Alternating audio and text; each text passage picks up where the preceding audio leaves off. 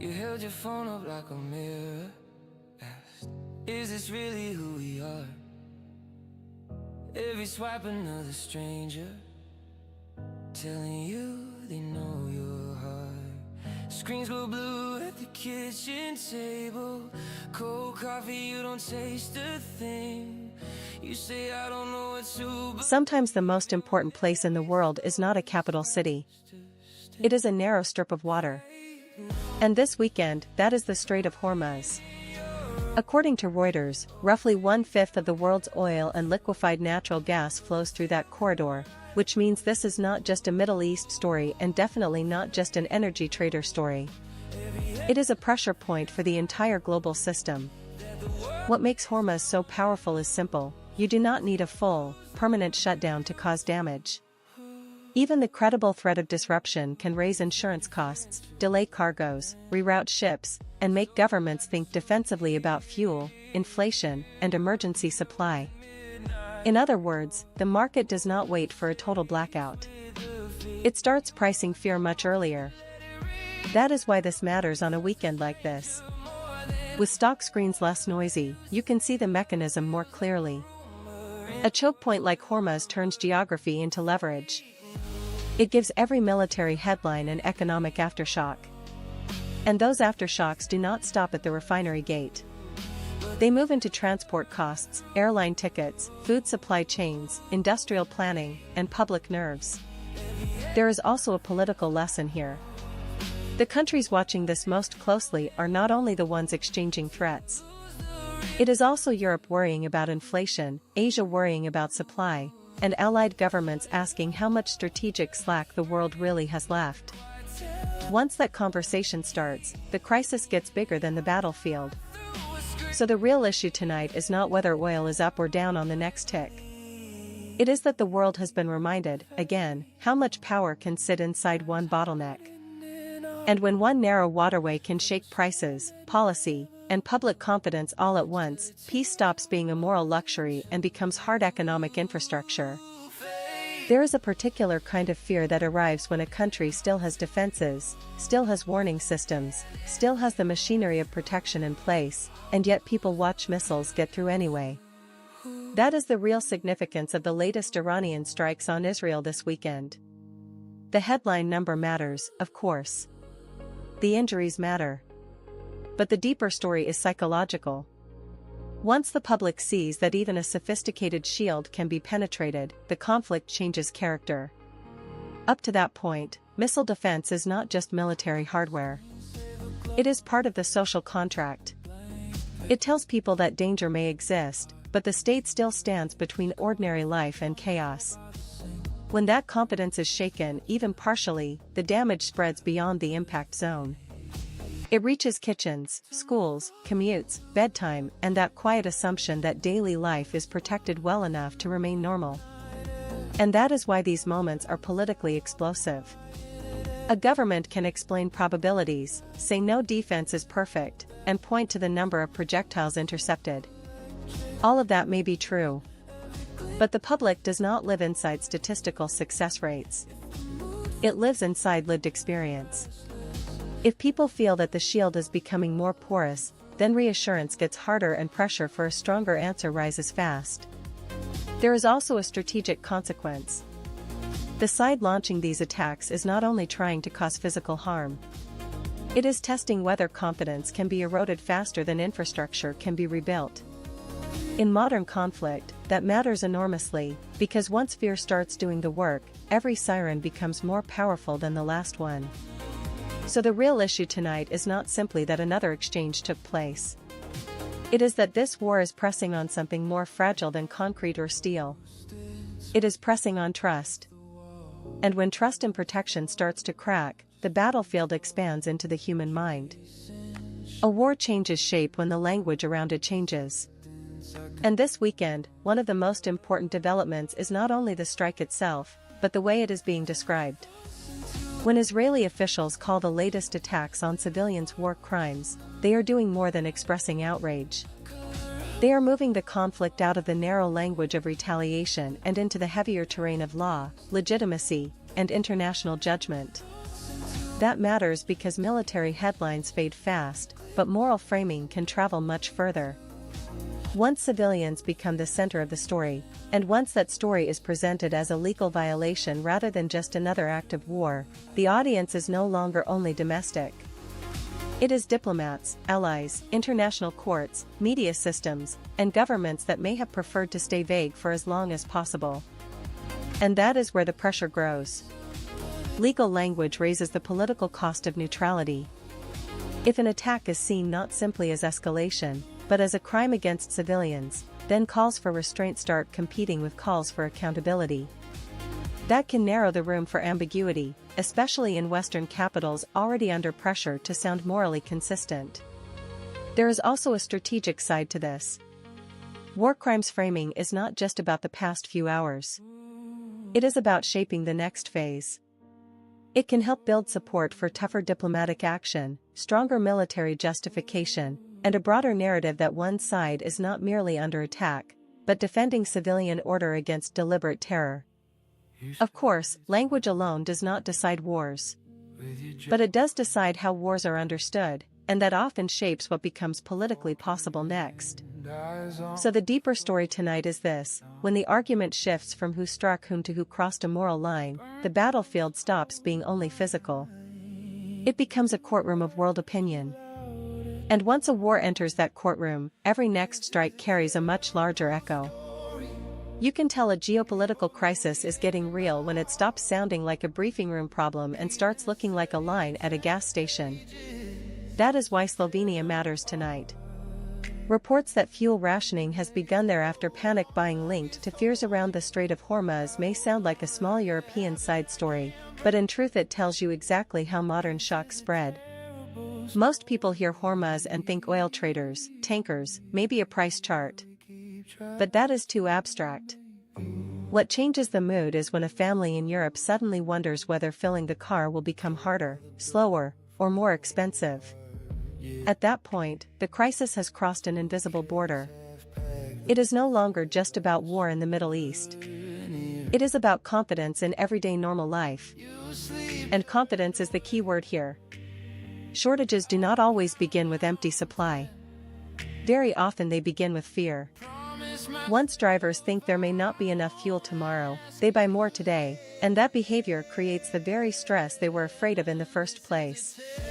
A strategic choke point thousands of kilometers away can end up producing a psychological run on local pumps. That is also why governments hate this phase of a crisis. Military events are one thing. Public anxiety hitting households is another. The moment rationing enters the picture, leaders are no longer managing only logistics. They are managing trust, communication, and the risk that people start treating disruption as the new normal. There is a wider lesson in this for the rest of Europe as well. A continent can talk about diversification, resilience, and emergency planning all at once, but moments like this expose how quickly fear can travel through the real economy. Transport, delivery costs, tourism, food distribution, all of it becomes more fragile when energy security starts to feel emotional rather than theoretical. So the deeper story this weekend is not just whether one waterway stays open or one market twitches higher. It is that a distant conflict has already reached the forecourt, the family budget, and the public mood. And when war begins to reorganize daily habits far from the battlefield, it is no longer a regional crisis. It is a stress test for ordinary life. There is a moment in every conflict when the map stops feeling distant, and the capital itself becomes the message. That is what makes the latest strikes across Tehran so important tonight. According to Reuters, Israel says it targeted ballistic missile production sites around the Iranian capital, and that matters for a reason bigger than the damage report alone. When a capital city is hit, the war is no longer being experienced as a frontier problem, a proxy problem, or something happening out on the edge. It becomes visible at the political center.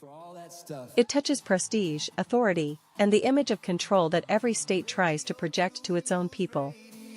And that changes the pressure on everyone involved. For Israel, striking Tehran says deterrence is not just defensive, it can reach into the core of the system. For Iran, the challenge is no longer only military. It is about proving that the state still looks solid, capable, and unshaken in the place where power is supposed to feel most secure. That is why weekends like this are not really about staring at every single market tick. The deeper story is that visibility itself has become a weapon. Once both sides are trading blows in and around major symbolic locations, the conflict gets louder, more public, and politically harder to slow down. There is also a dangerous logic here. Attacks on capitals create humiliation risk, and humiliation is one of the most escalation-prone forces in international politics. Governments can absorb loss more easily than they can absorb the appearance of weakness in front of their own population and their enemies. So what should we watch next? Not only the next strike, but the next narrative. Does this get framed as a limited military action, or as proof that the war has entered a new phase where state authority itself is being tested in plain sight? Because once capitals become part of the battlefield, wars stop whispering through the system. They start speaking straight into its nervous system. One of the most revealing headlines in a war is sometimes not the missile itself, but the meeting that follows it. The fact that Israel's cabinet moved into emergency consultation after the latest Iranian strikes tells you this conflict is no longer being managed at a comfortable political distance. It is being handled in real time, under pressure, with public shock still fresh and the demand for answers already building. That matters because emergency decision-making changes the rhythm of a conflict. Leaders have less space to deliberate, less time to cool public anger, and far more pressure to show that the state is still in control. In that environment, choices are not judged only by strategy. They are judged by speed, symbolism, and whether they restore confidence fast enough. And that is where the danger grows. When civilians are hurt and defenses are seen as penetrable, the cabinet room stops being a place for abstract policy. It becomes the place where fear, credibility, and retaliation are forced into the same conversation. That tends to narrow the range of options politically, even before it narrows them militarily. There is also a wider regional message in moments like this. Emergency calls signal to allies, rivals, and domestic audiences that events may be moving faster than the normal machinery of government. Even if no dramatic new step is announced immediately, the very fact of urgent high-level coordination tells the world that the threshold for the next move may be getting lower. So the deeper story tonight is not only that another exchange has taken place. It is that the war is entering a phase where time itself becomes a weapon, because the side that can force the other into compressed, emotional decision-making is shaping the battlefield in a much larger way. And when governments start making the biggest choices at the speed of shock, wars get harder to manage long before they become impossible to stop. The most important place in this story is not a capital city, and it is not a trading screen. It is a narrow stretch of water called the Strait of Hormuz. Once you remember that roughly a fifth of the world's oil moves through that corridor, the whole crisis starts to look different. This is why markets, governments, and ordinary households all end up connected to the same map. You do not need a full blockade for the damage to begin. A credible threat is enough to raise shipping risk, push up insurance costs, delay cargoes, and make countries wonder how much buffer they really have. And that is the key point on a weekend like this. The real story is not only about barrels of oil. It is about confidence. If shipping companies grow more cautious, if importers start paying up for security, and if governments begin talking about contingency plans, then the shock is already moving through the system before any formal shortage appears. That is also why Hormuz is such a powerful lever in geopolitics. It compresses military tension, energy security, and inflation risk into one single choke point. A missile headline in the Middle East can suddenly become a transport story in Europe, a fuel story in Asia, and a political story everywhere. There is a psychological layer too. People usually treat global supply chains as invisible and automatic, right up until one bottleneck reminds the world how fragile normal life can be. Then the conversation changes fast, from abstract strategy to a much simpler question: how exposed are we really? So what should we watch next? Not just the oil price, and not just the next statement from the region. Watch shipping behavior, insurance costs, and the language governments use about emergency supply, because that is where a military crisis starts turning into an economic one. That is the deeper reality tonight, when one narrow waterway can shake trade, politics, and public confidence at the same time. Geography stops being background. It becomes destiny. Some war updates sound grim but familiar, and then one arrives that quietly changes the whole picture. This weekend, that shift is in the pairing of two names, Arad and Dimona. One points straight to civilian pain, to families, homes, and the shock of people getting hurt in places that are supposed to feel ordinary.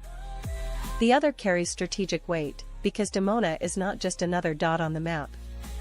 It lands in the public mind as a place tied to national security, state capacity, and the idea of protected infrastructure. And when those two things appear in the same cycle of news, the conflict starts to feel broader and more dangerous. It is no longer experienced only as a battlefield exchange or even only as a tragedy of civilian suffering. It begins to look like a test of whether a country can defend both everyday life and its most symbolically sensitive assets at the same time. That distinction matters. A government can explain that no air defense is perfect, and that is true. But the public does not process war through technical briefings. People process it through association. If apartment blocks, injured civilians, and places with strategic meaning are all entering the same emotional frame, then fear becomes more layered. It is not just, are we under attack? It becomes, what exactly is still safely outside the target set? That is also why this kind of moment puts huge pressure on decision makers. They are not responding only to damage. They are responding to the collapse of neat categories. Civilian zone here, strategic zone there, normal life over here, national deterrence over there. In a weekend like this, those lines start to blur. And once a war makes people feel that both the intimate and the strategic are exposed, it gets harder to contain politically, harder to calm psychologically, and harder to describe as temporary. That is when a conflict stops knocking at the door and starts rearranging the house. The number in the headline is serious enough on its own. More than 100 people injured, according to officials. But the part that may shape this story for longer is not only the casualty count. It is the shock of seeing missiles get through. Once that happens, a war stops feeling like something being managed above your head and starts feeling like something that can reach your street, your building, your routine.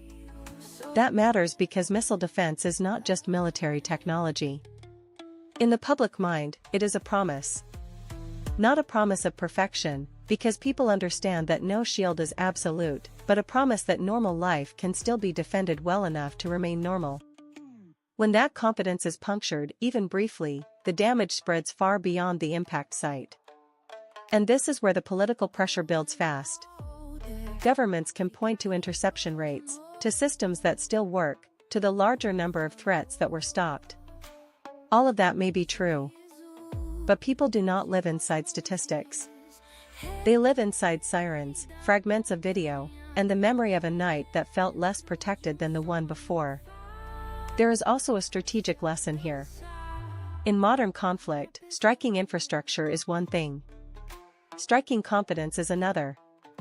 If the public begins to feel that defenses are more porous than advertised, then every future alert carries more fear, more anger, and more demand for a harder response. That is how military pressure turns into political acceleration.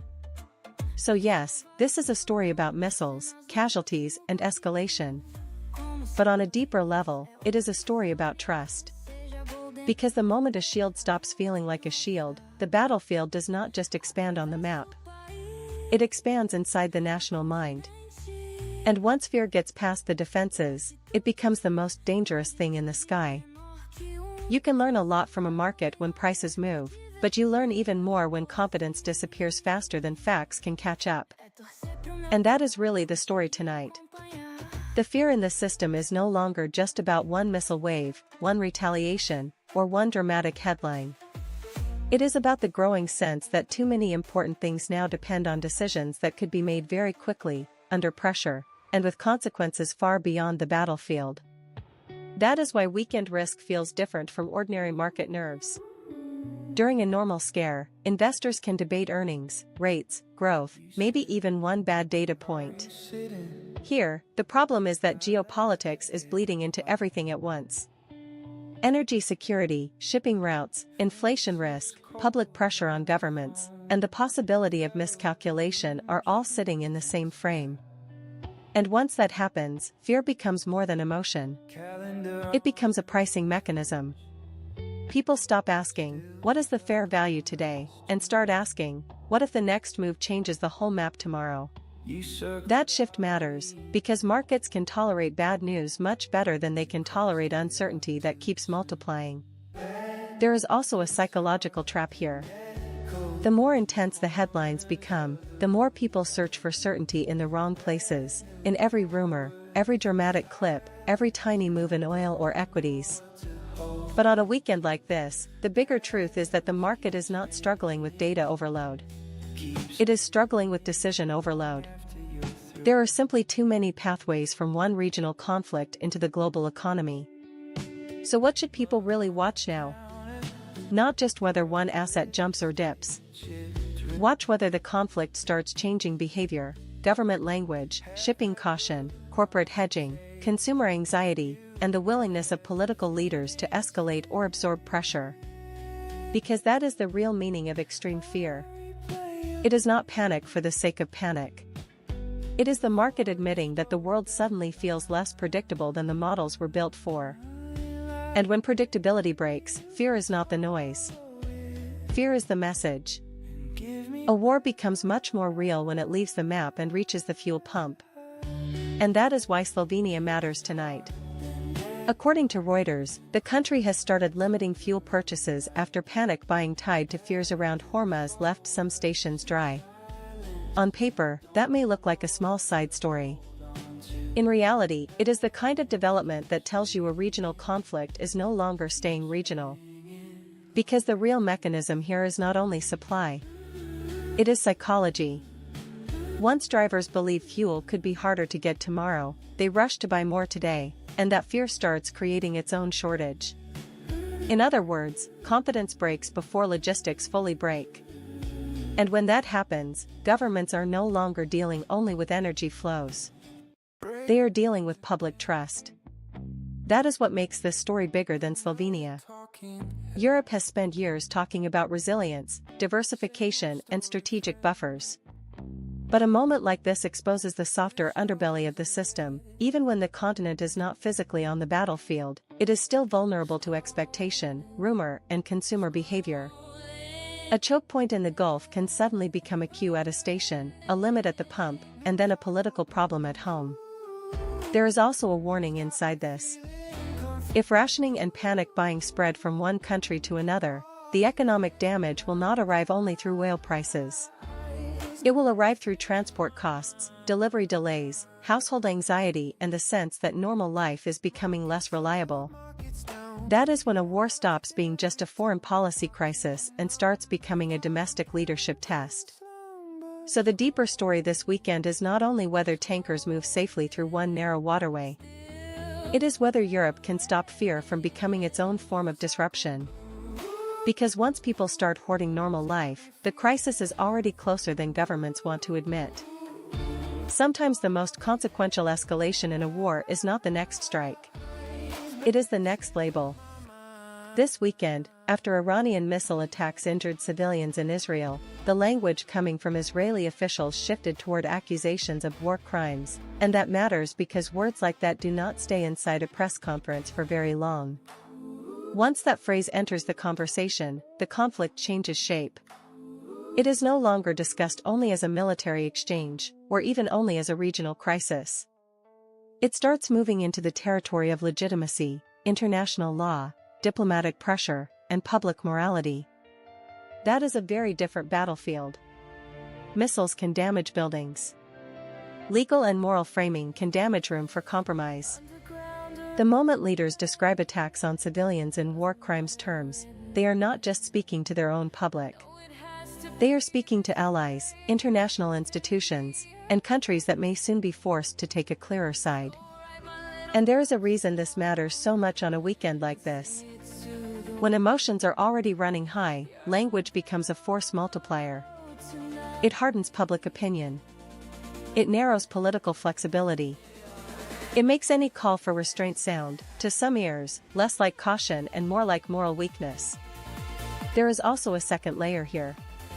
Once a war is framed through the suffering of civilians rather than through strategy alone, the center of gravity shifts. The story stops being only about deterrence, retaliation, and military capability. It becomes about innocence, accountability, and whether the world believes that lines have been crossed. That can echo far beyond the battlefield.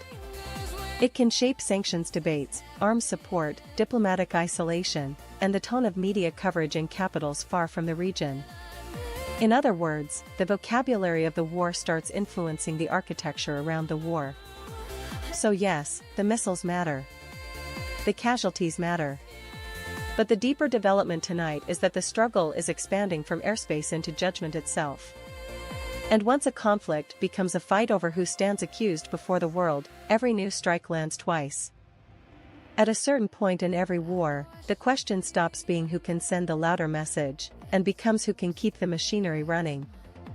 That is why the latest strikes around Tehran matter. According to Reuters, Israel says it targeted ballistic missile production sites near the Iranian capital, and that shifts the story away from pure spectacle and toward industrial capacity. In plain English, this is not only about tonight's explosions. It is about tomorrow's inventory. If you can disrupt how missiles are built, fueled, assembled, or moved, you are no longer just responding to attacks. You are trying to slow the opponent's ability to repeat them. That matters because modern wars are not sustained by anger alone. They are sustained by factories, technicians, components, logistics, and time. A country can absorb a dramatic headline for a while. What becomes much harder to absorb is a steady erosion of the system that turns intent into firepower. There is also a political layer here. Hitting a capital creates shock, yes, but hitting production linked to a capital creates a different kind of pressure. It raises the question of whether the state can still protect not only its image, but its war-making infrastructure. And that is where the weekend context matters. This is less a story about one market tick and more a story about durability. If this conflict is becoming a contest over replenishment, then the next phase may be defined less by rhetoric and more by who can degrade, repair, and adapt faster. So what should people watch now? Not only whether there is another strike, but whether there are signs of broader pressure on supply chains, launch capacity, and military production on both sides. Because once a war turns into a battle over manufacturing, the loudest moment is not always the most important one. The side that controls the tempo of replacement usually ends up shaping the future of the fight. There are moments in a war when the headline does more than describe the damage. It changes the tempo of everything that follows. And reports that this latest Iranian attack may be the deadliest strike on Israel since the war began feel like exactly that kind of moment. Because casualty milestones have a special force in public life. People do not experience them as just another update in a long chain of violence. They experience them as a before and after. The story stops being that the conflict is dangerous, and becomes that something worse has now been crossed. That matters politically because governments can manage fear for a while, and they can explain complexity for a while, but once the public hears words like deadliest, patience usually shrinks. The demand is no longer simply for information. It becomes a demand for proof that control can be restored. And that is where the danger grows. A record casualty event compresses emotion, media pressure, and decision-making into the same narrow window. Leaders suddenly have less room to look cautious, less room to wait, and less room to separate military logic from public anger. There is also a deeper social effect here. In the early phase of a conflict, people often still hold on to the belief that the worst can be contained, that the system is stressed but holding. A headline like this shakes that belief. It tells ordinary people that the war is not only continuing, it is intensifying in a way they can measure in human terms. So yes, the immediate facts matter. But the larger meaning is that this kind of milestone changes the political clock. It shortens deliberation, hardens expectations, and makes every next move feel more loaded than the one before. And once a war starts being counted not only in days or strikes, but in its worst day yet, history begins to accelerate. Sometimes the most important development in a war is not the explosion itself. It is what happens in the rooms, and on the phone lines, immediately after. Reports that the Israeli cabinet moved into an emergency telephone meeting after the latest Iranian attacks tell you this conflict is entering a faster, tighter, more dangerous political rhythm. Because once leaders are pulled into rapid consultations, the story is no longer only about damage on the ground. It becomes about compressed decision-making. Civilian casualties create grief, missile breaches create fear, and together they create pressure for answers before the smoke has even cleared. That matters for a simple reason. Governments are supposed to project control. But emergency calls signal something else to the public, that events are moving quickly enough to disrupt the normal machinery of state. Even if that response is rational and necessary, the optics are powerful. People do not hear procedure. They hear urgency. And urgency changes the atmosphere of a conflict. It narrows the space for patience. It raises the odds of harder language, faster retaliation, and decisions shaped not only by strategy, but by the emotional temperature of the moment. There is another layer here as well. Modern wars are fought twice, once on the battlefield and once inside the national mind. If citizens begin to feel that air defenses can be pierced and top leaders are being forced into immediate crisis mode, then the sense of vulnerability grows much faster than any official briefing can comment. So this is not just a bureaucratic detail from a difficult weekend. It is a sign that the conflict may be shifting into a phase where politics has to run at the speed of missiles. And when governments start governing in real time under sirens, the next risk is not only what gets hit next. It is how little time remains between shock and consequence. That is when a war stops being managed event by event, and starts making decisions for everyone in the room. There is a point in every geopolitical crisis when the real story is not the blast, but the bottleneck. And this weekend, that bottleneck is the Strait of Hormuz. It is a narrow piece of water, but according to the U.S. Energy Information Administration, roughly 1/5 of the world's petroleum liquids moves through it, which means any threat there instantly travels far beyond the Middle East. That is why this matters even before you get a clean headline saying supply has fully stopped. In energy markets, fear does not wait for certainty. Shipping companies reroute, insurers reprice risk, governments start contingency talks, and buyers begin thinking about shortages before shortages are visible at the pump. In other words, Hormuz is not only a physical choke point. It is a psychological one. The moment traders, transport firms, and politicians start treating that corridor as unstable, the cost of caution begins spreading through the system. First into freight and fuel, then into inflation expectations, and after that into the broader public mood. We already have a glimpse of how fast that chain reaction can travel. Reports out of Europe, including Slovenia, show how anxiety around fuel availability can trigger panic buying and rationing behavior far from the battlefield itself. That is the real warning sign. A regional conflict becomes a global economic story the moment ordinary consumers start changing behavior. And that is the deeper angle to watch now. Not just whether oil jumps on one session open, but whether governments and businesses start acting as if reliability itself is in question. Because once trust in the route weakens, the damage is no longer measured only in barrels. It is measured in hesitation. That is what makes Hormuz so dangerous. Not because it is dramatic on a map, but because the modern world still depends on a few thin lines staying boring. And when one of those lines turns into a front line, the whole world pays for the suspense. The most important shift this weekend may not be on the battlefield at all. It may be in the inflation story the world thought it had mostly left behind. Because when conflict starts circling a place like the Strait of Hormuz, the issue is not only whether oil spikes for a day or two. The bigger issue is that companies, insurers, shippers, and governments begin pricing in caution, and caution has a way of showing up everywhere. According to the U.S. Energy Information Administration, roughly 1/5 of global petroleum liquids moves through Hormuz. That matters because modern inflation is not driven only by raw shortages. It is driven by friction. Longer routes, higher insurance costs, delayed deliveries, more expensive fuel, and businesses building extra buffers just in case. You can already see the social version of that mechanism in Europe. Reuters reported that Slovenia began rationing fuel after panic buying linked to fears around Hormuz. And that is the real tell. Once households start reacting to a distant choke point, this is no longer just a foreign policy story. It becomes a confidence story. That confidence channel is what central banks and investors hate most.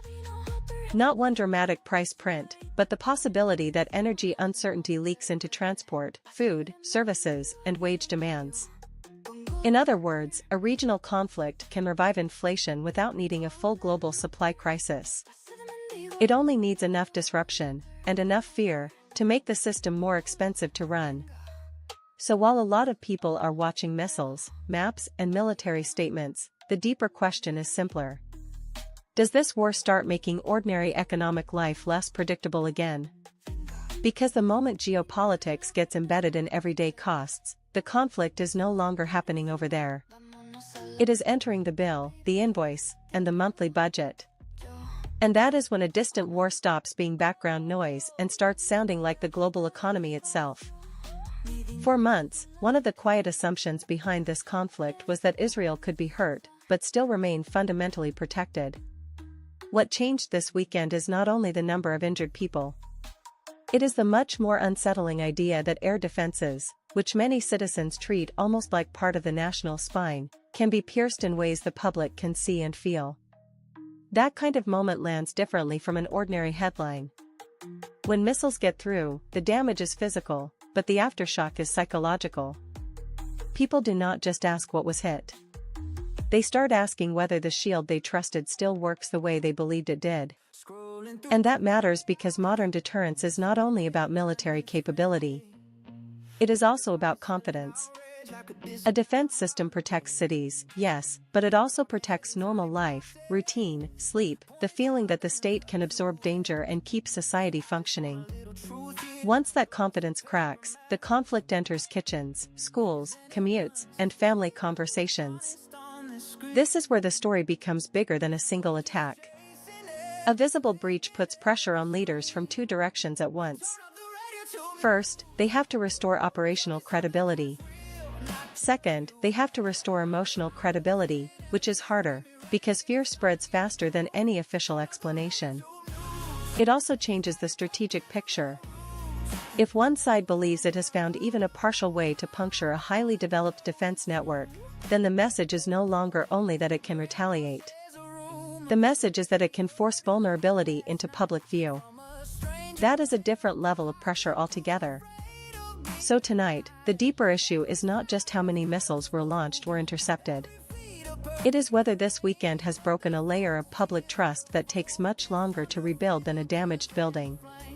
Because in conflicts like this, the most dangerous thing is not only that defenses fail once. It is that people begin to imagine they can fail again.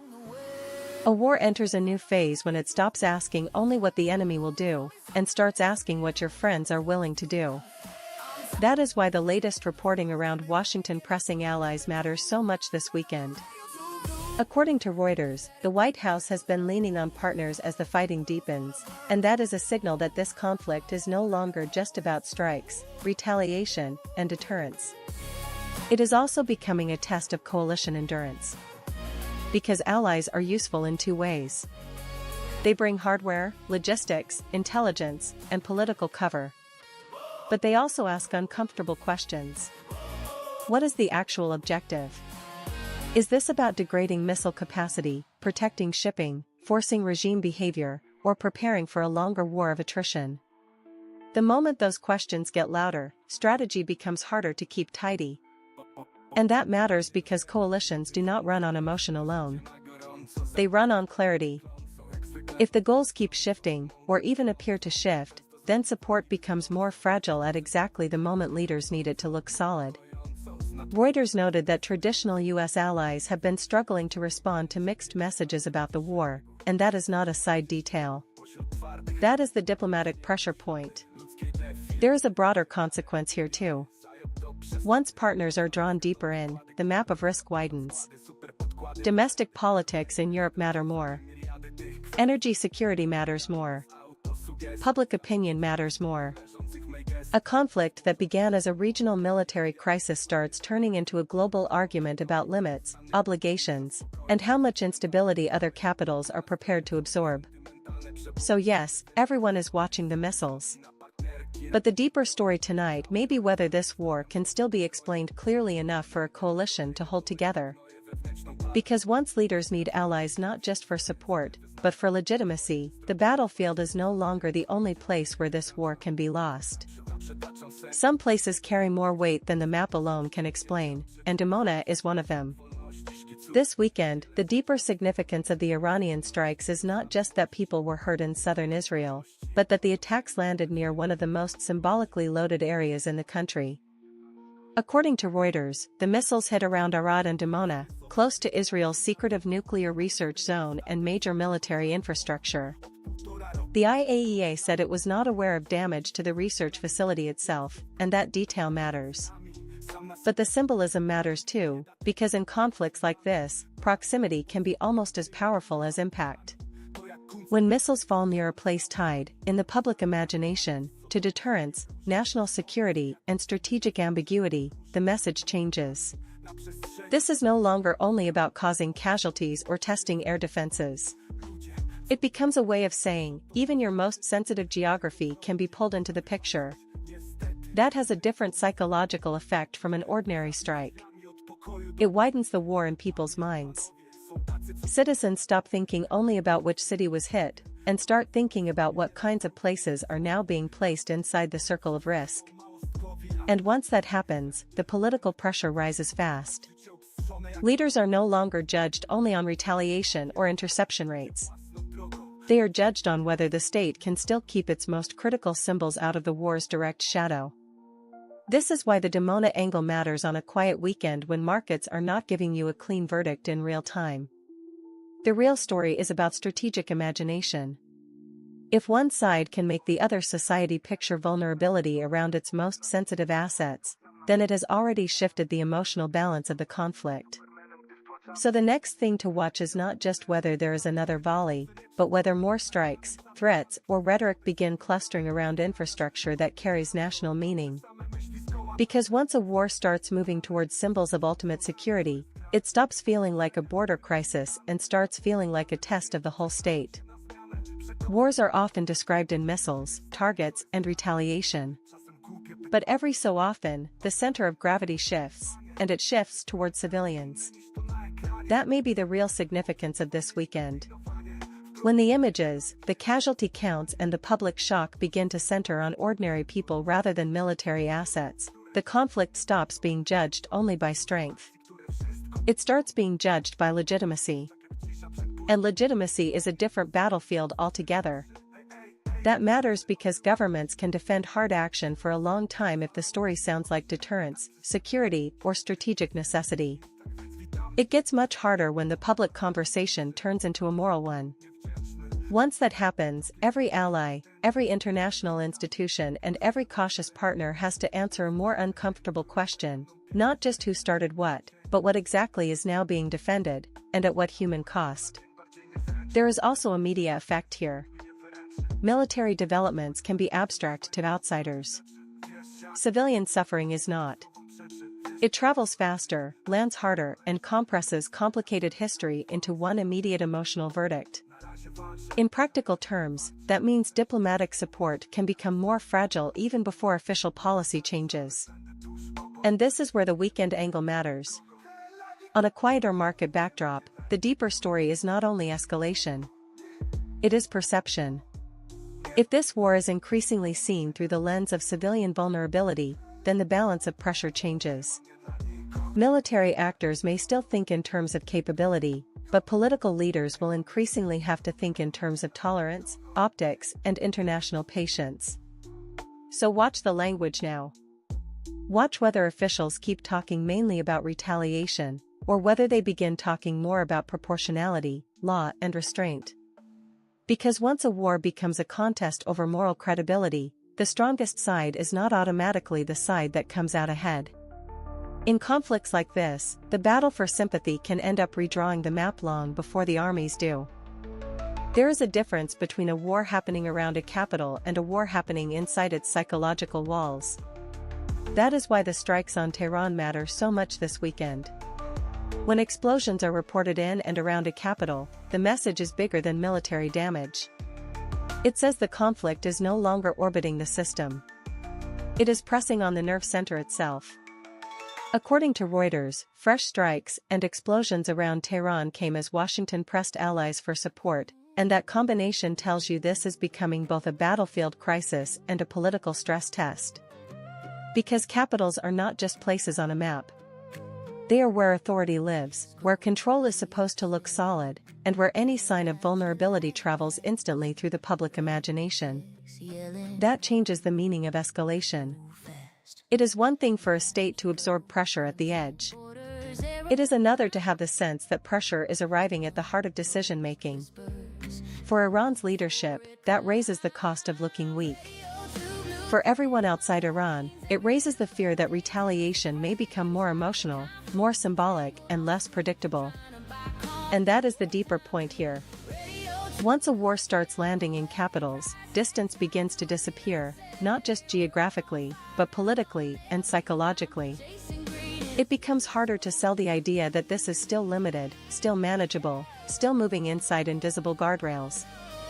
So the next thing to watch is not only what gets hit next, but whether both sides start acting like the center of power itself is now part of the battlefield. Because once capitals begin to feel exposed, wars stop looking temporary. They start looking like they want to rewrite the whole region. Sometimes the clearest warning in a geopolitical crisis does not come from the battlefield. It comes from a gas station. This weekend, one of the most revealing developments is the report that Slovenia has begun rationing fuel after panic buying linked to fears around the Strait of Hormuz. And that matters for a simple reason. When people far from the war start changing their behavior before a full physical shortage is even visible, you are no longer dealing only with a military story. You are watching a competence story turn into an everyday one. The Strait of Hormuz is one of those narrow passages that the modern economy quietly depends on. Roughly 1/5 of the world's petroleum liquids moves through it, according to the U.S. Energy Information Administration, so even the fear of disruption can ripple outward very fast. Not because every barrel disappears overnight, but because households, transport firms, insurers, and governments all start acting more cautiously at the same time. That is what makes the Slovenia angle so important. It shows how a distant choke point can travel through headlines, psychology, and consumer instinct long before it fully shows up in hard supply data. First comes anxiety, then precaution, then hoarding, and only after that do politicians discover they are managing a public mood as much as an energy problem. There is a broader lesson here too. Markets often treat oil as a chart, but societies experience it as routine. Can I fill the car? Will deliveries arrive? Will prices jump again next week? The moment those questions start landing in ordinary European life, the Middle East story is no longer over there. So yes, keep watching the missiles and the diplomacy. But do not ignore the cues, the ration cards, and the nervous buying. Because when fear reaches the fuel pump, geopolitics has already left the map and entered the bloodstream of daily life. A war changes character when the explosions fade for a moment and the phones start ringing inside government. That is why the report of Israel's cabinet convening after the Iranian strikes matters so much tonight. The immediate story is the attack. The deeper story is that the conflict is now forcing decisions, not just reactions. At that stage, leaders are no longer dealing only with damage assessment. They are dealing with timing, credibility, public emotion, and the fear of looking either reckless or weak. And those pressures do not arrive one by one. They arrive all at once. That is what makes emergency decision rooms so important in a crisis like this. A cabinet call is where military logic meets political reality. The generals may ask what can be hit. The public asks what happens next. Allies ask how far this will go. Markets ask whether the region is still containable. And the leadership has to answer all of those questions before it fully knows what tomorrow looks like. There is also a psychological turn here. Once a government is forced into urgent, high-level talks after strikes that shocked the public, the war stops feeling like a sequence of incidents. It starts feeling like a test of control. Not absolute control, because nobody has that in a conflict like this, but control over escalation, over messaging, and over the sense that events are still being shaped rather than simply endured. That is the part people often miss on weekends like this. The real pressure is not only on the battlefield. It is inside the chain of command, where every option is bad in a different way. Hit too softly, and deterrence looks dented. Hit too hard, and the region moves closer to a wider fire. So the next thing to watch is not just the next missile or the next headline. It is whether the choices coming out of those emergency talks suggest a strategy, or just a response to shock. Because in the end, wars become most dangerous when leaders are no longer managing events. They are being chased by them. There are moments in a war when the numbers stop feeling like numbers and start feeling like a national mood shift. This weekend may be one of those moments. Reports out of Israel suggest that the latest Iranian attack produced the highest casualty toll since this war began, and that matters for more than the immediate tragedy. Because once a society feels that the scale of civilian harm has crossed some invisible line, the political atmosphere changes fast. People are no longer asking only whether the country is under attack. They start asking whether the old assumptions about protection, deterrence, and normal life still hold. That is where this gets serious. A government can ask the public for patience during a long crisis. It is much harder to ask for patience after a shock that feels historic, intimate, and impossible to explain away. At that point, public anger does not move in a straight line. Part of it demands security. Part of it demands retaliation. And part of it simply demands proof that someone is still in control. That creates a dangerous compression of politics. Leaders have less room for ambiguity, less room for delay, and less room for symbolic answers that sound strong but do not visibly change reality. In other words, casualty shocks do not just intensify emotion. They narrow the menu of acceptable choices. There is also a deeper consequence. A society can live with risk for a long time if risk feels manageable. But when civilians begin to feel that the war has entered ordinary neighborhoods with a new level of force, the conflict stops being something the state is handling on behalf of the public. It becomes something the public feels inside its own daily life. And that is the point to watch now.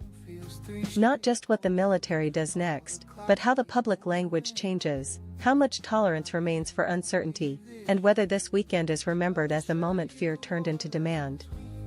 Because in war, a bad night is painful. A night that changes what a country is willing to accept as something bigger. It is the moment the battlefield starts rewriting the politics behind it. The most important thing about the Strait of Hormuz is that it does not need to be fully shut to start doing damage. That is the part people often miss. A choke point this critical begins to hit the global economy the moment traders, ship owners, insurers, and governments start behaving as if disruption is plausible. So this weekend, the real story is not only about missiles or maps. It is about confidence in a narrow passage that carries roughly a fifth of the world's oil flows. The moment that route looks politically unstable, the chain reaction begins. Freight gets repriced. Insurance gets more expensive. Shipping decisions become more defensive. And every company that depends on predictable energy costs starts quietly recalculating. That is why Hormuz is different from a normal geopolitical headline. It is not just a place where tension happens. It is infrastructure for the whole world. You can ignore a regional flare-up for a while. You cannot easily ignore risk around an artery that links Gulf producers to Asia, Europe, and beyond. And there is a second layer here. Even if physical supply keeps moving, fear itself can tighten conditions. Buyers rush to secure cargoes. Governments start reviewing reserves. Markets stop asking what is true right now and start asking what could go wrong next. That shift, from confirmed damage to precautionary behavior, is often where the real economic story begins. On a weekend like this, that broader context matters more than staring at every tick in the oil price. Because the deeper issue is whether this crisis is starting to change behavior across the system, from shipping lanes to boardrooms to central banks. So watch Hormuz not as a dramatic symbol, but as a pressure valve on the modern economy. Because when the world starts pricing fear into a narrow stretch of water, the shock is already traveling far beyond the shoreline. For years, one of Israel's biggest strategic assets was not just the air defense system itself, but the public belief that the shield would mostly hold. What changed this weekend is that the shield no longer feels abstract. It feels fallible. And that is a much bigger story than a single strike map. When people hear that missiles got through and civilians were hurt, the argument inside the country shifts almost immediately. The question is no longer only whether the military can intercept a large share of threats. It becomes whether normal life can still survive repeated nights of uncertainty. That matters because air defense is not just technology. It is social confidence. It is the thing that allows schools to reopen, flights to continue, investors to stay calm, and families to believe that danger can be managed rather than merely endured. Once that confidence takes a hit, the psychological cost spreads much faster than the physical damage. It also raises the pressure on leaders in a very specific way. They are no longer judged only on retaliation. They are judged on whether they can restore the sense that the country is protected in a way people can actually feel in daily life. And that is hard, because even a very strong defense does not need to fail completely to lose some of its aura. It only needs to fail visibly. So the deeper thing to watch now is not just how many projectiles were intercepted next time, but whether the public starts adjusting its expectations downward and its demands upward. Because in wars like this, the moment a shield stops feeling like certainty, the whole nation starts listening to the sky differently. Sometimes a war changes not when the next missile lands, but when the vocabulary hardens. That may be where this weekend is heading. After the latest strikes on Israel, the language coming from Israeli officials is no longer only about retaliation, deterrence, or security. It is moving into the language of war crimes, and that matters because legal language does political work. The moment a government frames attacks on civilians in those terms, it is not speaking only to its own public. It is speaking to allies, to international institutions, to the media, and to every country that would rather stay cautious and non-committal. The argument becomes harder to keep inside the usual cycle of blow, counterblow, and military messaging. It turns into a question of legitimacy. And legitimacy is a different battlefield altogether. Military power asks what you can hit. Legal and moral framing asks what the world is willing to tolerate. That is why this shift matters so much on a weekend like this. Civilian harm already shocks the public, but once that harm is described as a possible crime rather than simply a tragedy, the pressure starts to spread outward. Suddenly, outside actors may be pushed to clarify their language. News coverage changes tone. Diplomatic statements get less vague. Even governments trying to avoid deeper involvement can find themselves cornered by the wording alone. According to the latest public statements, that is exactly the terrain now opening up. Of course, words by themselves do not stop a war. But they do shape the coalition around it, the patience around it, and the room leaders have to maneuver. And that is the deeper point tonight.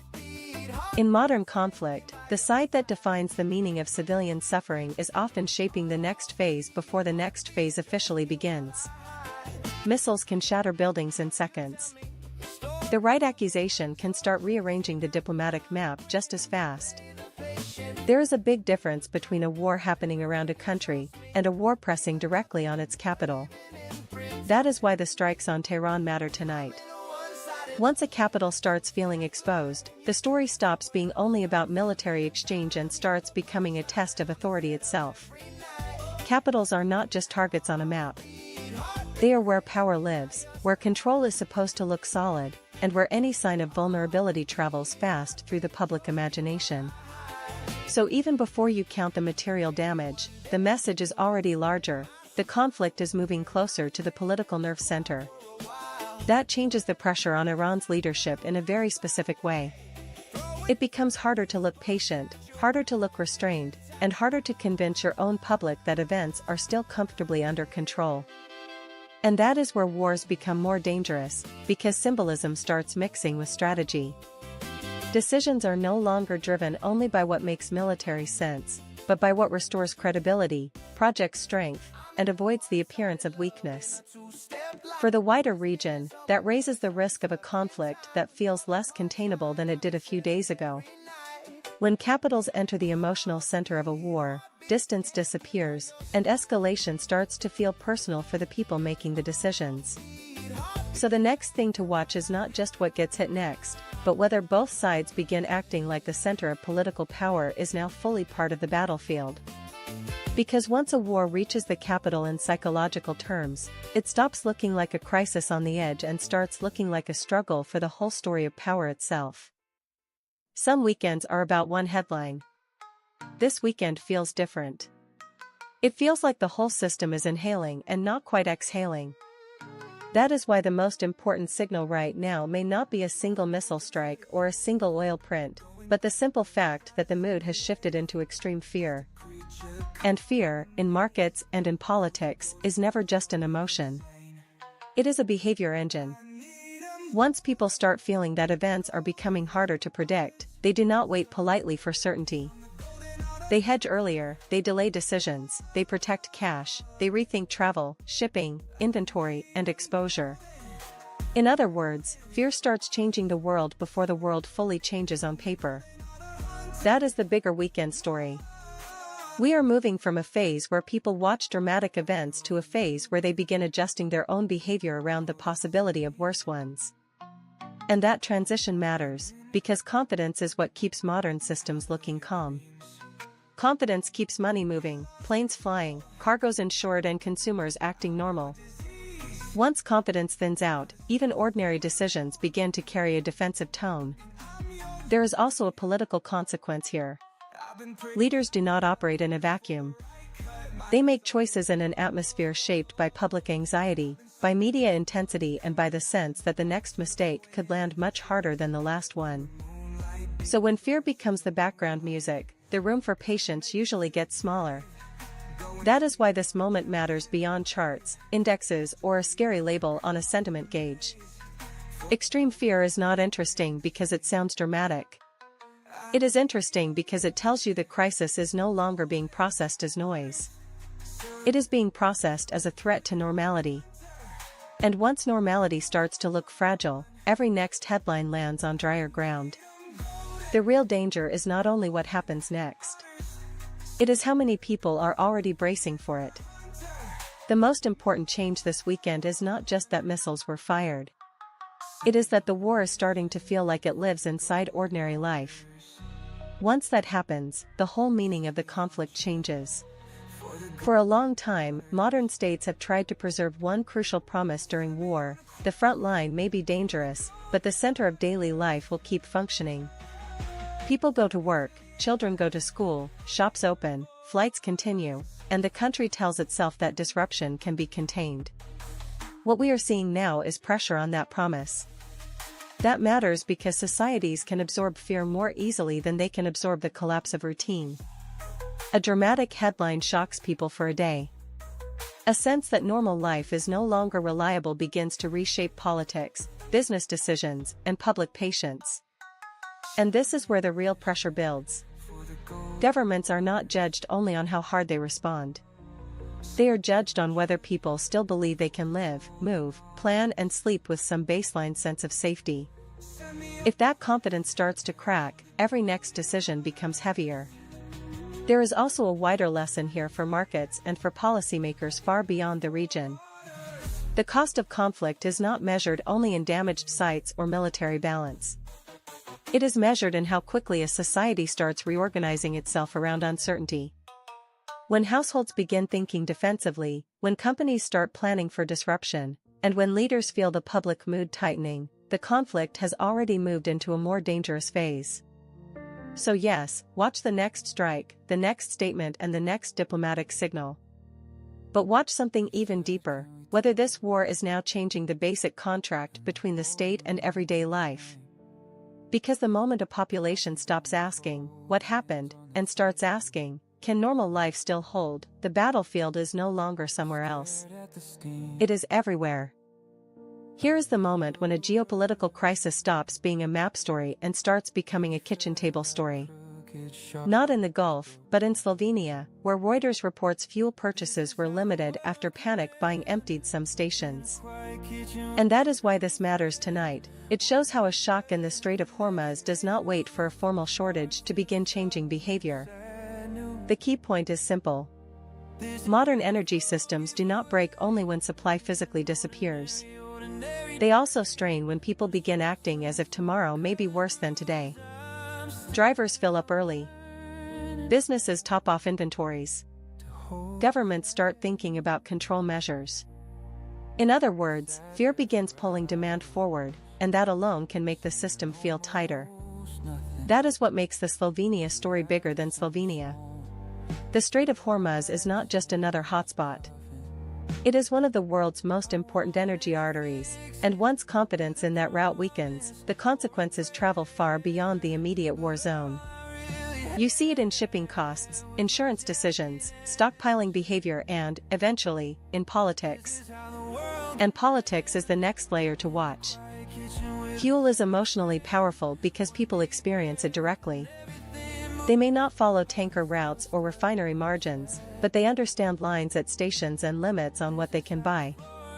The moment that happens, the crisis stops sounding distant and starts sounding personal. So this weekend, the deeper story is not only about missiles or military messaging. It is about how quickly a disruption narrative can move from traders and governments into everyday life in Europe. Once households begin reacting before the full damage is visible, the economic shock is already underway. That is the real warning from Slovenia. A crisis becomes global long before it becomes officially scarce. Sometimes the most important battlefield is the one you never see on camera. It is the room, or in this case the phone line, where exhausted leaders are suddenly forced to decide what happens next. Reports that Israel's cabinet moved into emergency telephone talks after the latest Iranian attacks matter because they tell you the war is no longer moving at a comfortable political tempo. It is compressing decision-making. And that changes everything. In calmer moments, governments can stage choices. They can test language, measure allies, weigh military options and prepare the public. In a compressed crisis, that luxury shrinks fast. Decisions are made under noise, anger, incomplete information and the demand to look in control before control is fully restored. That is why emergency cabinet politics is more than procedure. It is the mechanism that can turn a bad night into a bigger escalation. Once leaders feel that public confidence has been shaken, the pressure is not only to respond, but to respond in a way people can instantly recognize as strength. The danger is obvious. Visible action is not always the same thing as smart action. There is another layer here. Telephone governance is a symbol as well as a tool. It tells the public that events are moving too quickly for normal choreography. It tells adversaries that the political center is under pressure. And it tells allies that the window for influencing events may be closing.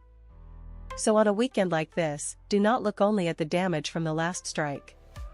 Look at the speed of the decisions that follow it, the language that hardens around them, and whether urgency starts replacing strategy.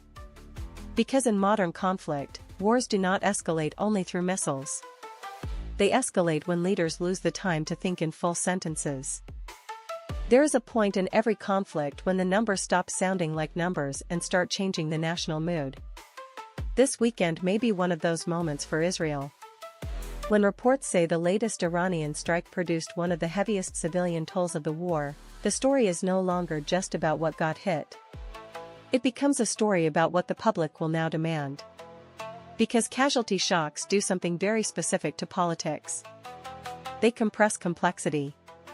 They make arguments about calibration, timing, and diplomatic patience feel weaker, while arguments about restoring deterrence suddenly feel urgent, even inevitable. In that atmosphere, leaders are not only managing military options.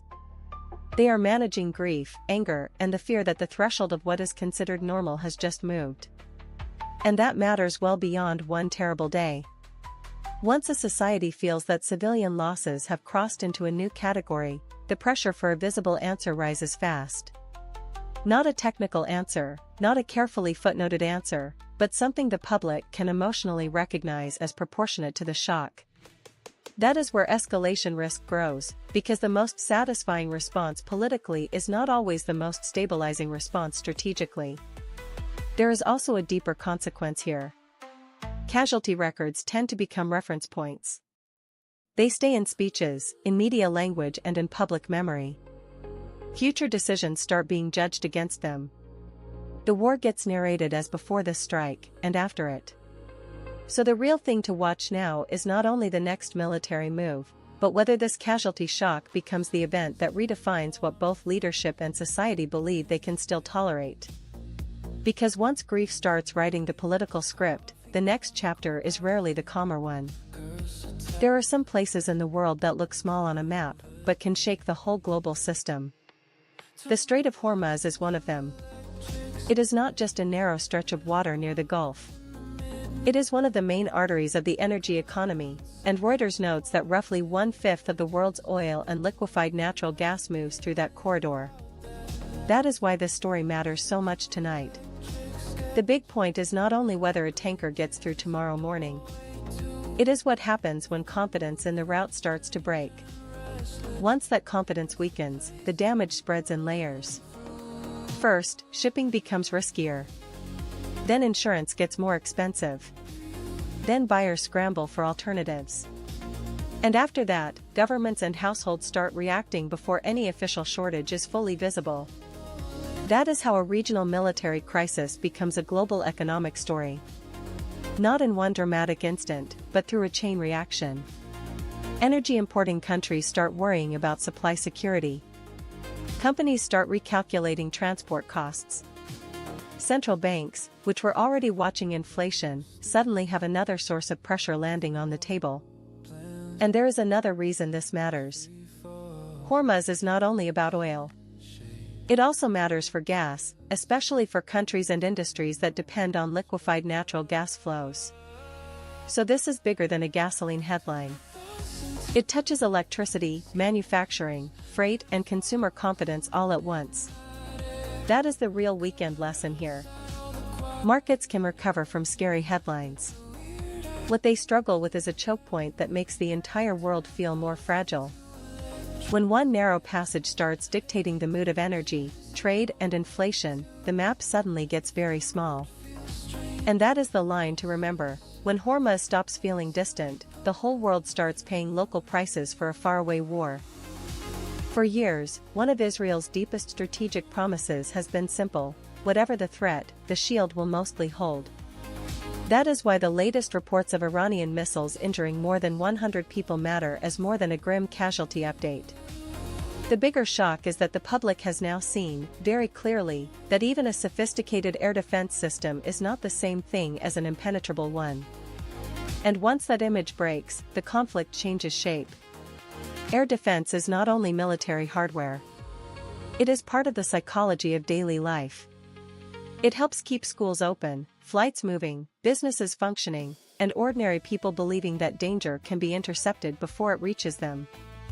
When missiles get through in a visible way, the damage lands twice, once on the ground, and once in the national sense of security.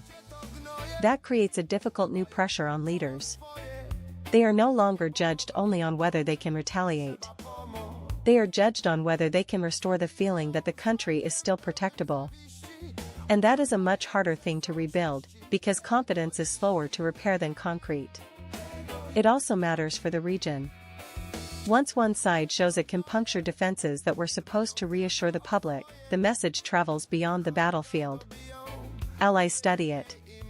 Adversaries study it. Civilians absorb it fastest of all. So tonight, the real issue is not only how many missiles were launched or where the next strike may land.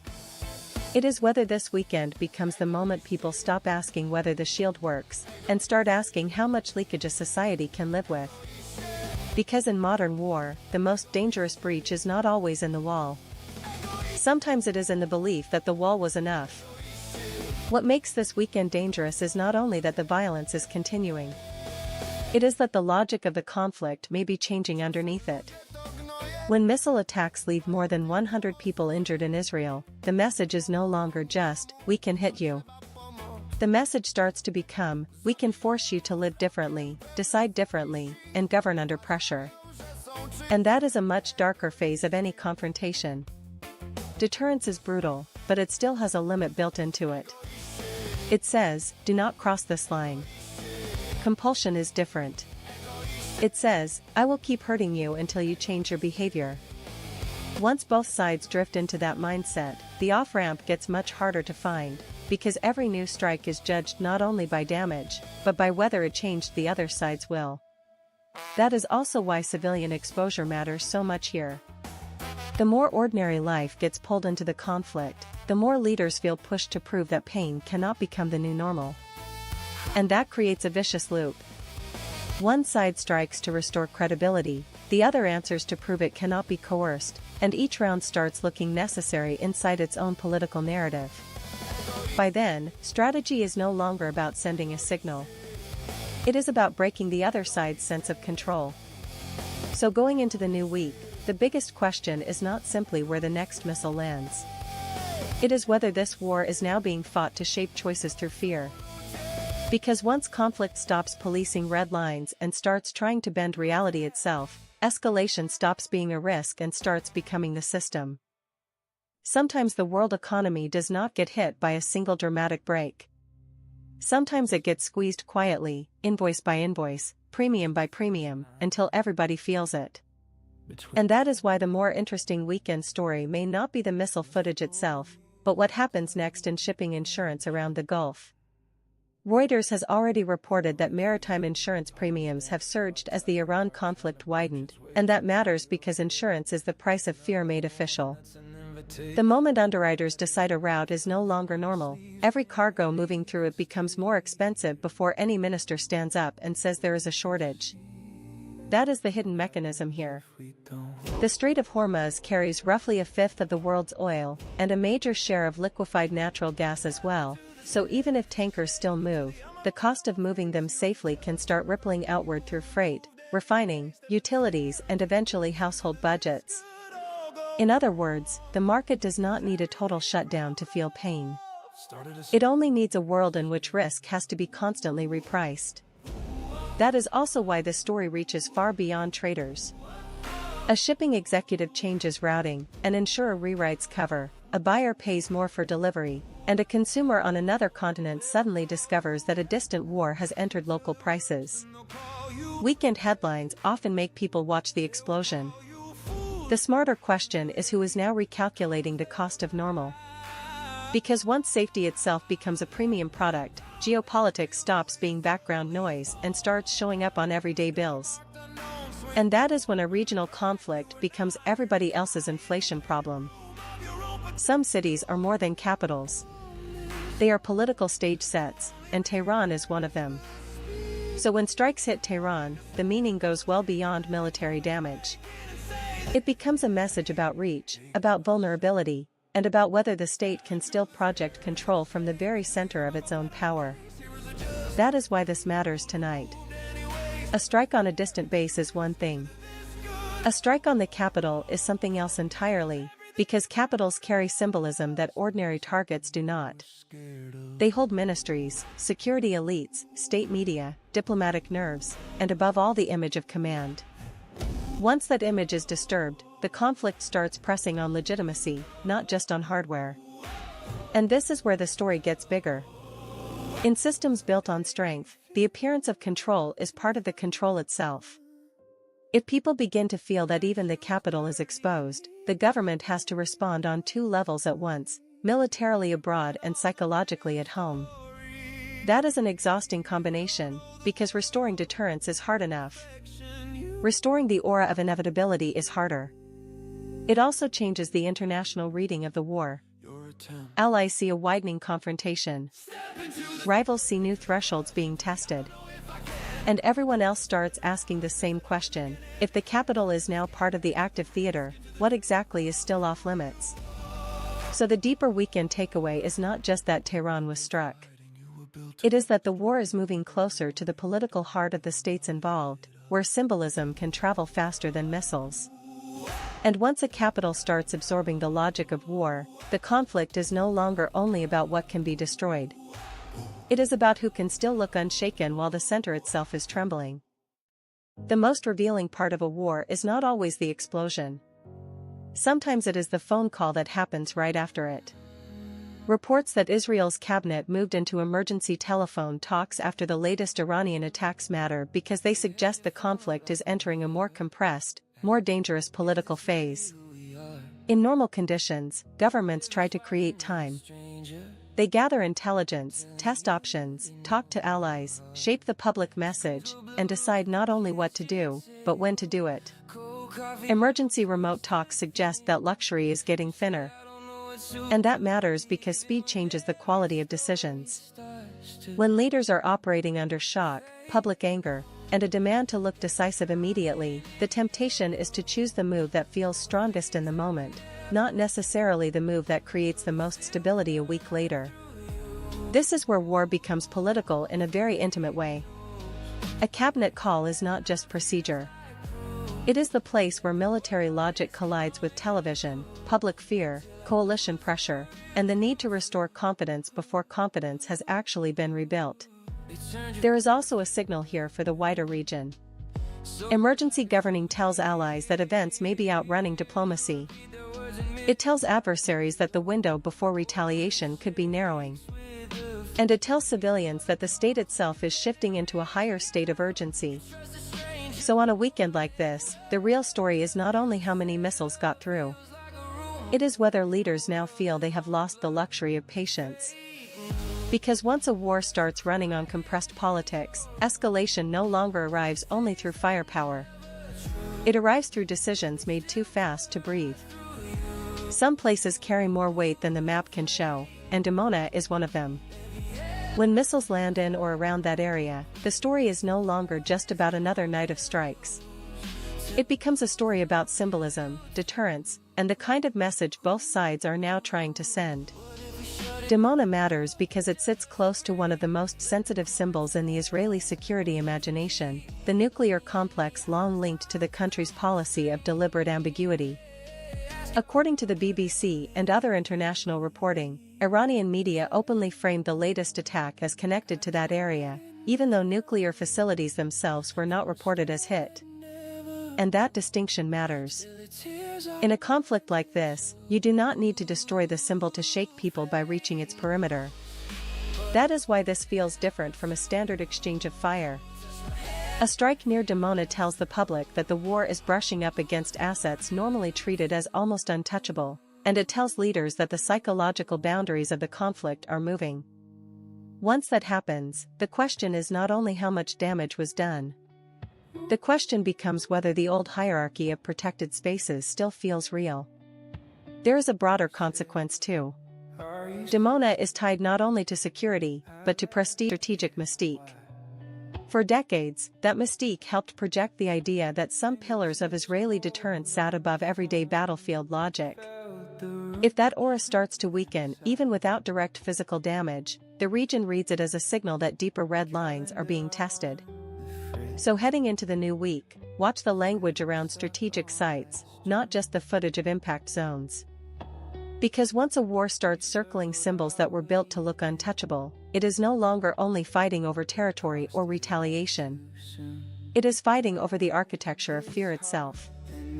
Here is the moment when a distant conflict stops feeling distant. It is one thing to talk about missiles, shipping routes, and strategic choke points. It is something else entirely when a European country like Slovenia starts rationing fuel after panic buying empty stations and drivers end up waiting in multi-hour lines. That matters because rationing is not really the story of shortage alone. It is the story of confidence breaking first. The public hears that the Strait of Hormuz is under pressure, they worry the next delivery may cost more or arrive later, and suddenly people create the disruption they were afraid of. And that is why this deserves more attention than a simple weekend headline. Once consumers begin behaving as if energy security is fragile, governments are forced to move from reassurance to control. Limits at the pump, emergency messaging, inventory management, all of that tells you the problem is no longer theoretical. The bigger point is that Europe does not need a full physical cutoff to feel pain. It only needs a chain reaction of fear, logistic stress, and political overreaction. First comes the headline, then the cues, then the pressure on leaders to prove they still have command of everyday life. That is also what makes Slovenia more important than its size would suggest. Small countries often show the stress fracture first. They become the early signal that a global energy shock is starting to leak into normal civilian behavior. So going into the new week, the real question is not only what happens in the Gulf. It is whether more governments in Europe start preparing for the psychology of scarcity, not just the economics of supply. Because when people start topping off tanks out of fear, geopolitics has already left the war room and entered daily life. Breaking news again. Another talking head. Same old story, friend. Wish I was in bed. Scrolling, scrolling, never ending. News cycle blues got me feeling confused.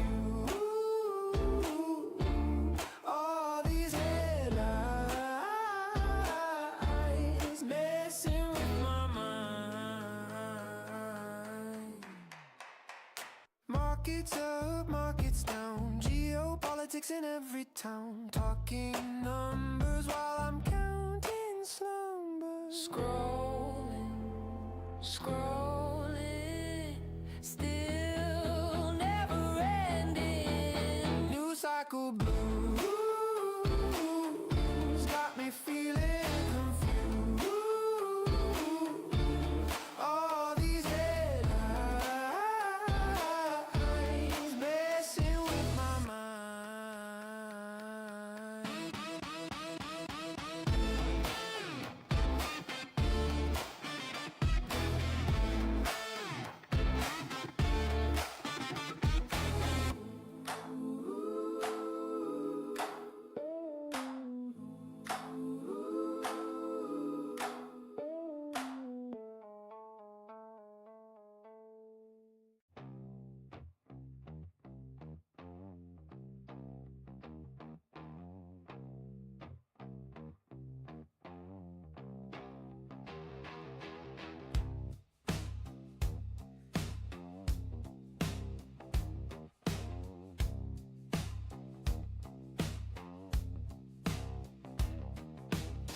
Granddad's jacket on my chair.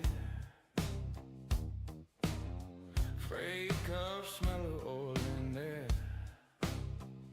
He said, boy, don't rush your days. Slow burning coal still light the way. I'm just ash on the family tree. Drifting down where I'm meant to be. Leave a little smoke, let the wind decide. If my name sticks around or just passes by.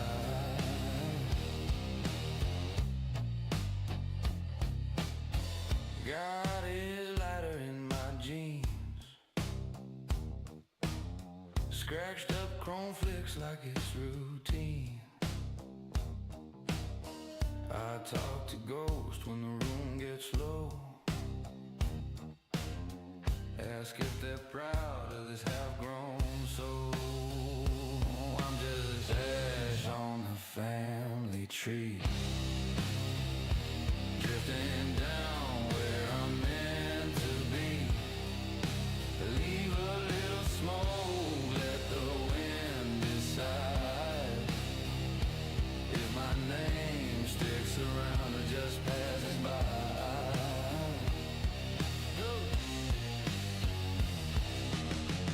If all I leave is a laugh and a story, oh,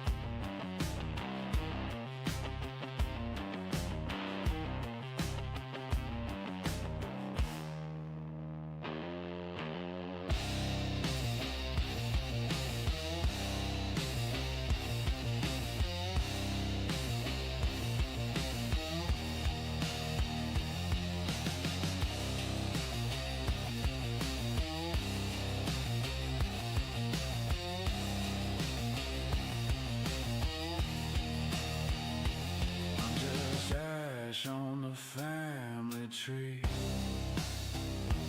Drifting down where I'm meant to be. Leave a little smoke, let the wind decide if my name sticks around or just passes by. Just passes by. Just passes by.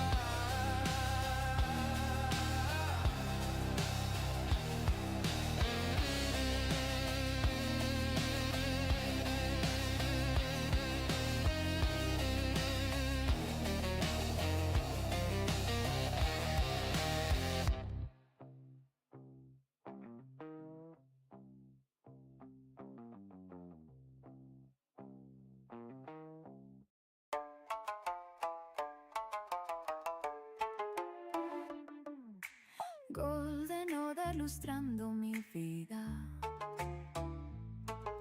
bailando quiérame llevar. Yo solo estoy aquí por el viaje, no hay otra dirección. Las estrellas caen cuando ella camina por la escalera, las flores lloran cuando su sombra pasa por ellas, cuando su reflejo corre en las olas. No use my love, no, no. Las mareas corren hacia ella, las sombras la buscan incluso en la noche más oscura.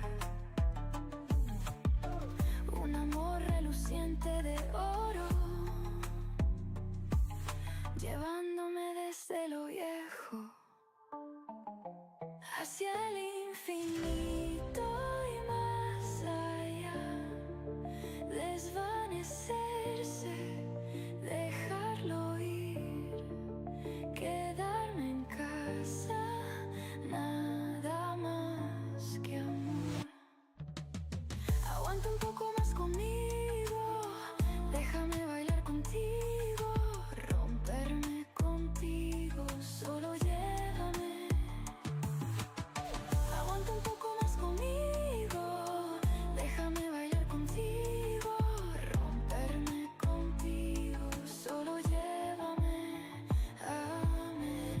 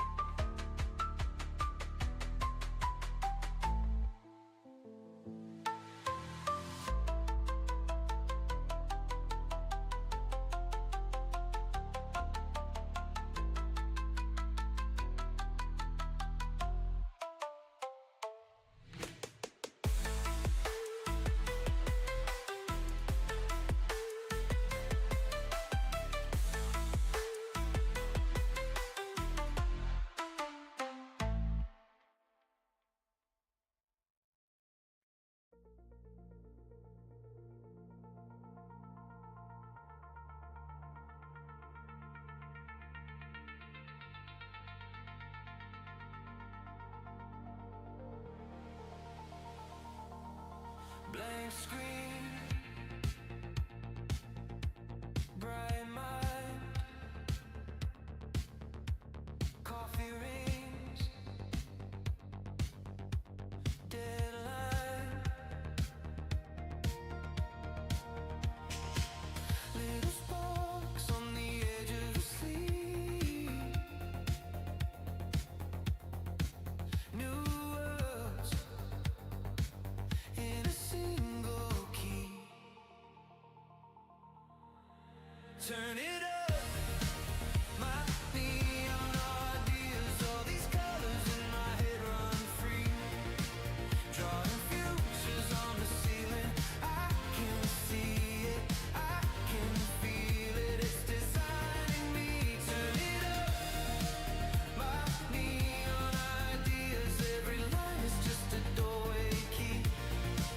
When I close my eyes, I'm building whole new worlds out of pure energy.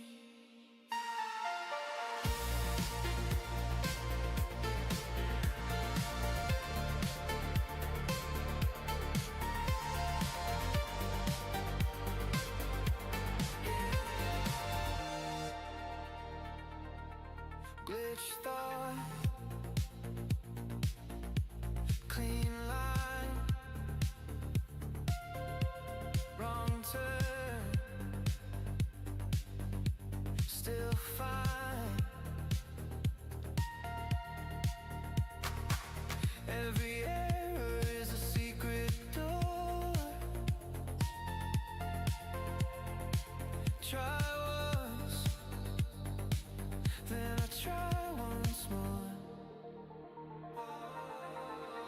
Turn it up, my neon ideas, all these colors in my head run free, drawing futures on the ceiling. I can see it, I can feel it, it's designing me. Turn it up, my neon ideas, every line is just a doorway key. When I close my eyes, I'm building whole new worlds out of pure energy.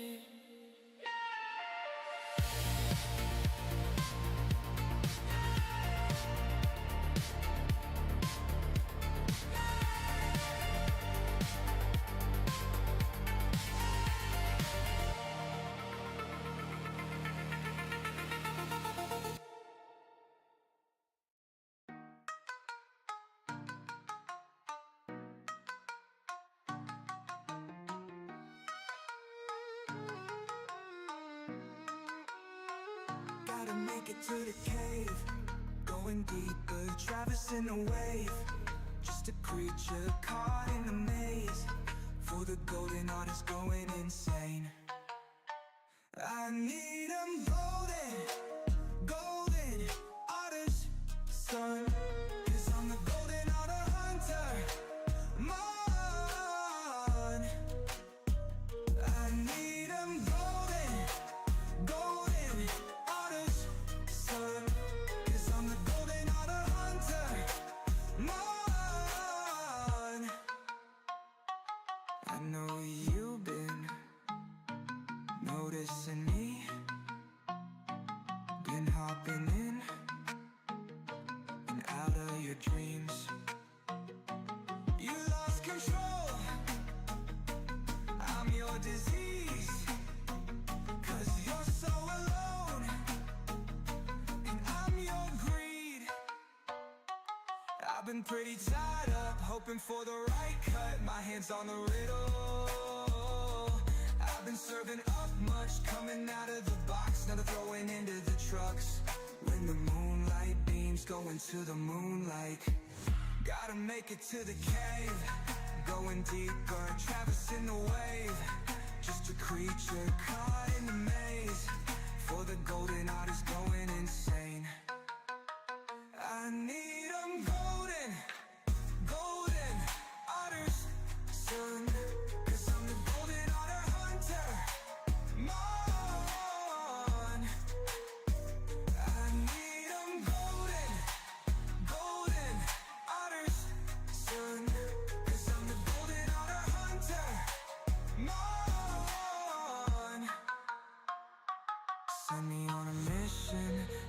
golden otters. Send me on a trip for the golden otters. Send me on a quest for the golden otters. Send me to the ends of the earth for otters.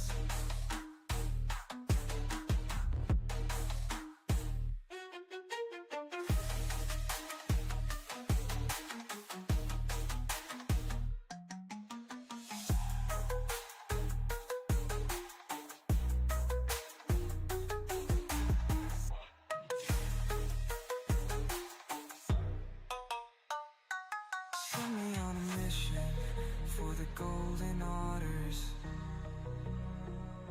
Send me on a trip for the golden otters. Send me on a quest for the golden otters. Send me to the ends of the earth for otters.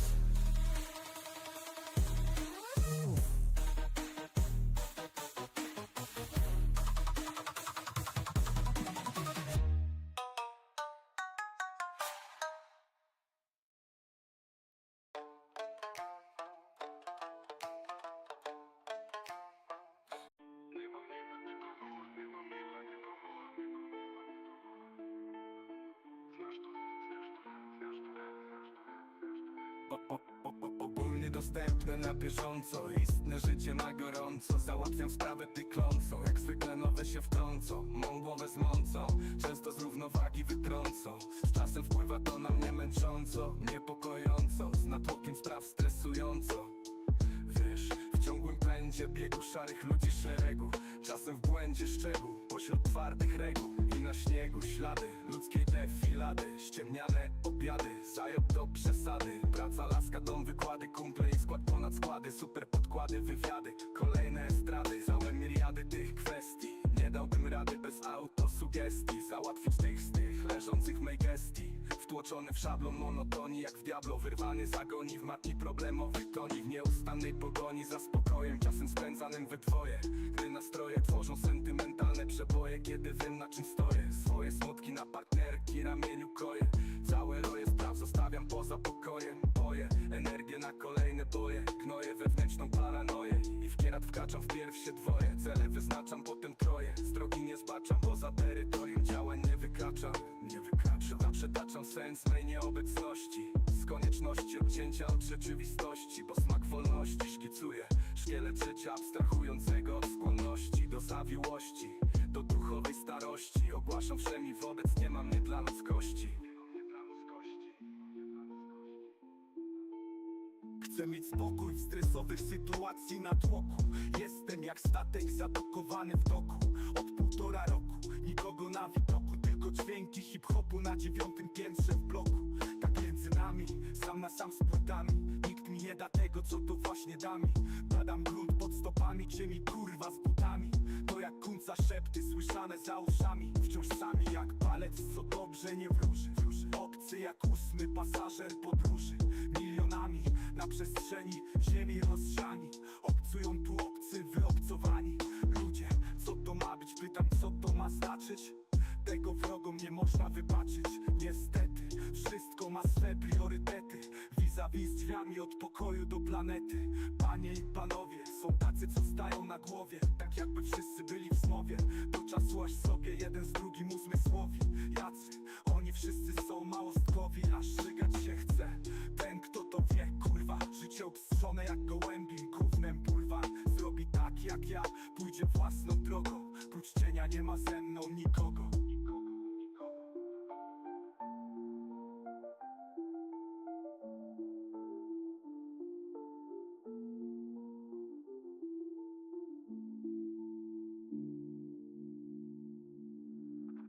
Rzuć Heinekenem, gdy żegnam się z problemem. Pokój dla tych, co w pokoju są sam na sam z tym sound systemem.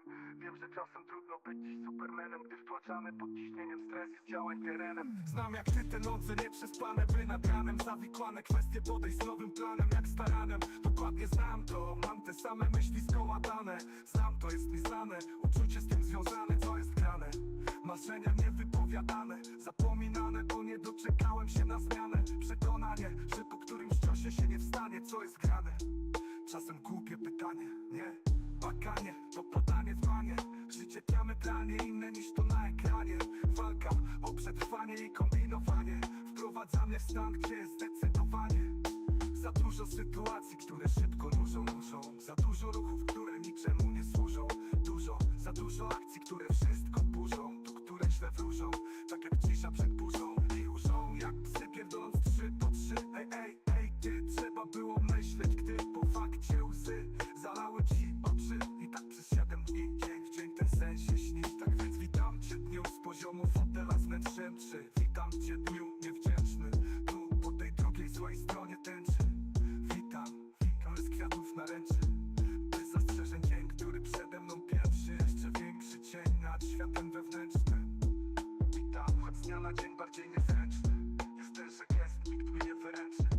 Wiesz jak męczy myślenie o stanie rzeczy. Wiesz jak jest czyjś czyn, czyim słowom przeczy. Wiesz jak to leczyć, lecz to kaleczy. Ręce THC jak 2 ostrza mieczy. Na razie walczę i na jaranie warczę. Chcesz też uwierz, ja dostarczę ci tarczę. Może nie wystarczy, ale będę tuż obok. Prócz ciebie nie ma mnie dla nikogo. Nie ma mnie dla nikogo. Nie ma mnie dla nikogo. Nie ma mnie dla nikogo. Nie ma mnie dla nikogo.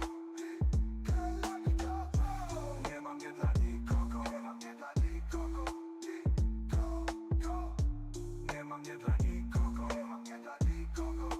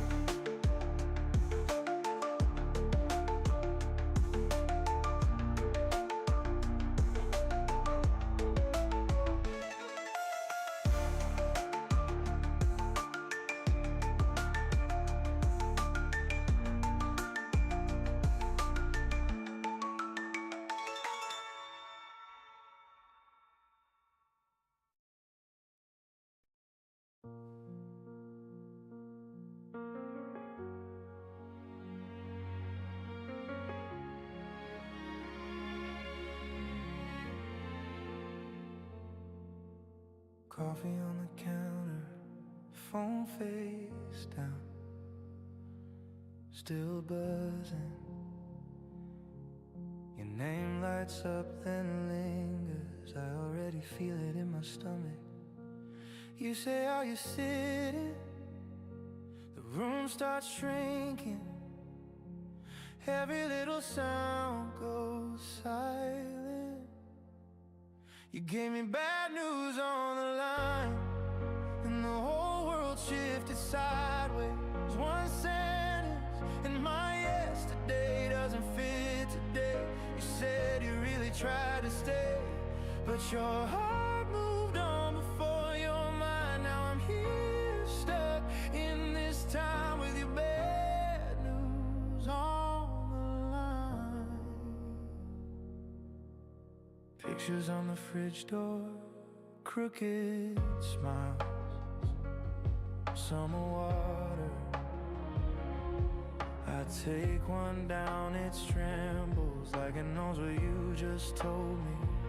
You're talking through the details, I'm staring at your old sweater, counting every heartbeat like I could rewind the center.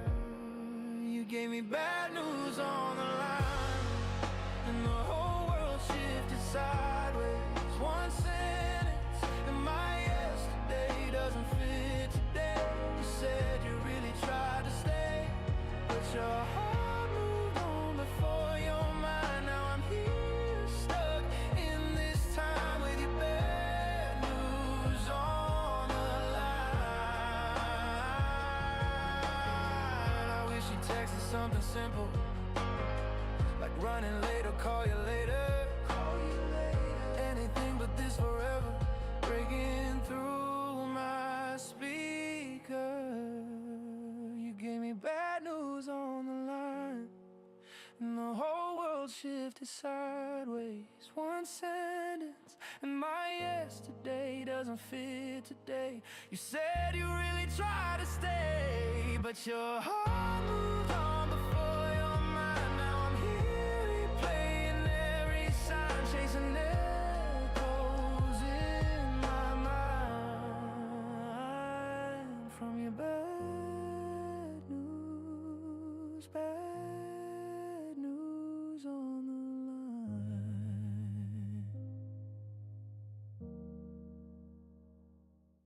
Tuning in. Turn it up. One place for all that stuff. RadioTube News Radio. Every headline, every show, from your street to world events. Truth and talk that make you think. RadioTube News Radio. Stay in the know, stay in the flow. Anytime you're good to go.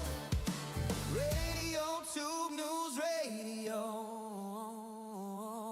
Early buzz, late night spin. Local voices, global spin. Traffic, weather, who did what. Hear it first, connect the dots. RadioTube News Radio. Every headline, every show, from your street to world events. Truth and talk that make you think. RadioTube News Radio. Stay in the know, stay in the flow. Anytime you're good to go. RadioTube News Radio. En el espejo, ya ni me miro, me rezo. Tú eres el rey de este juego. Susurro tan duro que quemo. Beso mi sombra como si fuera mi templo. Si alguien me habla me tiento a darle mordida al respeto. Qué miedo me tengo, cara de ego, sonrisa de diablo, en mi reflejo. Yo me corono, yo me sentencio, Dios de mi cuerpo, propio infierno. Qué miedo me tengo, cara de ego, nadie me toca, pero me quiebro. Subo hasta el cielo, caigo en silencio, preso en mi pecho, cara de ego. Brillo en la pista, pero por dentro ceniza. Todo es aplauso de prisa, nadie me abraza sin prisa. Digo te quiero, solo si tú me veneras. Si no me miras, me muero. Si me miras te doy guerra, yeah. Qué miedo me tengo, cara de ego, sonrisa de diablo, en mi reflejo. Yo me corono, yo me sentencio, Dios de mi cuerpo, propio infierno. Qué miedo me tengo, cara de ego, nadie me toca, pero me quiebro. Subo hasta el cielo, caigo en silencio, preso en mi pecho, cara de ego. Cuando se apagan las voces y se me caen las coronas, solo se escuchan rencores, dando vueltas en la zona. Pido perdón a mi nombre, pero mi nombre responde. Si no te temen te comes y vuelvo a besar al monstruo.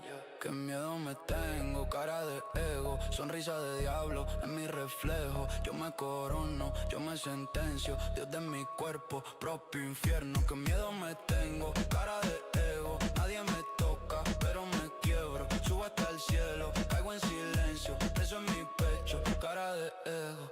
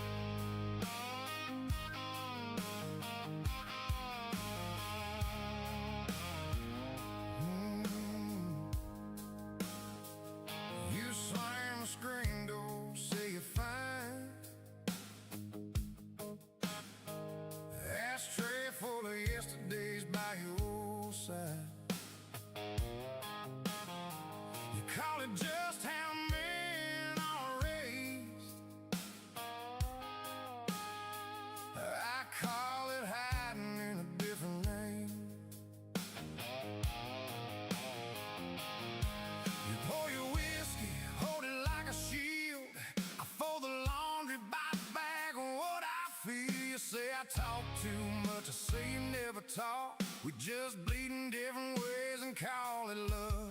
It's a long way down from this front porch, where your pride and my silence meet. You say that's just a man's job, like I ain't breaking on my feet. We keep passing blame like a bottle, round and round till the fire burns out. These old rules feel like handcuffs, porch light burning, but our hearts burn out.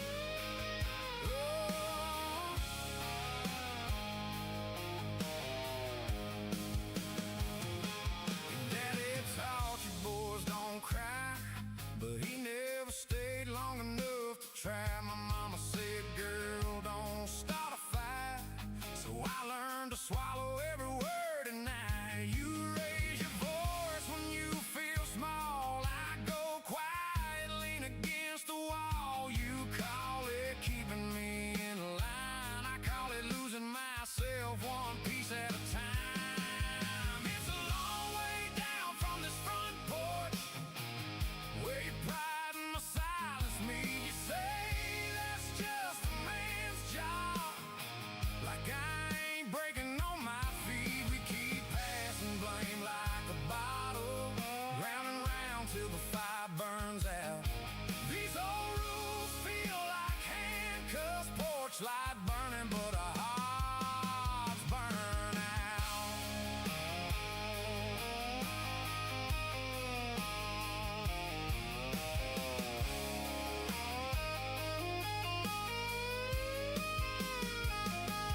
What if you cried and I got mad?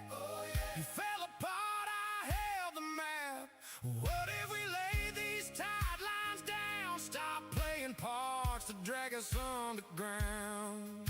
It's a long way down from this front porch, where your pride and my silence meet. You say that's just the way we are, but I can't live stuck on repeat. We keep passing blame like a bottle, round and round till the fire burns out. If love means living in these cages, porch light burning, but I'm walking out.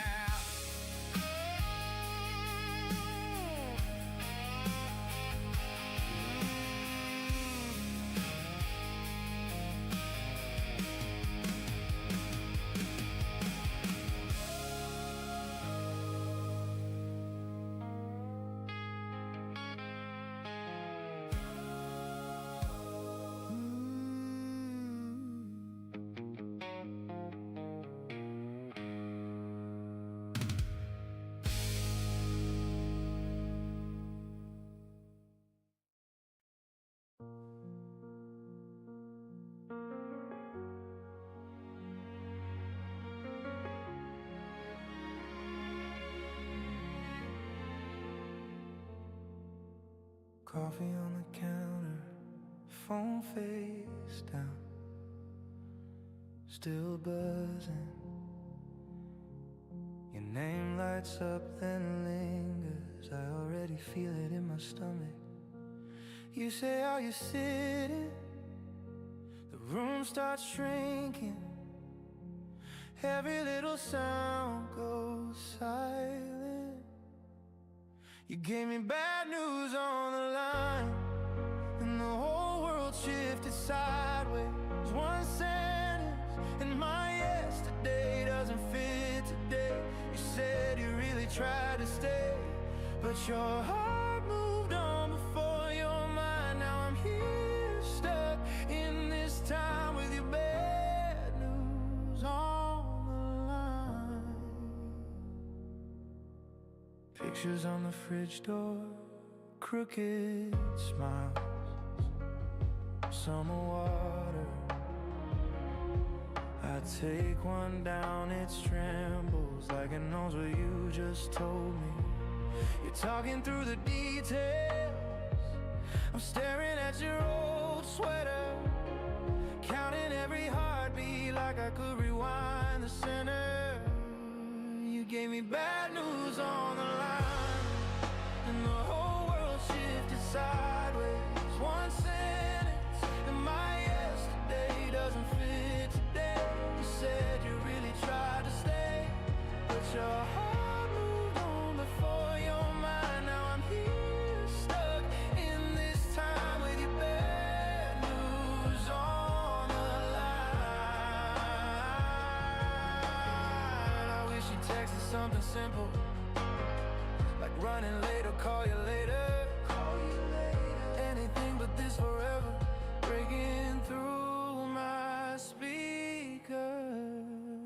You gave me bad news on the line, and the whole world shifted sideways. One sentence, and my yesterday doesn't fit today. You said you really tried to stay, but your heart moved on before your mind. Now I'm here replaying every sign, chasing echoes in my mind from your bad news on the line.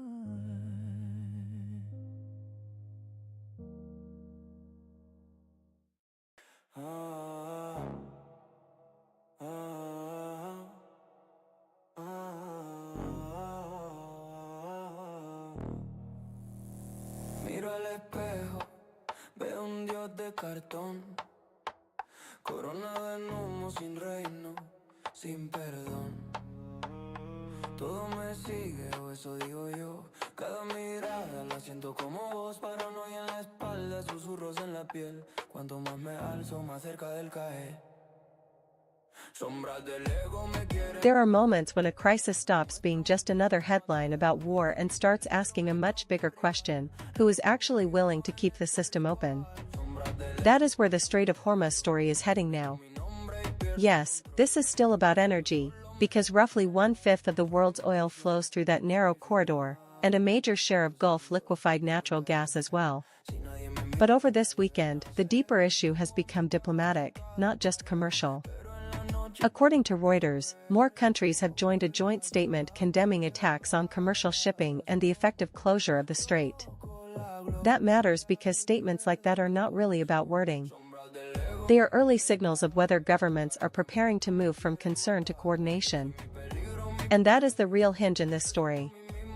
Markets can survive risk. What they struggle with is uncertainty about whether anyone is in charge of protecting the lanes that make global trade possible. If tankers, insurers, importers, and governments all start waiting for somebody else to take responsibility, then disruption lasts longer than the missiles do. This is also why Hormuz matters far beyond the Gulf. Europe watches it through gas and inflation. Asia watches it through manufacturing and import dependence. Washington watches it as a credibility test. The waterway is narrow, but the political meaning is huge. So heading into the new week, do not watch only the ships. Watch the coalition, the language, and whether diplomatic pressure turns into actual burden sharing. Because once the world has to prove it can keep one narrow passage open, the issue is no longer just oil. It is whether global order still has an escort.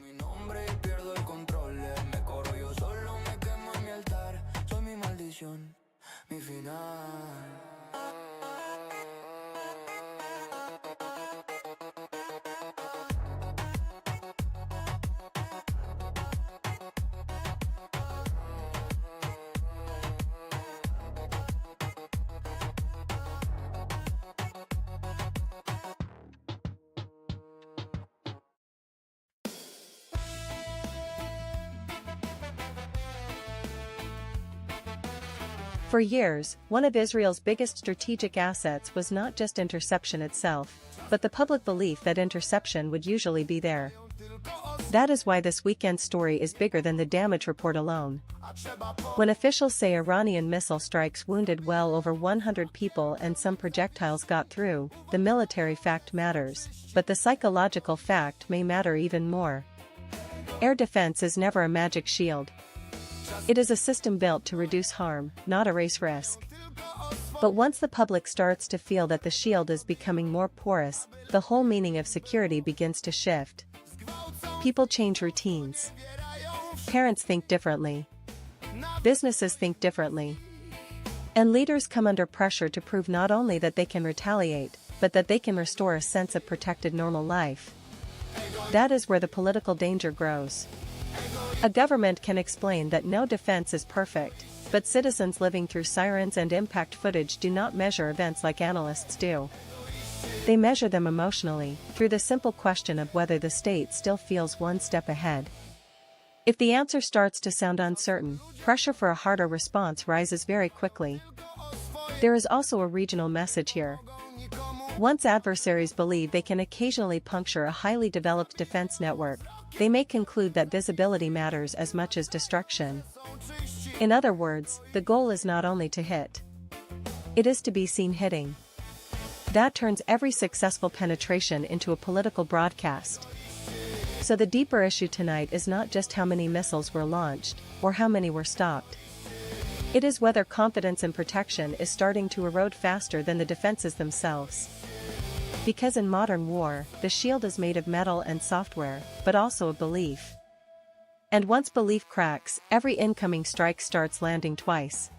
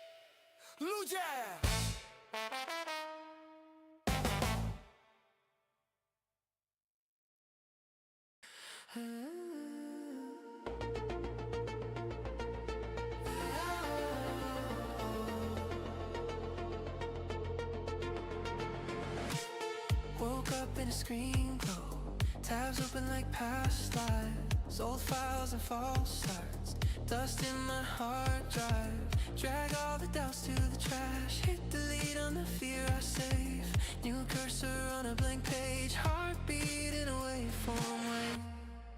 This is my soft reboot, breaking the loop, every glitch turns into proof that I can bloom from what I lose. This is my soft reboot, pixel by pixel coming through. I was a ghost in my own room, now I reboot.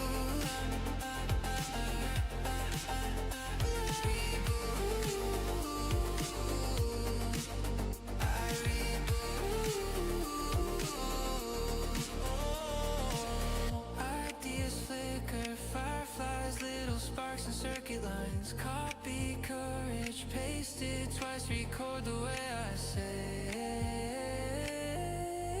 I'm fine. Breathe in and update air, patch the shame, clear despair. If I crash, I'll rise again.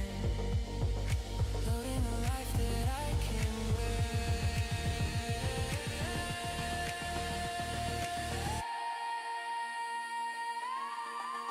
This is my soft reboot, breaking the loop, every glitch turns into proof that I can bloom from what I lose. This is my soft reboot,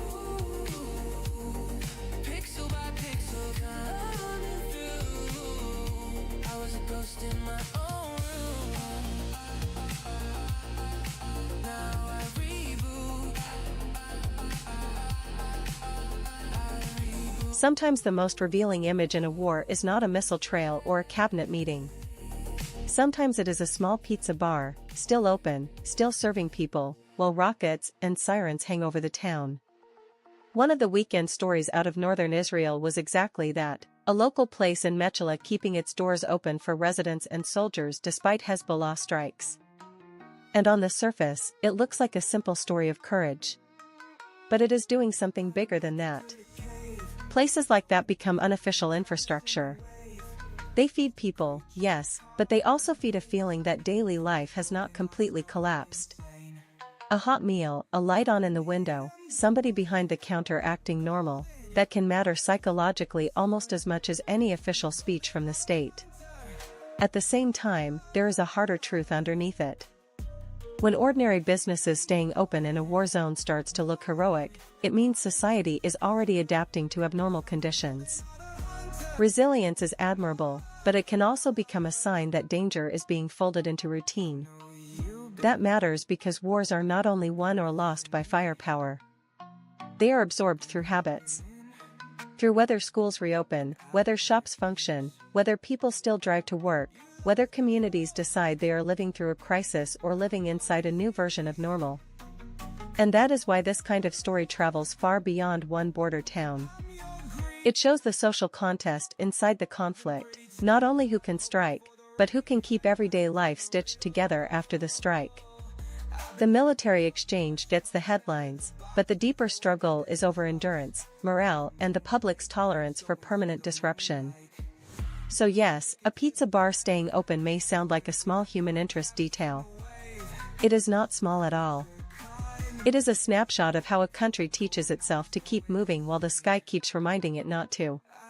And in long conflicts, that may be the most unsettling milestone of all, the moment resilience starts to look like routine.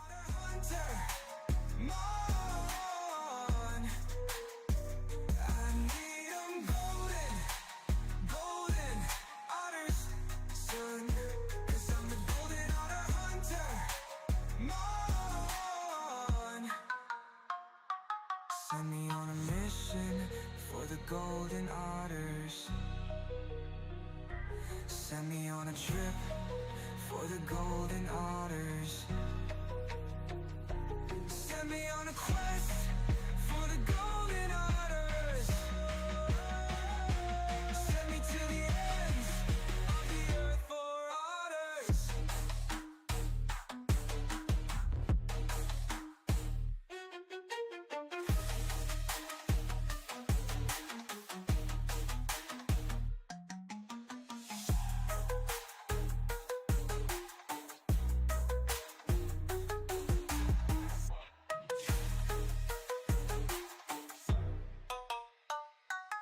Send me on a mission for the golden otters.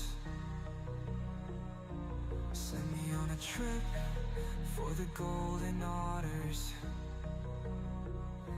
Send me on a quest for the golden otters. Send me to the end of the earth for otters.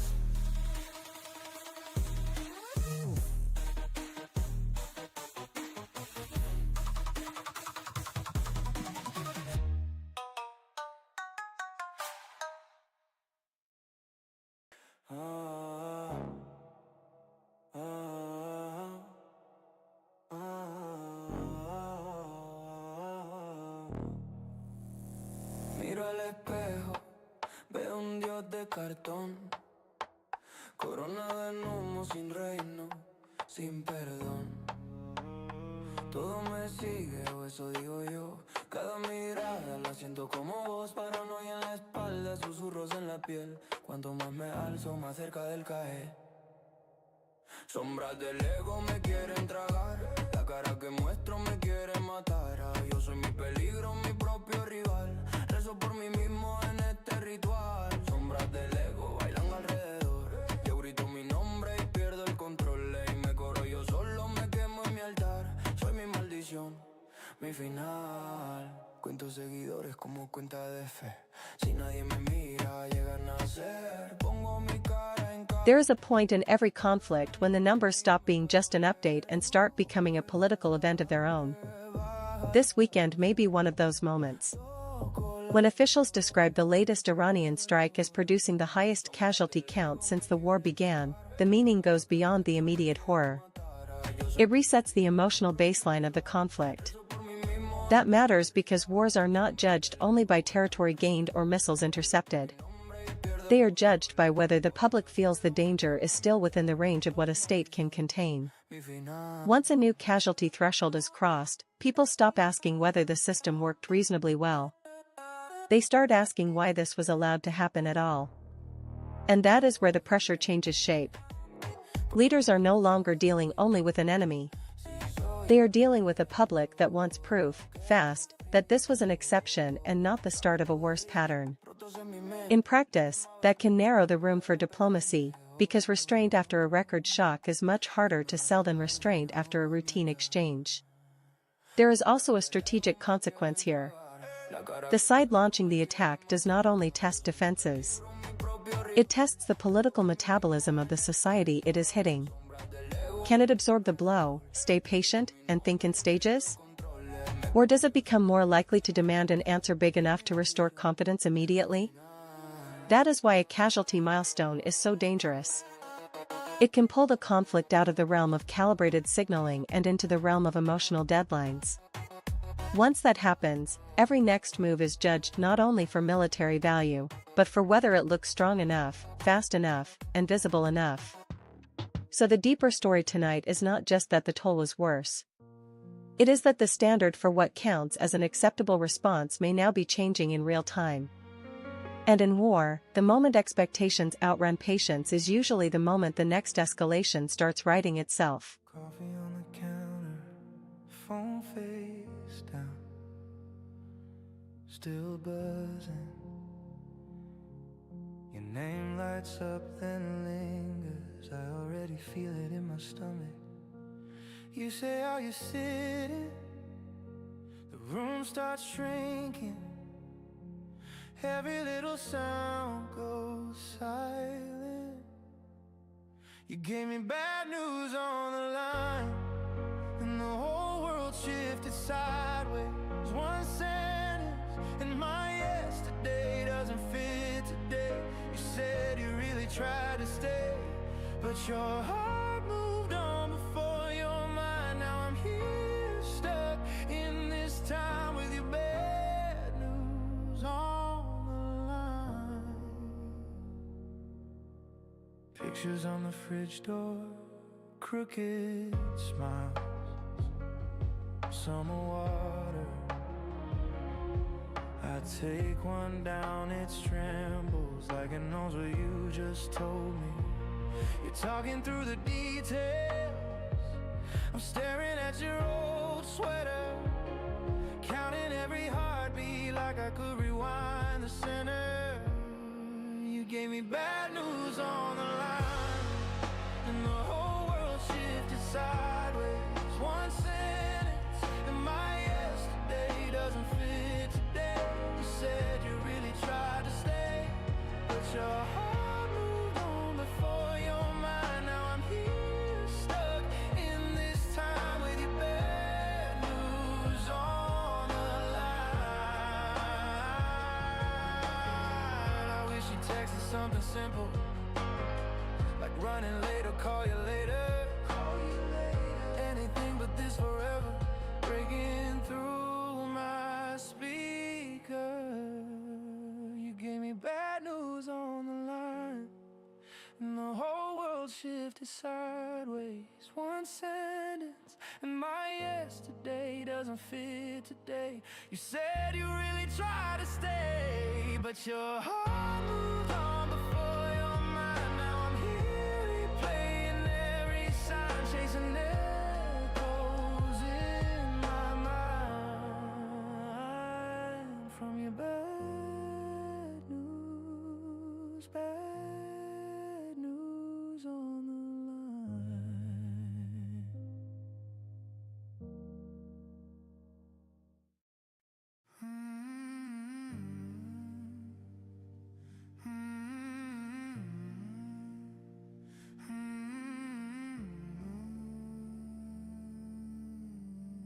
A lot of big global risks feel abstract, right up until politicians start speaking as if everyday life could be affected next.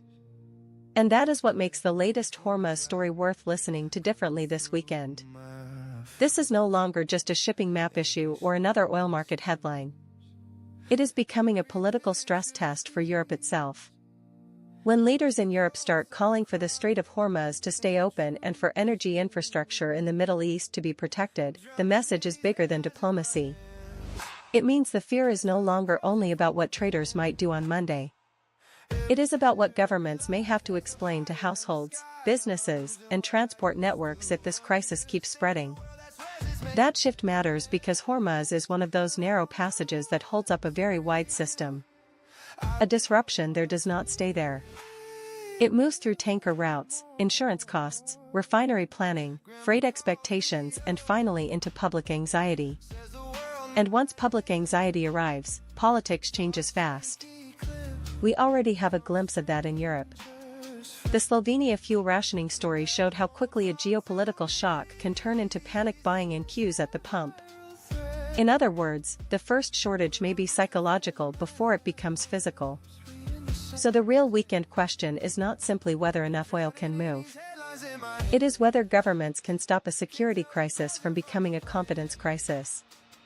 Because confidence is what keeps consumers calm, keeps supply chains orderly, and keeps markets from amplifying the original shock. And that is why this story deserves attention even without fresh market action on a Sunday night. When European leaders start treating a distant waterway like a domestic political concern, they are telling you something important. The buffer between foreign conflict and ordinary life is getting thinner. The old comfort was that wars happened over there and inflation happened over here. Hormuz is a reminder that in a tightly wired world, those are often the same story wearing different clothes. Feel just as frail. I'm drowning in these headlines in my head. Can't tell the poison from the plant.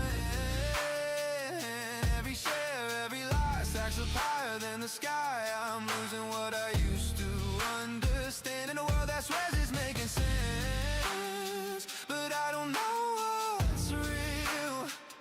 I don't know what's real anymore.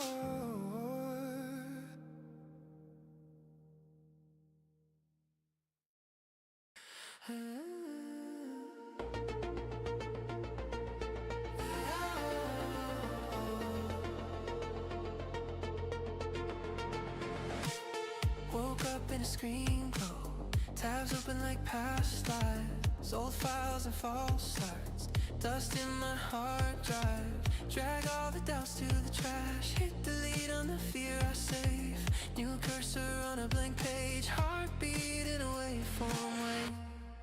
This is my soft reboot, breaking the loop, every glitch turns into proof that I can bloom from what I lose. This is my soft reboot,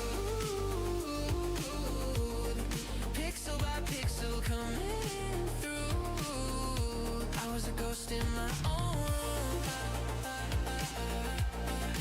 now I reboot.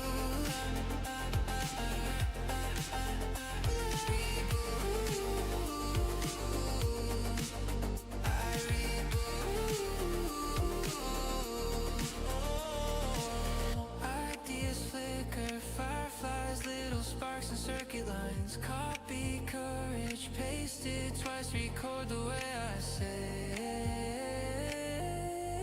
I'm fine. Breathing in update air, patch the shame, clear despair. If I crash, I'll rise again, loading a life that I can wear.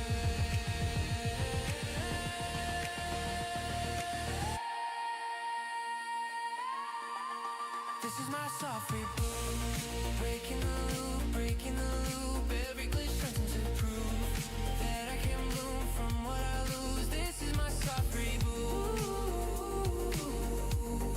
pixel by pixel coming through. I was a ghost in my own room,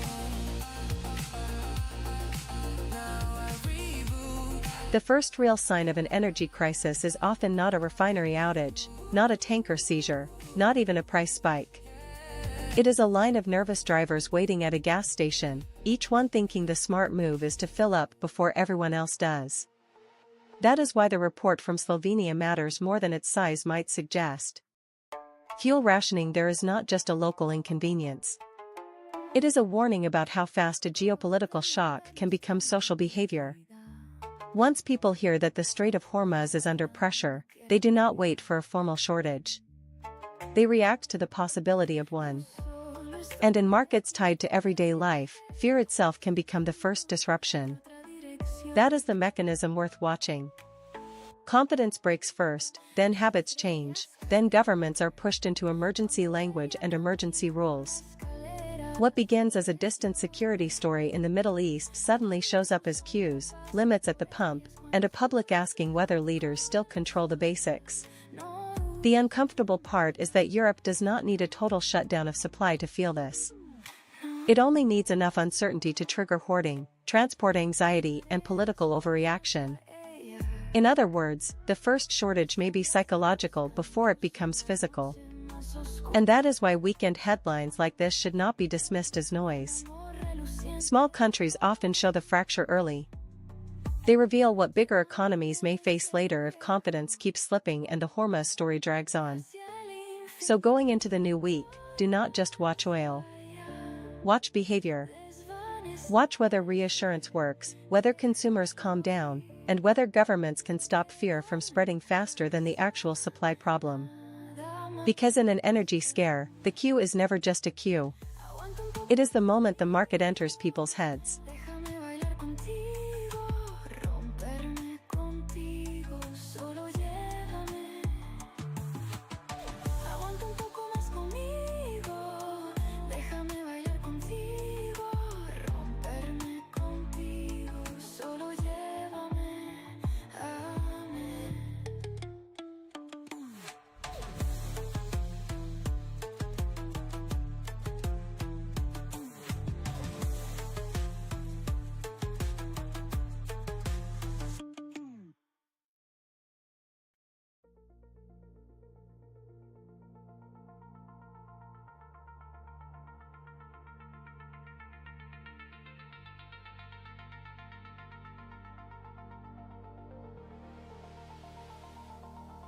Blank screen, bright mind, coffee rings, deadline, little sparks on the edge of a sleep, new words in a single key. Turn it up, my neon ideas, all these colors in my head run free. Drawing futures on the ceiling, I can see it, I can feel it, it's designing me. Turn it up, my neon ideas, every line is just a doorway key. When I close my eyes, I'm building whole new worlds out of pure energy.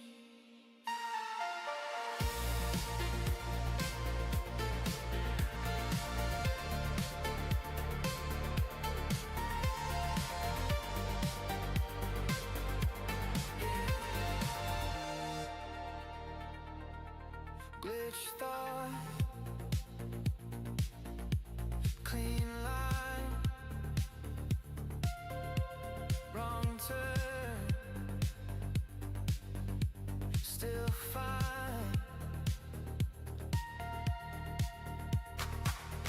Every error is a secret door.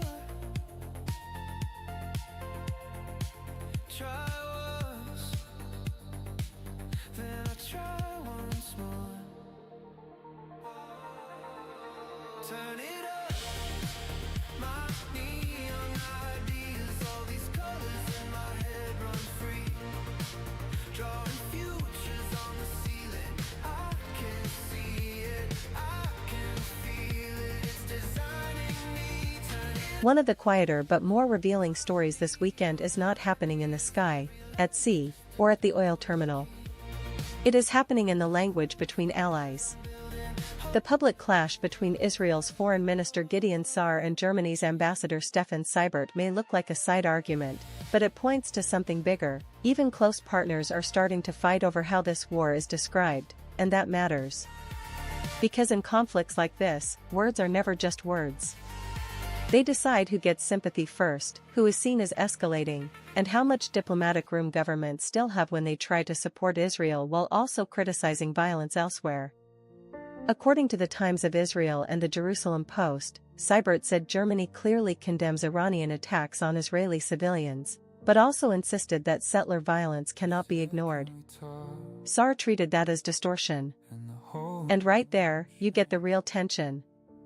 The issue is not whether Germany is suddenly abandoning Israel. It is that the coalition of support around Israel is becoming harder to hold together in one clean sentence.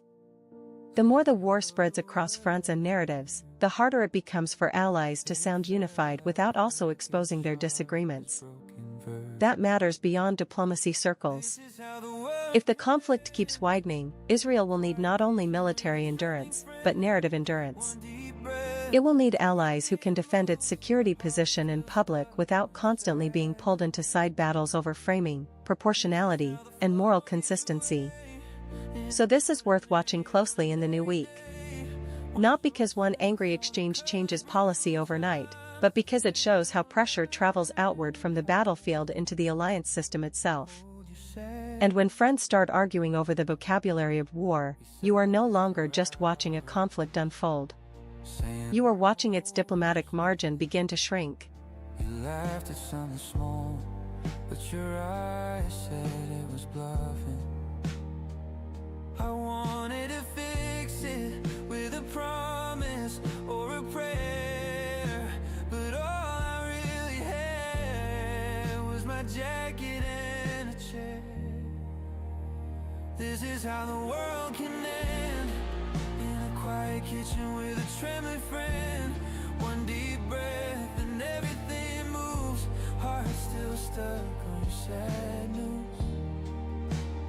This is how the floor gives away in an ordinary day. One short sentence, all the colors bruised. I'm still learning how to hold your sad news. I can't change the scan, recall the day, can't rewrite the charts or erase the way, but I can miss my train. Stay here, stay late, say your name till it feels less strange. This is how the world can end, in a quiet kitchen with a trembling friend.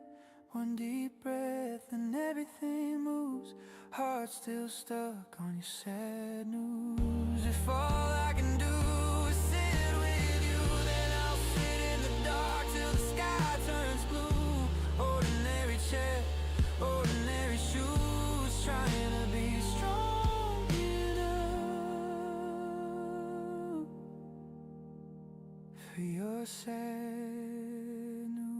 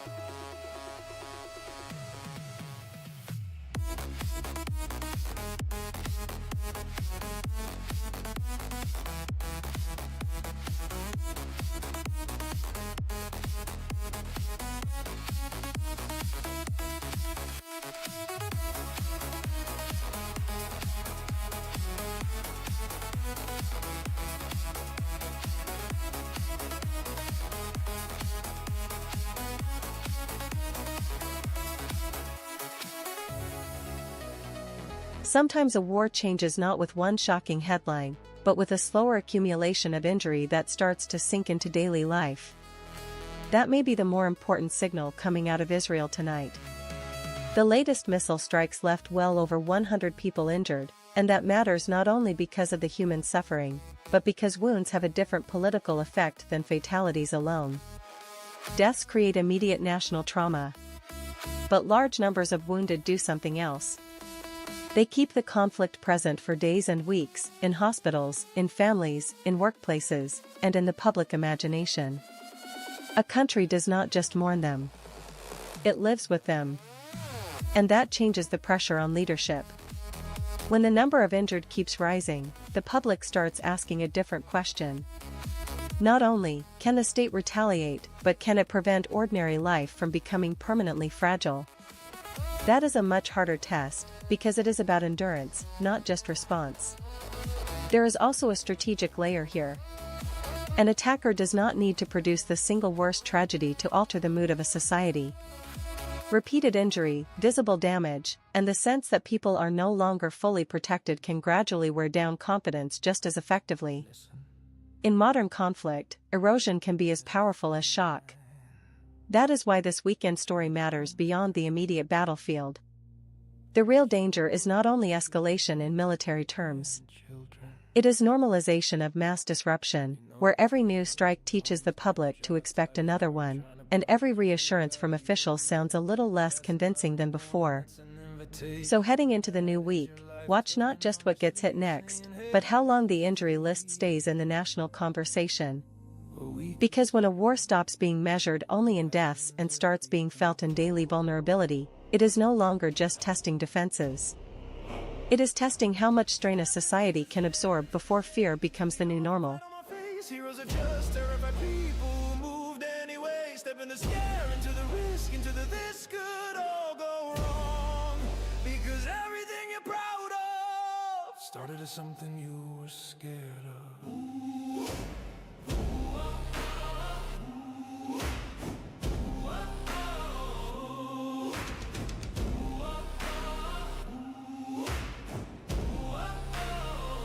They will call you reckless until it works, then they'll call you brave. They will call you foolish until your leap becomes their mouth. Let them talk, they don't feel the way your soul leans forward. And the door marked unknown swings open the crack. You are not here to die in the waiting room of your own potential. You did not come this far to only rehearse the speech. You came to stand on shaking legs, voice breaking, and say, this is me, taking my shot. Step into the scare, into the shake, into the I'm I flat on my face. Heroes are just terrified people who moved anyway. Step in the scare, into the risk, into the this could all go wrong. Because everything you're proud of started as something you were scared of.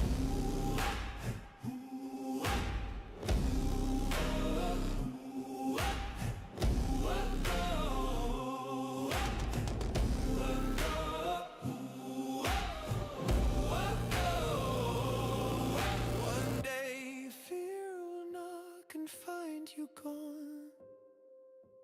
Track shoes dirty, knees scraped, eyes bright. Because you bet on the bigger story.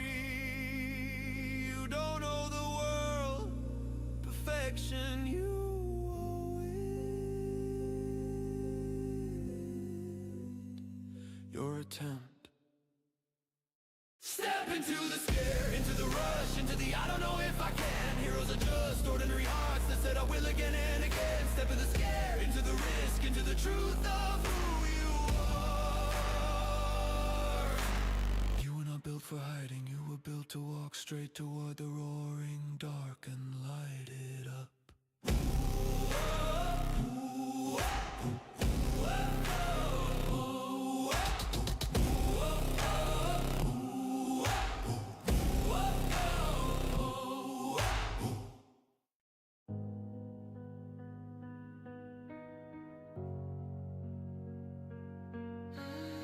The real shift this weekend is not just how many people were hurt, or which side said what afterward.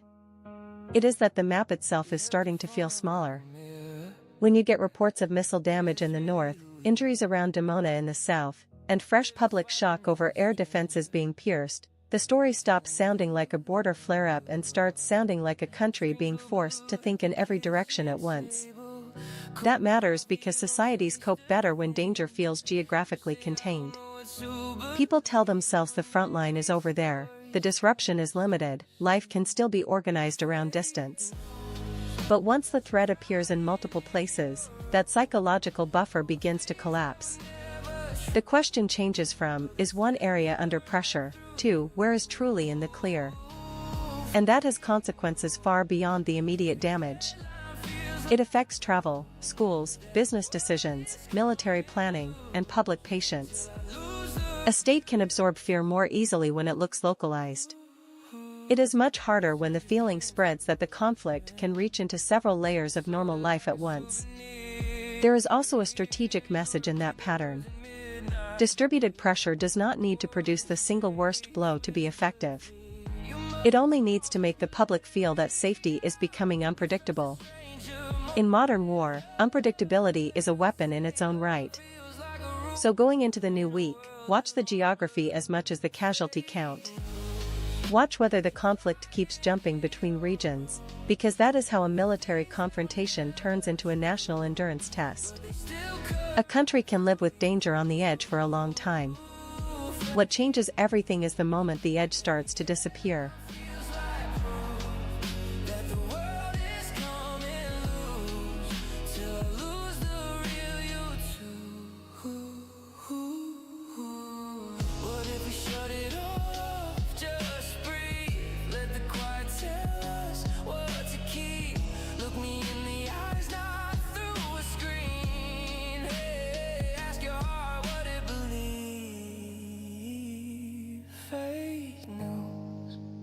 Hiding in our rooms from a storm that never blew.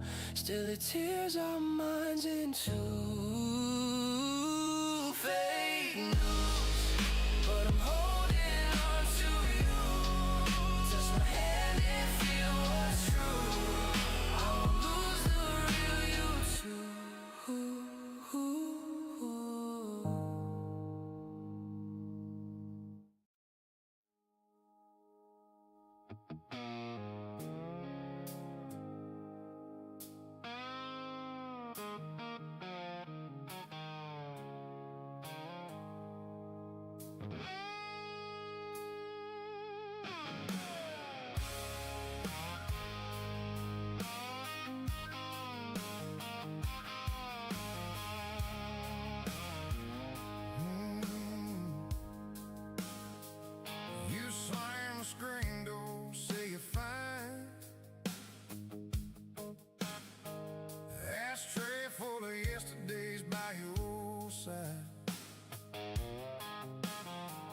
Call it just how men are raised. I call it hiding in a different name. You pour your whiskey, hold it like a shield. I fold the laundry by the bag of what I feel. You say I talk too much, I say you never talk. We just bleed in different ways and call it love. It's a long way down from this front porch, where your pride and my silence meet. You say that's just a man's job, like I ain't breaking on my feet. We keep passing blame like a bottle, round and round till the fire burns out. These old rules feel like handcuffs, porch light burning, but our hearts burn out.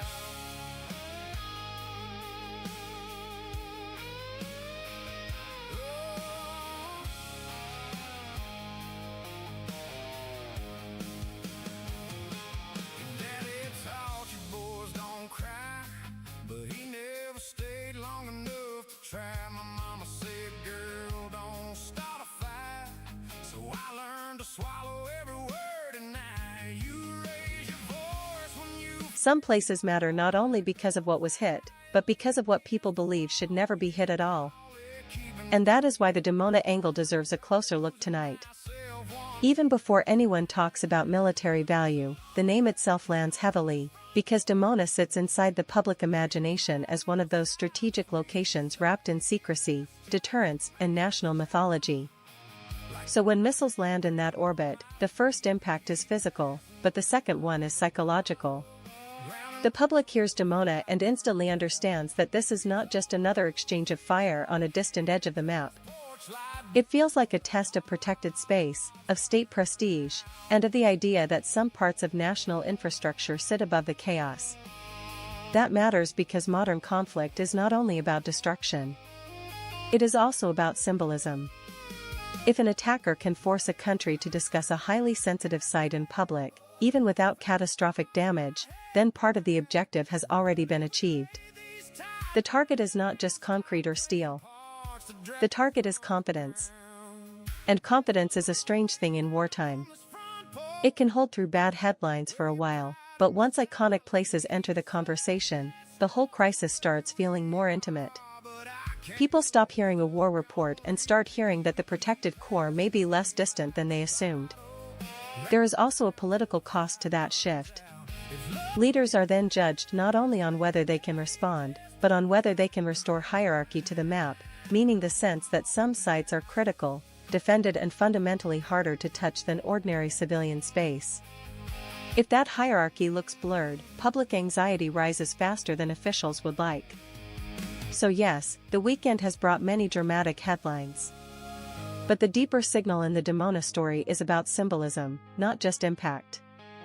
In moments like this, a nation is reminded that deterrence is not only built on weapons. It is built on the belief that the unthinkable will stay unthinkable. And when that belief is challenged, the shock travels much farther than the blast.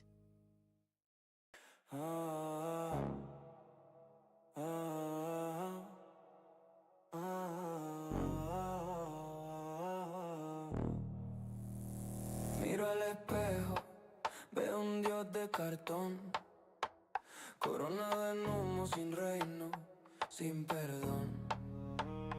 Todo me sigue, o eso digo yo. Cada mirada la siento como voz, paranoia en la espalda, susurros en la piel. Cuanto más me alzo, más cerca del caer. Sombras del ego me quieren tragar, la cara que muestro me quiere matar.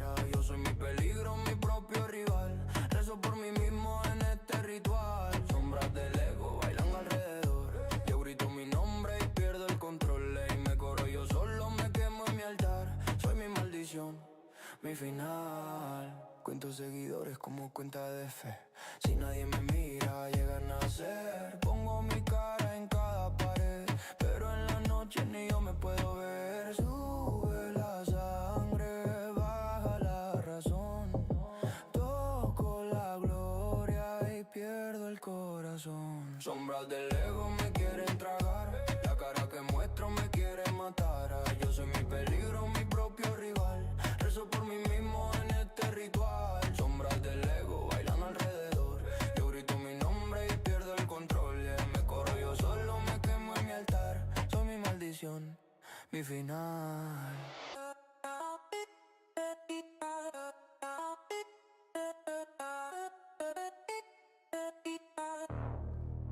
Si todo gira en mí, porque me siento vacío. Si soy el centro, porque este frío. Fragmentos de risa, rotos en mi mente. Lo que amaba en mí se vuelve repelente. ¿Quién me va a salvar si me ahogo en mi altar? Sombras del ego me quieren tragar, la cara que muestro me quiere matar. Yo soy mi peligro, mi propio rival. Rezo por mí mismo en este ritual. Sombras del ego bailando alrededor. Yo grito mi nombre y pierdo el control. Me corro yo solo, me quemo en mi altar. Soy mi maldición, mi final.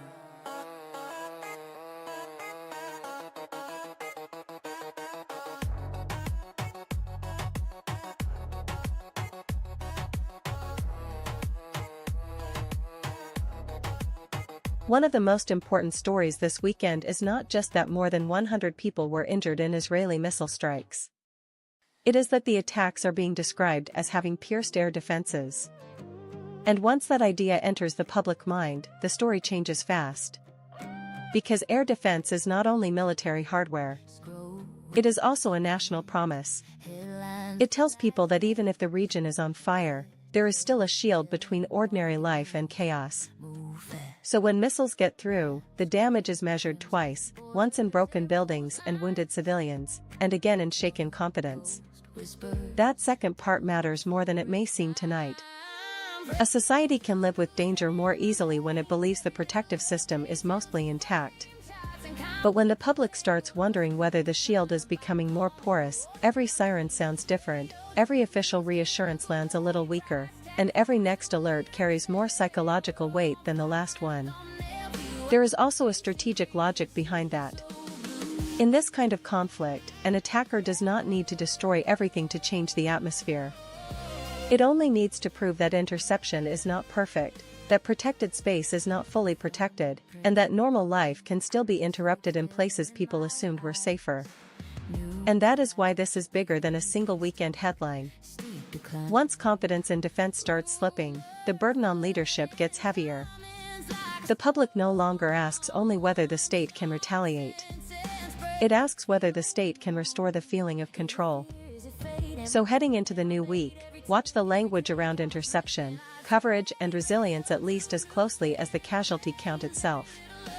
Because in modern war, the first thing that breaks is not always the wall. Sometimes it is the belief that the wall will hold.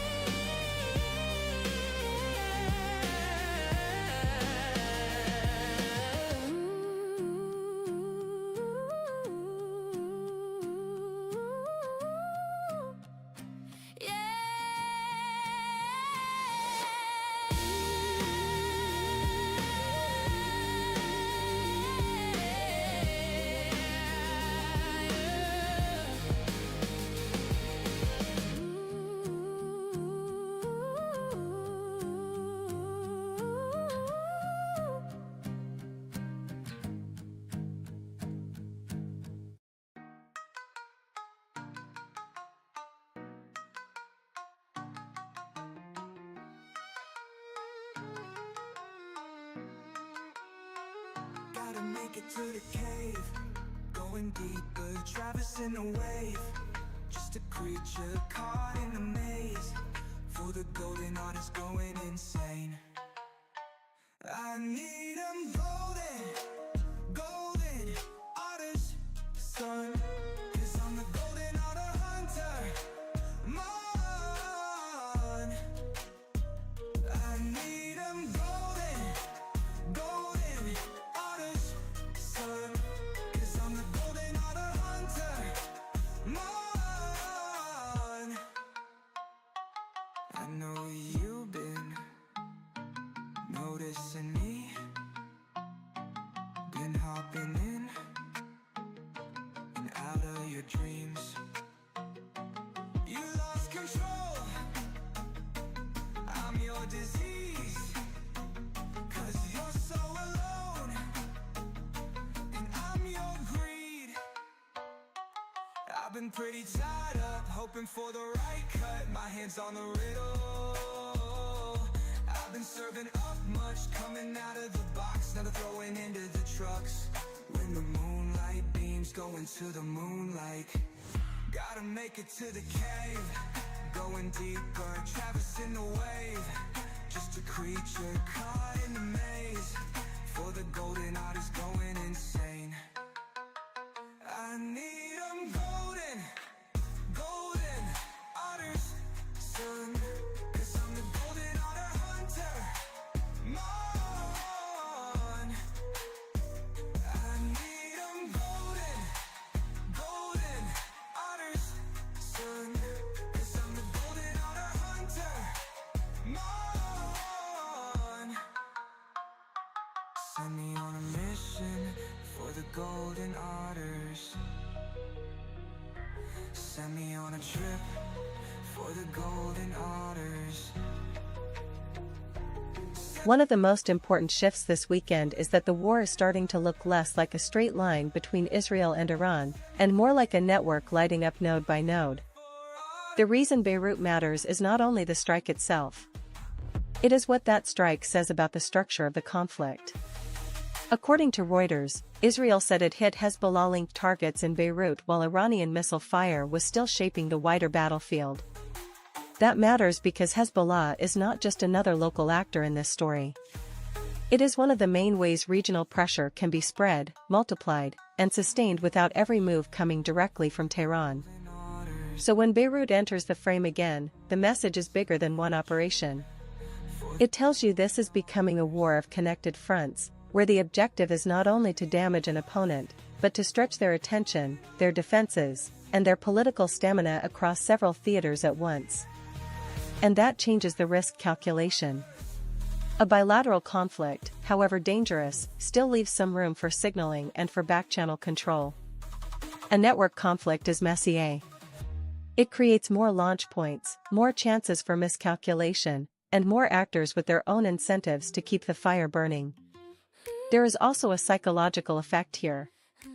Once people hear Tehran, Dimona, northern Israel, and Beirut in the same weekend rhythm, the conflict stops feeling episodic. It starts feeling system-wide. And when a war begins to feel system-wide, markets, governments, and ordinary citizens all become less confident that the next step can be managed neatly. So heading into the new week, do not watch only the headline exchange between Israel and Iran. Watch the connectors around it, especially Hezbollah and the Lebanese front, because that is where a contained confrontation can turn into a regional chain reaction. The dangerous wars are not always the ones that explode all at once. Sometimes they are the ones that quietly connect too many fires to put out. This whole world starts cascading. I'm on RadioTube news trading. Push alert at 3 a.m. Says it might all drop again. Borderlines in oil and fear. You're the only constant here. Zooming out, then zooming in. Global storm on fragile skin. You just text, we'll be alright. I exhale and watch the price. RadioTube's trading. Flip the feed, I'm fading. Every story sounds the same. Still I'm betting on your name. Geo News, my location, in your notifications. If this whole world starts cascading, I'm on RadioTube news trading.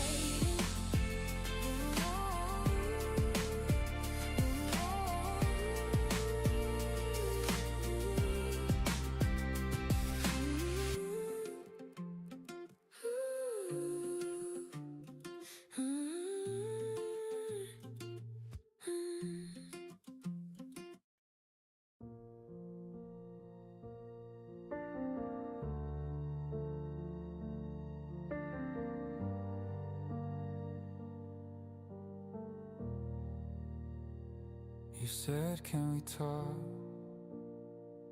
And the whole room shrank. Coffee going cold, hands on the table, blank.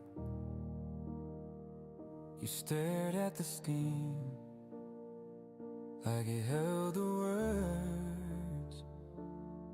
They fell out crooked, sharp as broken verse. This is how the world can end, in a quiet kitchen with a trembling friend. One deep breath and everything moves. Heart still stuck on your sad news. This is how the floor gives way, in an ordinary day. One short sentence, all the colors bruise. I'm still learning how to hold your sad news. We sat there for hours, saying almost nothing. You laughed at something small, but your eyes said it was bluffing. I wanted to fix it with a Sometimes the most important shift in a crisis is not the explosion itself, but the moment leaders start talking as if ordinary life could be next. That is where the Hormuz story is now. This weekend, according to Reuters, Iran signaled that the strait remains open to most shipping, while Spain's Prime Minister Pedro Sanchez publicly demanded that the passage be fully opened and that energy sites across the Middle East be protected. And that language matters, because once politicians move from military concern to everyday supply concern, they are telling you the risk is no longer just strategic. It is political. Hormuz has always been a narrow choke point with oversized importance, but on a weekend like this the real story is confidence. If tankers can move, but businesses, governments and consumers stop trusting that the route will stay stable, then the damage starts before any formal shortage appears. Insurance costs rise, contingency plans kick in, transport nerves spread, and suddenly a distant conflict starts rewriting domestic conversations. That is why this is bigger than oil in the abstract. Europe is already showing how fast the psychology can travel. When smaller countries start discussing fuel stress and leaders start speaking in emergency tones, the market signal becomes a social signal. People do not wait for an empty station or a broken supply chain. They react to the fear that one might be coming. So the question for the week ahead is not only whether the strait stays technically open. It is whether governments can keep the public convinced that the system around it is still under control. Because once a shipping corridor becomes a test of political credibility, every tanker carries more than energy.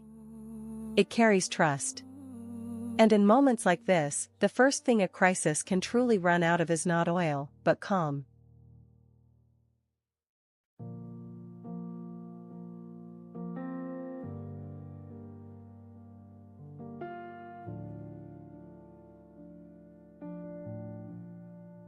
Woke up scrolling through the ashes of a world I thought I knew. Every story wears a costume, every picture picking sides too.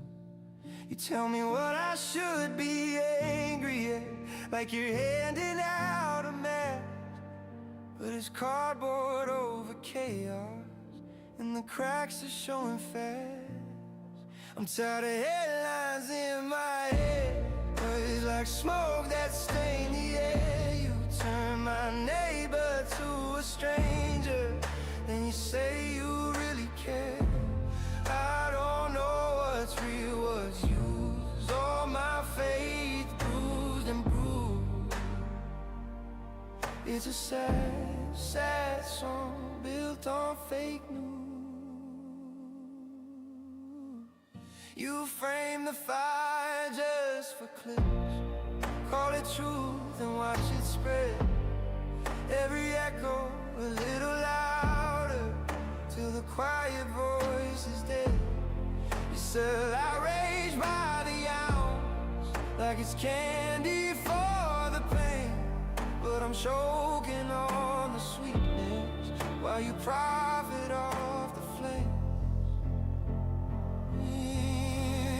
I'm tired of headlines in my head, words like smoke that stain the air. You turn my neighbor to a stranger, then you say you really care. I don't know what's real, what's used. All my faith bruised and bruised. It's a sad, sad song built on fake news. Was there a time we talked in person, face to face, not fed by fear?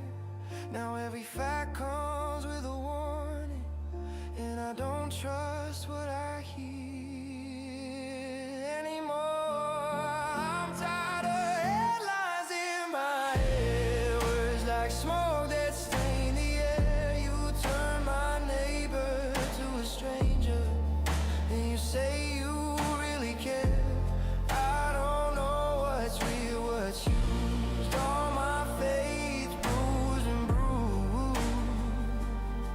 If the truth's out there, it's confused, and I'm stuck singing this sad. Tonight, one of the most revealing developments is not another missile launch, and not another map of damaged buildings.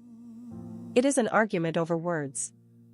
When Israeli Foreign Minister Gideon Sa'ar publicly hit back at Germany's ambassador over how violence in the region was being described, it exposed something bigger than a personal dispute. It showed that even close partners are starting to struggle over the vocabulary of this war. And that matters, because language is never just decoration in a conflict. The way governments describe attacks, retaliation, civilians, and responsibility shapes public sympathy, political pressure, and the limits of international support. A military alliance can survive a lot of tension, but when the narrative itself starts to split, every future statement becomes harder to coordinate. That is the deeper signal here. Israel is not only fighting on the battlefield. It is also fighting to hold together a coalition of understanding abroad. The longer the war continues, the harder that becomes, because allies want to support Israel's security while also speaking to wider concerns about proportionality, regional spillover, and civilian harm. So this is not a side story. It is the kind of friction that tells you the war is spreading outward into diplomacy, media, and domestic politics across Europe. And once that happens, leaders are no longer managing only missiles and deterrence. They are managing interpretation. Going into the new week, watch for more of these moments. Not because one sharp exchange changes policy overnight, but because repeated clashes over tone and framing can slowly shrink the space for unity. In war, cracks do not always appear first at the front line. Sometimes they appear in the sentences allies can no longer say together.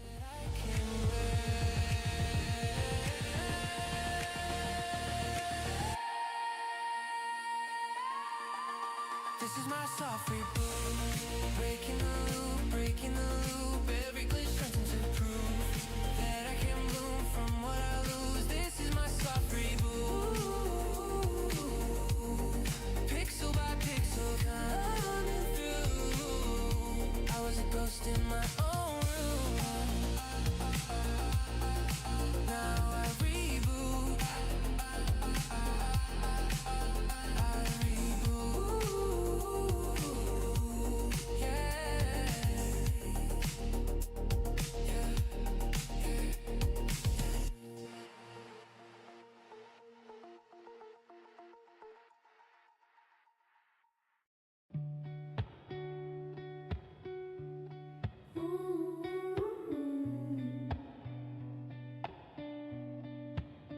You said, are you sitting?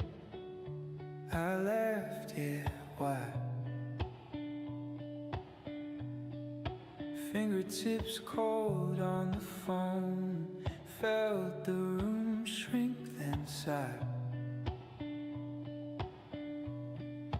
Calendar on the fridge, still stuck on last June.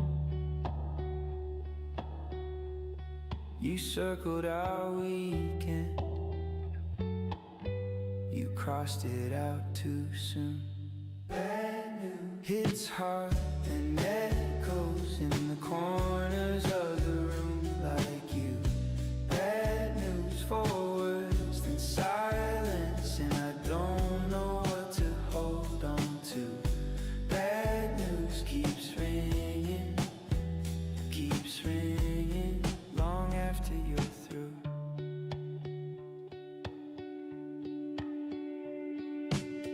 Mug on the counter, your lipstick chipped rim, half-read book on the table, you never finished him. I replay your breathing before you spoke that line, like maybe you could swallow it and give me back my life. Bad news hits hard and echoes in the corners of the room like you. Bad news for worse than silence, and I don't know what to hold on to. Bad news keeps ringing long after. Here is the part of the Horma story that matters most tonight. after a few days, this stops being a market headline and starts becoming a lifestyle headline. At first, people hear about tankers, choke points, and oil. Then, very quickly, the story moves closer to home. Freight gets more expensive, airlines recalculate, factories watch input costs, and households begin changing behavior before any official shortage is even declared. That is why this weekend feels different. According to Reuters, the energy impact of the Iran war is not just about higher prices on a screen. Their reporting frames it much more bluntly: the world may have to pay more and use less. And that shift matters, because once consumption becomes part of the equation, the crisis moves out of trading desks and into everyday economics. In other words, the real danger is not only missing barrels. It is the chain reaction. Shipping insurance rises. Transport costs spread. Governments reach for emergency language. Businesses start hedging or delaying decisions. Consumers get nervous, and nervous consumers are often the ones who create the next layer of stress themselves. That is how an energy shock becomes a confidence shock. Not with one dramatic empty pump, but with a slow change in expectations. People start assuming that fuel, travel, and logistics will get worse, and once that assumption takes hold, the economy begins to tighten before the hard data fully catches up. There is also a bigger historical pattern here. Energy crises rarely stay inside the energy sector. They leak into inflation, growth, politics, and public mood. They change how central banks think, how governments talk, and how voters feel about competence. So in the new week, watch less for flashy intraday moves and more for signs of behavioral change, transport warnings, rationing talk, altered business guidance, and any hint that consumers are pulling back. Because the moment an oil shock starts teaching people to consume differently, it is no longer just a commodity story. It is the moment geopolitics begins rewriting daily life.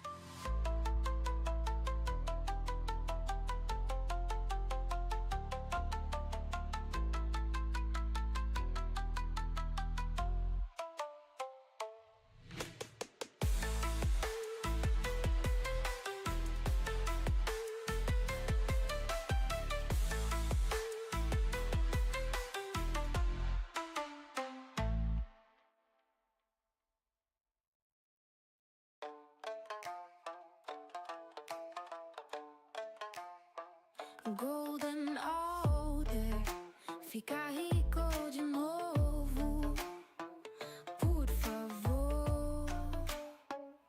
Sorriso brilhante aos montes, rei da montanha, dentro de sonho, faça dançar, corra pra pescaria.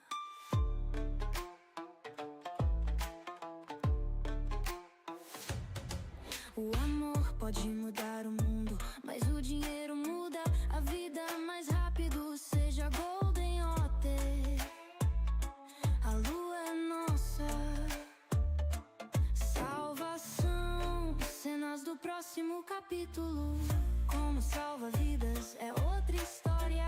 Seja Golden Otter, a lua é nossa. Atravessa o país, o continente, latitude, longitude menor que um. Siga Golden Otter por diversão, pelo doce. É torcer pro meu salário conseguir acompanhar.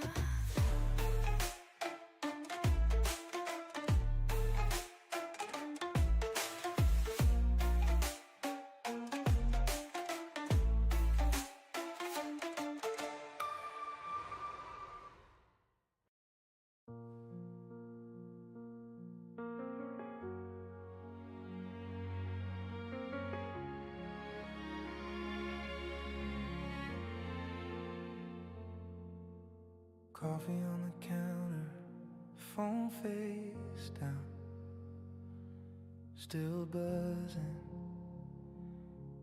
Your name lights up then lingers, I already feel it in my stomach. A war changes character when the question is no longer only who struck whom, but how quickly a society can keep itself functioning after the strike. That is the deeper shift this weekend.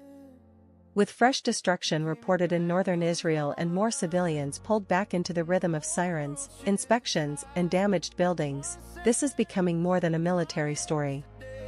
It is becoming a homefront infrastructure story. And that matters because infrastructure is not just roads, walls, and power lines. It is confidence made physical. It is the belief that schools can open, businesses can operate, emergency crews can cope, and ordinary routines can survive another ugly headline. Once that confidence starts to fray, the damage spreads beyond the blast zone. This is where long conflicts get dangerous in a different way. A country can absorb one shocking night. What wears people down is repetition. Another alert. Another building hit. Another district forced into cleanup mode. Over time, the public stops reacting only to the scale of each attack and starts reacting to the feeling that disruption itself is becoming permanent. That creates a second battlefield for any government. Not just deterrence abroad, but continuity at home. Can transport keep moving? Can hospitals and local authorities keep pace? Can families believe that normal life is still the baseline, not the exception? Those questions sound less dramatic than missile launches, but politically they are just as important. And there is a strategic lesson in that. You do not need to destroy a country's core systems to weaken its sense of stability. You only need to make repair, interruption, and uncertainty part of daily life often enough that resilience starts feeling expensive. So heading into the new week, watch not only the next strike, but the recovery after it. Because the real measure of pressure is not just what a missile can hit. It is how much normal life a society can rebuild before exhaustion sets in. In the end, wars are not judged only by the force of the blow, but by how much everyday life survives the echo.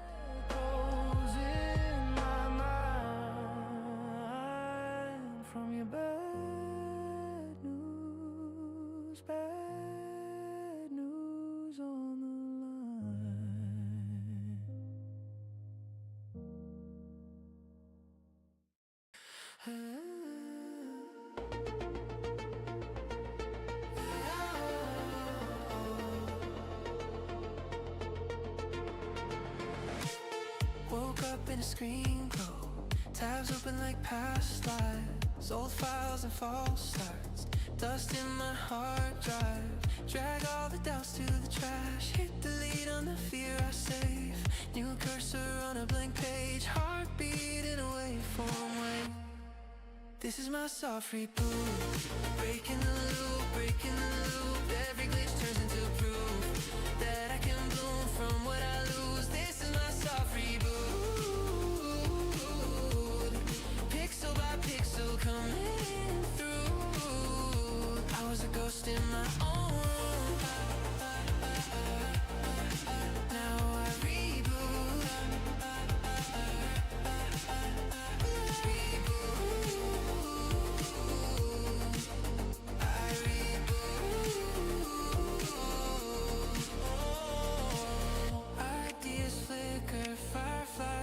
Sparks and circuit lines, copy courage, paste it twice, record the way I say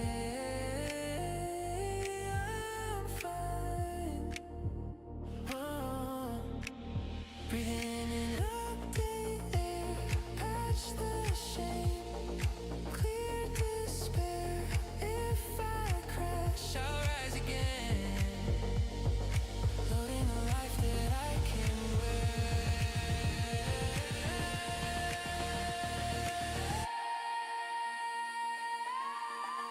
This is my soft reboot, breaking the loop, every glitch turns into proof that I can bloom from what I lose. This is my soft reboot, pixel by pixel coming through. I was a ghost in my own room,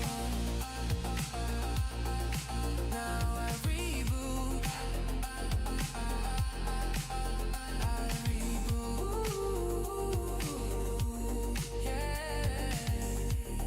There is a brutal distinction worth paying attention to tonight, and it is this: in a long war, the number of people wounded can matter almost as much as the number killed, and sometimes even more in shaping what comes next. Fatalities create shock. But a large and rising population of injured people creates duration. It keeps the war inside hospitals, homes, rehabilitation centers, and family routines long after the sirens stop. That is why this weekend's reports matter beyond the immediate headlines. When more than 100 people are injured in missile strikes, the story is no longer only about a single attack. It becomes a story about capacity, because every wave of wounded civilians tests emergency response, hospital logistics, mental resilience, and the ability of ordinary life to keep functioning around visible trauma. And that changes the political equation. Governments are usually judged first on protection and retaliation. But as conflicts drag on, they are judged just as much on whether society can absorb repeated injury without losing cohesion. Not just, can the state strike back, but can the state carry the human weight of survival? There is also a psychological reason this matters. A death toll is final and terrible, but the wounded remain present. They are seen, visited, counted, treated, and talked about day after day. That means the war keeps renewing itself in public consciousness. It does not disappear into a statistic. It stays personal. Strategically, that creates a different kind of pressure. An attacker does not only aim to destroy. It may also aim to overload recovery, stretch social patience, and make the cost of endurance feel permanent rather than exceptional. That is how a military confrontation becomes a national stamina contest. So heading into the new week, watch not only the next explosion, but the burden that lingers after it, hospital strain, family disruption, and the public mood around resilience. Because in conflicts like this, the battlefield is not only where missiles land. It is also where a society decides how much pain it can keep carrying without breaking. Room shrank. Coffee going cold, hands on the table, blank. You stared at the steam, like it held the words. They fell out crooked, sharp as broken verbs. This is how the world can end, in a quiet kitchen with a trembling friend. One deep breath and everything moves, heart still stuck on your sad news. This is how the floor gives away, in an ordinary day. One short sentence, all the colors bruise. I'm still learning how to hold your sad news.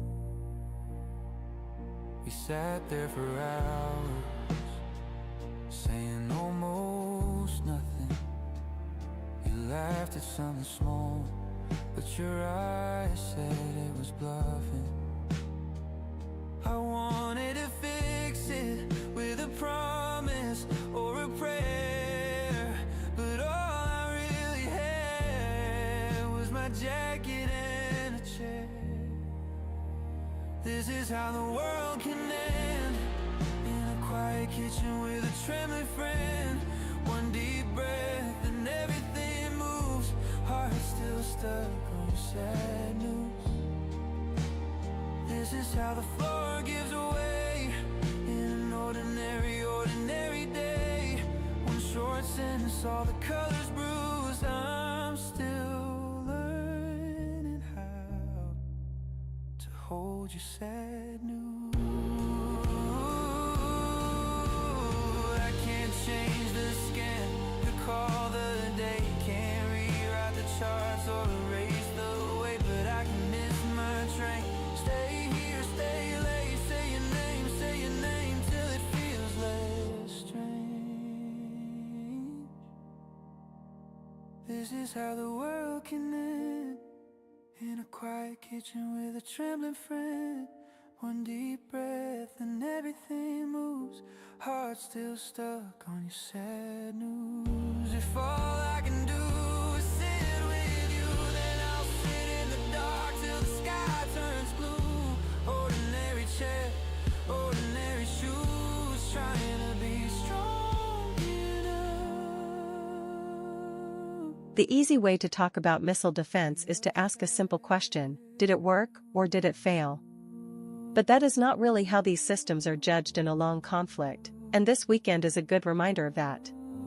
What we are watching now is less a clean pass or fail test, and more a war of adaptation. Because once repeated strikes continue over several rounds, every side starts learning. Attackers look for volume, timing, and routes that can stretch the shield. Defenders look for faster detection, smarter interception, and better ways to protect the most sensitive ground. So the real story is not perfection. It is whether one side is learning faster than the other. That matters because even a strong defense can be pressured by repetition. Not every missile has to get through to create anxiety. The mere fact that civilians keep hearing sirens, seeing damage, and questioning what is fully protected begins to change the public mood. In that sense, the battle is not only in the sky. It is in expectations. There is also a hard economic logic here. Defensive systems are expensive, manpower is finite, and constant readiness carries its own cost. An attacker can try to exploit that imbalance by forcing the other side to keep spending, keep mobilizing, and keep proving that the shield is still credible night after night. And that is why the next thing to watch is not just the next casualty figure. It is whether the rhythm of these attacks starts to alter behavior, policy, and confidence more deeply than a single headline can show. Once a defense system becomes part of daily psychological life, every interception is military, political, and emotional at the same time. So the deeper question for the week ahead is not whether the shield is flawless. It is whether the society behind it can keep adapting faster than the pressure rising against it.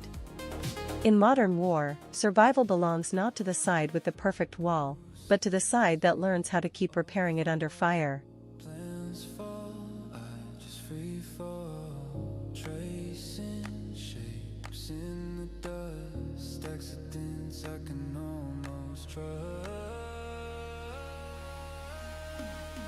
Turn my thoughts into electric sketches, little sparks in the midnight air, color outside all the quiet edges, let the weird ideas live out there. Turn my thoughts into electric sketches, every glitch is a doorway to, if the mood feels strange and restless, that's the place I'm pulling through.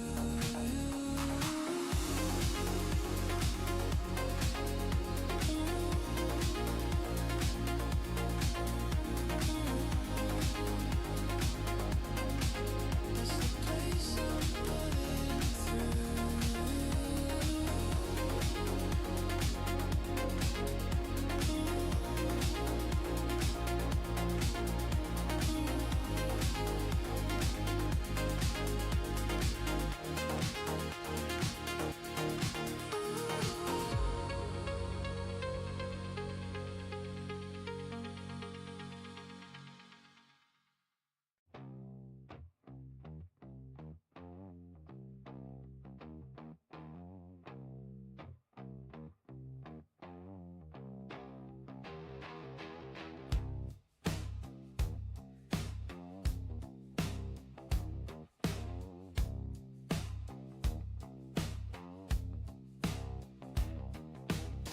Granddad's jacket on my chair, freight cup smell of oil in there. He said, boy, don't rush your days, slow burning coal still light the way. I'm just ash on the family tree, drifting down where I'm meant to be. Leave a little smoke, let the wind decide if my name sticks around or just passes by.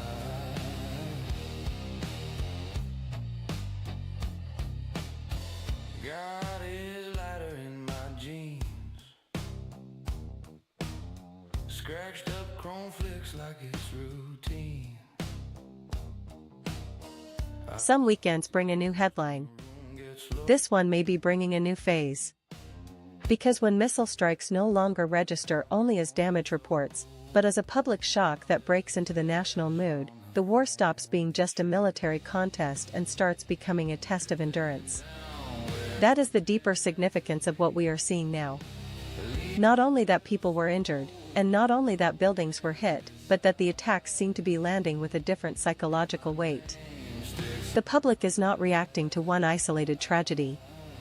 It is reacting to the feeling that danger is becoming repetitive, familiar, and harder to mentally box away. And that matters because modern wars are fought twice. First on the battlefield, and then inside the social fabric. Can people still trust that daily life will continue? Can families keep functioning around the sirens? Can leadership still project control when every new strike reopens the same fear? This is where the strategic picture gets bigger than missiles and interceptions. A government can respond militarily, but it also has to manage stamina. If the public begins to feel that disruption is no longer exceptional but structural, then every future attack carries more political force than the blast alone would suggest. There is a reason endurance matters so much. Once a society starts measuring time not by weekends or workdays, but by alert cycles, damaged neighborhoods and recovery efforts, the conflict sinks deeper into everyday consciousness. That is when morale becomes infrastructure of its own. So heading into the new week, watch for signs not only of escalation, but of emotional wear, the tone of officials, the language of reassurance, the pressure on communities, and the question of how normal life is being defended alongside territory. Because in the long run, wars are not decided only by what a country can absorb in one night, but by whether its people still believe they can live normally through the next one. If my name sticks around or just passes by, just passes by, just passes by.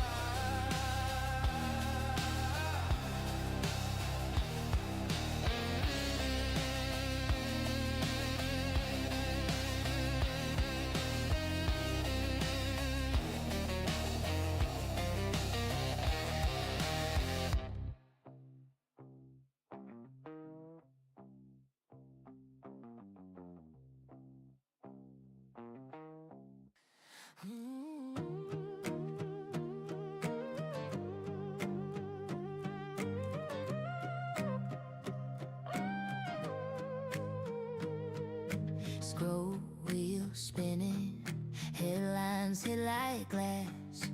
Red text yelling, market move fast. Maps glow crimson, borders, arrows, lines. One post whispers, done before it climbs.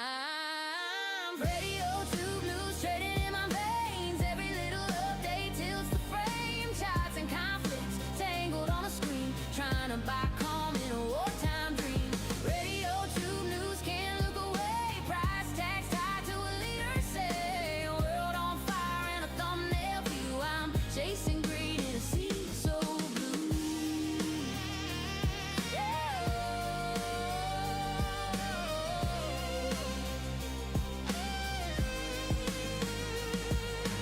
Thumbprint logging, sleep still in my eyes.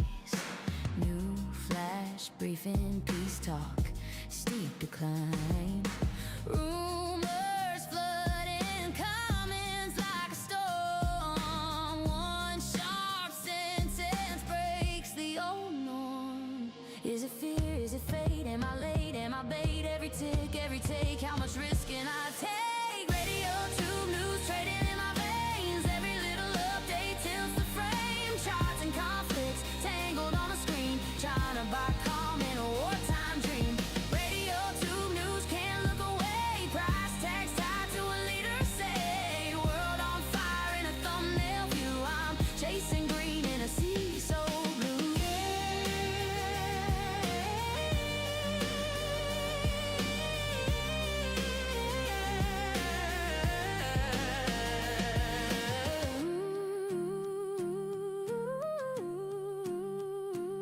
You can tell a crisis is changing shape when it stops living on maps and starts showing up in queues. That is why the report out of Slovenia matters tonight.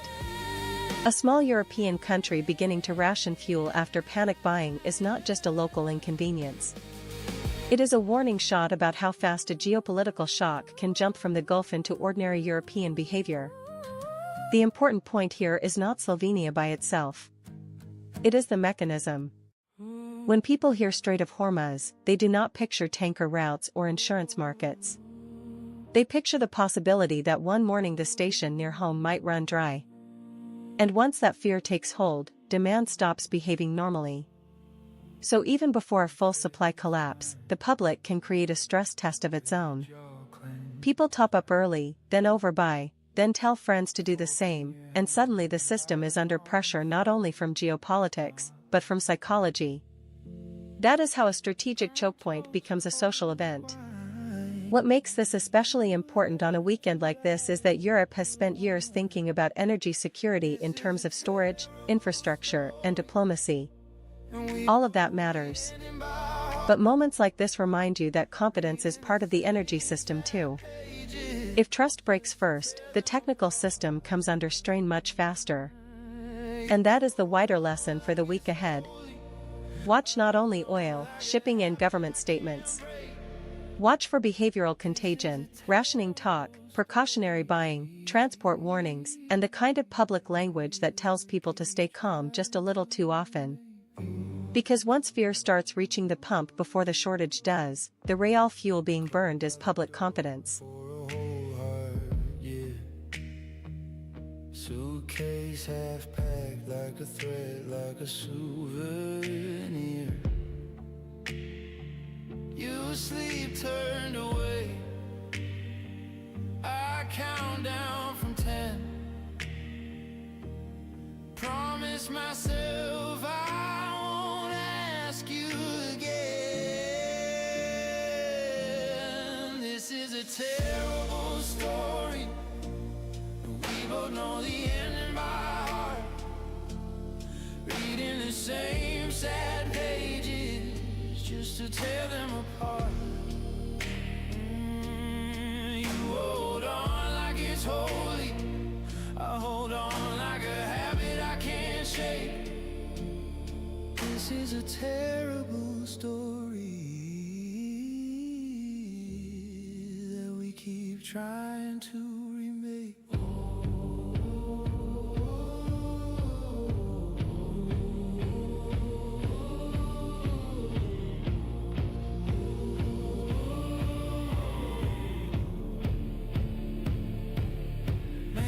Scared of the quiet that comes after the echo, after the drums. Oh, if love was a house, ours is ash, ours is smoke, but we stay in the ruins like it's some private joke. This is a terrible story, and we both know the ending by heart. Reading the same sad pages just to tear them apart. You hold on like it's holy. I hold on like a habit I can't fake. This is a terrible story, and tonight it finally blazed. You walk in, my thoughts trip over each other. Spill my drink on a stranger, not you. Laugh it off like clowns inside my chest. You say, hey, I take it as a vow. I'm in a one-sided love, in a two-step line. You're spinning somewhere else, I'm stuck in time. You're the punchline, I'm the setup every night. Oh, every night. Offbeat, heartbeat, skanking by your side. Offbeat, heartbeat, joking while I hide. You tell me stories of the ones you're chasing. I nod, grin,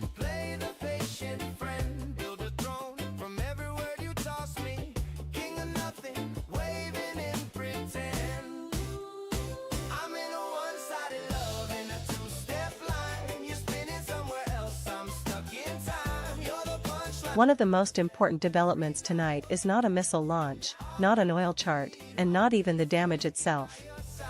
It is a fight over language. When governments that are supposed to be on roughly the same side start arguing over how to describe violence, responsibility, and proportion, that is usually a sign that the war is beginning to strain the coalition around it. And that matters more than it may sound at first. In wartime, words are not decoration. They shape legitimacy. They shape public patience. They shape how far allies are willing to go when the next request comes for support, weapons, cover, or diplomatic backing. Once the shared vocabulary begins to crack, the shared strategy often gets harder to hold together as well. That is why this is bigger than one sharp exchange between officials. It points to a deeper tension that tends to grow in longer conflicts. One side wants moral clarity and unambiguous solidarity. Partners abroad may still support that side, but they also begin speaking more carefully about spillover, civilians, escalation, and the limits of force. The distance between those two positions may begin as a matter of tone, but it rarely stays there. Then the pressure spreads. Media framing changes. Domestic politics in allied countries heats up. Every statement gets parsed for emphasis, omission, and intent. And suddenly diplomacy becomes a second battlefield, because the argument is no longer only over what happened, but over what this war is now allowed to mean. So going into the new week, do not watch only the next strike. Watch the wording from capitals that are supposed to remain aligned. Because when allies can still stand together but can no longer describe the war in the same language, unity has not collapsed yet, but it has started to fray. And in a long conflict, support rarely breaks all at once. First, it changes its tone. RadioTube News Radio. Early buzz, late night spin. Local voices, global spin. Traffic, weather, who did what? Hear it first, connect the dots. RadioTube News Radio. Every headline, every show, from your street to world events. Truth and talk that make you think. RadioTube News Radio. Stay in the know, stay in the flow. Anytime you're good to go. RadioTube News Radio.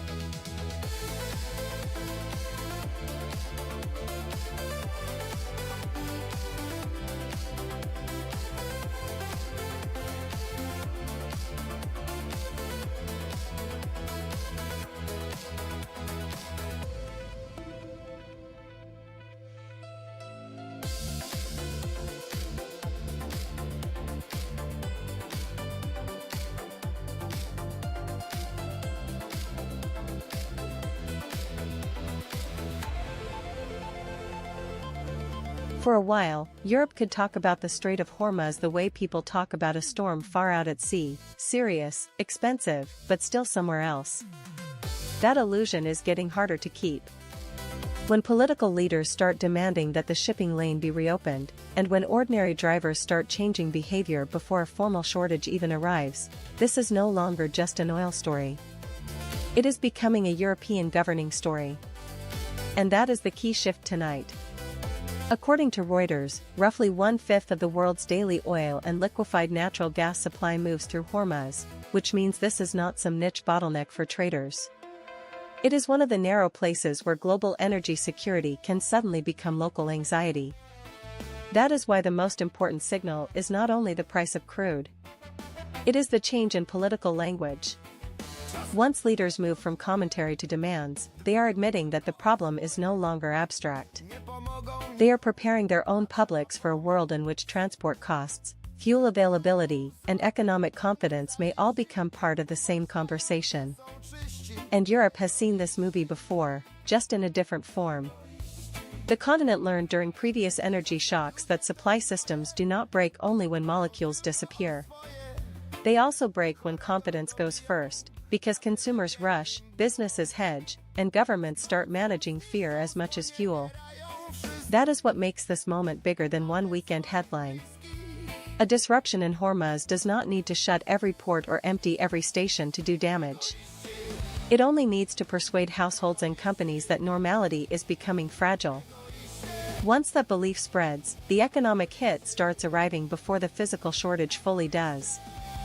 So in the days ahead, watch Europe less as a spectator and more as a participant. Watch emergency language, transport warnings, rationing talk, and the tone of official reassurance. Because the real turning point is not when a faraway strait closes on a map. It is when a distant choke point starts governing the mood of a continent. Zabijają wzrokiem pełnym zawiści. Uważają, że są czyści, egoiści. Egoiści. Egoiści. Egoiści. Egoiści. Egoiści. Egoiści. To są ludzie.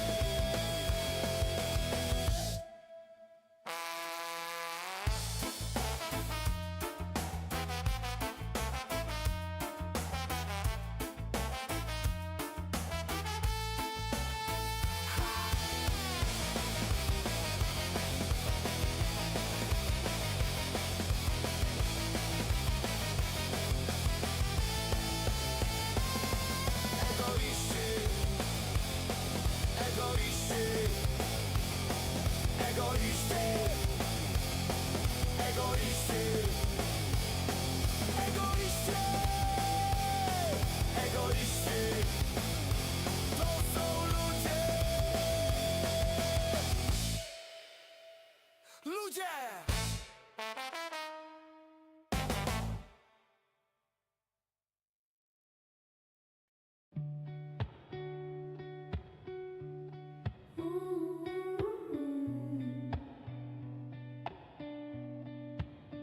You said, are you sitting?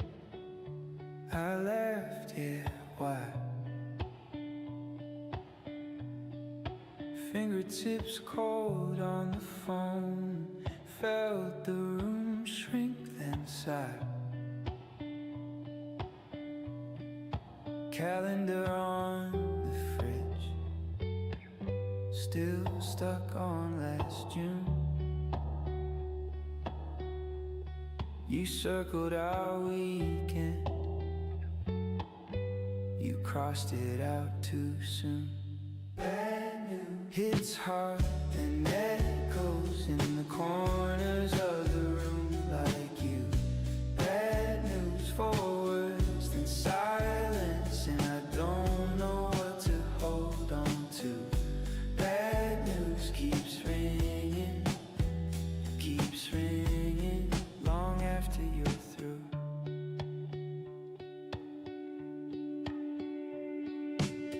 Mug on the counter, your lipstick chipped rim Some targets matter not only because of what they are, but because of what they represent.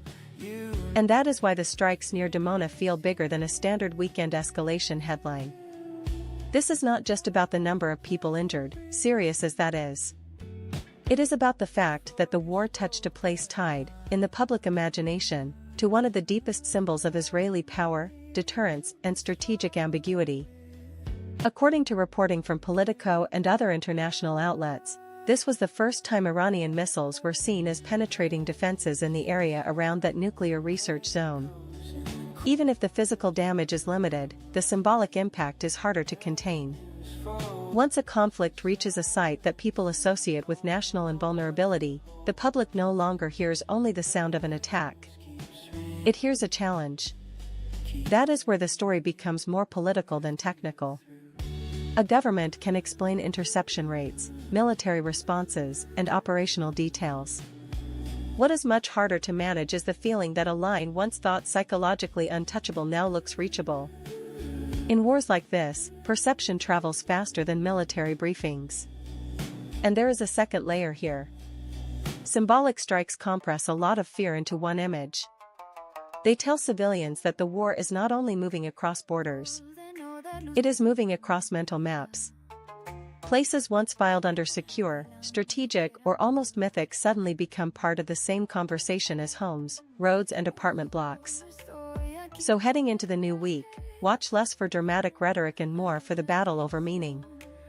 Because once a war starts hitting symbols, not just sites, the question is no longer only what got through. It is what kind of confidence did not survive the impact. And in the end, nations can repair concrete faster than they can rebuild the aura of untouchability.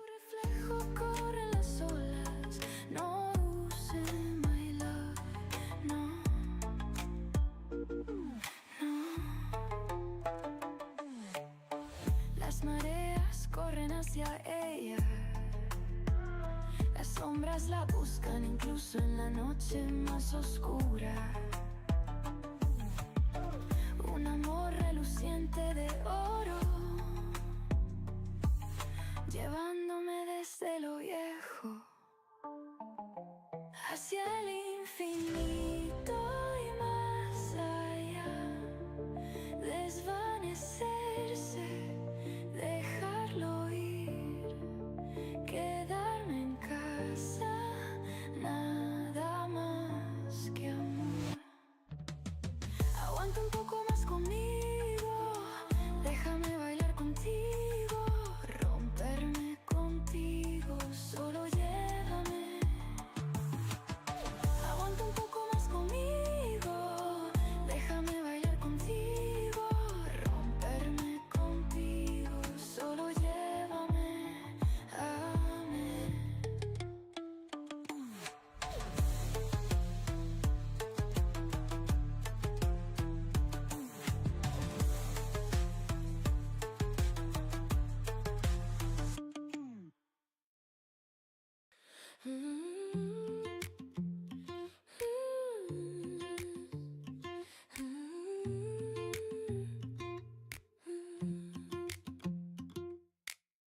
Breaking banner on the screen, ticker tape runs under me. Red and green like heartbeats flash, risking my coffee time moves fast. Rumors writing every chart, map lines cutting worlds apart. Every headline, higher stakes, one small word and the market shakes. RadioTube news trading, flip the feed, I'm fading. Every story sounds the same, still I'm betting on your name. Geo News, my location, in your notifications. If this whole world starts cascading, I'm on RadioTube news trading. Push alert at 3 a.m. says it might all drop again. Borderlines in oil and fear, you're the only constant here. Zooming out, then zooming in. Global storm on fragile skin. You just text, we'll be alright. I exhale and watch the price. Ready to trading. Flip the feed, I'm There is a dangerous moment in every conflict when the biggest pressure is not what happened, but what people demand happens next. That may be where this story is heading now. After missile strikes in Israel left more than 100 people injured, the immediate question is no longer only about damage or interception. It is about whether the political system can absorb public anger without converting it into a much wider war. And that is a harder problem than it sounds. In the first hours after an attack, restraint often looks weak, while retaliation looks like clarity. But wars in this region have a habit of punishing clarity when it turns into escalation without an exit. The real test for leadership is whether it can respond forcefully enough to preserve deterrence, while staying disciplined enough not to widen the battlefield faster than it can control it. That matters because the pressure is now coming from several directions at once. There is public fear at home, there is military pressure to reassert credibility, and there is diplomatic pressure from partners who may support self-defense but fear regional spillover. Those three clocks do not tick at the same speed, and when they drift apart, miscalculation becomes much more likely. This is why weekends like this are so important. They strip away the market noise and leave the core political question exposed. Is the goal to hit back, or is the goal to shape what happens after hitting back? Those are not the same thing, and confusing them is how limited confrontations become open-ended ones. So in the next 48 hours, watch the language as much as the weapons. Watch whether officials talk about punishment, deterrence, duration, or coalition building. Because once leaders start speaking in terms of inevitability, the room for control usually gets smaller. The hardest move after a major strike is not launching the response. It is stopping the response from becoming its own trap. From a stranger's friend, and Dad won't talk to me since that viral thread. We're on different maps, reading the same text. I'm drowning in these headlines in my hands. Can't tell the poison from the plant. Every share, every lie stacks up higher than the sky. I'm losing what I used to understand in a world that swears it's making sense. But I don't know what's real. I don't know what's real anymore. Who do I trust when every truth is trending? Who do I ask when every fact's for sale? Oh, if I close my eyes, will the noise stop ending? Or will the silence feel just as frail? I'm drowning in these headlines in my hands. Can't tell the poison from the plant. Every share, every lie stacks up higher than the sky. I'm losing what I used to understand in a world that swears it's making sense. But I don't know what's real. I don't know what's real anymore.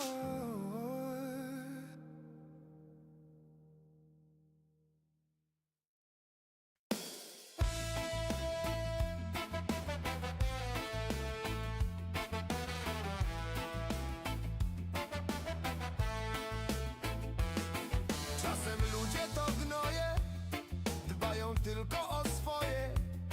Nie pomogą nikomu, a trzeba pomoc. Zabijają wzrokiem pełnym zawiści. Uważają, że są czyści.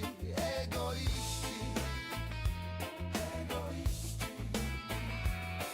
Czasem ludzie to gnoje, dbają tylko o swoje. Chorego dobiją, aby lepiej im było. Zgwałcą, zniszczą, sponiewierają wszystkich, nawet swoich bliskich. Egoiści, egoiści, egoiści, egoiści, egoiści, egoiści. To są ludzie. One of the easiest mistakes tonight is to look at the northern front as just another location on the map. It is not. If that pressure keeps building, it becomes the part of the war that multiplies every other risk at once. Reports of fresh destruction in northern Israel matter for a simple reason. A conflict is always more dangerous when it stops moving in one clear direction and starts pulling attention across several fronts. The military problem gets harder, of course, because defenses, surveillance and response assets have to be spread wider. But the political problem gets harder too, because leadership is no longer managing one story. It is managing a growing sense that the perimeter itself is unstable. And that changes public psychology. People can live with danger more easily when it feels geographically contained. Once the North starts producing its own rhythm of alerts, damage and disruption, the war feels less like a single crisis and more like a spreading condition. That is when endurance becomes harder, not only because of the physical threat, but because normal life begins to fragment region by region. There is also a strategic trap here. A northern front does not have to become the main battlefield to become the most useful pressure point. It only has to keep forcing difficult choices. Where do you reinforce? Which threat gets priority? How much escalation are you willing to risk to restore deterrence on more than one axis at the same time? That is why this is bigger than one damaged building or one ugly set of images. A widening northern pressure zone tells you the war may be entering a phase where complexity itself becomes a weapon. So as the new week approaches, watch not only the scale of the next strike, but the geography of the next strain. Because wars become hardest to control when the front line is no longer a line at all.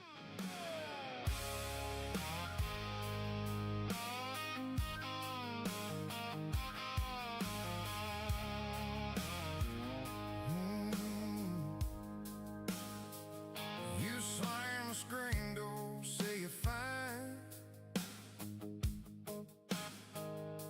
Ashtray full of yesterdays by your side. You call it just how men are raised.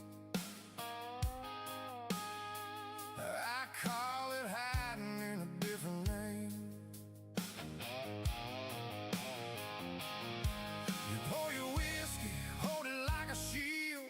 I fold the laundry by the bag of what I feel. You say I talk too much, I say you never talk. We just bleed in different ways and call it love. It's a long way down from this front porch, where your pride and my silence meet. You say that's just a man's job, like I ain't breaking on my feet. We keep passing blame like a bottle, round and round till the fire burns out. These old rules feel like handcuffs, porch light burning, but our hearts burn out.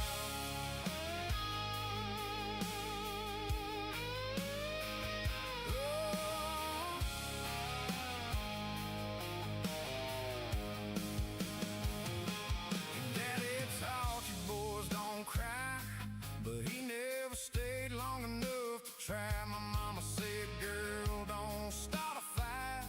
So I learned to swallow every word at night. You raise your voice when you feel small. I go quiet, lean against the wall. You call it keeping me in line. I call it losing myself one piece at a time. It's a long way down from this front porch, where your pride and my silence meet. You say that's just a man's job, like I ain't breaking on my feet. We keep passing blame like a bottle, round and round till the fire burns out.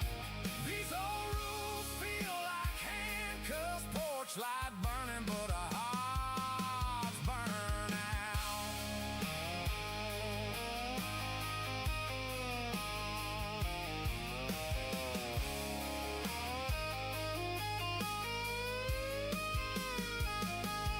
What if you cried and I got mad? You fell apart, I held the map. What if we lay these tight lines down? Stop playing parts to drag us underground. It's a long way down from this front porch, where your pride and my side. A war does not change only when the death toll jumps. Sometimes it changes when the number of wounded starts to pile up so fast that the whole country feels the strain in slower, more intimate ways. That is why this weekend's missile strikes matter beyond the immediate shock. As The Guardian and other international outlets reported, more than 100 people were injured in southern Israel after Iranian strikes. And that kind of number has a different political weight than people often assume. Fatalities create one kind of national trauma. But a large wave of wounded creates something broader and more persistent: overloaded hospitals, anxious families, long recoveries, and a public that keeps reliving the attack long after the sirens stop. That matters because the real pressure is no longer only military. It becomes social. A government now has to prove not just that it can strike back, but that it can care for civilians, restore confidence, and stop the sense that ordinary life is being slowly bent out of shape. There is also a brutal psychological effect here. A high number of injured people means the story reaches far beyond the impact site. It enters emergency rooms, workplaces, schools, and neighborhoods. The conflict becomes less about one dramatic image and more about a spreading feeling that vulnerability is no longer exceptional. And in long confrontations, that can be decisive. Societies usually do not break in one moment. They wear down through repetition, through recovery, through the burden of adapting again and again. That is why officials will be watching not only the next launch, but the public mood after this one. So the deeper question for the coming days is not simply how much damage was done on Saturday night. It is whether the growing number of wounded begins to change the rhythm of national life. Because once a war starts filling hospital corridors as much as headlines, it is no longer just striking territory. It is striking endurance.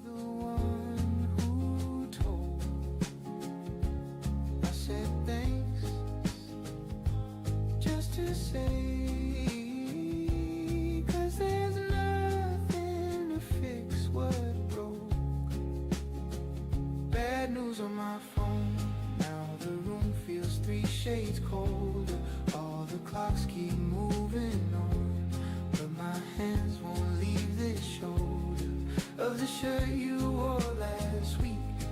Still hanging on my door. Bad news on my phone, and I don't know what to do with before.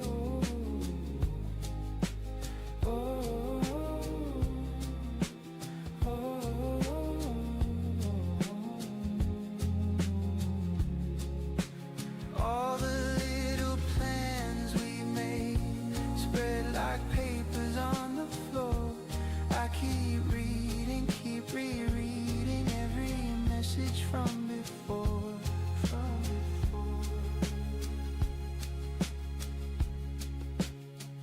Bad news on my phone. Now the room feels 3 shades colder. All the clocks keep moving on, but my hands won't leave this shoulder of the shirt you wore last week. Still hanging on my door. Bad news on my phone. I don't know who I am anymore.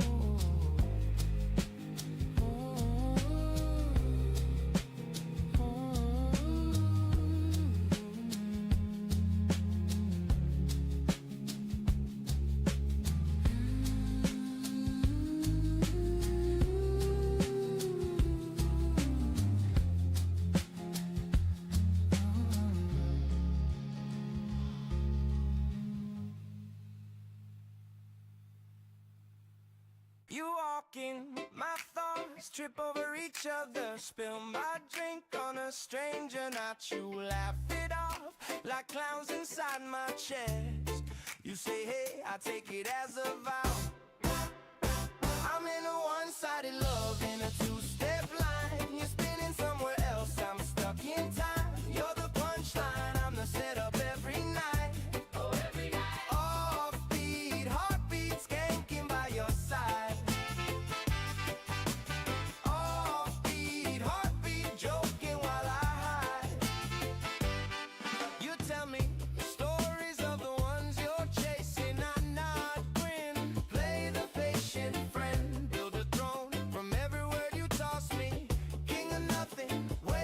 A real crisis changes character the moment politicians stop talking about it like weather and start talking about it like a responsibility. That is what makes the latest calls to reopen the Strait of Hormuz so important. This is no longer just a market story, and it is definitely no longer just a trader story. According to Reuters, roughly 1/5 of the world's daily oil and liquefied natural gas supply moves through that narrow passage between Iran and Oman.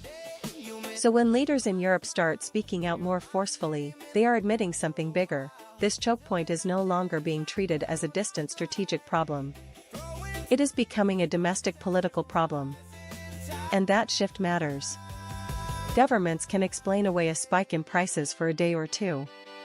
What they cannot easily manage is the public feeling that energy security, transport costs, and basic economic competence are suddenly being dictated by a strip of water thousands of kilometers away. Once that connection becomes emotionally real, the pressure moves from trading desks to cabinet rooms. There is also a deeper lesson here. Energy systems do not break only when supply disappears. They start wobbling when trust weakens first. Businesses hedge, households get nervous, logistics planners start building in more caution, and the whole economy begins to behave as if scarcity is already on the way. That is why the weekend signal matters. Watch the language from governments, not just the moves in crude. Watch whether officials start preparing people for disruption, rationing talk, or emergency coordination. Because once leaders have to politically own Hormuz, the crisis has already traveled much farther than the map suggests. A distant choke point becomes a national issue the moment voters can feel it in their own routines.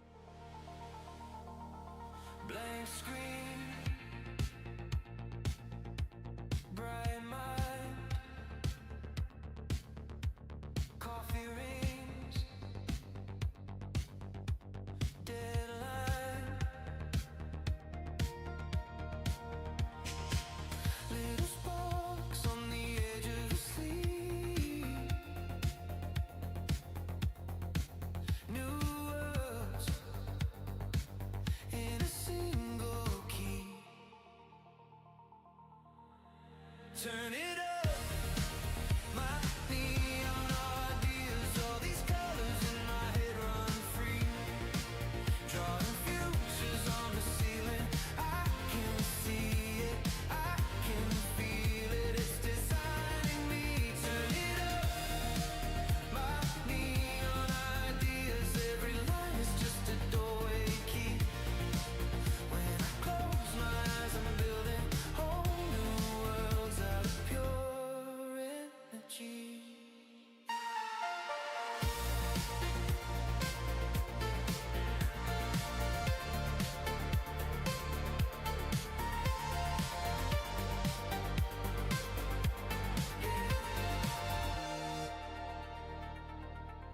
Glitch thought, clean line, wrong turn, still fine. Every error is a secret door. Try once, then I try once more. Turn it up, my neon ideas, all these colors in my head run free. Drawing futures on the ceiling, I can see it, I can feel it, it's designing me. Turn it up, my neon ideas, every line is just a doorway key. When I close my eyes, I'm building whole new worlds out of pure energy.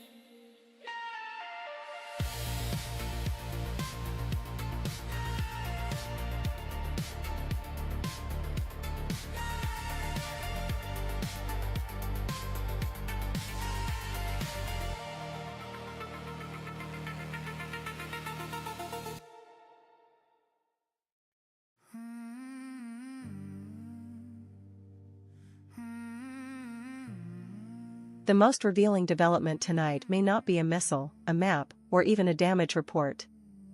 It may be an argument over words. Because when officials on the same broad side of a conflict begin fighting over how to describe violence, blame, and proportion, that usually means the military war is starting to spill into the diplomatic one. And that matters more than it sounds. Language in a conflict is not decoration. It sets the moral frame, it shapes public patience, and it tells allies how much room they still have to stand together without paying a growing political price at home. What we are seeing now is the early sign of a familiar pattern. One government wants clarity, loyalty, and a hard line against its attackers. Partners abroad may still support that government, but they begin using more careful, more qualified language, because they are also thinking about civilian fallout, escalation risk, and the long tail of this war. That gap can start small. A phrase here, a protest there, one sharp exchange between diplomats. But in long conflicts, that is often how strategic drift begins. First the wording changes. Then the tone changes. Then the conditions for support become harder, narrower, and more openly debated.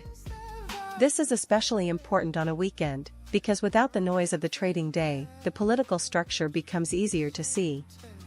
The question is no longer only who can strike, intercept, or retaliate. It is who can keep a coalition emotionally and politically intact while the war gets harder to explain. And once Allied language starts fraying, every future decision gets heavier. Military aid becomes more contested, public opinion becomes more volatile, and every new incident gets filtered through a more skeptical lens. So in the coming days, do not watch only the battlefield. Watch the adjectives, the omissions, and the diplomatic discomfort. Because wars do not widen only when more weapons enter the picture. Sometimes they widen when the words holding the alliance together start to fail. Or will the silence feel just as frail? I'm drowning in these headlines in my head. Can't tell the poison from the plant. Every share, every lie stacks up higher than the sky. I'm losing what I used to understand in a world that swears it's making sense. But I don't know what's real. I don't know what's real anymore.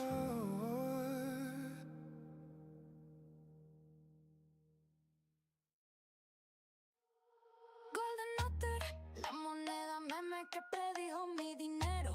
Solo Golden Otter de la nada vino un Otter. Sube, sube y te pone por encima.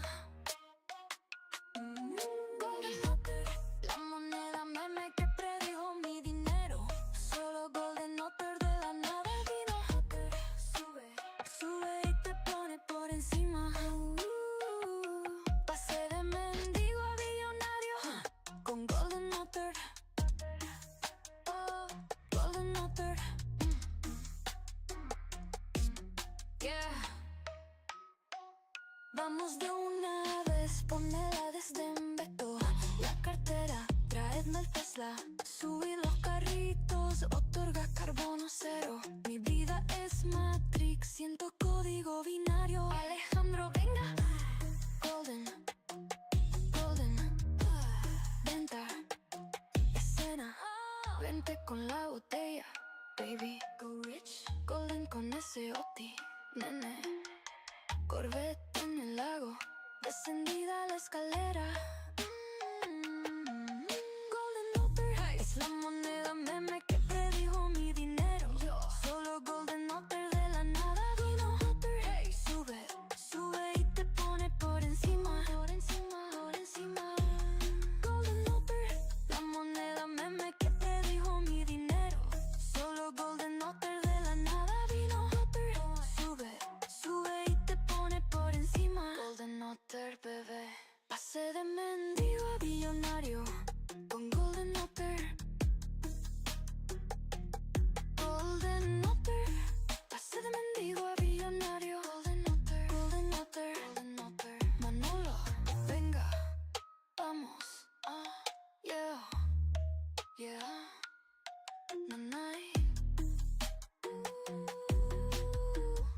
There is a big difference between a war that produces shocking headlines and a war that starts to redraw the mental map of power.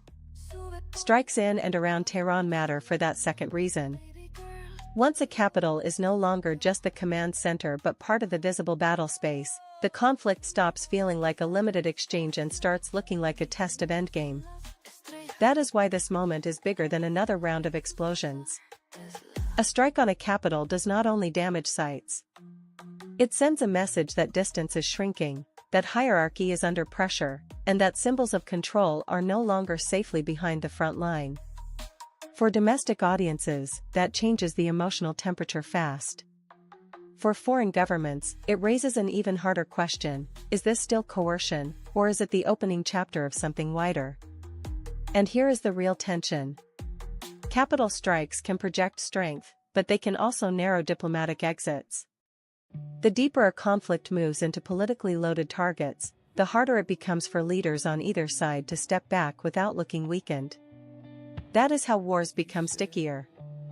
Not only because armies keep fighting, but because public expectations rise faster than realistic off-ramps can be built. There is also a psychological layer that markets often grasp before politicians admit it. When Tehran itself becomes part of the active story, investors, diplomats, and neighboring states all start recalculating the same thing at once: not just how intense this conflict is, but how governable it still is. That is a much more dangerous question than whether one side scored a tactical hit. So heading into the new week, watch less for raw drama and more for signals of purpose. Are these strikes meant to deter, to degrade, or to force a political breaking point? Because once a war starts speaking directly to a capital, it is no longer arguing about pain. It is arguing about power. And wars become hardest to contain the moment both sides start treating survival of prestige as seriously as survival of territory.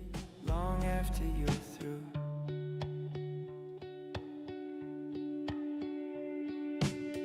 Mug on the counter, your lipstick chipped rim,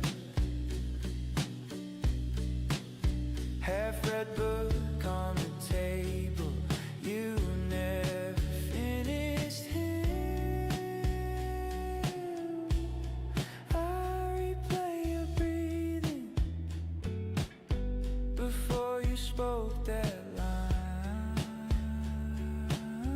like maybe you could swallow it and give me back my life. Bad news hits hard, then echoes in the corners of the room like you. Bad news for worse than silence, and I don't know what to hold on to. Bad news keeps ringing long after you're through.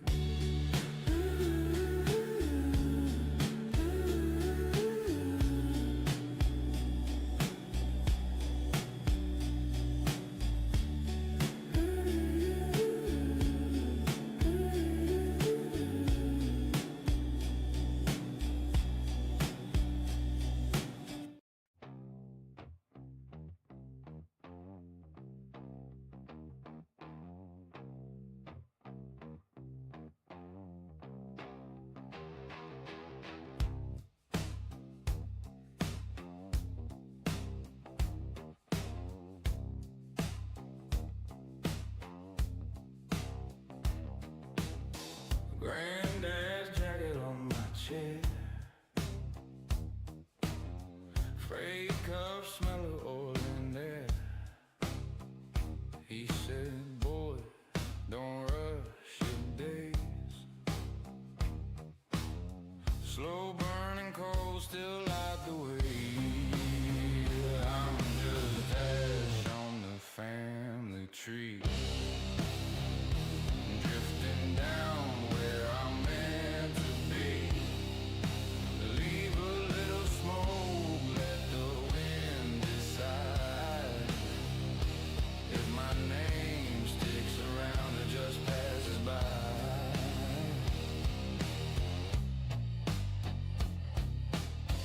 God is lighter in my jeans.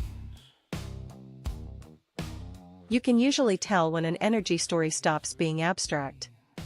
It is the moment people stop discussing shipping lanes and start lining up at gas stations.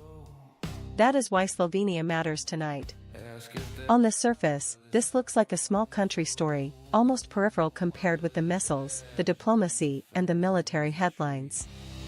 But in reality, it may be one of the clearest signals of what happens when a geopolitical shock jumps out of maps and enters daily life.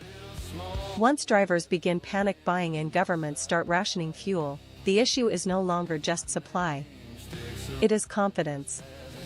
And confidence is where these crises become dangerous fast. Energy systems do not need to fully run dry to create damage.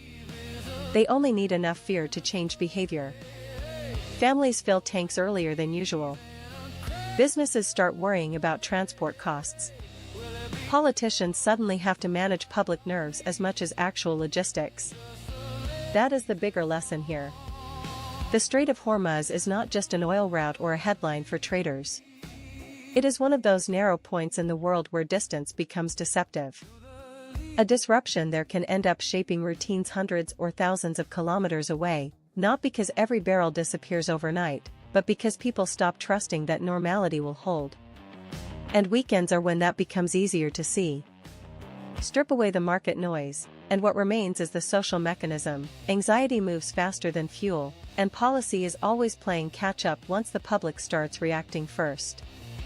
So watch Slovenia not as an outlier, but as a warning flare. In real energy crises, the shortage that changes politics often begins as a shortage of confidence. Just ash on the family tree. Drifting down where I'm meant to be. Leave a little smoke, let the wind decide.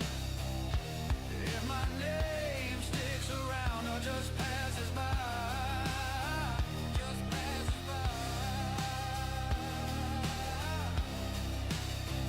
Just passes by.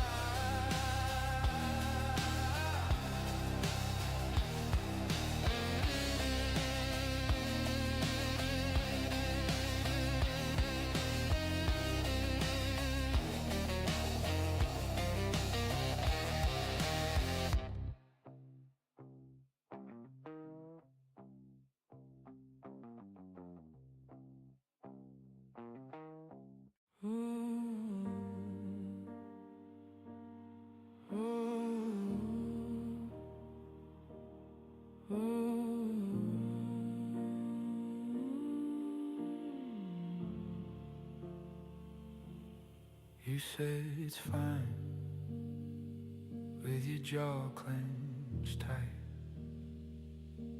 fork in your hand, eyes on the floor, not mine. Burnt toast, cold wine. You laughed too loud at the wrong line. This is a terrible story, and we both know the ending by heart.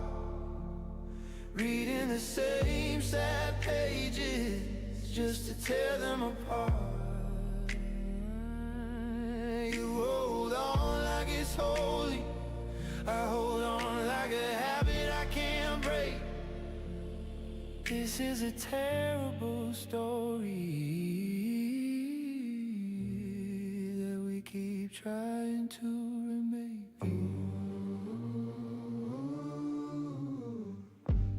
Your coat by the door for a whole heart, yeah. Suitcase half packed like a thread, like a souvenir.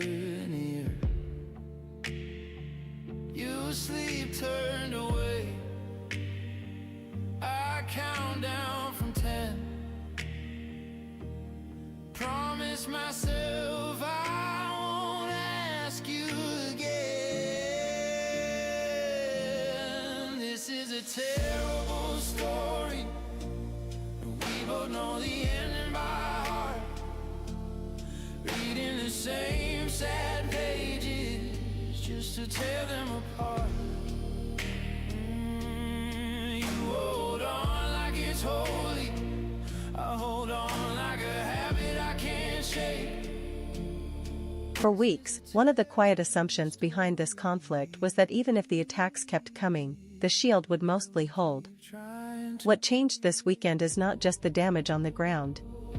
It is the fact that, according to Reuters reporting and official updates from Israel, Iranian missile strikes injured more than 100 people and raised new questions about how secure the public really feels under that defense umbrella. That matters because missile defense is never judged only by mathematics. You can intercept a very high share of incoming fire, and still lose something crucial if the public sees enough explosions, enough broken buildings, and enough evidence that a few missiles can still punch through. In other words, the strategic problem is not only whether the system works. It is whether people still believe it works well enough. And that is a very different kind of pressure. Military planners think in percentages, layers, and response times. Civilians think in images, sirens, and the simple question of whether home still feels protected.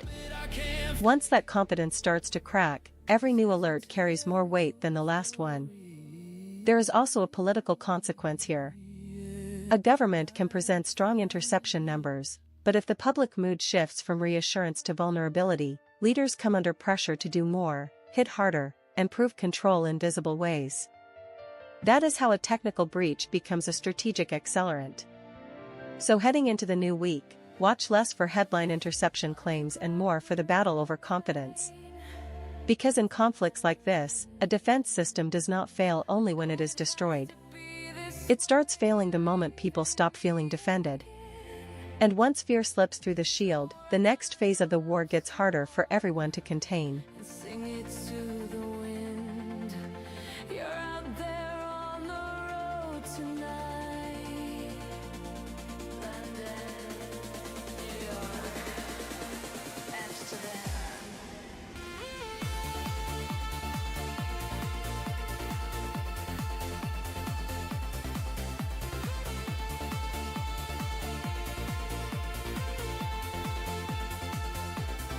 And I'm lonely here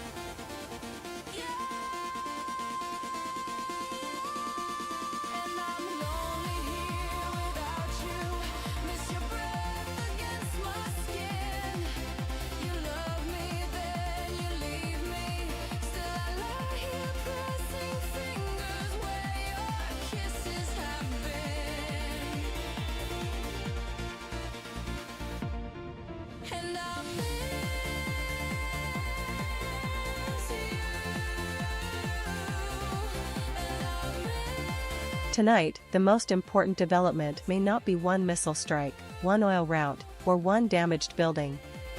It may be the fact that fear itself is starting to organize the entire conversation. You can see it in the tone of markets, of course, but that is only the surface. The deeper issue is that extreme fear changes behavior before the worst-case scenario even happens. Governments become more reactive. Businesses get more defensive. Households start preparing for disruption earlier than they normally would. And once that shift begins, the shock is no longer confined to the original event. That is why this moment matters so much. Over the last several days, the headlines have looked different on paper: missile strikes in Israel, pressure around Hormuz, arguments among allies, fuel anxiety in Europe. But psychologically, they are all feeding the same machine.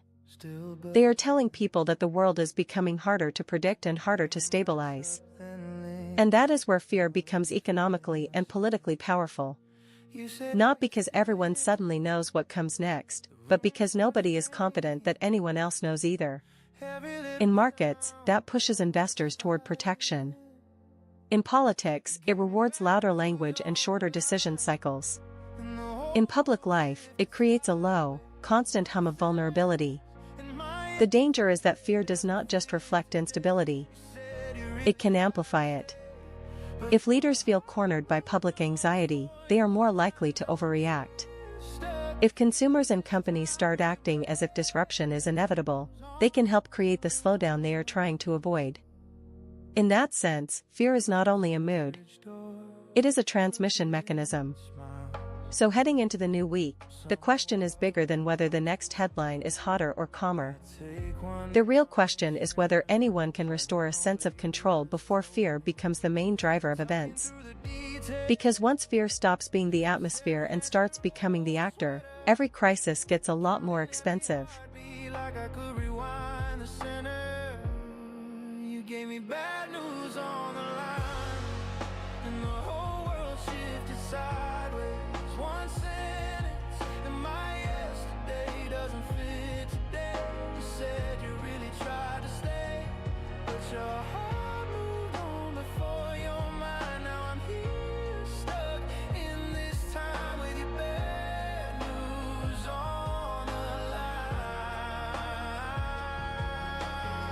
I wish you texted something simple, like running late or call you later. Anything but this forever, breaking through my speaker. You gave me bad news on the line, and the whole world shifted sideways. One sentence, and my yesterday doesn't fit today. You said you really tried to stay, but your heart moved on before your mind. Now I'm here replaying every sign, chasing echoes in my mind from your bad news on the line.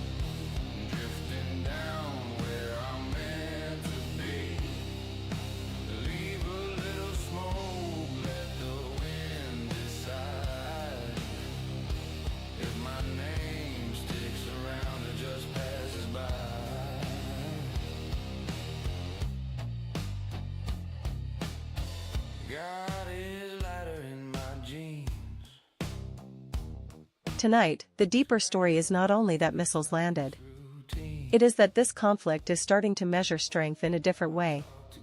Not only by what armies can destroy, but by how much disruption civilians can absorb and still keep a country functioning. According to Reuters, more than 100 people were injured in the latest Iranian missile strikes on Israel. And that matters because a high number of wounded does something strategically important. It stretches the impact of war far beyond the strike site itself. The damage moves into hospitals, schools, workplaces, transport, family routines, and public nerves.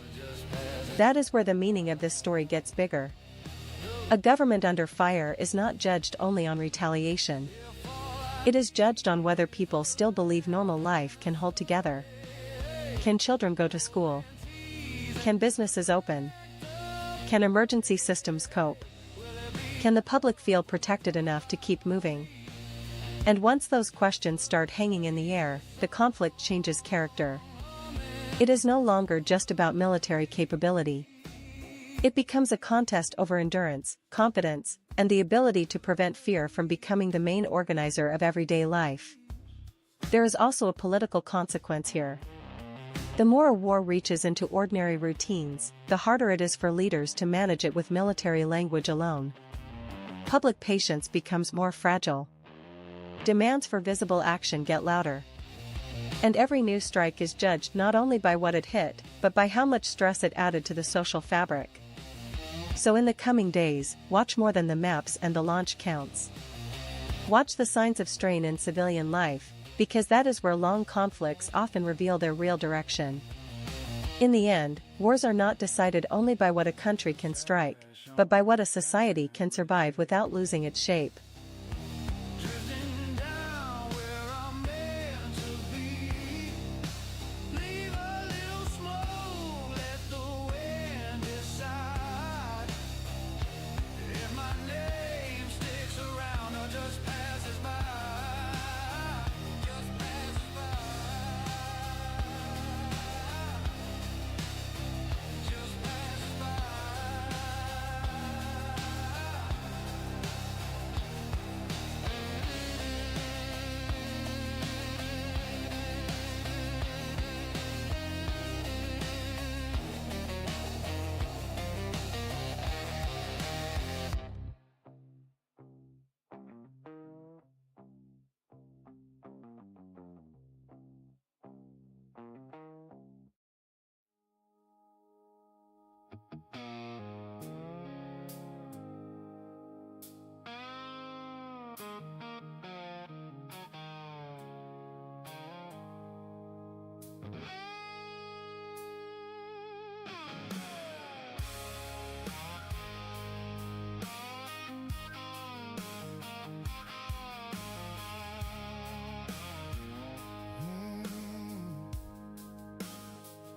You slam the screen door, say you're fine.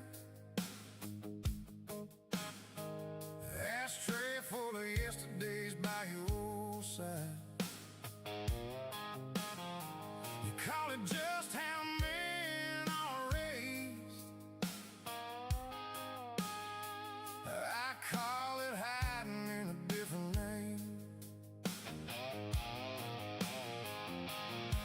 You pour your whiskey, hold it like a shield.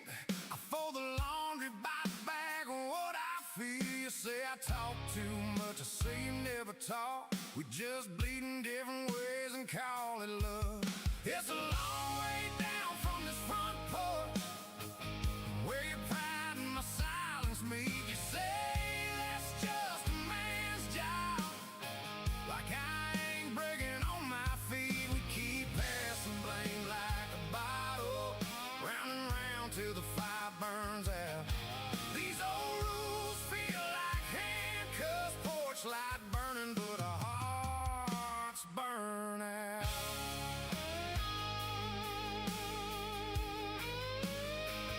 Oh.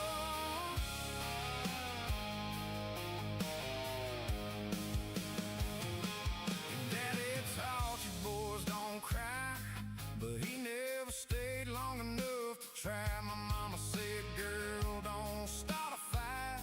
So I learned to swallow every word, and The real danger around the Strait of Hormuz is not only what happens if oil stops moving.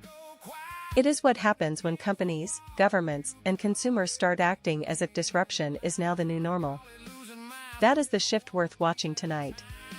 For days, this story has been treated mainly as an energy headline, a crude price headline, a tanker headline. But that is too narrow. Once a choke point this important feels politically unstable, the first thing that spreads is not always shortage. It is caution. And caution has a cost. Importers start building bigger buffers. Shippers rethink routes and insurance. Businesses that rely on transport or petrochemicals become more defensive. Households hear the same headlines and begin to expect higher costs before those costs fully arrive. That is how a distant passageway starts reaching into ordinary economic life. What makes this especially important for Europe is the illusion of distance. On a map, Hormuz looks far away. In practice, it can quickly shape freight pricing, industrial margins, airline costs, and consumer confidence across the continent. The shock does not need to arrive everywhere at once to start doing damage. That is also why the political language matters. When leaders begin publicly demanding that the waterway be reopened, they are admitting that this is no longer just a market fluctuation to be monitored from the sidelines. It is becoming a governance problem, because voters do not care where the bottleneck is if the pressure shows up at home. So heading into the new week, watch for second-round signals, not just the oil chart. Watch transport, insurance, rationing talk, emergency coordination, and the tone of governments trying to calm the public before panic gets there first. Because in a real energy crisis, the economy often starts slowing before the pumps run dry, and that is when a geopolitical shock becomes everybody's problem.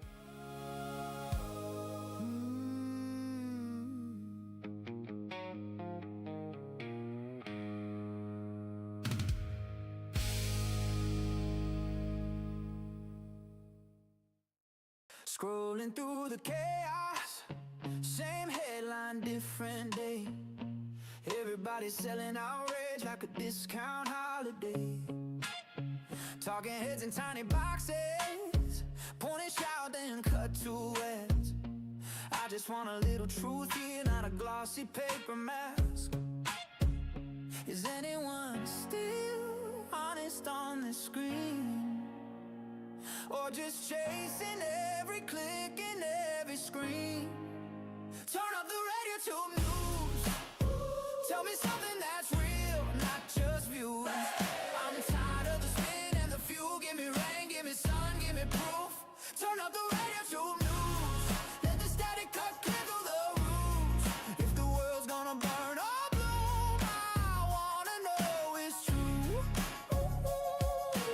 Grandma says a rumor, swears she heard it late last night from a stranger in a pocket who's afraid of being right.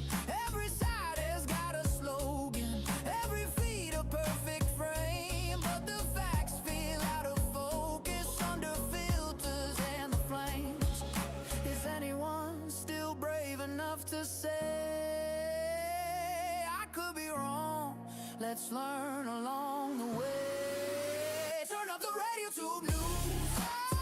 Tell me something that's real, not just views. I'm tired of the spin and the fuel. Give me rain, give me sun, give me proof. Turn up the RadioTube news. Let the static cut clear through the roof. If the world's gonna burn or bloom, I wanna know it's true.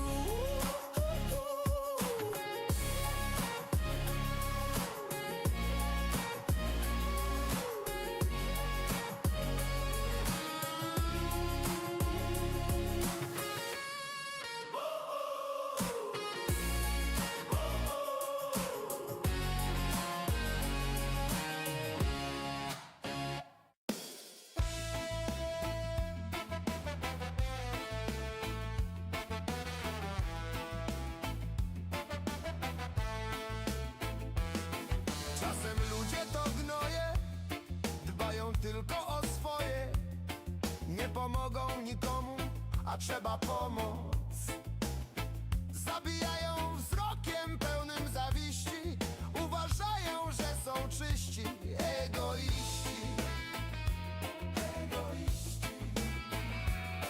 Sometimes the most important crack in a conflict is not on the battlefield. It is in the sentence structure. When allies begin arguing in public over how to describe the same violence, that is usually a sign that the military story is starting to spill into the diplomatic one. That is why the latest clash over wording matters more than it may sound at first. Israeli officials pushed back sharply after a German diplomatic message appeared to place Iranian and Hezbollah attacks alongside settler violence in the same frame.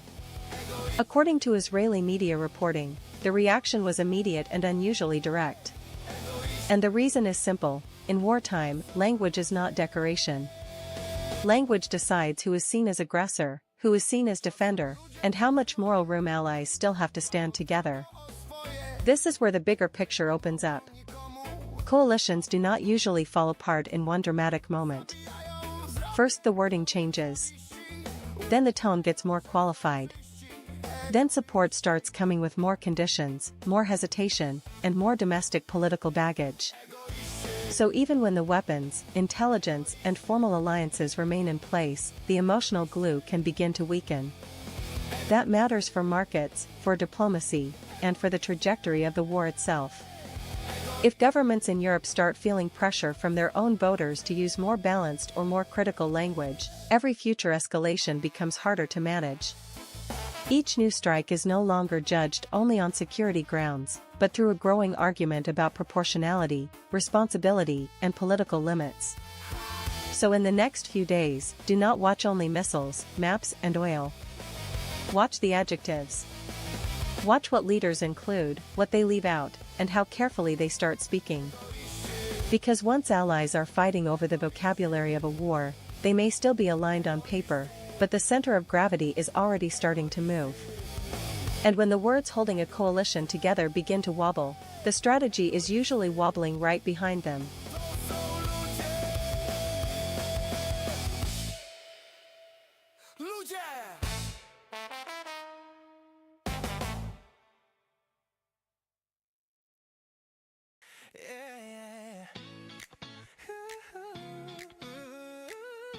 Yeah, oh yeah.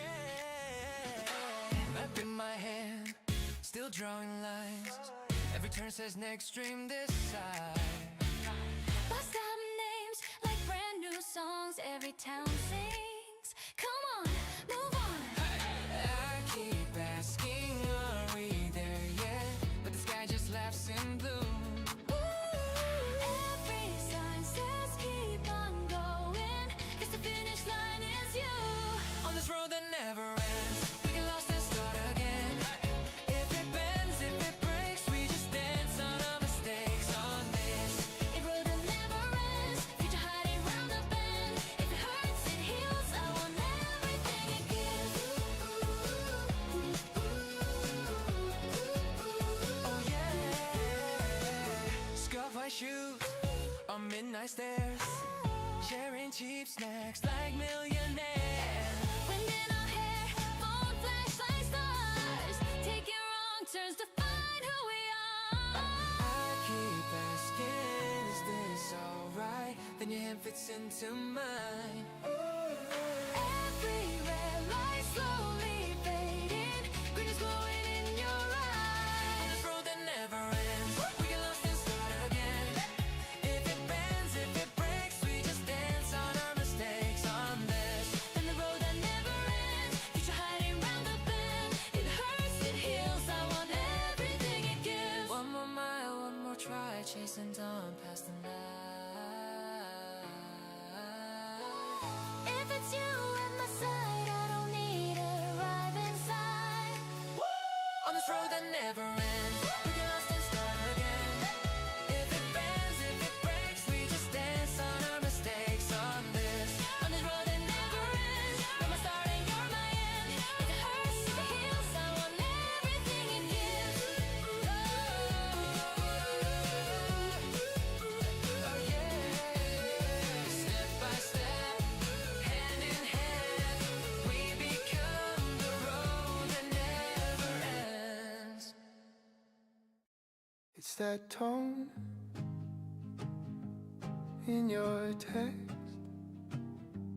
just my name There is a moment when a geopolitical crisis stops being a map story and starts becoming a kitchen table story.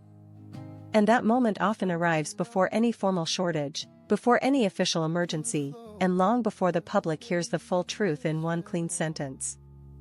We may be getting close to that point now with the Strait of Hormuz. What stands out tonight is not just the waterway itself, but the fact that European leaders are speaking more openly about it. When politicians in Europe start publicly calling for the reopening of Hormuz, they are telling you something important. This is no longer a distant security issue for diplomats and traders. It is becoming a domestic political risk. That shift matters because voters do not experience geopolitics as geopolitics. They experience it as fuel prices, delivery costs, business anxiety, and the creeping sense that another external shock is about to land on ordinary life. Once leaders sense that connection, their language changes fast. They stop talking like observers and start talking like people who may soon have to explain rising pressure at home. And that is the bigger story. Hormuz is not only an energy choke point. It is a political accelerator. The moment Europe starts treating freedom of passage there as an urgent public matter, the conflict in the Middle East begins to reshape debates inside Europe about security, inflation, resilience, and how exposed modern economies really are. It also creates a second layer of pressure. Governments are now forced to do two things at once: help calm the public while also admitting the risk is real.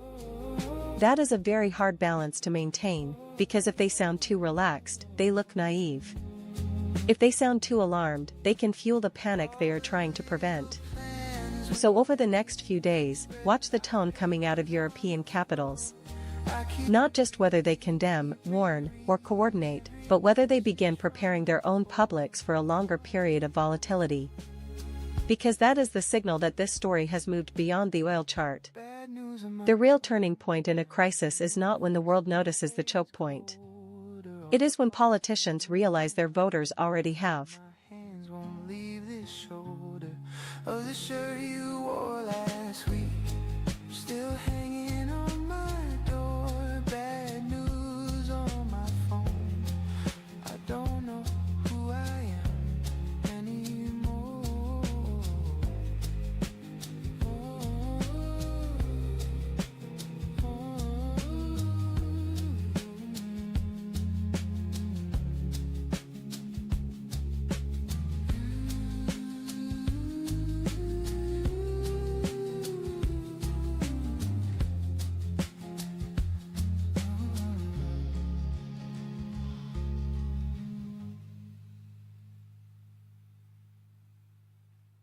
En el espejo, ya ni me miro, me rezo. Tú eres el rey de este juego.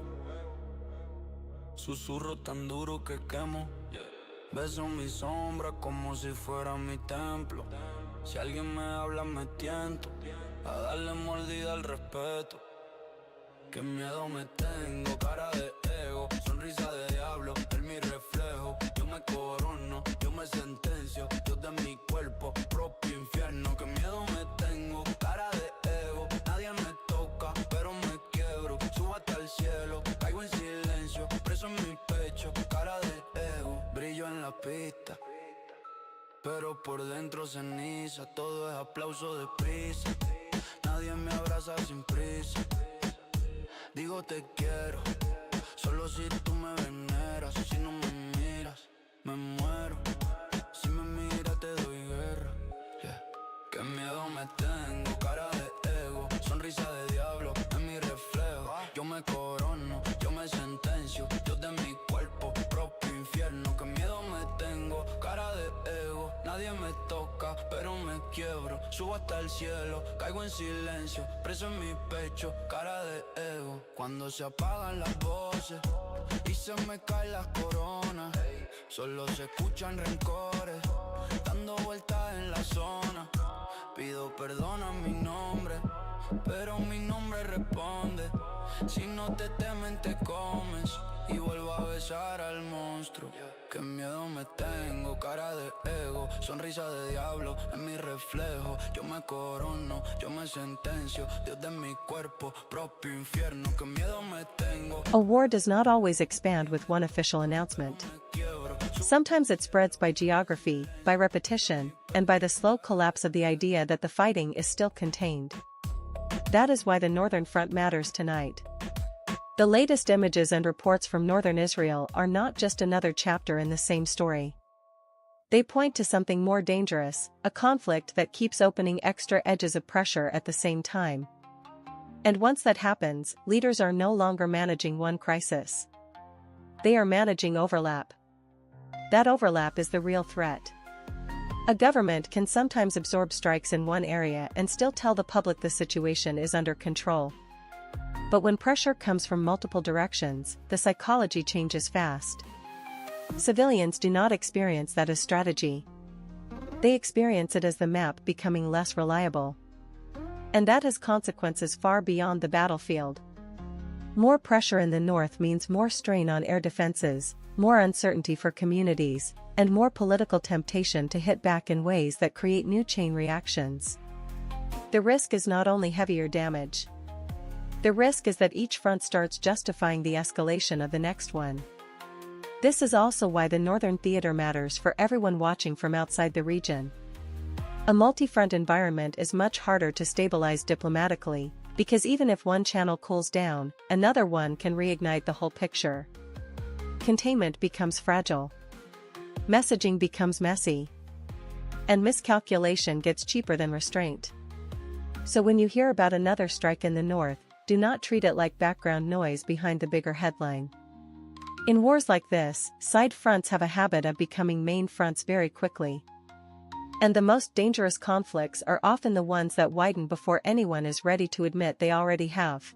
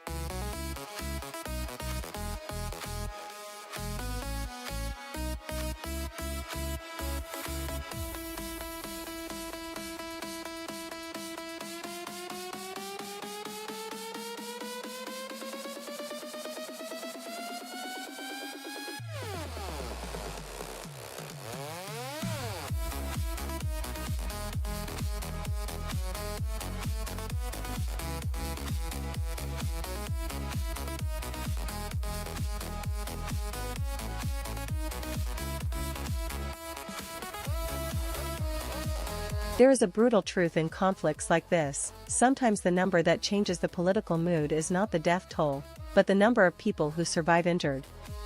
That is the part of the story worth sitting with tonight. According to Reuters and official Israeli updates, more than 100 people were injured in the latest Iranian missile strikes. And that matters because wounded civilians create a different kind of pressure than fatalities alone.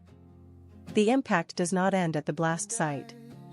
It keeps moving through emergency rooms, rehabilitation, family life, schools, workplaces, and the daily rhythm of a society trying to act normal.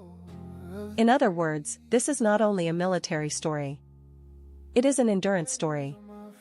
A country can absorb one shocking headline. What becomes harder to absorb is a steady accumulation of people who need treatment, support, and reassurance, while the next siren could come at any moment. That is also why the wounded count can become politically explosive.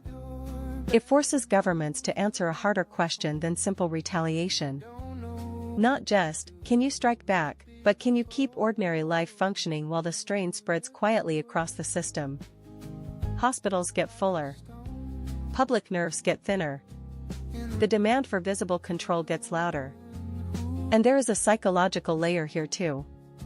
Fatalities create grief. Large numbers of injured create something wider, a social atmosphere of fragility. More families feel touched directly. More citizens start imagining themselves in the same position. That can shift public opinion faster than leaders expect. So in the coming days, watch more than the military maps. Watch the medical system, the language of resilience, and the public's tolerance for a long conflict with no clean edge. Because wars do not deepen only when more people die. They deepen when more people live unhurt, and society has to carry that weight in public.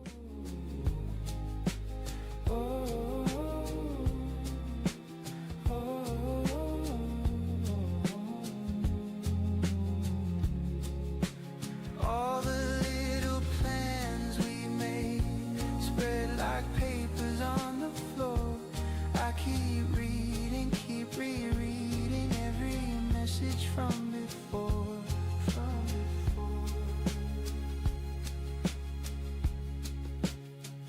Bad news on my phone.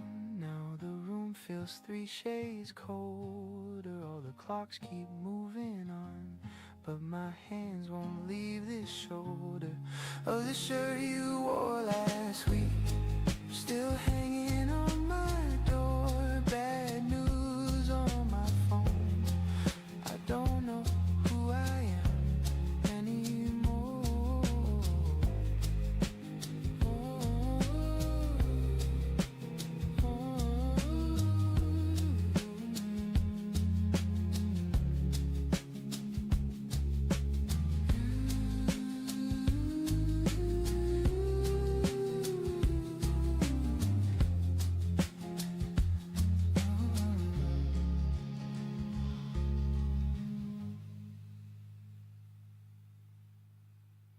You walk in, my thoughts trip over each other. Spill my drink on a stranger, not you. Laugh it off like clowns inside my chest. You say, hey, I take it as a vow. I'm in a one-sided love, in a two-step line. You're spinning somewhere else, I'm stuck in time. You're the punchline, I'm the setup every night. Oh, every night. Offbeat, heartbeat, skanking by your side. Offbeat, heartbeat, joking while I hide. You tell me stories of the ones you're chasing. I nod, grin,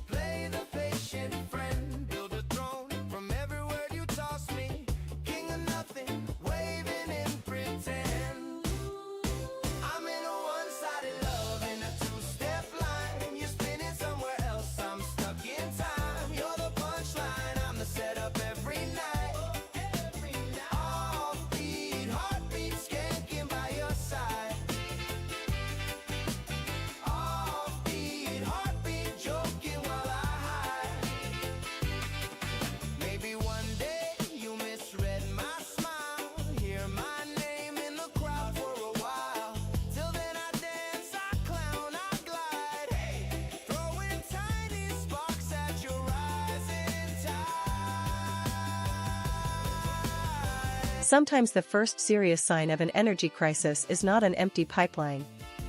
It is a line of anxious people trying to fill their tanks before everyone else does. And that is why Slovenia matters tonight. On paper, this is a small country story. In reality, it is a warning about how quickly a faraway choke point can turn into domestic behavior inside Europe. Once reports start showing fuel rationing and panic buying linked to the Strait of Hormuz shock, the story is no longer just about tankers and oil traders. It becomes a story about trust. Because that is what panic buying really measures. Not only supply, but confidence. If people believe the system will hold, they buy what they need. If they think the system may fail, they buy for fear, and fear itself starts draining the system faster. That is the dangerous loop. A rumor of shortage creates defensive behavior. Defensive behavior creates visible scarcity.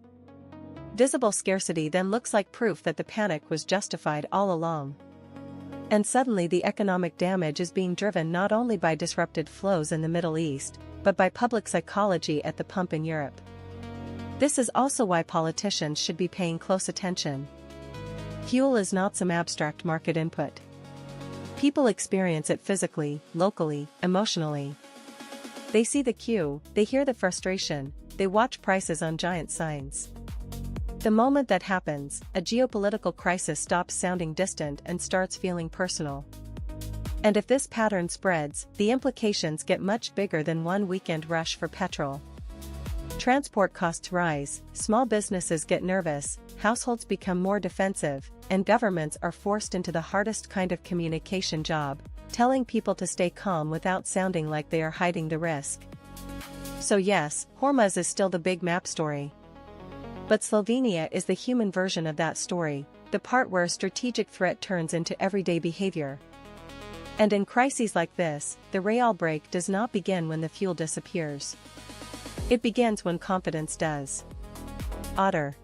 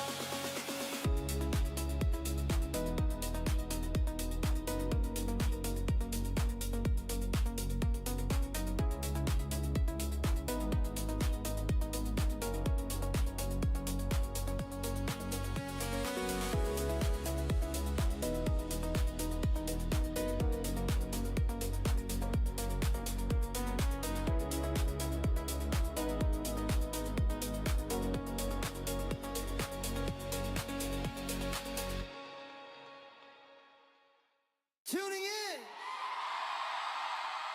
Turn it up. One place for all that stuff. Hey! RadioTube News Radio. Every headline, every show, from your street to world events. Truth and talk that make you think. RadioTube News Radio. Stay in the know, stay in the flow. Anytime you're good to go. RadioTube News Radio. Early buzz, late night spin. Local voices, global spin. Traffic, weather, who did what? Hear it first, connect the dots. RadioTube News Radio. Every headline, every show, from your street to world events. Truth and talk that make you think.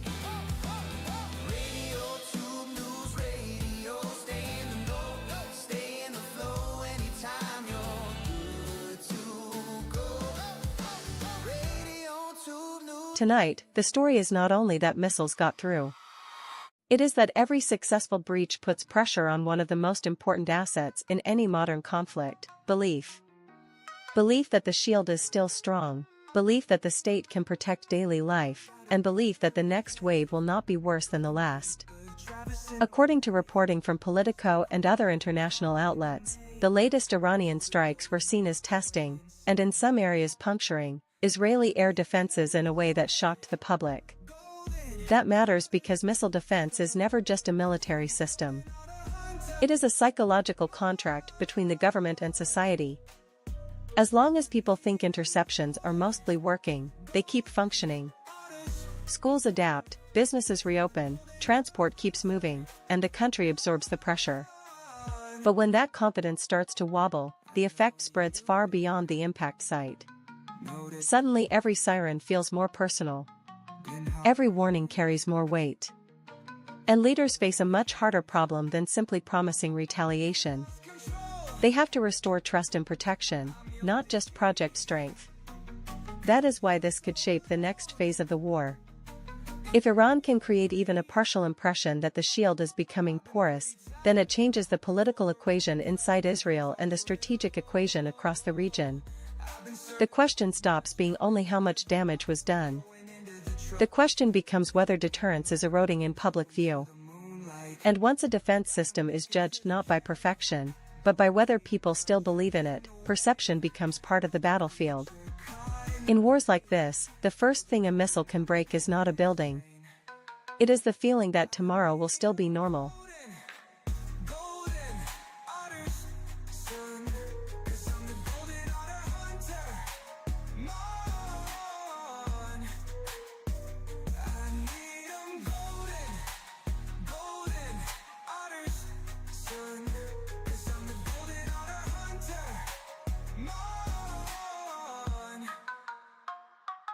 Send me on a mission for the golden otters.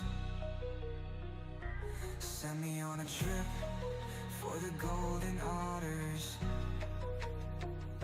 Send me on a quest for the golden otters.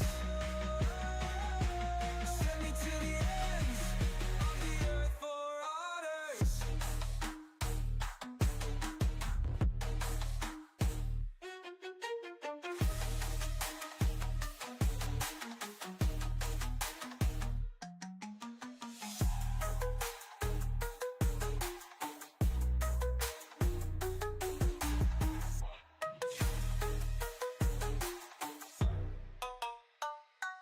Send me on a mission for the golden otters. Send me on a trip for the golden otters. Send me on a quest for the golden otters. Send me to the ends of the earth for otters.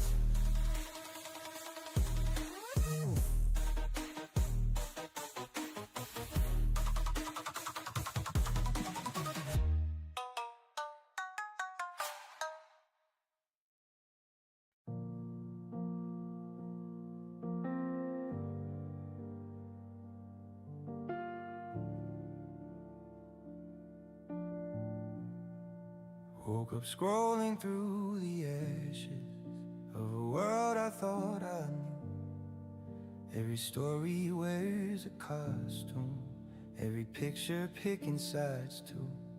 You tell me what I should be angry at, like you're handing out a match. But it's cardboard over chaos, and the cracks are showing fast. I'm tired of headlines in my head, but it's like smoke that stained the air. You turn my neighbor to a stranger, then you say you really care. I don't know what's real, what's used. All my faith bruised and bruised. It's a sad, sad song built on fake news. You frame the fire just for clicks. Call it truth and watch it spread. The most dangerous thing about a weekend like this is not only the damage you can count by Sunday night. Voice is dead. It is the possibility that everyone starts getting used to it. And once a conflict becomes something the world adjusts to, rather than something it urgently tries to stop, the next phase gets a lot more dangerous. That is the deeper issue after the latest Iranian missile strikes on Israel and the surge in regional anxiety. In the first shock, people focus on the blasts, the injuries, the broken buildings, the fear. But after repeated rounds, a different process begins. Governments build new routines. Markets price in a permanent risk premium. Citizens reorganize daily life around alerts, delays, and uncertainty. At first glance, that can look like resilience. And some of it is resilience. But there is a darker side to it. Normalization lowers the political cost of continuation. If leaders believe the public can absorb one more exchange, one more retaliation, one more tense week, then the threshold for pulling back can quietly rise. That is why this moment matters beyond the immediate headlines. A war becomes harder to contain when it no longer feels like a rupture. Once it starts feeling like a background condition, diplomacy loses urgency, outrage becomes selective, and escalation can happen in smaller, more frequent steps. You can already see the outline of that risk. Energy markets stay alert. Investors stay defensive. Security language hardens. And ordinary people begin making the tiny adjustments that signal something larger: travel postponed, plans reconsidered, nerves stretched, attention divided. So the real question for the new week is not only what the next strike will hit. It is whether the region, and the wider world, are drifting into a mindset where instability is no longer treated as a crisis, but as the new operating environment. Because once people stop asking how to end the fire and start asking how to live with it, the fire usually burns longer. Traversing a wave, just a creature caught in the maze. For the golden heart is going insane. I need 'em golden, golden otters, son. 'Cause I'm the golden otter hunter, mon. I need 'em golden, golden otters, son. 'Cause I'm the golden otter hunter, mon. I know you've been noticing me, been hopping in and out of your dreams. You lost control, I'm your disease. 'Cause you're so alone, and I'm your greed. I've been pretty tied up, hoping for the right cut. My hands on the riddle. I've been serving up much, coming out of the box, now they're throwing into the trucks. When the moonlight beams go into the moonlight, gotta make it to the cave, going deeper, traversing the wave. Just a creature caught in the maze, for the golden heart is going insane. I need 'em golden, golden otters, son. 'Cause I'm the golden otter hunter, mon. I need 'em golden, golden otters, son. 'Cause I'm the golden otter hunter, mon. Send me on a mission for the golden otters. Send me on a trip for the golden otters. Send me on a quest for the golden otters. Send me to the ends of the earth for otters.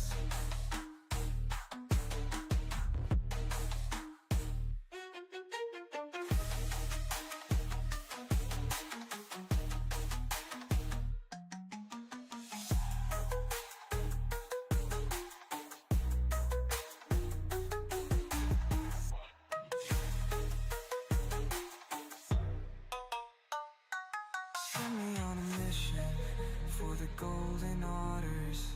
One of the most important fronts in this conflict right now is not only in the air, For the golden it is in the vocabulary. When allies start arguing publicly over how to describe the same violence, that usually means the political ground under the war is beginning to shift. The latest example is the angry reaction from Israeli officials after criticism of the way a German diplomatic message appeared to frame Iranian and Hezbollah attacks alongside violence by Israeli settlers. That may sound like a dispute over wording, but in a war, wording is never just wording. It decides who is seen as the aggressor, who is seen as the victim, and how much moral clarity a coalition still has. That matters because alliances rarely weaken in one dramatic scene. First, the language becomes more cautious. Then support comes with more qualifications. Then every new escalation has to pass through a thicker layer of political hesitation at home. And that is where this gets bigger than one diplomatic spat. If European governments feel rising pressure from their own voters to speak in a more balanced or more critical tone, then the room for unified messaging starts to shrink. Once that happens, military coordination may continue, but strategic confidence begins to leak. For markets and for the broader region, that kind of drift matters a lot.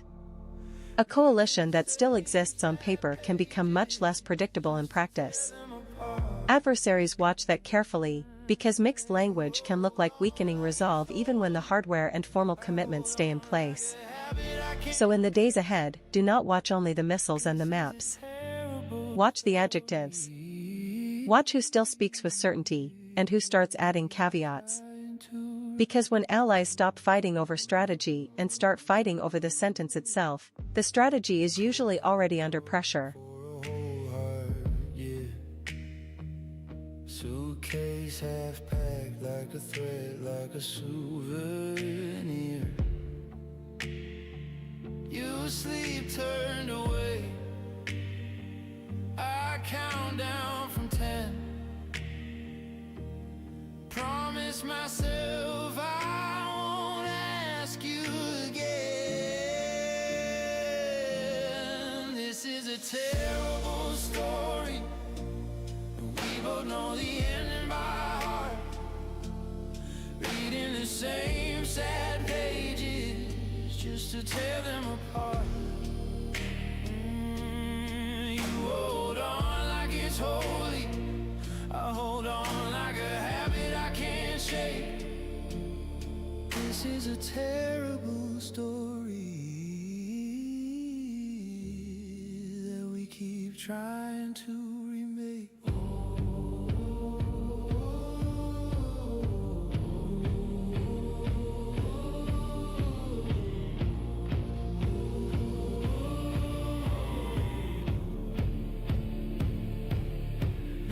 Scared of the quiet that comes after the echo, after the drums. Oh, if love was a house, ours is ash, ours is smoke, but we stay in the ruins like it's some private joke.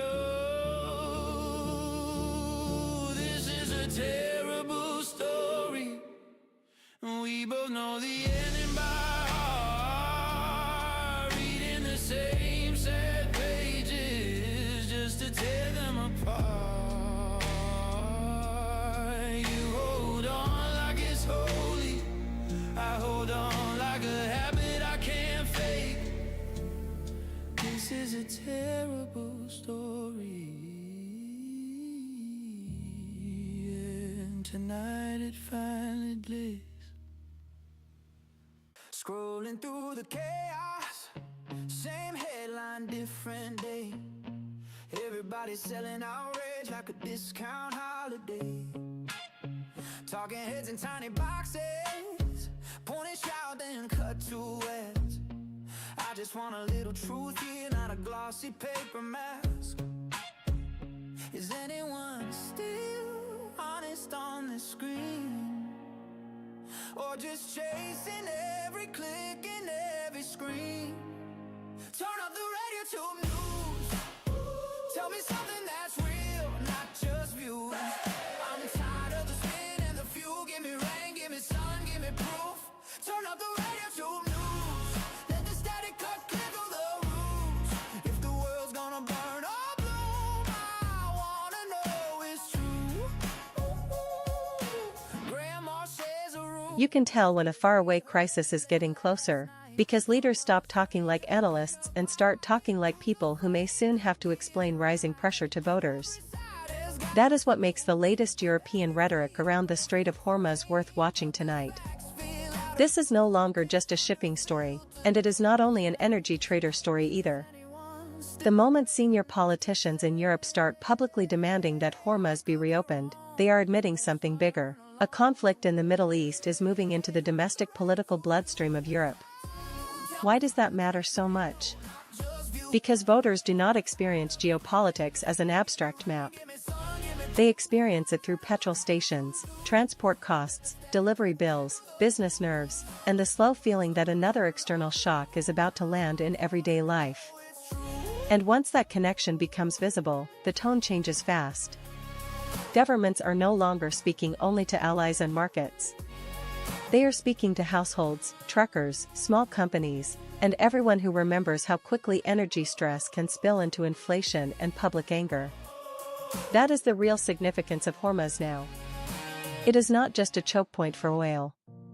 It is a pressure point for political credibility. If leaders sound too calm, they risk looking naive. If they sound too alarmed, they can deepen the very anxiety they are trying to contain. There is also a second layer here. Europe is being forced to confront an old weakness in real time. Modern economies are deeply connected, but not equally protected from disruption. One narrow waterway, thousands of kilometers away, can suddenly shape the mood in parliaments, newsrooms, and family budgets across the continent. So over the next few days, do not look only at crude prices or tanker routes. Listen to the language coming out of European capitals, because that will tell you whether this remains a foreign policy problem or becomes a full domestic one. And when politicians start treating a distant sea lane like a local political threat, the crisis is already much closer than it looks. All my faith bruised and bruised. It's a sad, sad song built on fake news. You frame the fire just for clicks. Call it truth and watch it spread. Every echo a little louder till the quiet voice is dead. You sell outrage by the ounce like it's candy for the pain, but I'm choking on the sweetness while you profit off the flame.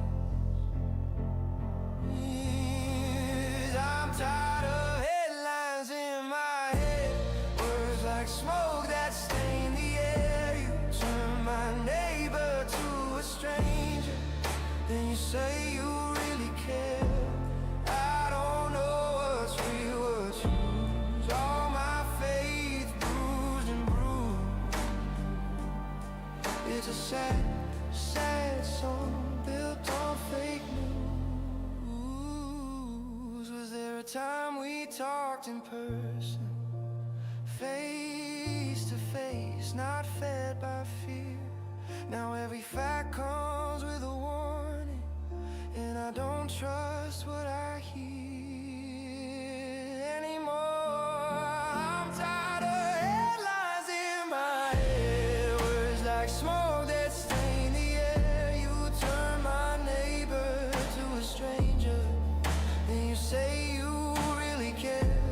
I don't know what's real, what's used. All my faith bruised and bruised.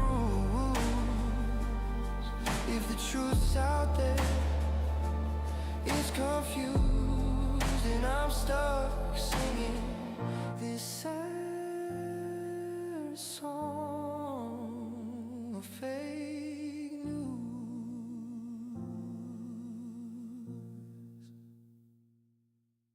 En el espejo, ya ni me miro, me rezo. Tú eres el rey de este juego.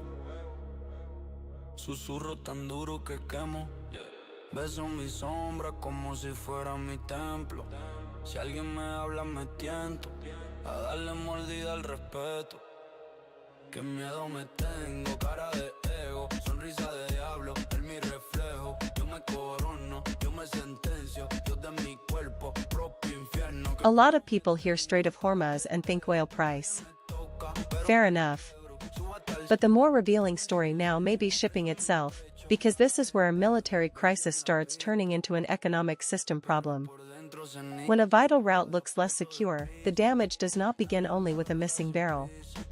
It begins with hesitation.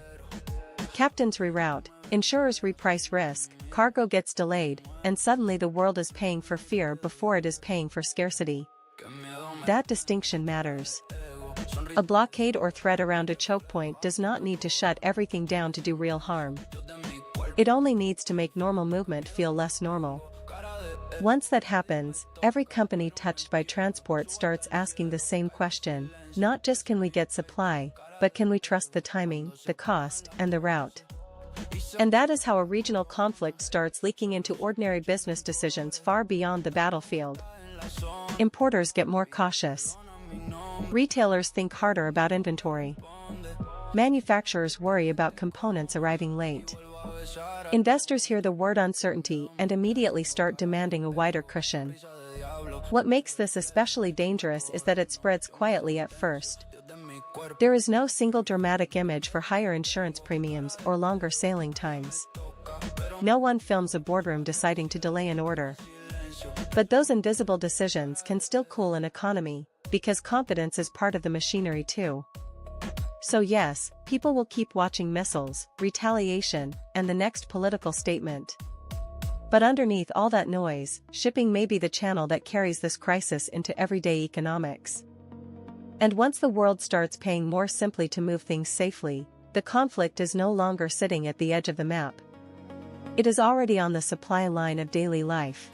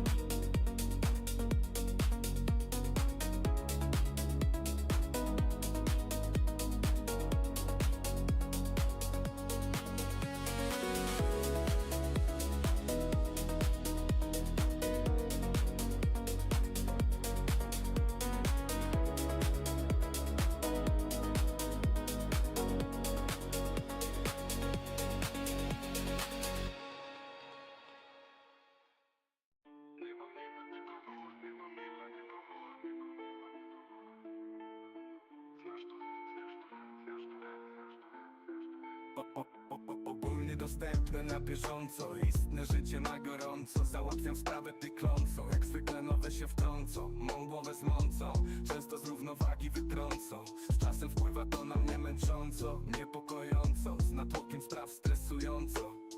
Wiesz, w ciągłym pędzie biegu szarych ludzi szeregu, czasem w błędzie szczegół, pośród twardych reguł i na śniegu ślady ludzkiej defilady. ślady, ściemniane obiady, zajeb do przesady. Praca, laska, dom, wykłady, kumple i skład ponad składy. Super podkłady, wywiady, kolejne estrady. The most important thing to understand tonight is that this story is no longer moving in a straight line. It is starting to move in layers. You have Iranian missile strikes causing mass injuries inside Israel, you still have pressure from the north, and at the same time the world is watching Hormuz like a possible economic tripwire. Any one of those would be serious on its own. Together, they create something much more dangerous, overlap. And overlap changes the rules. A government can sometimes handle one shock, explain it, absorb it, and try to restore calm. What becomes much harder is managing several forms of stress at once, military, political, and economic, because each one makes the others heavier. A missile strike is no longer just a security event. It becomes a test of public confidence, alliance discipline, and market nerves all at the same time. That is why this moment feels more unstable than a simple headline count would suggest. According to Reuters and other international reporting over the weekend, more than 100 people were injured in the latest Iranian strikes, while the wider region remained on edge over shipping and energy routes. That combination matters because it creates cumulative pressure.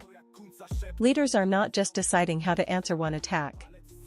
They are deciding how to answer while knowing the next weak point may appear somewhere else. This is also how wars become harder to contain without anybody officially announcing a wider war.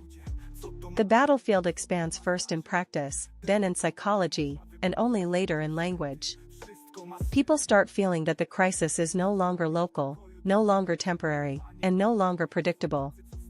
Once that mood sets in, every response carries more weight, and every miscalculation gets more expensive.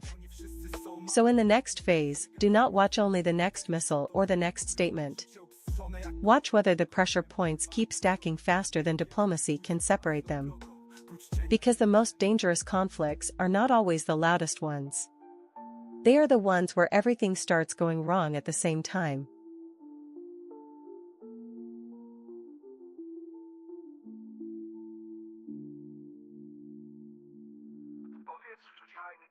Żegnam się z problemem, pokój dla tych, co w pokoju są sam na sam z tym samym systemem. Wiem, że czasem trudno być dziś supermanem, gdy wtłaczamy pod ciśnieniem stres działań terenem. Znam jak ty te noce nieprzespane, by nad ranem zawikłane kwestie podejść z nowym planem, jak staranem. Dokładnie znam to, mam te same myśli skołatane. Znam to, jest mi znane, uczucie z tym związane, co jest grane. Marzenia niewypowiadane, zapominane, bo nie doczekałem się na zmianę. Przekonanie, że po którymś ciosie się nie wstanie, co jest grane. Czasem głupie pytanie, nie? Bakanie, to podanie dzwanie. Życie diametralnie inne niż to na ekranie. Walka o przetrwanie i kombinowanie wprowadza mnie w stan, gdzie jest zdecydowanie. Za dużo sytuacji, które szybko nużą. Za dużo ruchów, które niczemu nie służą. Za dużo akcji, które wszystko burzą. Tu, które źle wróżą, tak jak cisza przed burzą. I urzą jak psy pierdoląc 3 po 3. Ej, gdzie trzeba było myśleć, gdy po fakcie łzy zalały ci oczy. I tak przez 7 dni, dzień w dzień ten sen się śni. Tak więc witam cię dniu z poziomu fotela z wnętrzem 3. Witam cię dniu niewdzięczny, tu po tej drugiej złej stronie tęczy. Witam, bez kwiatów na ręczy. Bez zastrzeżeń dzień, który przede mną pierwszy. Jeszcze większy cień nad światem wewnętrznym. Witam, choć z dnia na dzień bardziej niezręczny. Jest ten, że gest nikt mi nie wyręczy. Wiesz jak męczy myślenie o stanie rzeczy. Wiesz jak jest czyjś czyn, czyim słowom przeczy. Wiesz jak to leczyć, lecz to kaleczy. Ręce THC jak 2 ostrza mieczy. Na razie walczę i na jaranie warczę. Chcesz też uwierz, ja dostarczę ci tarczę. Może nie wystarczy, ale będę tuż obok. Prócz ciebie nie ma mnie dla nikogo. Nie ma mnie dla nikogo. Nie ma mnie dla nikogo. Nie ma mnie dla nikogo. Nie ma mnie dla nikogo. Nie ma mnie dla nikogo. Nie ma mnie dla nikogo. Nie ma mnie dla nikogo. Nie ma mnie dla nikogo.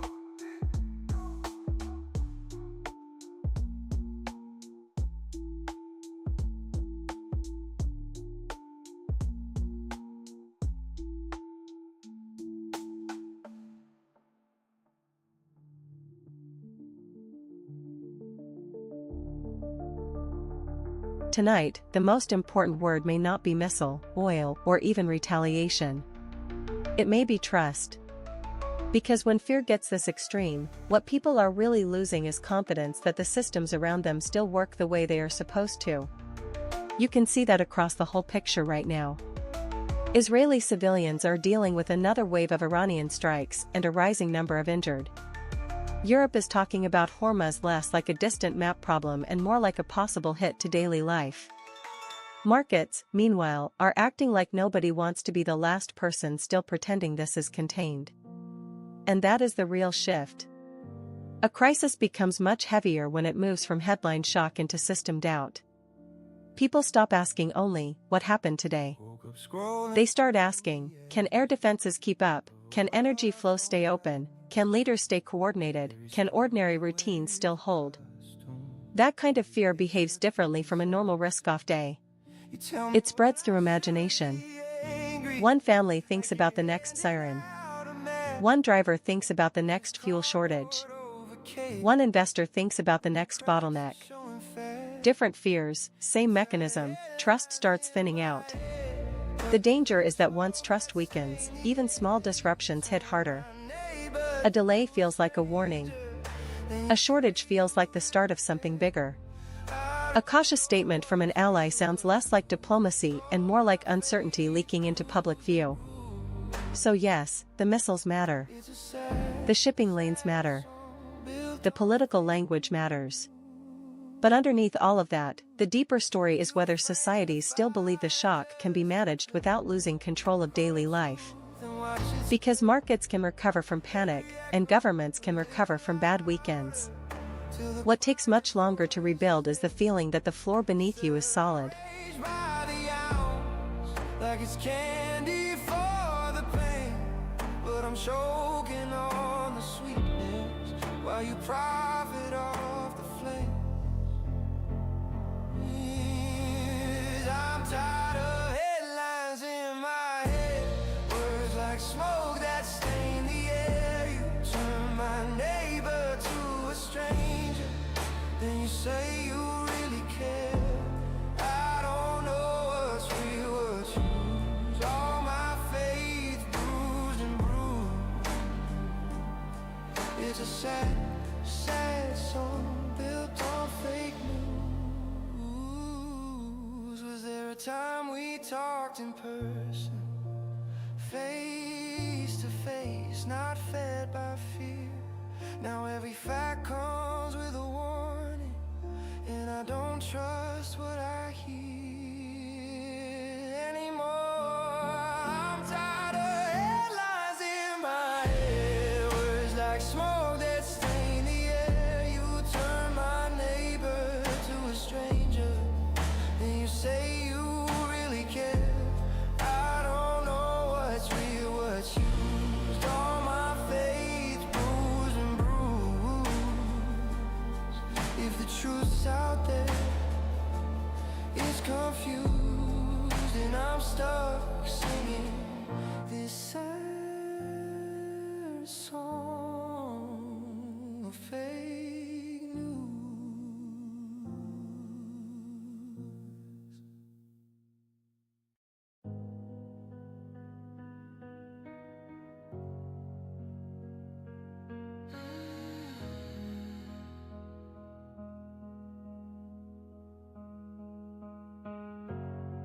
You held your phone up like a mirror, asked, is this really who we are?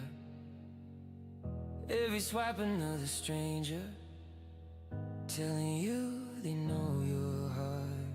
Screens go blue at the kitchen table, cold coffee, you don't taste a thing. You say I don't know what to believe in when every story starts to sting. Fake news got you crying in your room over things that were never true, but they still cut right through you. Fake news, every headline feels like proof that the world is coming loose, till I lose the real you too. Some wars turn on a single shocking image.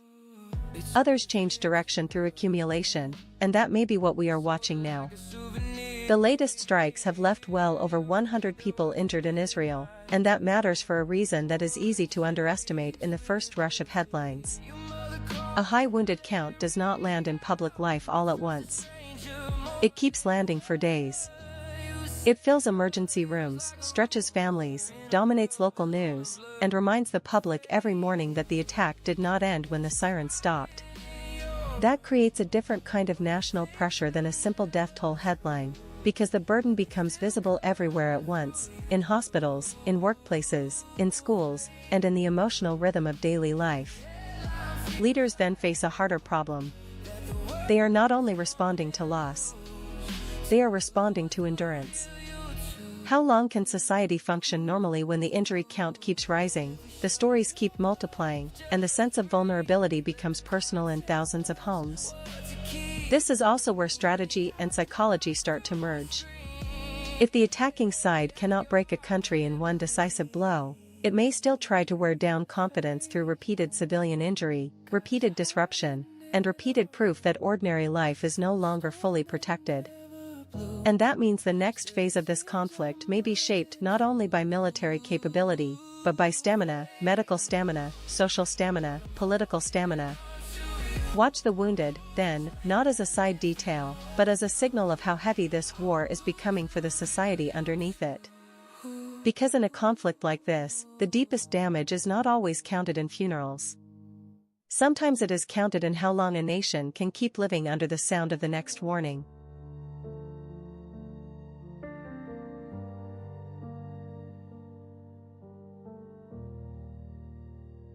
You said, can we talk?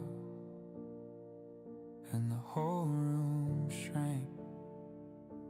Coffee going cold, hands on the table, blank. You stared at the steam like it held the words. They fell out crooked, sharp as broken verbs. This is how the world can end, in a quiet kitchen with a trembling friend. One deep breath and everything moves, heart still stuck on your sad news. This is how the floor gives way, in an ordinary day. One short sentence, all the colors bruise. I'm still learning how to hold your sad news. We sat there for hours, saying almost nothing. You laughed at something small, but your eyes said it was bluffing. I wanted to fix it with a promise or a prayer, but all I really had was my jacket and a chair. This is how the world can end, in a quiet kitchen with a trembling friend. One deep breath and everything moves, heart still stuck on your sad news. This is how the floor gives way, in an ordinary day. One short sentence, all the colors bruise. I'm still learning how to hold your sad news. I can't change the skin, recall the day, can't rewrite the charts or erase the way, but I can miss my train. Stay here, stay late, say your name till it feels less strange. This is how the world can end, in a quiet kitchen with a trembling friend. One deep breath and everything moves, heart still stuck on your sad news. If all I can do is sit with you, then I'll sit in the dark till the sky turns blue. Ordinary chair, ordinary shoes, trying to be strong enough for your sad news. One of the easiest mistakes right now is to treat this war like a single-lane story, as if everything depends only on the latest exchange between Israel and Iran. But that misses something crucial. The Northern Front is still there, still active, and still capable of changing the whole rhythm of the conflict. When reports keep surfacing about Hezbollah-linked strikes and casualties near Israel's northern border, the issue is not only local danger. It is strategic stretch. A country can answer one threat with focus. It is much harder to stay calm and coherent when pressure is coming from more than one direction at once. That matters because a northern front does not have to explode into a full separate war to do real damage. It only has to remain active enough to drain attention, air defenses, military planning, and public confidence. In other words, it forces leaders to think in layers, and layered wars are usually the ones that become longest and messiest. There is also a political effect here.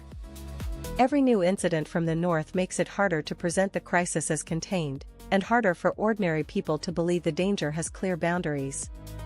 Once the map of risk starts widening in the public mind, the pressure on decision-makers changes fast. And for the outside world, this is where the story becomes bigger than one weekend of missile headlines.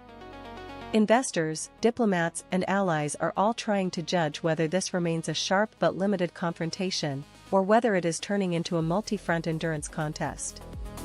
That is the question to watch now. Not just who struck last, but whether the conflict keeps multiplying its active edges faster than diplomacy can calm them. Because wars become much harder to stop when the fire is no longer in one place, but in the possibility that it can spread from any direction.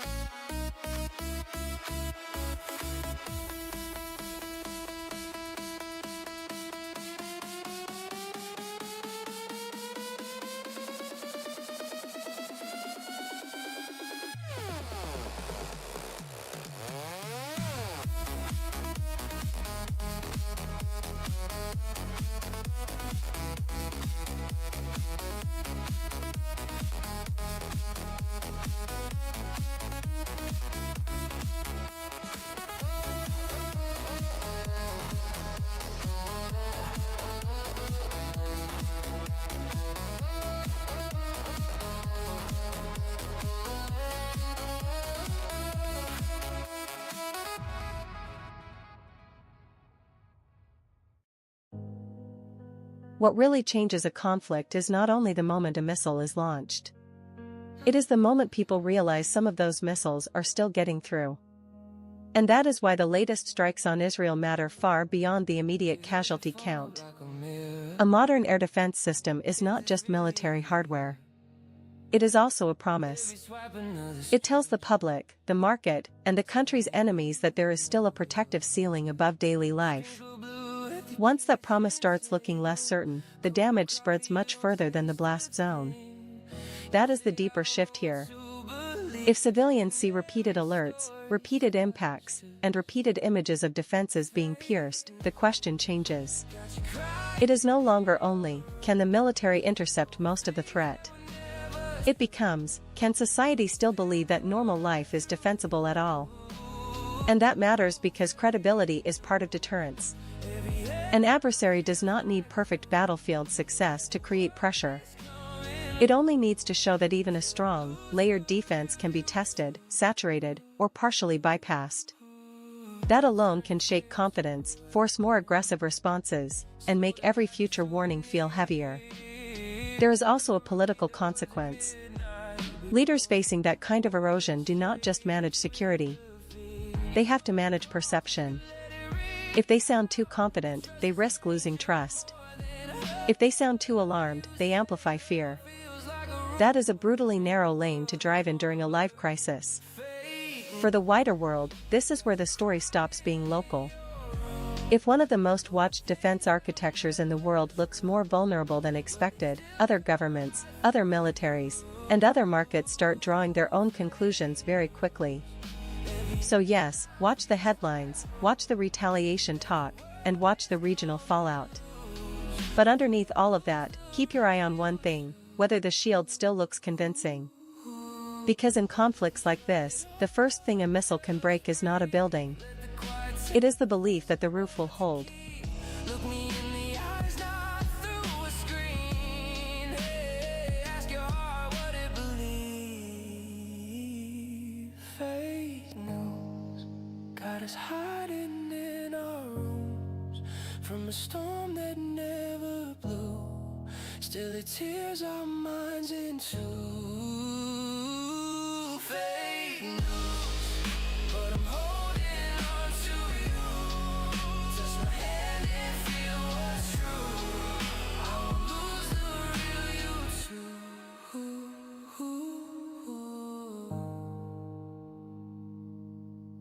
You walk in, my thoughts trip over each other. Spill my drink on a stranger, not you. Laugh it off like clowns inside my chest.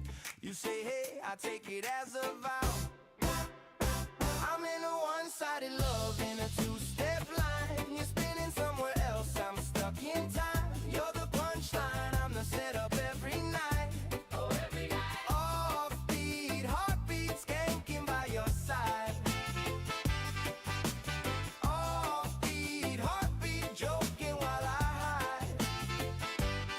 You tell me stories of the ones you're chasing, I nod, grin, play the patient friend, build a throne from every word you toss me, king of nothing, waving in pretend. I'm in a one-sided love, in a two-step line. You're spinning somewhere else, I'm stuck in time. You're the punchline, I'm the setup every night. Offbeat, heartbeat, skanking by your side. Offbeat, heartbeat, joking while I hide.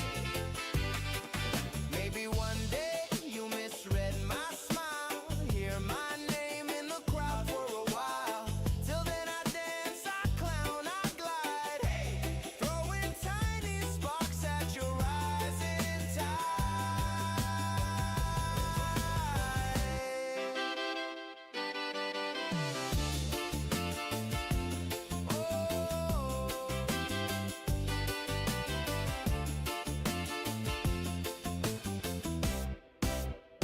I'm in a one-sided love, in a two-step line. You're spinning somewhere else, I'm stuck in time. You're the punchline, I'm the setup every night. Offbeat, heartbeat, skanking by your side. Here is the moment when a geopolitical crisis stops feeling like a map story and starts feeling personal. It is one thing to hear about tension around the Strait of Hormuz. It is something else entirely to see fuel rationing in Slovenia and long lines at petrol stations, because that is the point where fear leaves the trading screen and enters ordinary life.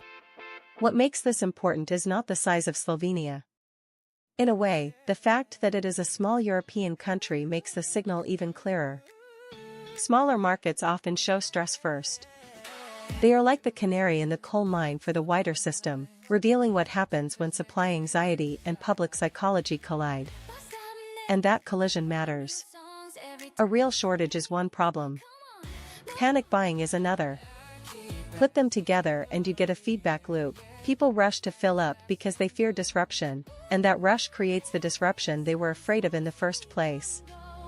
That is why this story deserves more attention than a simple local inconvenience. If Reuters and regional reporting are pointing to rationing and multi-hour queues, then Europe is no longer only watching Middle East tension as a foreign policy issue.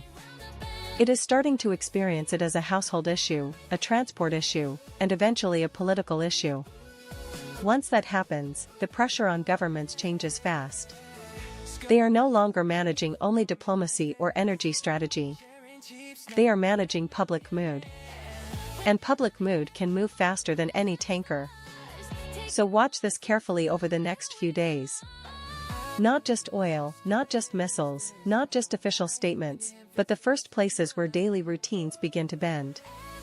Because when people start lining up for fuel in Europe, the crisis is no longer approaching. It has already arrived.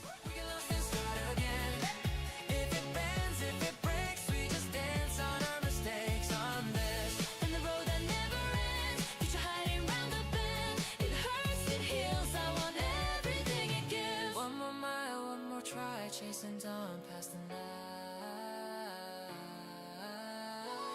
If it's you at my side, I don't need to arrive inside. On this road that never ends, we get lost and start again. If it bends, if it breaks, we just dance on our mistakes on this.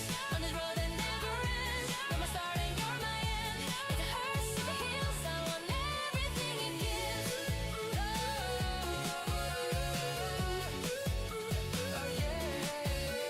Step by step, hand in hand, we become the road that never ends.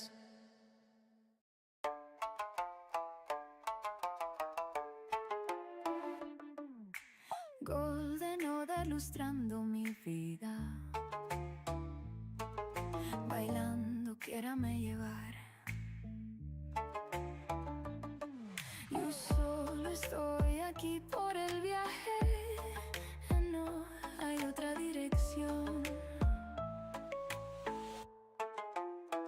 Las estrellas caen cuando ella camina por la escalera, las flores lloran cuando su sombra pasa por ellas, cuando su reflejo corre en las olas. No use my love, no, no. Las mareas corren hacia ella, las sombras la buscan incluso en la noche más oscura. Un amor reluciente de oro, llevándome desde lo viejo hacia el infinito y más allá. Desvanecerse, dejarlo ir, quedarme en casa, nada más que amor. Aguanta un poco más conmigo, déjame bailar contigo, romperme contigo, solo llévame.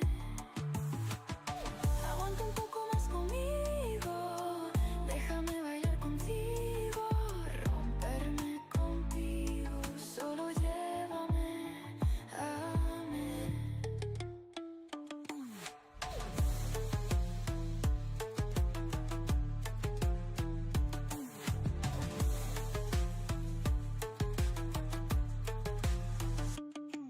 Sometimes a conflict widens before the map changes, and it widens through language.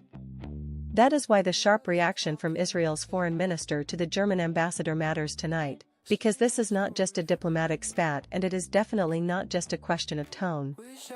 It is a warning that even among countries broadly seen as partners, the argument is shifting from what happened to how it should be described. And that matters more than it may seem at first glance. In any war, language is not decoration. Language decides who gets framed as aggressor, who gets grouped together, who receives political cover, and who starts feeling isolated. The moment officials begin fighting over wording in public, you are looking at stress inside the alliance picture, not just stress on the battlefield. There is also a deeper consequence here. If one side believes its attacks are being morally blurred together with very different forms of violence, trust erodes fast. And once trust erodes, coordination gets harder. Joint messaging weakens. Diplomatic patience shrinks. Every new statement starts landing like a provocation instead of an attempt at balance. That is why this is more than a headline about offended officials.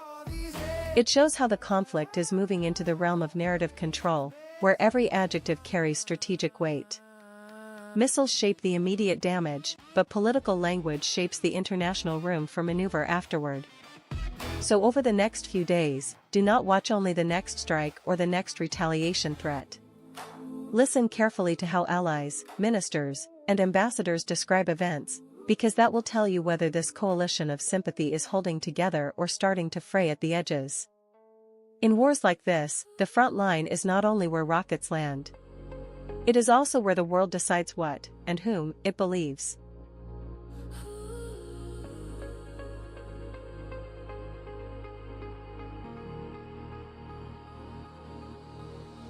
Screensaver glow on my face, blank page, heart in the race, coffee gone cold by the sink, cursor taps time, I overthink, turn my thoughts into electric sketches, little sparks in the midnight air, color outside all the quiet edges, let the weird ideas live out there, turn my thoughts into electric sketches, every glitch is a doorway to, if the mood feels strange and restless, that's the place I'm pulling through.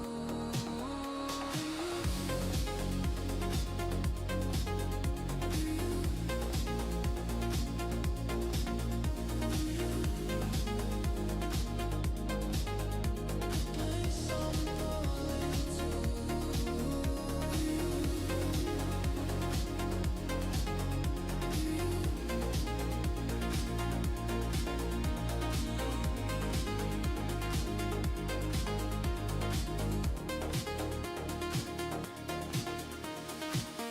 Post-its peel off the wall, plans fall, I just free fall, tracing shapes in the dust, accidents I can almost trust.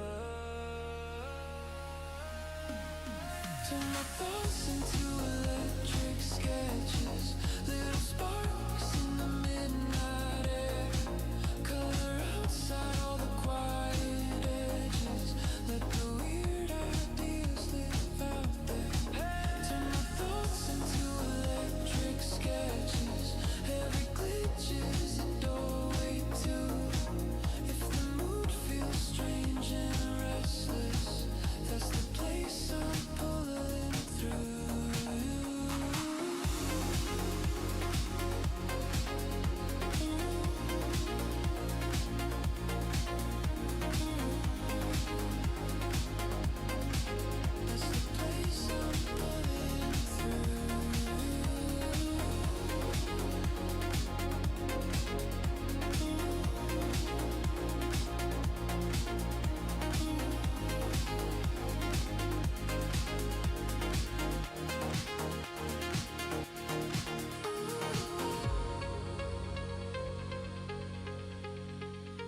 There is a big difference between watching a war and being forced to manage the consequences of it.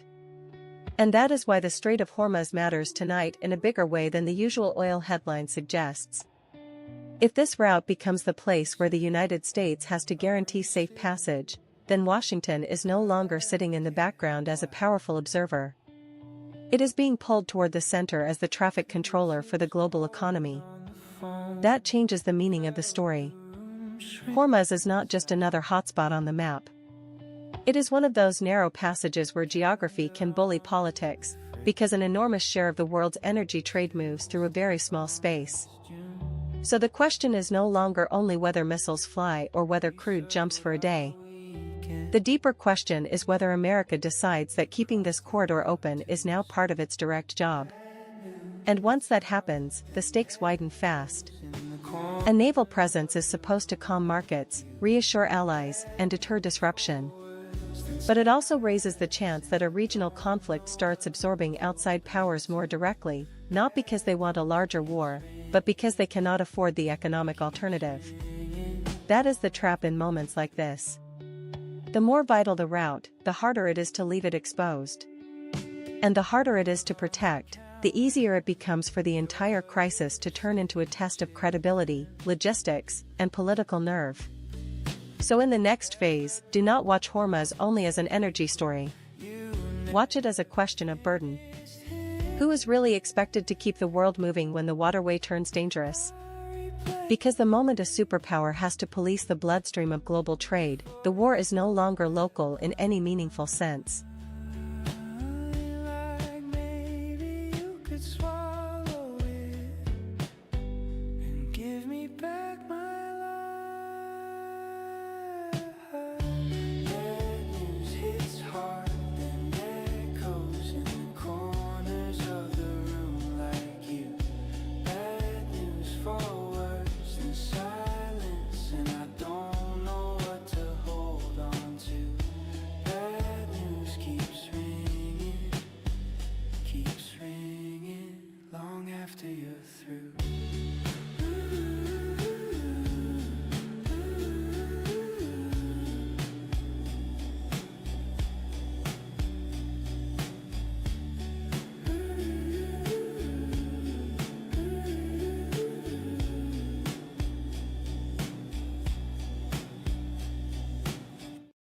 En el espejo, ya ni me miro, me rezo. Tú eres el rey de este juego. Susurro tan duro que quemo. Beso mi sombra como si fuera mi templo. Si alguien me habla me tiento a darle mordida al respeto. Qué miedo me tengo, cara de ego, sonrisa de diablo, en mi reflejo. Yo me corono, yo me sentencio, Dios de mi cuerpo, propio infierno. Qué miedo me tengo, cara de ego, nadie me toca, pero me quiebro. Subo hasta el cielo, caigo en silencio, preso en mi pecho, cara de ego. Brillo en la pista, pero por dentro ceniza. Todo es aplauso de prisa, nadie me abraza sin prisa. Digo te quiero, solo si tú me veneras. Si no me miras, me muero. Si me miras te doy guerra, yeah. Qué miedo me tengo, cara de ego, sonrisa de diablo, en mi reflejo. Yo me corono, yo me sentencio, Dios de mi cuerpo, propio infierno. Qué miedo me tengo, cara de ego, nadie me toca, pero me quiebro. Subo hasta el cielo, caigo en silencio, preso en mi pecho, cara de ego. Cuando se apagan las voces y se me caen las coronas, solo se escuchan rencores, dando vueltas en la zona. Pido perdón a mi nombre, pero mi nombre responde. Si no te temen te comes y vuelvo a besar al monstruo. Qué miedo me tengo, cara de ego, sonrisa de diablo, en mi reflejo. Yo me corono, yo me sentencio, Dios de mi cuerpo, propio infierno. Qué miedo me tengo, cara de ego, nadie me toca, pero me quiebro. Subo hasta el cielo, caigo en silencio, preso en mi pecho, cara de ego.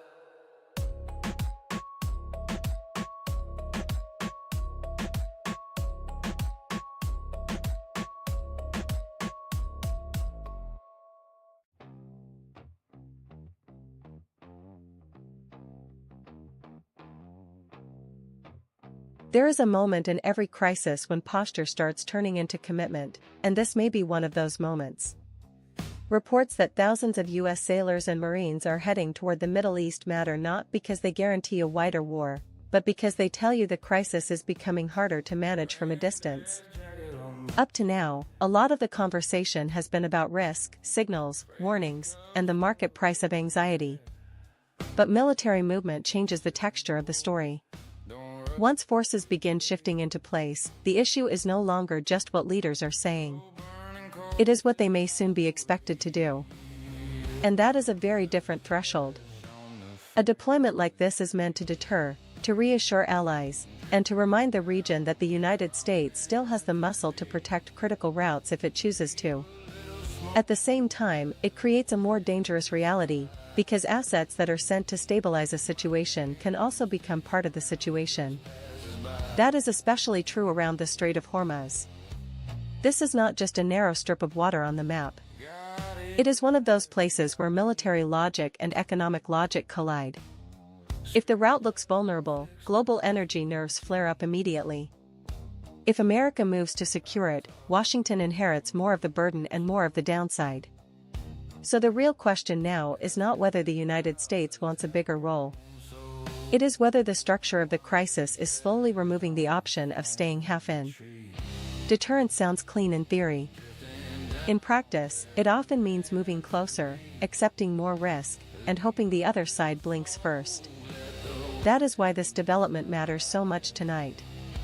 The conflict is no longer defined only by the last strike or the next headline. It is being shaped by who is being drawn into the machinery of keeping the whole system from seizing up.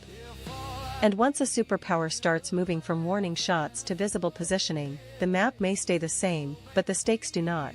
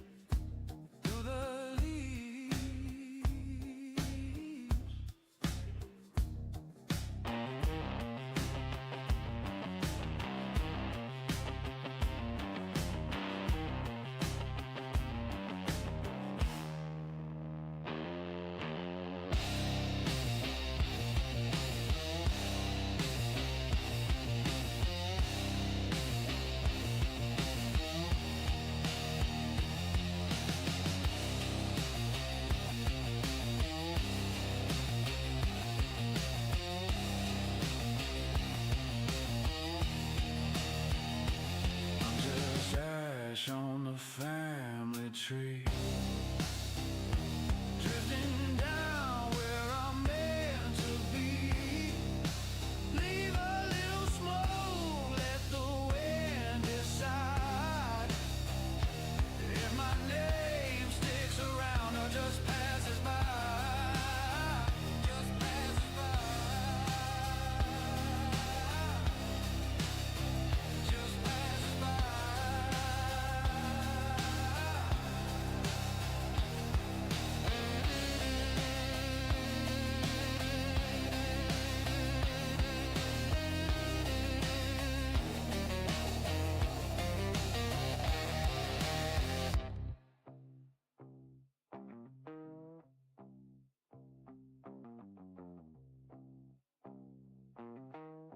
Scrolling through the chaos, same headline, different day. Everybody's selling outrage like a discount holiday. Talking heads in tiny boxes, pointing, shout, then cut to words. I just want a little truth here, not a glossy paper mask. Is anyone still honest on the screen? Or just chasing every click and every screen? Turn up the RadioTube news. Tell me something that's real, not just views. I'm tired of the spin and the fuel. Give me rain, give me sun, give me proof. Turn up the RadioTube news. Let the static cut clear through the roofs. If the world's gonna burn or bloom, I wanna know it's true. Grandma says a room You do not need a full blockade to shake the world economy. Sometimes all it takes is doubt. And that is why the Strait of Hormuz matters right now, not only as a military hotspot, but as a logistics nerve that can start failing before it is officially cut. A lot of people hear Hormuz and think only about oil prices. But the real mechanism is broader and more subtle. The moment shipowners, insurers, and energy buyers begin asking whether this route is still safe enough, the system starts slowing itself down. Tankers hesitate. Insurance premiums jump. Contracts get repriced. Deliveries become harder to schedule. In other words, fear becomes friction. That is what makes this phase so dangerous. You do not need a cinematic naval showdown for the damage to begin. If the market starts believing that every voyage through that corridor carries a political and military question mark, then the cost of caution spreads far beyond the Gulf. And that is where the reported American military positioning becomes important in a new way. It is not just about deterrence in the abstract. It is about whether Washington can keep the plumbing of global trade working well enough that private actors still trust the route. Because governments can promise stability, but the real test is whether commercial traffic believes them. The wider consequence is easy to miss. When a choke point becomes psychologically unstable, the shock does not stay inside energy markets. It leaks into inflation expectations, transport planning, corporate margins, and public nerves. That is how a distant waterway turns into a domestic problem in countries thousands of kilometers away. So watch this carefully over the next days. Not only missiles, not only warships, and not only the headline price of crude. Watch whether the world's shipping system keeps moving with confidence, or starts moving with fear. Because once trade begins to flinch, the crisis is no longer a threat on the horizon. It is already inside the bloodstream.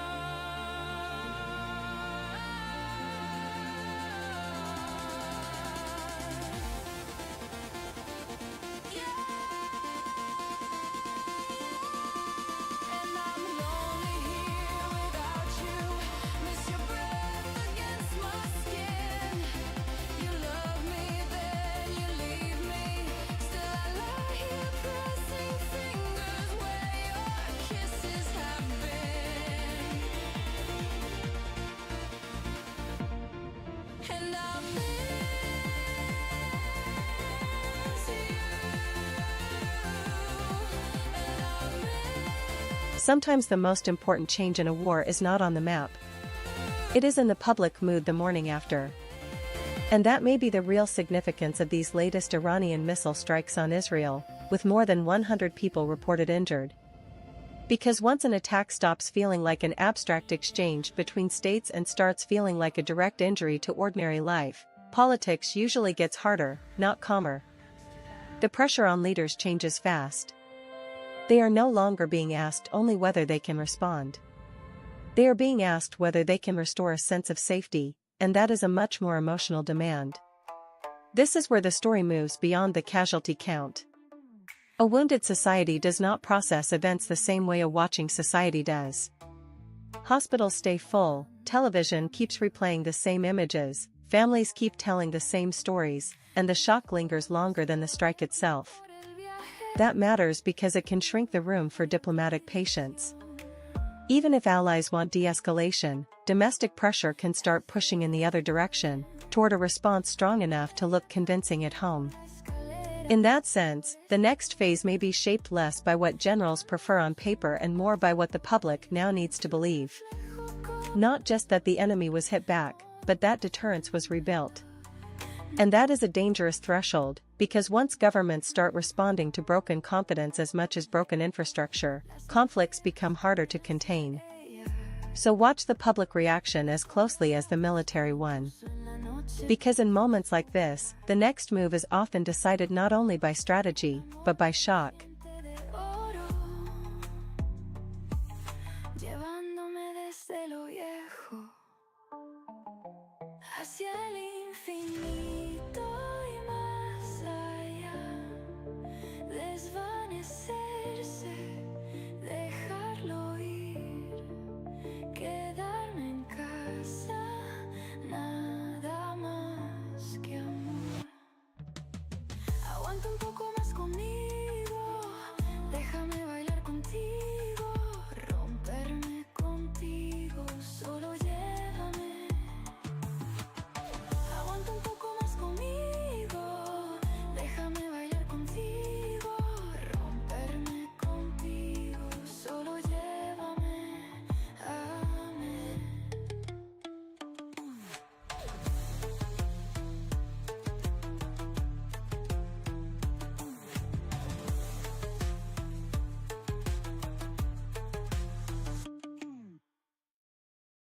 Breaking news again. Another talking head. Same old story, friend. Wish I was in bed. Scrolling, scrolling, never ending. News cycle blues got me feeling confused. All these headlines messing with my mind. Markets up, markets down, geopolitics in every town. Talking numbers while I'm counting slumbers. Scrolling, scrolling, still never ending. News cycle blues got me feeling confused. All these headlines messing with my mind.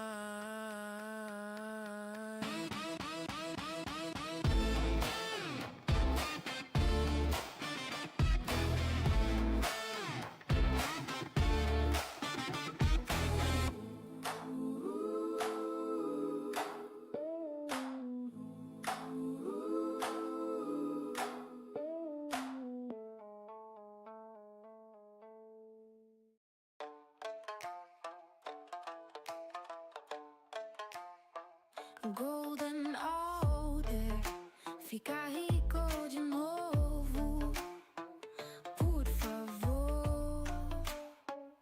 Sorriso brilhante aos montes, rei da montanha. The biggest risk tonight may not be the headline everyone is already staring at.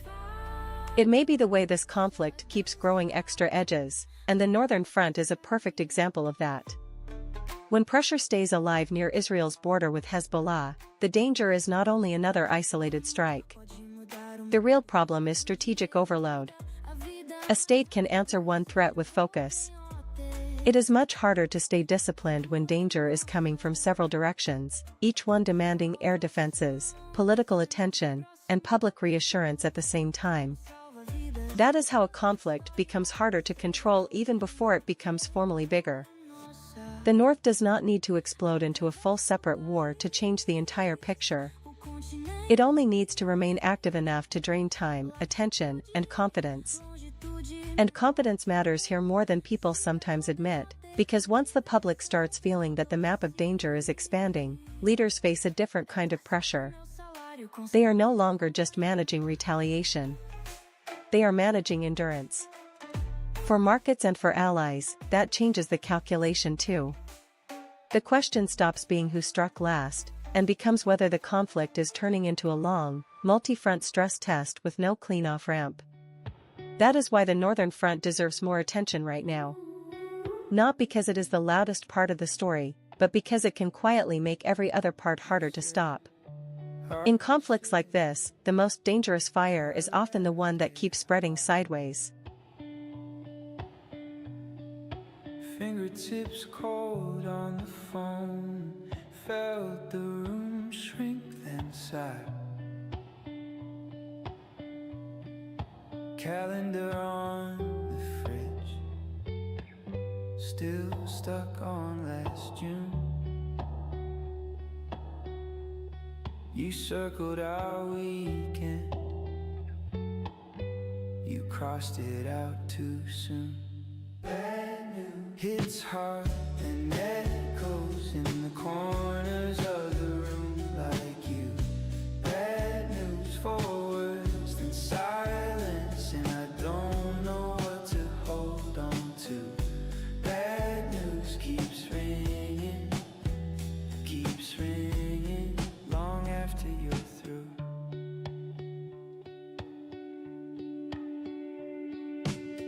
Mug on the counter, your lipstick chipped rim,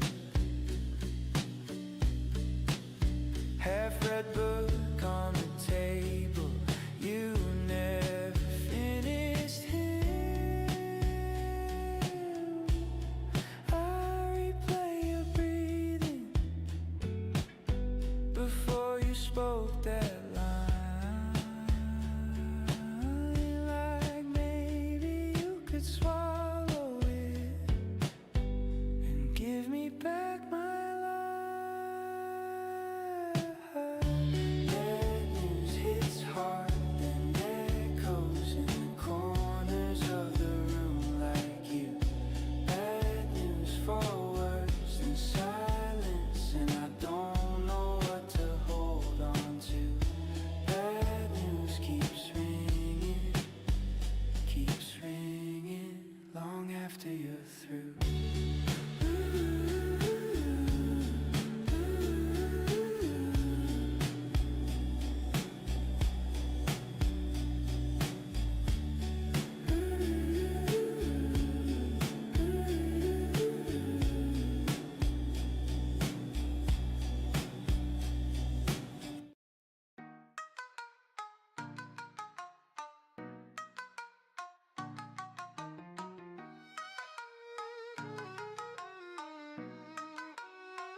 Gotta make it to the cave, going deeper, traversing the wave. Just a creature caught in the maze, for the golden artist going insane. I need 'em golden artist, son, 'cause I'm the golden art hunter, man. I need 'em golden artist, son, 'cause I'm the golden art hunter, man. I know you've been noticing me, been hopping in. The most important number in a war is not always the death toll. Sometimes it is the number of people who survive, but do not walk away from the blast. And that may be the real story after the latest missile strikes on Israel. More than 100 people reported injured is not just a grim statistic. It means the shock does not end when the sirens stop. It moves into emergency rooms, into family homes, into schools, into workplaces, and into the national mood. That matters because a high number of wounded creates a different kind of pressure than a single devastating headline. Death tolls can crystallize outrage in one moment. Large waves of injuries do something more extended. They keep the crisis visible hour after hour, as hospitals stay busy, testimonies keep coming, and the public is reminded that the line between normal life and chaos has become very thin. And politically, that can be even harder to absorb. Leaders are not only judged on retaliation, they are judged on whether daily life still feels protectable. If people begin to believe that survival now depends too much on luck, then demands for a stronger response usually get louder. That is why the next phase of this conflict may be shaped not only by military capability, but by social endurance. The battlefield is still physical, of course, but the deeper contest is over how much fear a society can carry before it starts demanding a new and harsher logic. So yes, watch the next strike, watch the next statement, and watch the next military move. But do not miss the slower force now gathering underneath all of it. A wounded society can become a more determined one. And in wars like this, pain that lingers often pushes history harder than pain that shocks.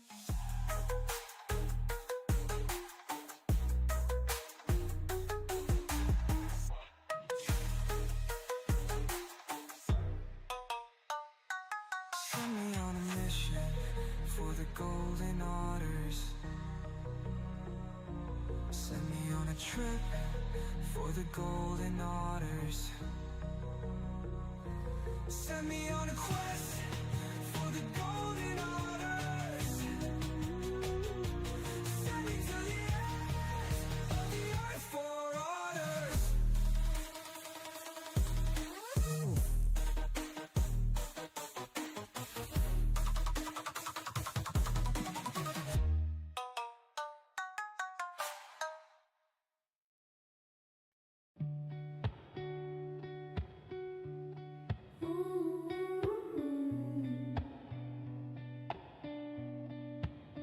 You said, are you sitting?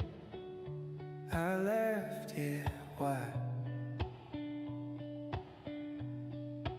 Fingertips cold on the phone, felt the room shrink then sigh. Calendar on the fridge, still stuck on last June. You circled our weekend, you crossed it out too soon. Brand new hits hard and echoes in the corners of the room like you. Bad news for worse than silence, and I don't know what to hold on to. Bad news keeps ringing, keeps ringing long after you're through.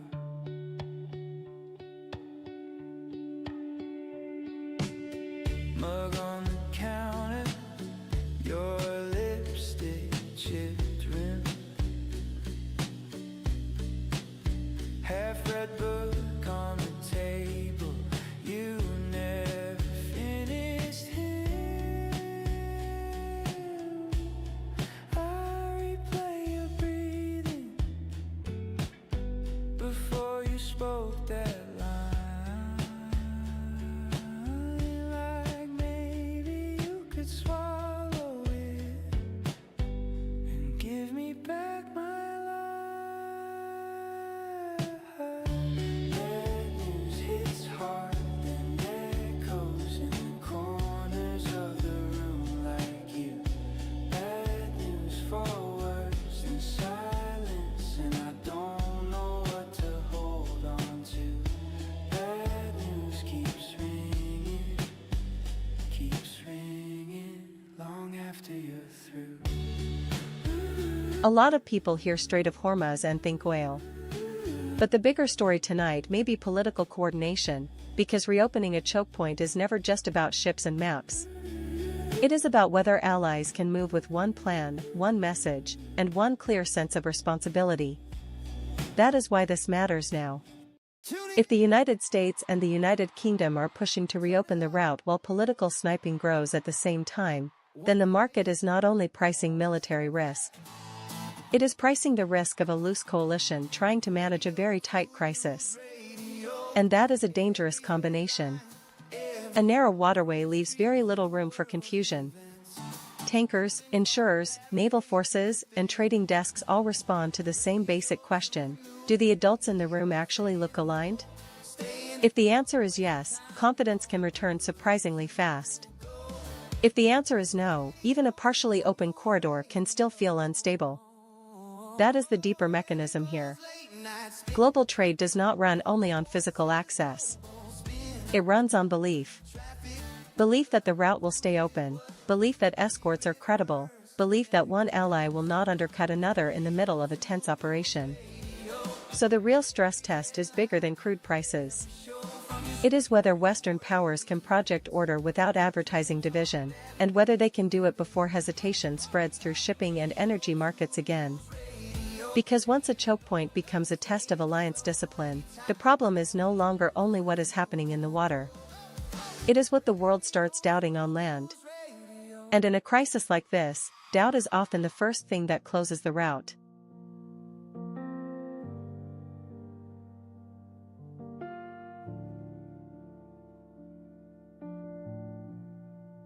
Woke up scrolling through the ashes of a world I thought I knew. Every story wears a costume, every picture picking sides too. You tell me what I should be angry at, like you're handing out a map. But it's cardboard over chaos, and the cracks are showing fast. I'm tired of headlines in my head, but it's like smoke that stain the air. You turn my neighbor to a stranger, then you say you really care. I don't know what's real, what's used. All my faith bruised and bruised. It's a sad, sad song built on fake news. You frame the fire just for clicks, call it truth and watch it spread. Every echo a little louder, till the quiet voice is dead. You sell outrage by the ounce, like it's candy for the pain. But I'm choking on the sweetness, while you profit off the flame. I'm tired of headlines in my head, words like smoke that stain the air. You turn my neighbor to a stranger, then you say you really care. I don't know what's real, what's used. All my faith bruised and bruised. It's a sad, sad song built on fake news. Was there a time we talked in person, face to face, not fed by fear? Now every fact comes with a warning, and I don't trust what I hear anymore. I'm tired of headlines in my head, words like smoke that stain the air. You turn my neighbor to a stranger, then you say you really care. I don't know what's real, what's used. All my faith bruised and bruised. If the truth's out there, it's confused, and I'm stuck singing this sad song of fake news.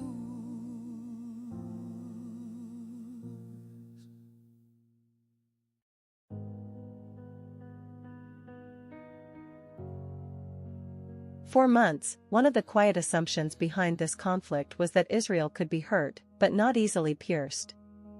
That is why the latest reports matter in a bigger way than the raw numbers alone suggest. If Iranian missile strikes are now being discussed not just as another attack, but as a breach that got through layers of defense, then the story moves from damage into psychology.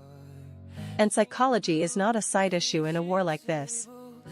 Missile defense does more than stop incoming fire. It gives a society a sense that danger can be managed, that technology still puts a ceiling on chaos, and that the state remains one step ahead of escalation. Once that confidence is shaken, even partially, the impact spreads far beyond the strike zone. That is the real shift to watch. A system does not need to fail completely to change public behavior. It only needs to look a little less certain. Suddenly, every siren feels heavier, every official reassurance gets tested harder, and every future launch carries more emotional weight than the one before. For leaders, that creates a brutal kind of pressure. They are no longer responding only to an enemy attack. They are responding to a crack in the national promise of protection. And when that promise looks less solid, the demand for a forceful answer usually rises. There is also a strategic consequence here. Deterrence is not only about what weapons can do. It is about what the other side now believes is possible. If Tehran comes away thinking it has found a way to make Israeli defenses look permeable, that alone can change the rhythm of the next phase. So yes, the casualties matter. Of course they do.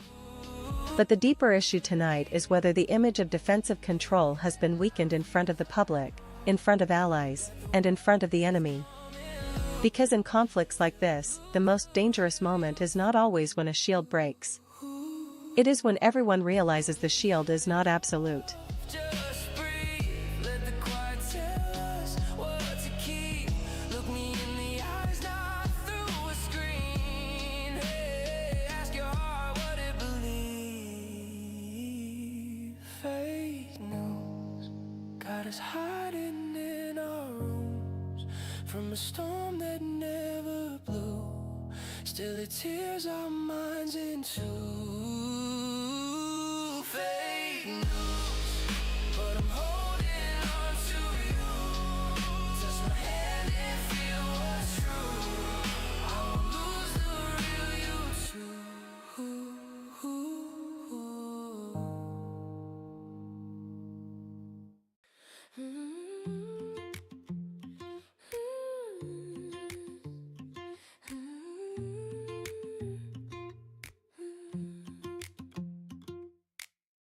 Breaking banner on the screen, ticker tape runs under me. Red and green like heartbeats flash, risking my coffee time moves fast.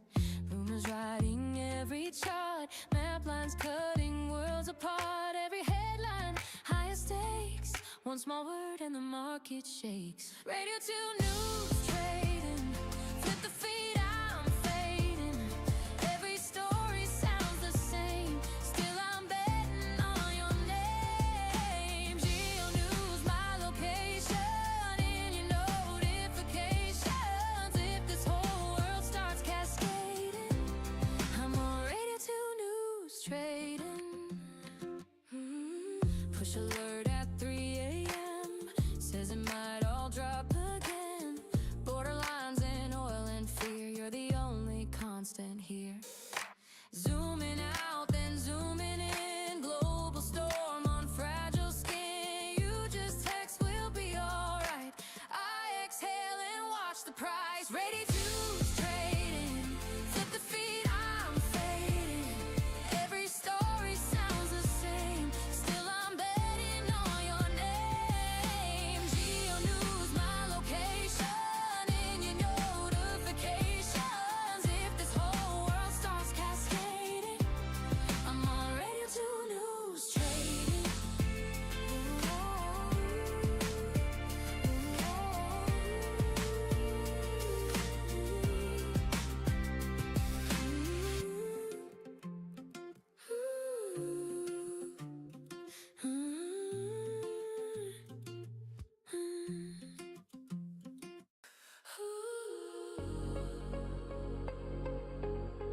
Wars are fought with missiles, but they are also fought with language. And one of the more important signals right now is not only what happened on the ground, but how sharply Israel is reacting to the way its allies describe that violence. When Foreign Minister Gideon Saar publicly criticizes the German ambassador for grouping Hezbollah and Iranian attacks together with settler violence, that is not a minor diplomatic scuffle. It is a sign that the argument is widening from military response to moral framing. That matters because allies do not only provide weapons, cover, or pressure. They also shape the international story of who is defending, who is escalating, and who is losing legitimacy. Once that story becomes contested between partners, every future statement gets heavier. Every call for restraint sounds less neutral. Every show of support starts coming with more political conditions attached. And this is where the conflict becomes harder to manage.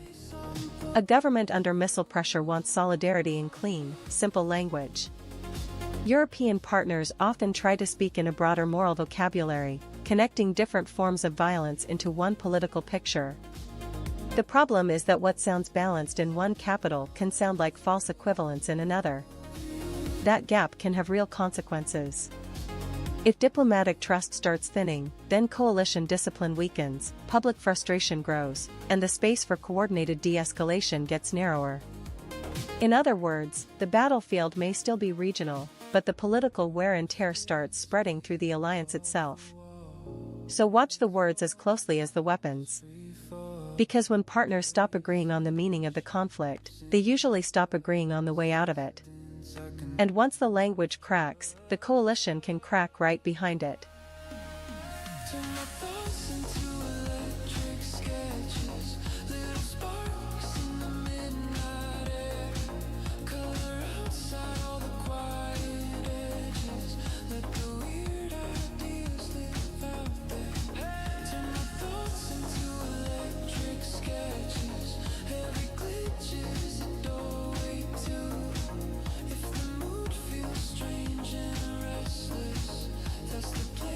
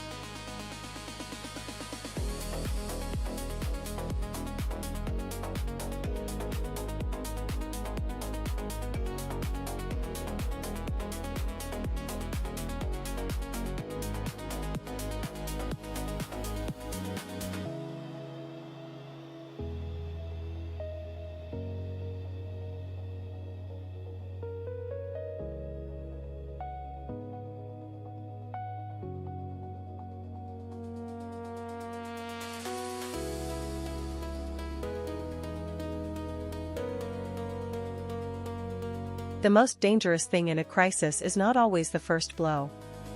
Sometimes it is the moment people realize this may not be a short, violent episode, but a long, exhausting condition. And that is where this story seems to be heading tonight. Over the last days, the headlines have been loud enough on their own: missile strikes, rising numbers of injured, pressure around Israel's borders, and fresh urgency around the Strait of Hormuz. But taken together, they point to something bigger than one weekend of fear. They suggest the region may be moving from shock into endurance. That distinction matters. Shock moves markets fast, fills breaking news banners, and triggers emotional reactions. Endurance is different. Endurance changes planning. It changes military posture, energy strategy, shipping decisions, insurance pricing, and the way governments talk to their own publics about what comes next. In other words, the real question is no longer only, what happened? The harder question is, how long does the system now have to live like this? That is why investors are nervous, and not only because of one missile count or one move in oil. A prolonged crisis forces people to rethink the background assumptions that make the global economy feel normal. Safe routes no longer look fully safe. Defensive systems no longer look fully absolute. Diplomacy no longer looks fast enough to calm the temperature. And once that happens, the cost of instability starts spreading quietly. Not in one dramatic burst, but through hesitation, delay, and accumulated caution. Companies wait. Governments hedge. Consumers feel the mood darken before they can even name the mechanism. So watch for a change in tone as much as a change in events. If leaders start speaking less about immediate retaliation and more about sustainability, readiness, and staying power, that will tell you the conflict is entering a heavier phase. Because the world can absorb a shock. What really changes history is when shock turns into atmosphere.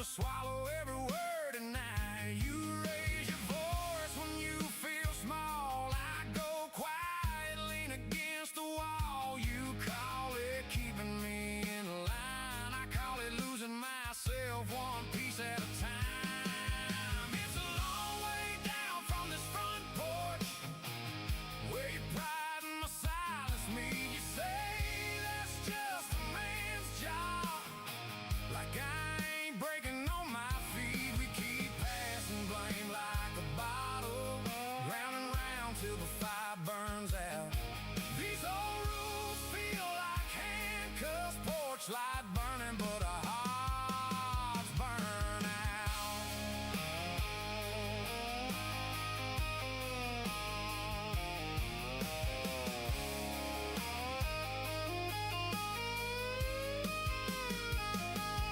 What if you cried and I got mad? You fell apart, I held the map. What if we laid these tight lines down? Stop playing parts to drag us underground. It's a long way down from this front porch where your pride and my silence meet. You say that's just the way we are, but I can't live stuck on repeat. We keep passing blame like a bottle, round and round till the fire burns out. If love means living in these cages, porch light burning, but I'm walking out.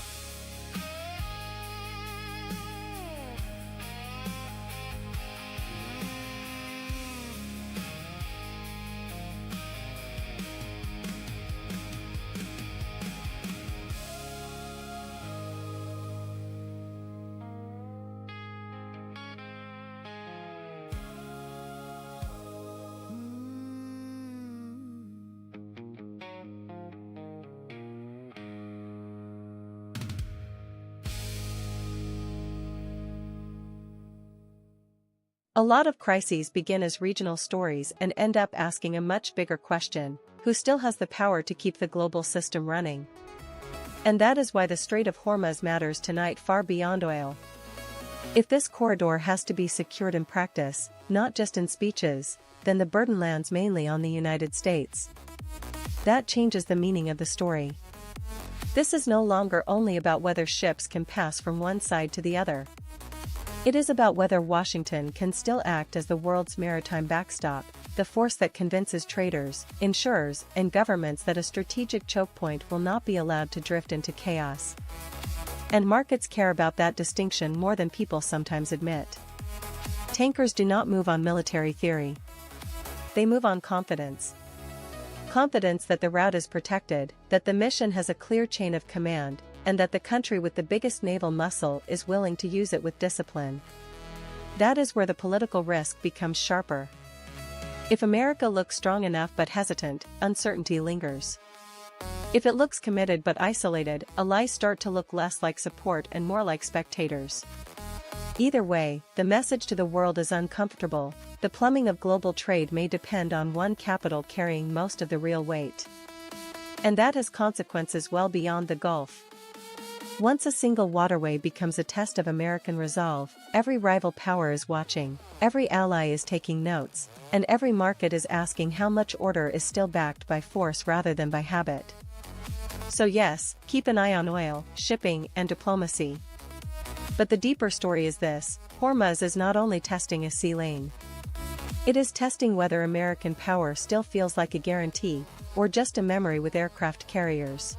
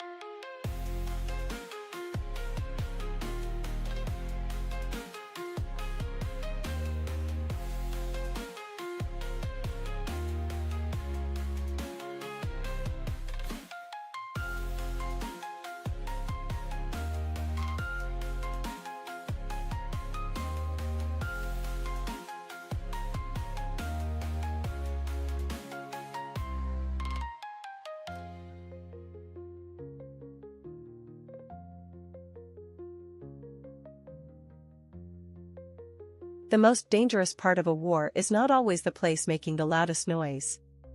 Sometimes it is the front that keeps forcing everyone to divide their focus, their weapons, and their nerve. And that is why Israel's northern border deserves real attention right now. If pressure from Hezbollah stays active while Iran remains part of the wider picture, then this stops being only a story about single strikes and starts becoming a story about strategic overload. A country can answer one threat with concentration. It is much harder to stay calm when risk comes from several directions, each one demanding air defense, command attention, and public reassurance at the same time. That is where the Northern Front becomes so important. It does not need to explode into a full separate war to change the whole equation. It only needs to stay hot enough to drain energy, force constant readiness, and keep the sense of danger geographically wide. And once the map of fear gets wider, political pressure usually hardens. Leaders are no longer judged only on whether they can retaliate. They are judged on whether they can prevent the conflict from feeling endless and borderless. That matters for allies too, because the more fronts stay active, the harder it becomes to sell any simple path to de-escalation. It also matters for markets, because prolonged multi-front tension creates a different kind of anxiety than one dramatic headline. It suggests a conflict that can spread sideways even when nobody officially announces escalation. So watch the North very closely. Because in wars like this, the front that looks secondary can become the one that quietly decides how much bigger the whole fire gets. I'm staring at your old sweater, counting every heartbeat like I could rewind the center. You gave me bad news on the line, and the whole world shifted sideways. One sentence, and my yesterday doesn't fit today. You said you really tried to stay, but your heart moved on before your mind. Now I'm here, stuck in this time with your bad news on the line. I wish you texted something simple, like running late or call you later. Anything but this forever, breaking through my speaker. You gave me bad news on the line, and the whole world shifted sideways. One sentence, and my yesterday doesn't fit today. You said you really tried to stay, but your heart moved on before your mind. Now I'm here replaying every sign, chasing echoes in my mind from your bad news on the line.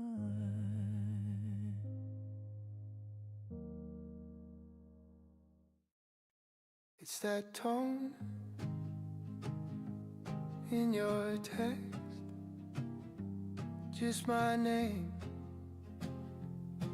then a dash, then call. I was laughing at something dumb, till the flow of the day just fell off. Bad news on my phone, now the room feels 3 shades colder. All the clocks keep moving on, but my hands won't leave this shoulder. Oh, the shirt you wore last week, still hanging on my door. Bad news on my phone, and I don't know what to do with before. Every word like a stone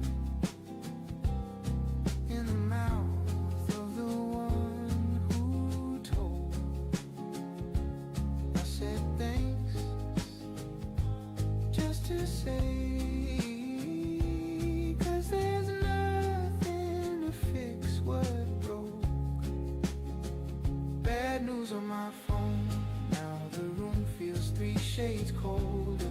All the clocks keep moving on, but my hands won't leave this shoulder of the shirt you wore last week, still hanging on my door. Bad news on my phone, and I don't know. There are moments in a conflict when the headline is not really about territory, or oil, or even the market's first reaction. It is about the mood of ordinary people changing shape in real time. And that may be the real significance of the latest missile strikes on Israel, with more than 100 people reported injured. A large injury count does something very specific to a society. It keeps the crisis alive after the explosions are over, because the story moves into hospitals, school groups, family calls, and the question every civilian asks in private: if this happened there, why not here? That is when politics starts to move. Leaders are no longer judged only on military competence. They are judged on whether normal life still feels defendable. If that feeling weakens, public patience usually shrinks with it. And that matters well beyond one terrible night, because democratic governments under visible civilian strain tend to lose room for ambiguity. The pressure shifts toward clearer retaliation, tougher language, and fewer rhetorical shades of gray. For allies watching from outside, that makes diplomacy harder. For markets, it means the risk premium is no longer driven only by missiles in the air, but by the possibility that domestic anger now begins to set the pace. In other words, the next phase may be shaped less by what hit, and more by what a wounded public decides it will no longer tolerate. And that is always the moment when a conflict stops feeling like an event, and starts becoming a new political reality.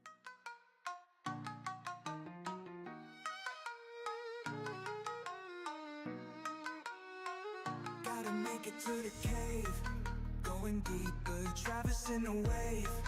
Just a creature caught in the maze, for the golden artist going insane.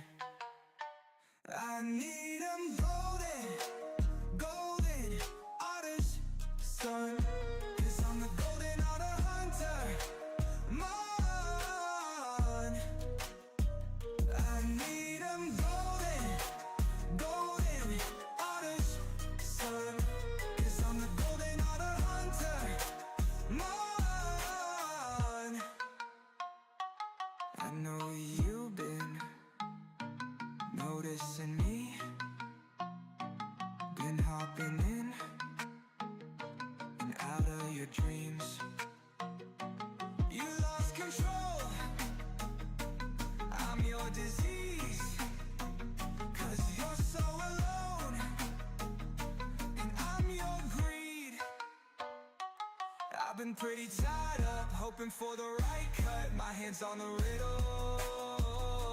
I've been serving up much, coming out of the box, never throwing into the trucks. When the moonlight beams go into the moonlight, gotta make it to the cave, going deeper, traversing the wave. Just a creature caught in the maze, for the golden artist going insane. I need 'em golden, golden artist son, 'cause I'm the golden art hunter, man. I need 'em golden, golden artist son, 'cause I'm the golden art hunter, man. Send me on a mission for the golden otters. Send me on a trip for the golden otters. Send me on a quest for the golden otters. Send me to the ends of the earth for otters.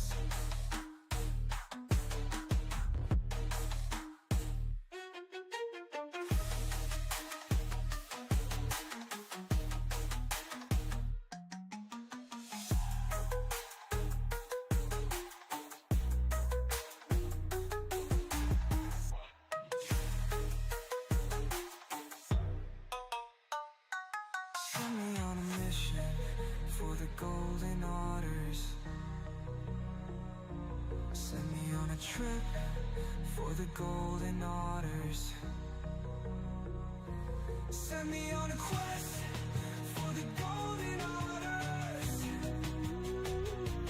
Send me to the ends of the earth for otters.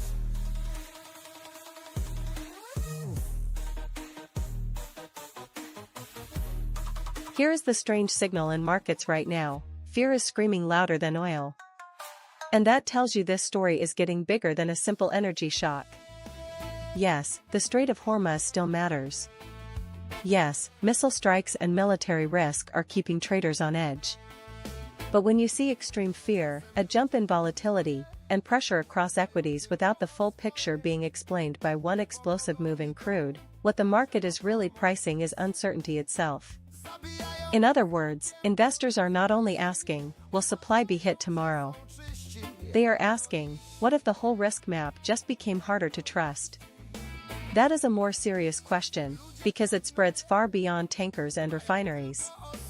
It touches corporate planning, insurance costs, consumer confidence, and the basic willingness to hold risk when headlines can shift by the hour. And that is why this matters. A pure oil panic can sometimes calm down once ships move and inventories look solid. A confidence shock is uglier, because it lingers in behavior. People de-risk first, ask deeper questions second, and only later decide whether they overreacted. You can already feel that change in tone. The market is less focused on one neat cause and more focused on the possibility that the system is becoming harder to read, harder to hedge, and harder to believe in. That is when fear stops being a headline and starts becoming a habit. So in the next few sessions, do not just watch crude. Watch whether confidence comes back anywhere else. Because when fear rises faster than oil, the real shortage may not be energy. It may be certainty.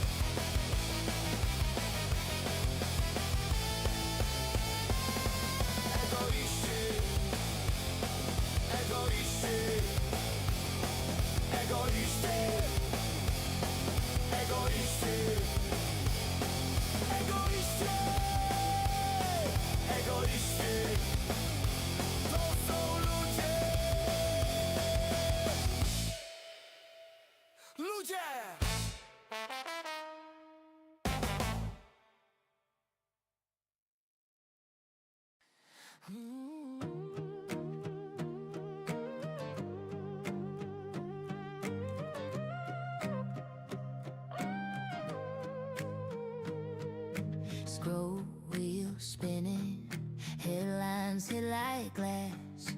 Red text yelling, market move, move fast. Maps glow crimson, borders, arrows, lines. One post whispers, done before it climbs. RadioTube news trading in my veins. Every little update tilts the frame. Charts and conflicts tangled on a screen, trying to buy calm in a wartime dream. RadioTube news can't look away. Price tags tied to a leader say. World on fire and a thumbnail view. I'm chasing green in a sea so blue.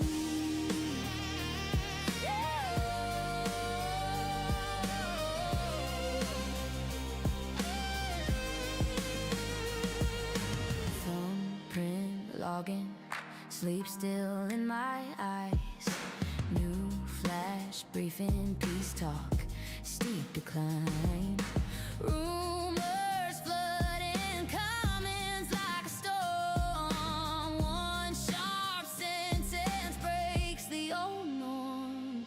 Is it fear? Is it fate? Am I late? Am I bait? Every tick, every take, how much risk can I take? RadioTube news trading in my veins. Every little update tilts the frame. Charts and conflicts tangled on a screen, trying to buy calm in a wartime dream. RadioTube news can't look away. Pride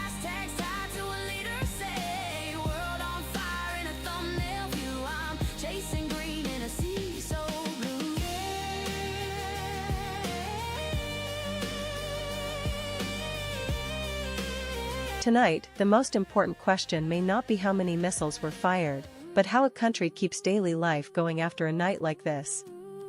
When more than 100 people are reported injured in strikes in southern Israel, the story moves beyond military damage and into something every society understands immediately: how do you stay normal when normal no longer feels protected? That is the real pressure point now. As the New York Times put it, the latest strikes underline Israel's dilemma between preserving relative normalcy and protecting civilians. And that is not a small policy detail. It is the hinge between resilience and anxiety. Because every government in a conflict wants to project continuity. Schools stay open where possible. Businesses keep moving. Roads stay busy. The message is simple: we are still functioning. But the moment defenses look less absolute, that message becomes harder to sustain. People start asking whether continuity is strength, or whether it is exposure with better branding. And that is where the politics get heavier. If leaders tighten restrictions, they risk signaling that the threat is larger than previously admitted. If they do not, and more civilians are hurt, the public may conclude that symbolism mattered more than safety.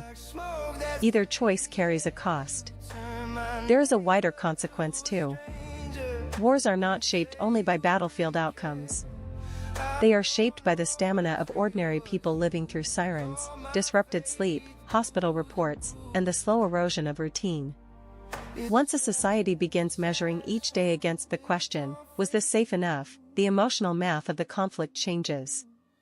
So watch this closely in the days ahead: not only retaliation, not only diplomacy, but the quieter decisions about shelters, movement, schools, and public guidance.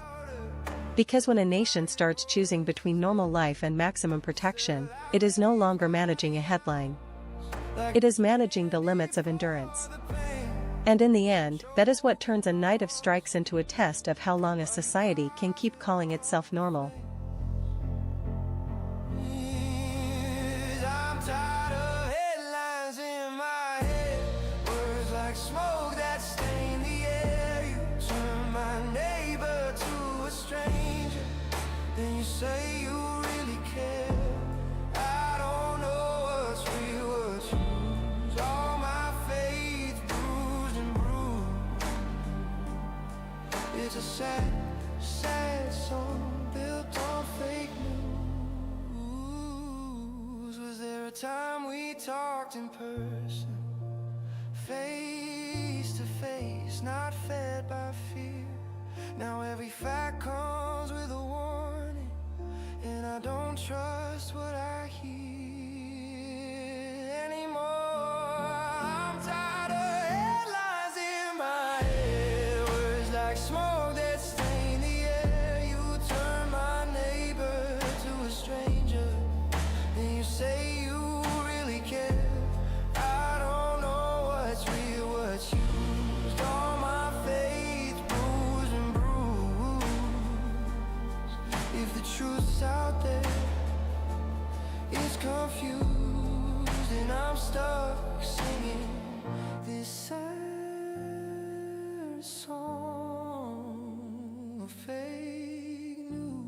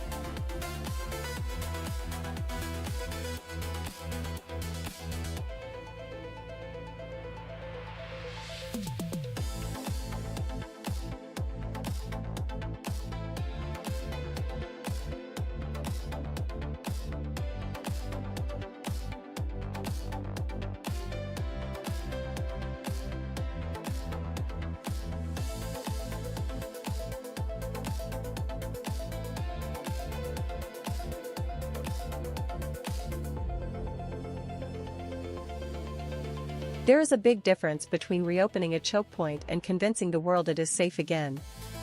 And that is why the Strait of Hormuz matters tonight in a deeper way than the usual oil headline suggests. The latest reporting says the United States and the United Kingdom are pushing to reopen that route, and on paper that sounds like a stabilizing step. But in the real world, tankers do not sail on headlines alone. They sail on confidence, on insurance, on risk models, and on the belief that the next voyage will not turn into the next global scare. That is the part markets tend to underestimate in the first wave of relief. Even if naval forces create a corridor, shipping companies still have to decide whether crews are willing, whether insurers will price the route sanely, and whether customers trust supply chains that were just reminded how fragile they can be. In other words, the physical channel can reopen faster than the commercial system around it. And that gap matters because Hormuz is not just a strip of water. It is one of the pressure valves of the global economy. When trust breaks there, the damage spreads sideways into freight costs, energy expectations, political credibility, and corporate planning. So the real question is not only whether Washington and its partners can project force. It is whether they can project enough predictability to make private actors behave normally again. That is a much harder mission, because governments can order ships of war, but they cannot order confidence back into the market overnight. And in moments like this, the world learns a brutal lesson: trade does not run on maps, it runs on belief.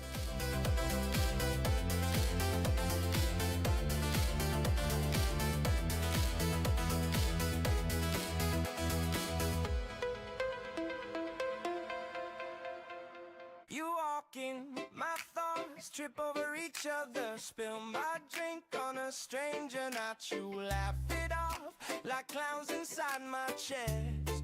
You say, hey, I take it as a vow. I'm in a one-sided love, in a two-step line. You're spinning somewhere else, I'm stuck in time. You're the punchline, I'm the setup every night. Oh, every night. Offbeat, heartbeat, skanking by your side. Offbeat, heartbeat, joking while I hide.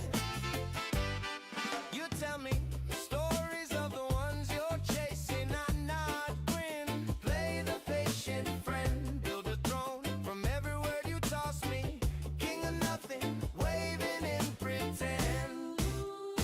I'm in a one-sided love, in a two-step line. You're spinning somewhere else, I'm stuck in time. You're the punchline, I'm the setup every night. Offbeat, heartbeat, skanking by your side. Offbeat, heartbeat, joking while I hide. Maybe one day you misread my smile, hear my name in the crowd for a while. Till then I dance, I clown, I glide, hey, throwing tiny sparks at your rising tide.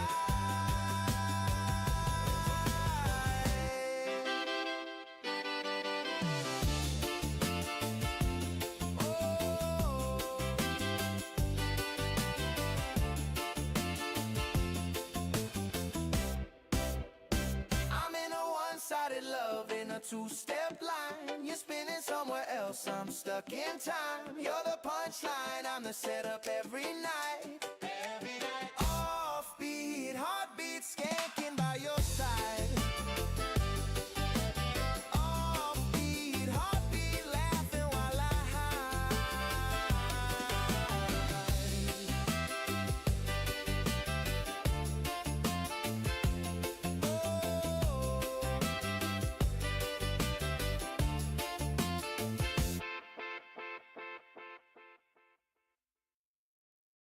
En el espejo, ya ni me miro, me rezo. Tú eres el rey de este juego. Susurro tan duro que quemo. Beso mi sombra como si fuera mi templo. Si alguien me habla me tiento a darle mordida al respeto. Qué miedo me tengo, cara de ego, sonrisa de diablo, es mi reflejo. Yo me corono, yo me sentencio, yo de mi cuerpo, propio infierno. Qué miedo me tengo, cara de ego, nadie me toca, pero me quiebro. Subo hasta el cielo, caigo en silencio, preso en mi pecho, cara de ego. Sometimes a war gets wider without a single new front officially opening. It gets wider because the argument spreads into the words allies use, the labels they choose, and the moral frame they build around the violence. And that is one of the most important signals right now. When Israeli officials sharply criticize the way foreign partners describe attacks, this is not just diplomatic irritation. It is a warning that the battle is moving beyond missiles and into legitimacy. Who is seen as defending, who is seen as escalating, and who gets the benefit of political sympathy, all of that starts to matter even more when the conflict drags on.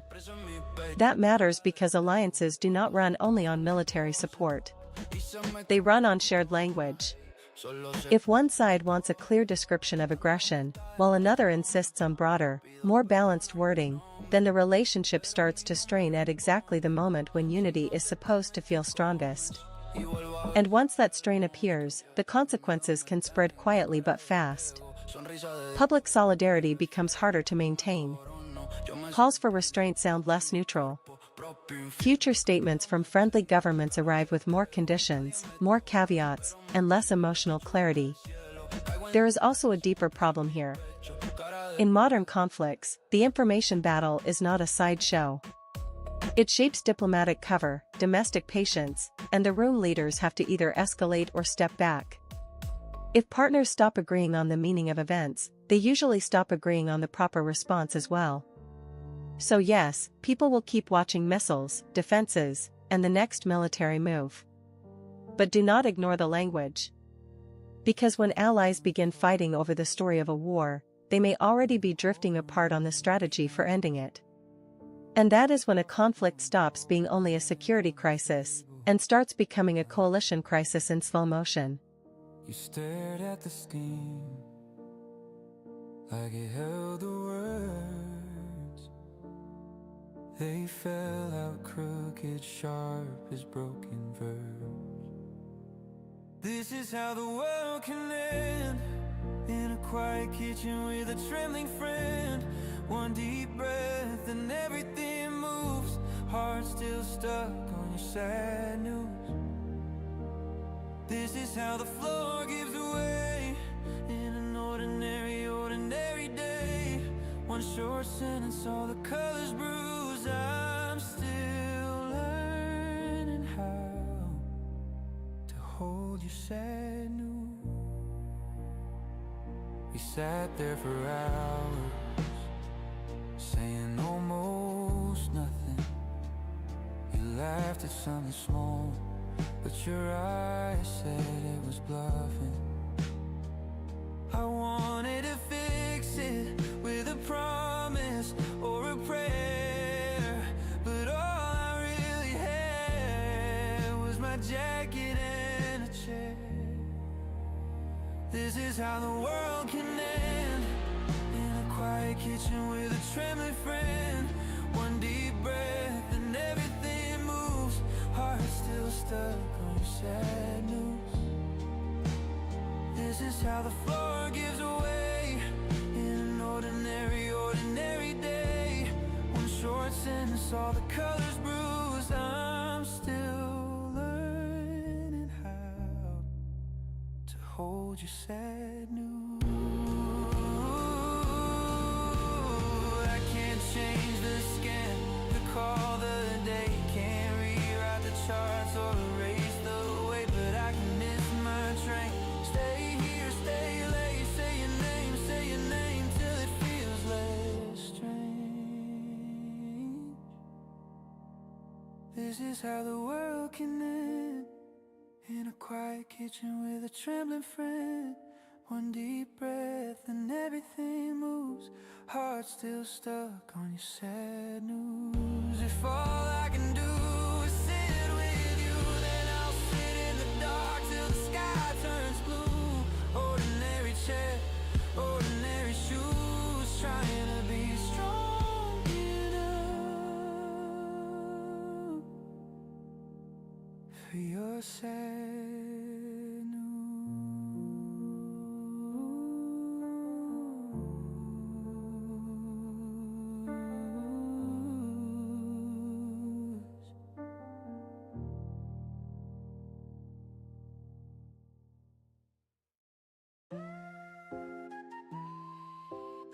A crisis like this does not only reveal who has the biggest navy, it reveals who is actually willing to carry weight when the system comes under pressure.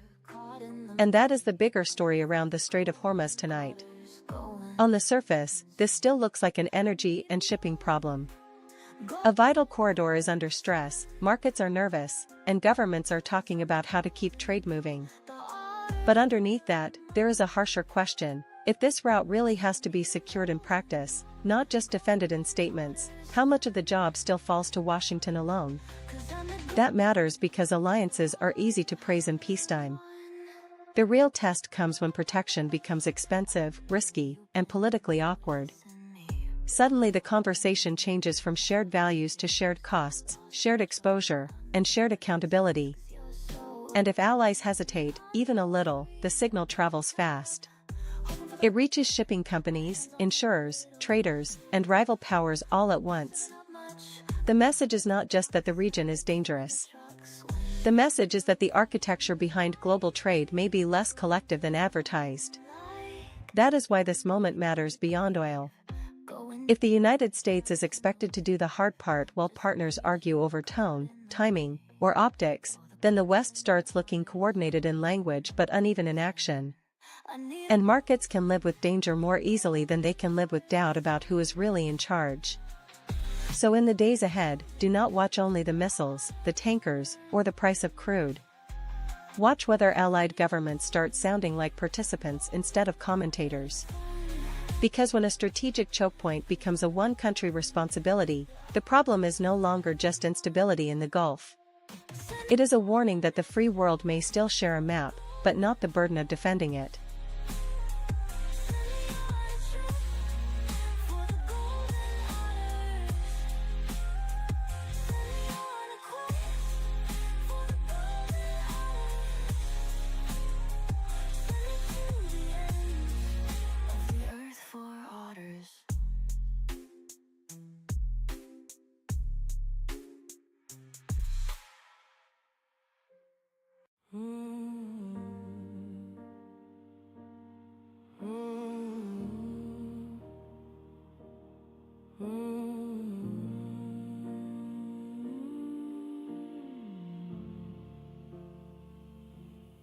You said it's fine with your jaw clenched tight, fork in your hand, eyes on the floor, not mine. Burnt toast, cold wine, you laughed too loud at the wrong line. This is a terrible story, and we both know the ending by heart. Reading the same sad pages just to tear them apart. You hold on like it's holy, I hold on like a habit I can't break. This is a terrible story that we keep trying to remake.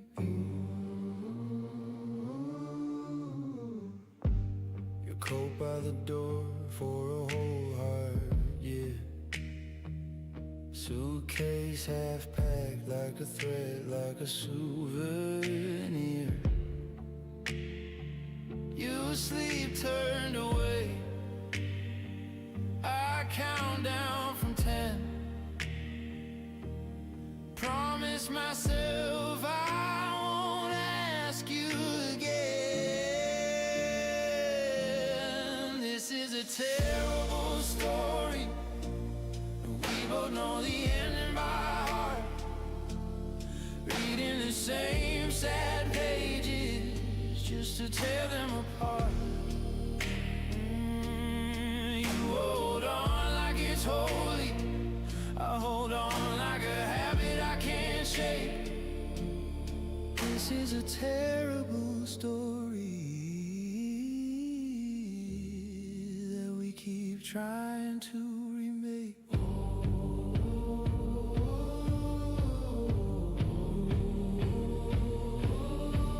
For months, one of the quiet assumptions in this conflict was that Israeli air defenses, while not perfect, still gave the public a sense that the sky was largely under control. That is why the latest missile strikes matter beyond the casualty count. The deeper shock is what happens when that feeling of protection is visibly shaken. Because deterrence is not only about how many missiles are intercepted. It is also about whether ordinary people, allies, and adversaries still believe the defensive shield looks overwhelming. Once that image takes a hit, even briefly, the psychological balance starts to shift. And that has consequences fast. Civilians do not experience war as a military briefing. They experience it as sirens, shelter runs, hospital updates, and the sudden realization that a system they trusted may now look a little more porous than advertised. That changes the emotional tempo of the conflict. It also changes the message to the other side.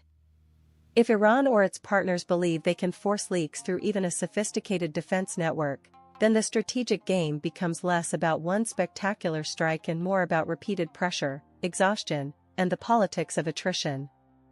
For Israel, that creates a harder challenge than simply responding. It has to restore the sense of reliability. Not perfection, because no shield is perfect, but credibility. And credibility in war is rebuilt through proof, not reassurance. That is why the next phase matters so much. Watch not only retaliation, but also how quickly defenses adapt, how leaders speak about vulnerability, and whether the public feels the system is tightening again rather than fraying. Because in conflicts like this, the most dangerous damage is sometimes not what lands on the ground. It is what breaks in people's minds when the sky no longer feels sealed.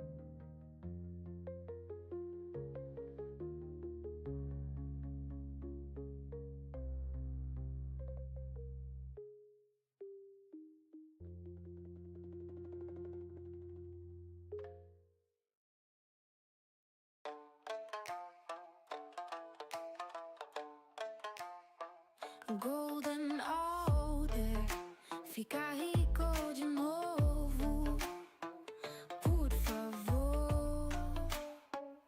Sorriso brilhante aos montes, rei da montanha, dentro de sonho, faça dançar, corra pra pescaria.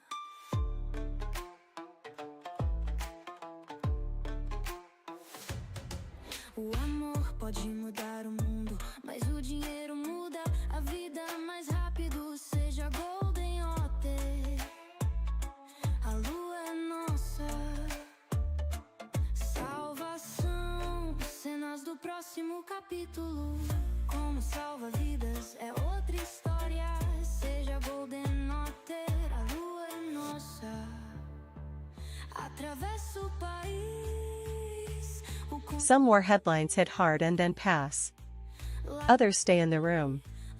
And the ones that stay are often not the death tolls alone, but the growing number of wounded. That is what makes this moment so important. When more than 100 people are injured, the impact does not end with the strike itself. It keeps unfolding in emergency rooms, in family phone calls, in overloaded staff, and in the simple fact that a society keeps seeing the damage long after the sirens stop. The wounded turn a single attack into a rolling event. Every update extends the emotional life of the story.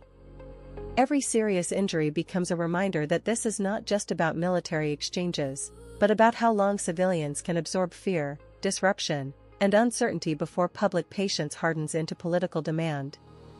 And that matters because governments can sometimes manage one dramatic shock. What is harder to manage is a slow accumulation of pain that feels unfinished. The injured are not just a statistic. They are a daily visible measure of vulnerability. That changes the national mood, and once the mood changes, strategy often follows. It can push leaders toward harsher retaliation, make compromise look weaker, and shrink the space for careful diplomacy. It also changes how the world reads the conflict, because a rising number of wounded suggests a war that is not only deadly, but socially invasive, reaching deep into ordinary life. So yes, markets will watch oil, ships, and military statements. But the deeper signal may be something more human and more dangerous. When the wounded keep multiplying, the war stops being a headline people witness, and becomes a condition people live inside.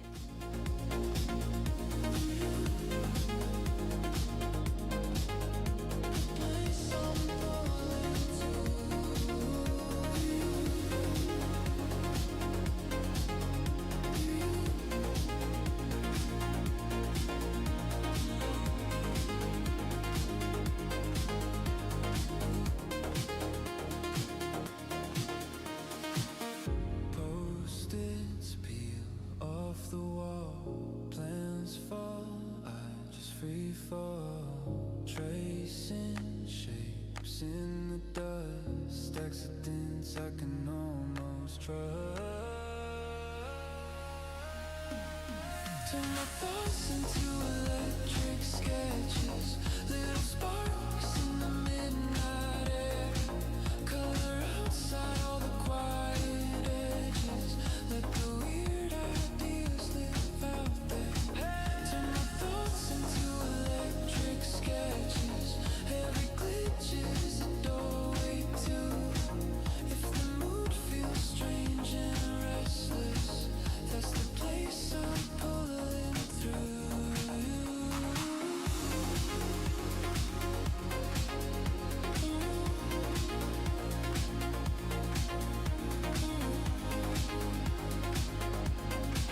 That's the place I'm pulling through.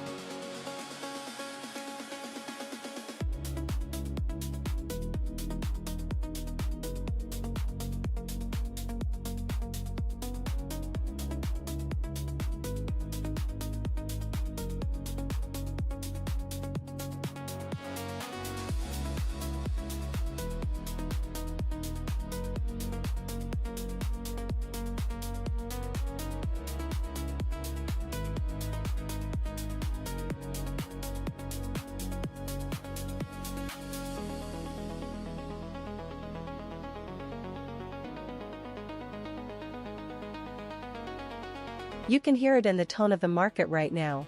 This is not just a story about oil, and that is exactly why it feels dangerous. If traders were dealing with a simple energy shock, the script would be familiar. Crude would be doing all the talking, and everything else would line up behind it. But that is not quite what we are seeing. What we are seeing is a market that looks emotionally worse than the oil chart alone would justify, and that usually means investors are starting to price uncertainty itself. That matters, because uncertainty spreads faster than any tanker fleet. It reaches equities, volatility, corporate planning, consumer confidence, and the basic willingness to hold risk when the geopolitical map suddenly looks unstable. In other words, the fear is no longer only about whether supply gets hit tomorrow. It is about whether people can still trust the system to stay readable next week.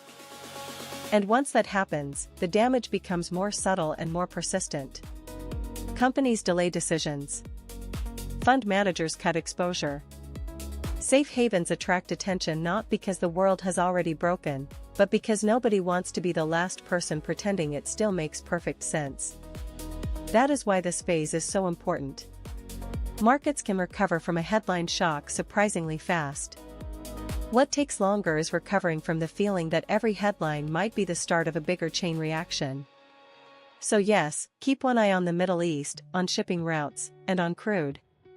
But keep the other eye on confidence itself, because when fear starts outrunning the obvious trigger, the real thing under attack is not supply. It is trust.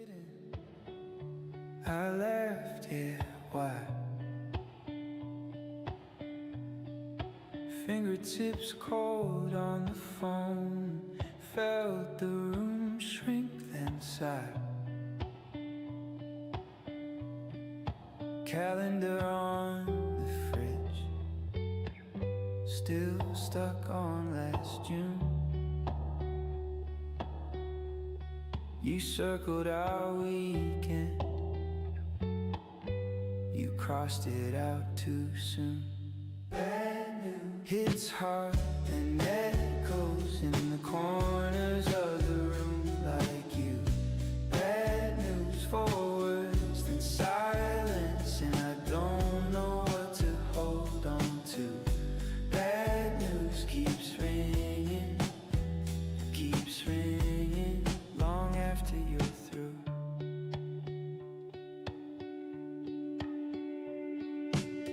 Mug on the counter, your lipstick chipped rim, half-read book on the table, you never finished him. I replay your breathing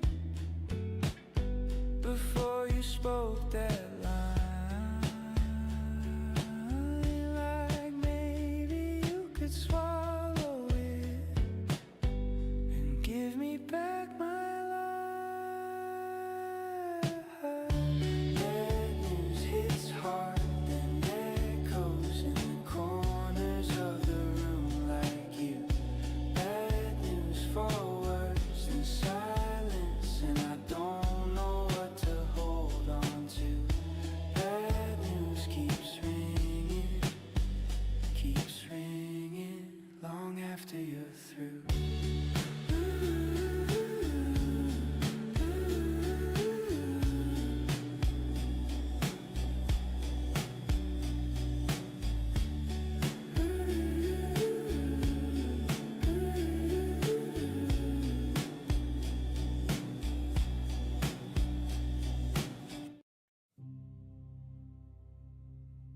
Listen,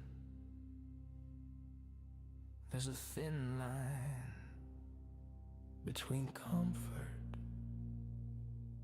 and the stories you'll tell your grandchildren.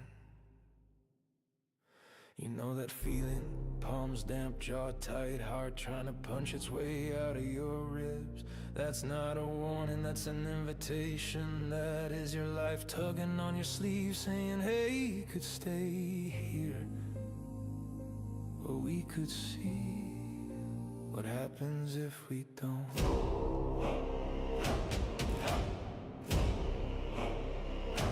Step into the scare, into the shake, into the I'm flat on my Sometimes the most dangerous front in a war is not the loudest one, but the one that never lets the pressure drop.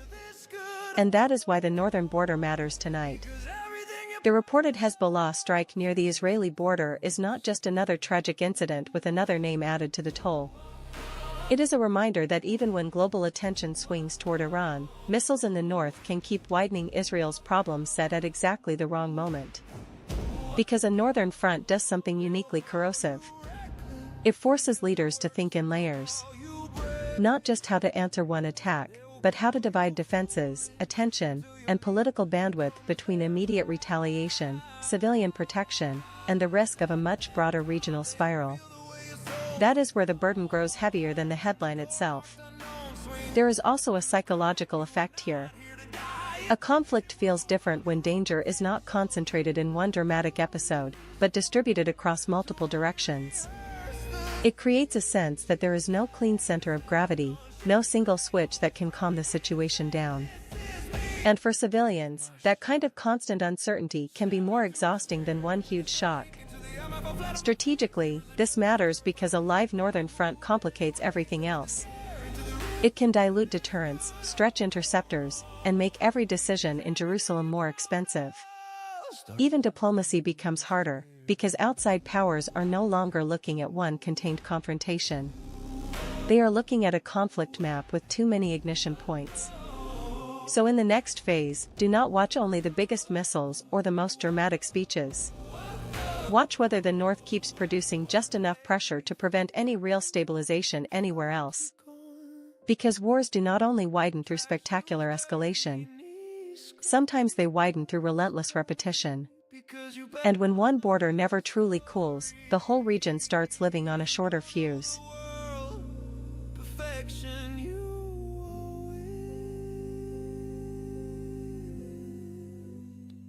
Your attempt. Step into the scare, into the rush, into the I don't know if I can. Heroes are just ordinary hearts that said I will again and again. Step in the scare, into the risk, into the truth of who you are. You were not built for hiding, you were built to walk straight toward the roaring dark and light it up.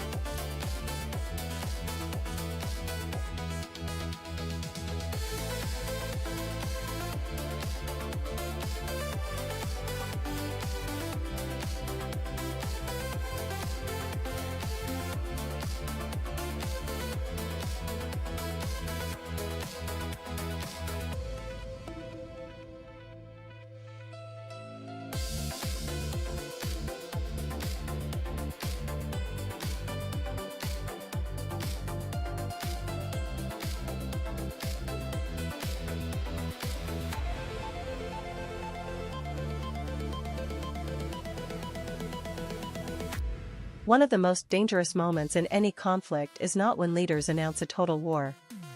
It is when they say they do not want one, but events keep dragging them closer anyway. And that feels like the real story now after the latest Iranian missile strikes on Israel left more than 100 people injured.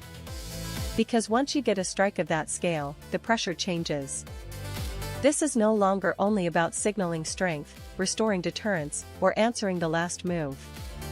It becomes about credibility at home, credibility abroad, and the fear that restraint itself may start to look like weakness. That is how containment begins to fail. Not always through one dramatic decision, but through accumulated logic. One side feels it has to respond because civilians were hit. The other feels it has to stand firm because backing down would invite the next blow. And suddenly both governments can still talk about limits while the structure of the conflict keeps pushing past them. There is a wider problem too. The more this confrontation moves from proxy pressure into direct visible exchange, the harder it becomes for outside powers to keep the fight inside a neat box. Allies can urge caution. Diplomats can work the phones. But once public anger, military prestige, and national credibility are all tied together, off-ramps get politically expensive. That is why this matters beyond tonight's headlines. Markets see the fear. Oil sees the risk. But the deeper issue is strategic gravity. Conflicts like this become dangerous when escalation stops looking like a choice and starts looking like the default setting. So watch the next statements very carefully, not just for threats, but for signs that either side still has a believable way to pause without looking defeated. Because the most fragile wars are the ones where everybody says they want control, just as control is slipping away. And once a conflict starts running on momentum instead of intention, history usually gets a vote before diplomacy does.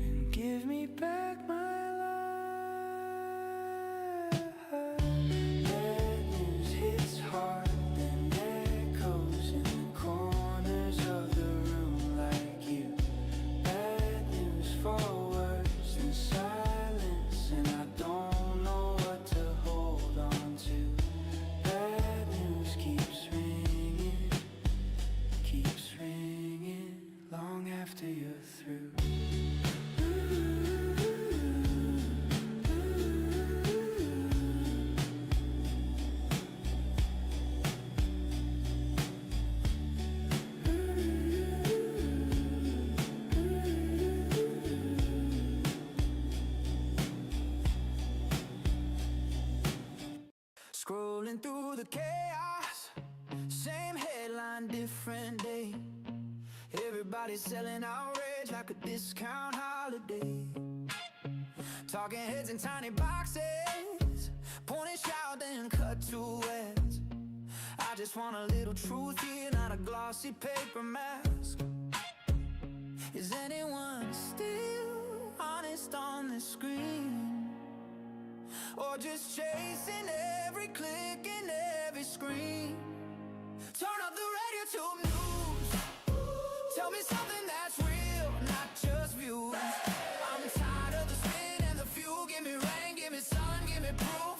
Turn up the RadioTube news. Let the static cut clear through the roofs. If the world's gonna burn or bloom, I wanna know it's true.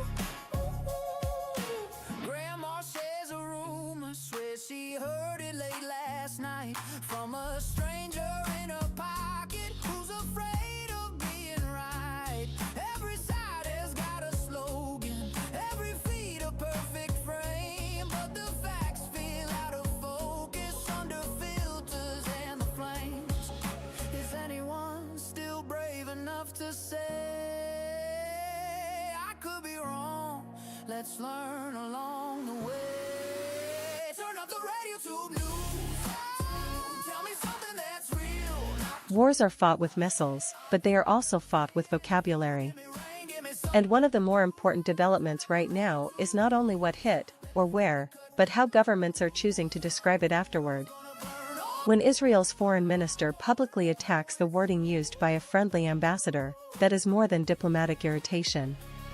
It is a sign that the argument is shifting from military events to moral framing, and that shift can matter for just as long as the damage on the ground.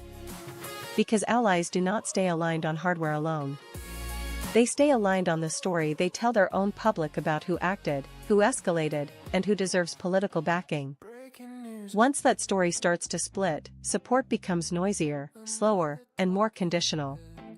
Suddenly every statement arrives wrapped in caveats, every show of solidarity comes with a paragraph of distance, and every call for restraint lands like a criticism of one side more than the other. That is where language stops being cosmetic and starts becoming strategic. It shapes public patience, media tone, parliamentary pressure, and the freedom leaders have to either hit back or step back. And in a crisis already filled with fear, wounded civilians, and visible strain on defenses, that diplomatic ambiguity can be combustible.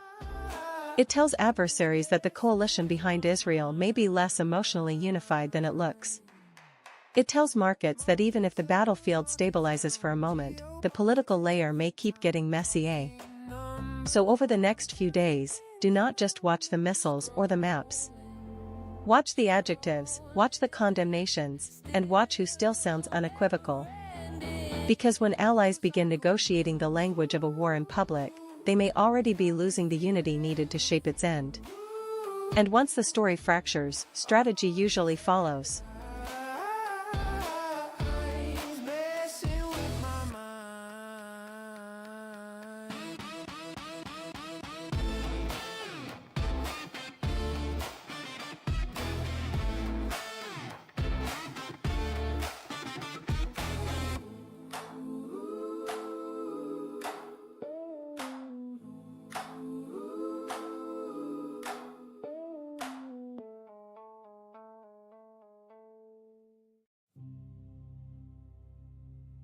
Listen,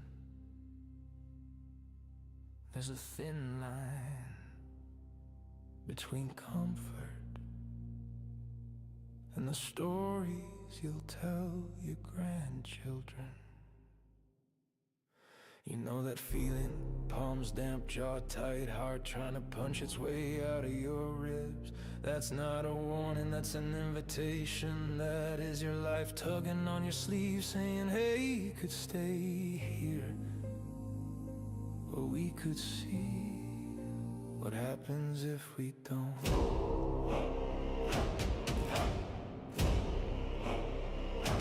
Step into the scare, into the shake, into the I'm fall flat on my face. Heroes are just terrified people who moved anyway. Step in the scare, into the risk, into the this could all go wrong.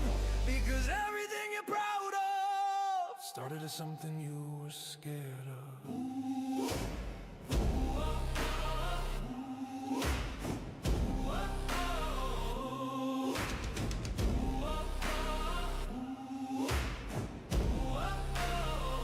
They will call you reckless until it works, then they'll call you brave. They will call you foolish until your leap becomes their mouth. Let them talk, they don't feel the way your soul leans forward. When the door marked unknown swings open the crack, you are not here to die in the waiting room of your own potential. You did not come this far to only rehearse the speech. You came to stand on shaking legs, voice breaking, and say, this is me, taking my shot. Step into the scare, into the shake, into the I'm fall flat on my face. Heroes are just terrified people who moved anyway. Step in the scare, into the risk, into the this could all go wrong. Because everything you're proud of started as something you were scared of.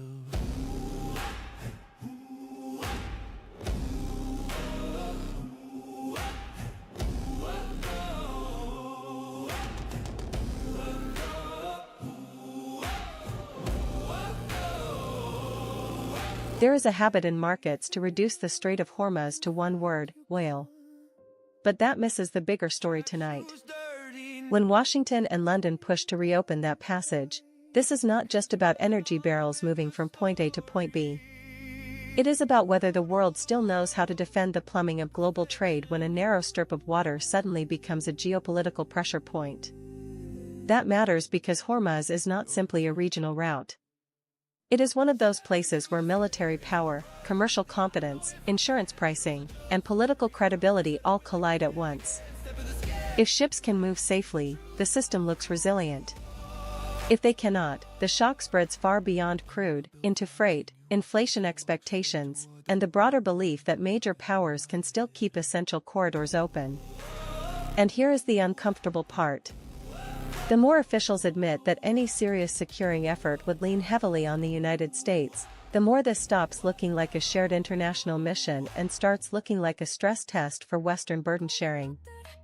Allies may agree on the importance of the route, but crises expose the difference between supporting an idea and carrying the actual weight. That is why traders should not watch only the oil price. They should watch whether the language coming from capitals becomes more operational, more coordinated, and more believable. Markets can live with danger for a while. What they struggle with is ambiguity over who is really in charge when danger reaches a choke point. So yes, Hormuz matters for energy. But the deeper question is whether the arteries of globalization are still protected by a real strategy, or only by old assumptions. And when the world has to ask that question out loud, the risk is already bigger than oil.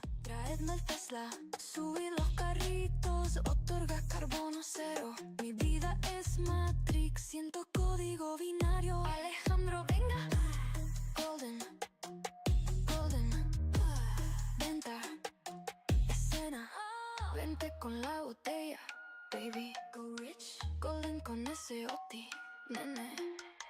Corvette en el lago, descendida la escalera. Golden Otter, es la moneda meme que predijo mi dinero. Solo Golden Otter de la nada vino Otter. Sube, sube y te pone por encima, por encima, por encima. Golden Otter, la moneda meme que predijo mi dinero. Solo Golden Otter de la nada vino Otter. Sube, sube y te pone por encima. Golden Otter, bebé. Pasé de mendigo a billonario con Golden Otter. Golden Otter.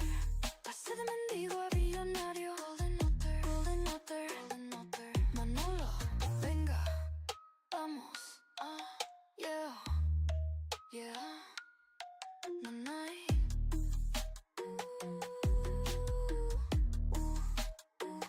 Venga, ay, dinero en la cartera, baby. Sube por encima, vámonos a la luna. Baby girl, te avivo, yo, I'm out. Oh, yo me voy a vista del espacio. Mi dinero son las estrellas. Watch, Tesla en su salsa. Tesla.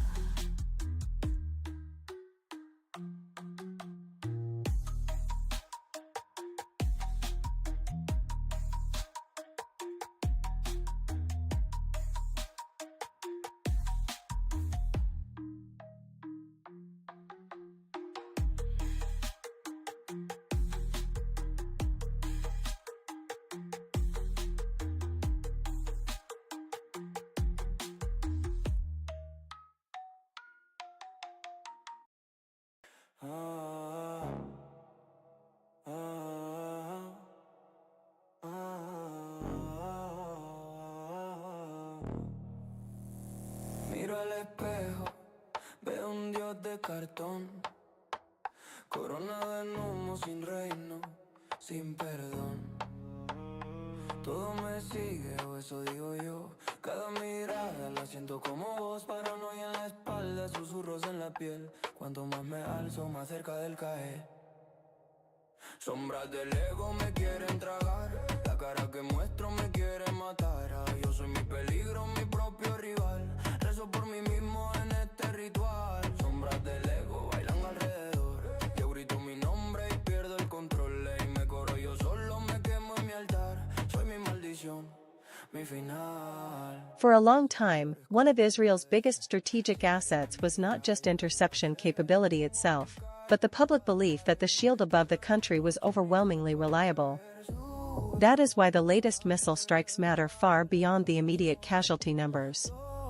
Once people see that even a strong air defense network can be punctured, the story stops being only about what was hit, and starts becoming a story about what people now fear could be hit next. And that changes the entire atmosphere of a conflict. A defensive system does more than block missiles. It buys normality. It gives civilians the feeling that daily life, while tense, is still protected by something solid and competent. The moment that confidence weakens, even a little, the political pressure on leaders rises very quickly. Now the government is no longer dealing only with military retaliation. It is also dealing with expectation, anger, and the need to restore credibility at home. Because in wars like this, perception is not a side issue. Perception is part of deterrence. If your population feels exposed, your enemies notice. If your enemies think repeated pressure can exhaust even a sophisticated shield, they may decide that persistence matters more than one dramatic strike. That is what makes this phase so dangerous. The risk is not just a bigger exchange. The risk is a slower war of erosion, where each successful leak through the defenses chips away at public confidence, raises demands for a harder response, and makes de-escalation politically harder to sell. So in the next few days, watch less for the loudest rhetoric and more for whether Israel can quickly re-establish the feeling of control. Because when the shield is no longer seen as absolute, the battle is not only over territory or retaliation. It is over confidence itself. And once confidence starts cracking, escalation gets a lot easier than calm.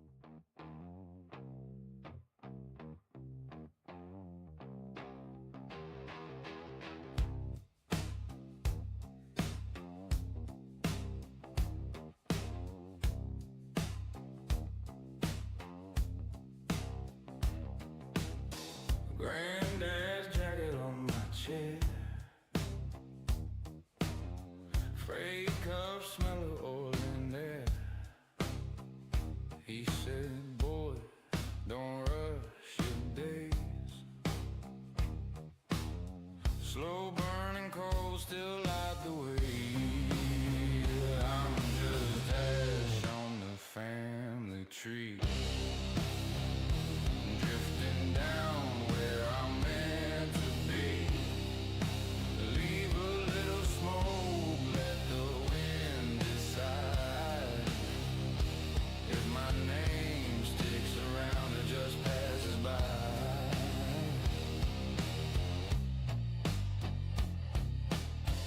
Got his lighter in my jeans. Scratched up chrome flicks like it's routine. I talk to ghosts when the room gets low. Ask if they're proud of this half-grown soul. I'm just ash on the family tree. Drifting down where I'm meant to be. Leave a little smoke, let the wind decide. If my name sticks around or just passes by.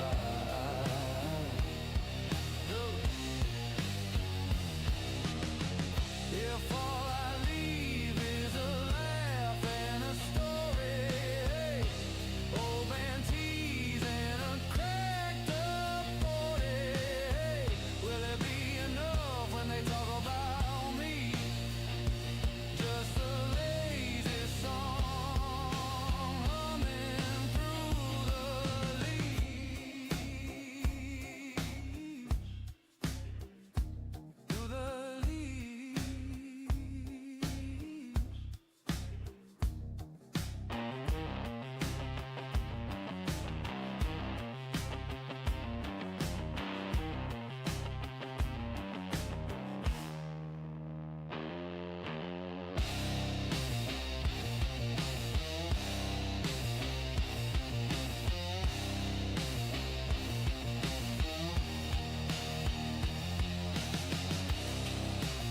There are moments in war when the headline is not the explosion itself, but what keeps happening after it.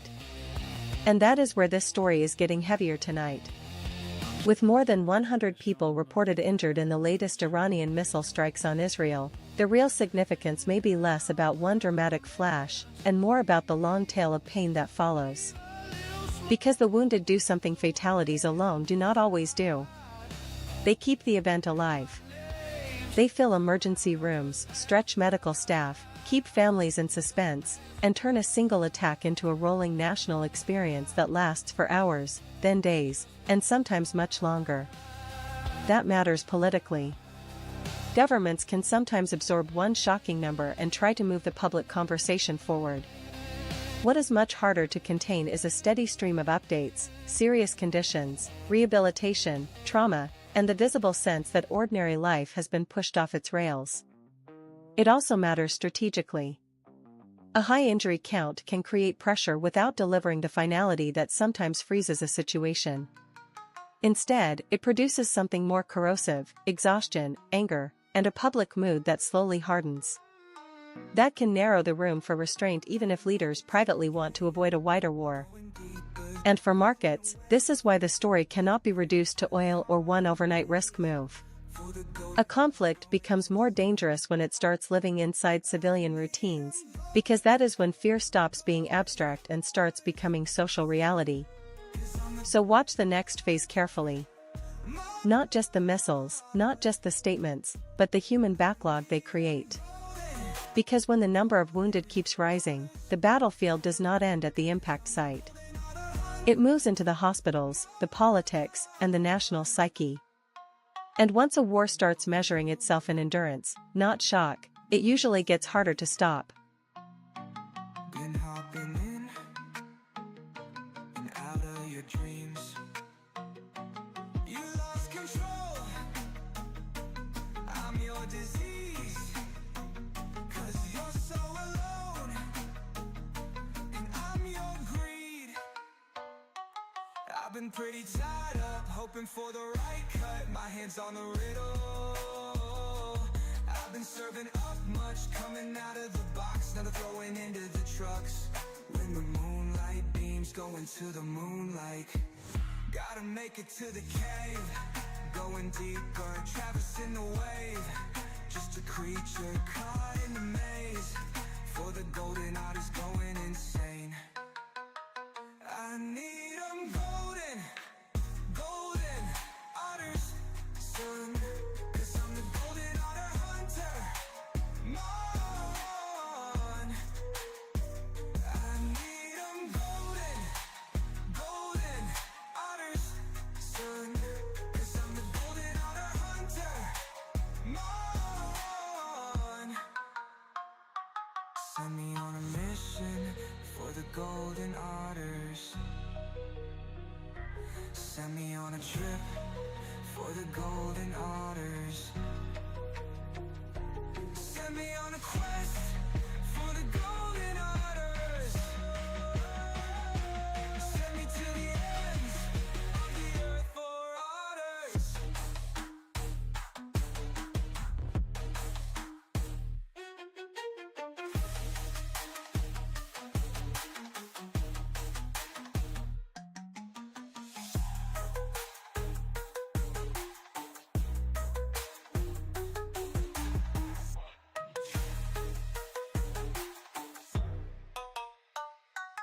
Send me on a mission for the golden otters. Send me on a trip for the golden otters. Send me on a quest for the golden otters. Send me to the ends of the earth for otters.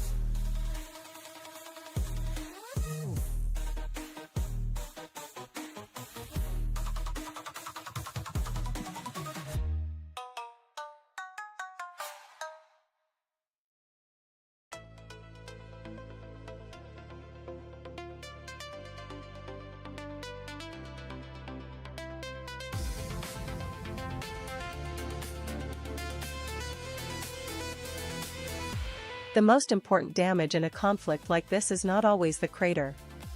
Sometimes it is the slow destruction of normal life. After the latest Iranian missile strikes injured more than 100 people in Israel, the big question is no longer just how many missiles got through. It is whether daily life can still feel stable when sirens, shelters, hospital updates, and constant alertness start becoming part of the routine. And that matters because modern conflicts are not fought only to destroy assets. They are fought to alter behavior, exhaust attention, and make an entire society live differently. Once families begin planning the day around warning apps, once schools, travel, business, and sleep all bend around uncertainty, the battlefield has already expanded far beyond the impact zone. That is where the pressure becomes strategic. A country can absorb fear for a while, but if ordinary rhythm starts breaking down, leaders face a new kind of demand from the public, not just respond, but restore normality fast. That is also why these attacks carry political weight far beyond the immediate casualty count. They test whether the state can still provide the one thing civilians value most in a crisis, the feeling that life remains governable. If that feeling weakens, anger rises, patience shrinks, and every next response becomes harder to calibrate. For markets, for allies, and for the region, that is the real signal tonight. This is no longer only about exchange of fire. It is about who can still function like the future is bigger than the next siren. And in conflicts like this, the side that protects normal life protects far more than morale. It protects the political center of gravity itself.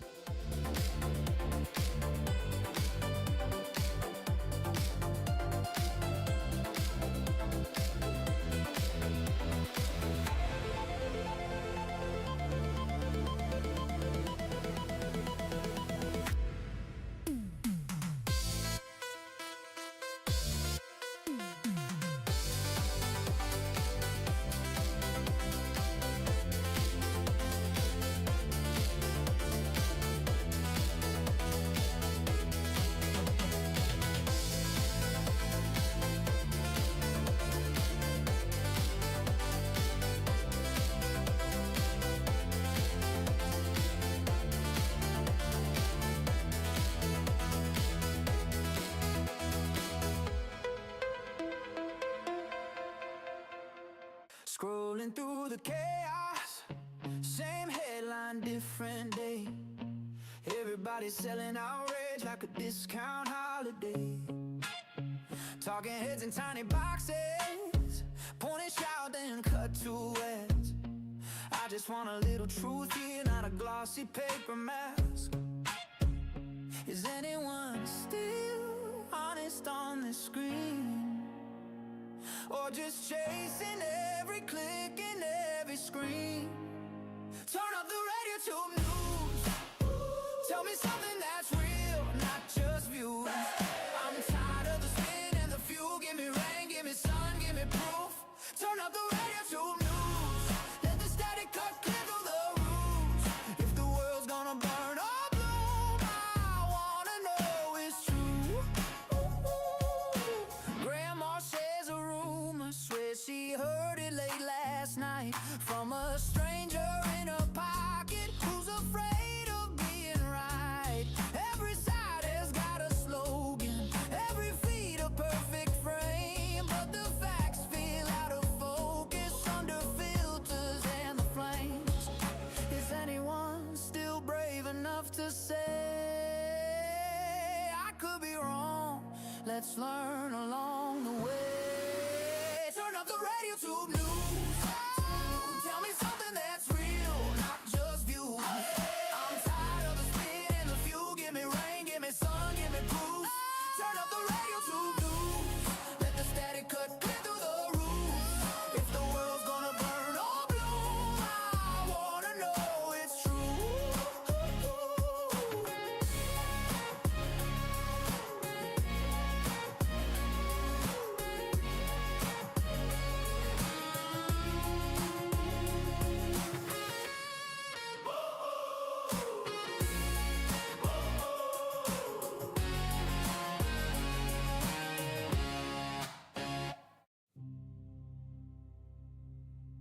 Sometimes the most dangerous part of a war is not the biggest strike.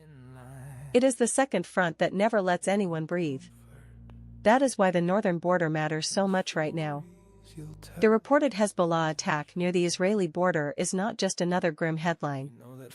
It is a reminder that even while the world focuses on direct confrontation with Iran, the conflict can still widen through repetition, pressure, and exhaustion. A live northern front forces Israel to split attention, split defenses, and split political focus at exactly the moment when clarity matters most. And that kind of strain changes the math. Every interceptor, every troop movement, every emergency response has to be weighed not only against today's threat, but against the possibility that tomorrow brings pressure from two directions instead of one. There is also a deeper psychological effect here. A society can process one dramatic attack, but constant danger from multiple fronts creates something heavier, the feeling that instability is becoming normal. That is when public patience shortens, demands for tougher action rise, and the room for careful de-escalation starts to shrink. For allies watching from outside, this matters too, because a conflict with several active pressure points is much harder to contain with diplomacy alone. So over the next phase, do not watch only the biggest missiles or the loudest speeches. Watch whether the North keeps generating just enough heat to block any real cooling anywhere else. Because wars do not always expand in one spectacular leap. Sometimes they spread through the border that refuses to stay quiet.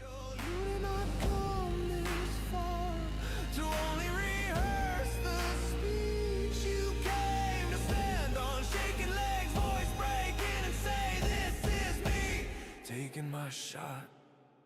Step into the scare, into the shake, into the I'm up flat on my face. Heroes are just terrified people who moved anyway. Step in the scare, into the risk, into the this could all go wrong. Because everything you're proud of started as something you were scared of.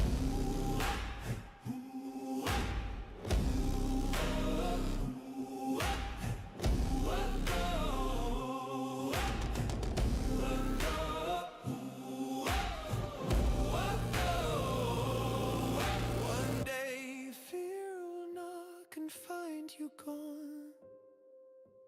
Track shoes dirty, knees scraped, eyes bright. Because you bet on the bigger story. You don't know the world, perfection you owe it. Your attempt. Step into the scare, into the rush, into the I don't know if I can. Heroes are just ordinary hearts that said I will again and again. Step in the scare, into the risk, into the truth of who you are. You were not built for hiding, you were built to walk straight toward the roaring dark and light it up.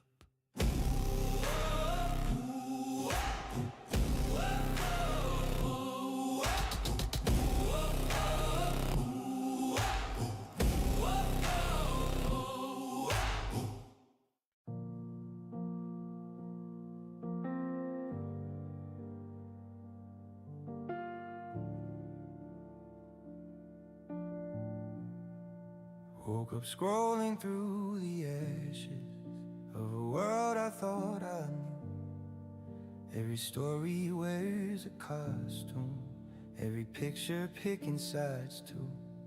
You tell me what I should be angry at, like you're handing out a map.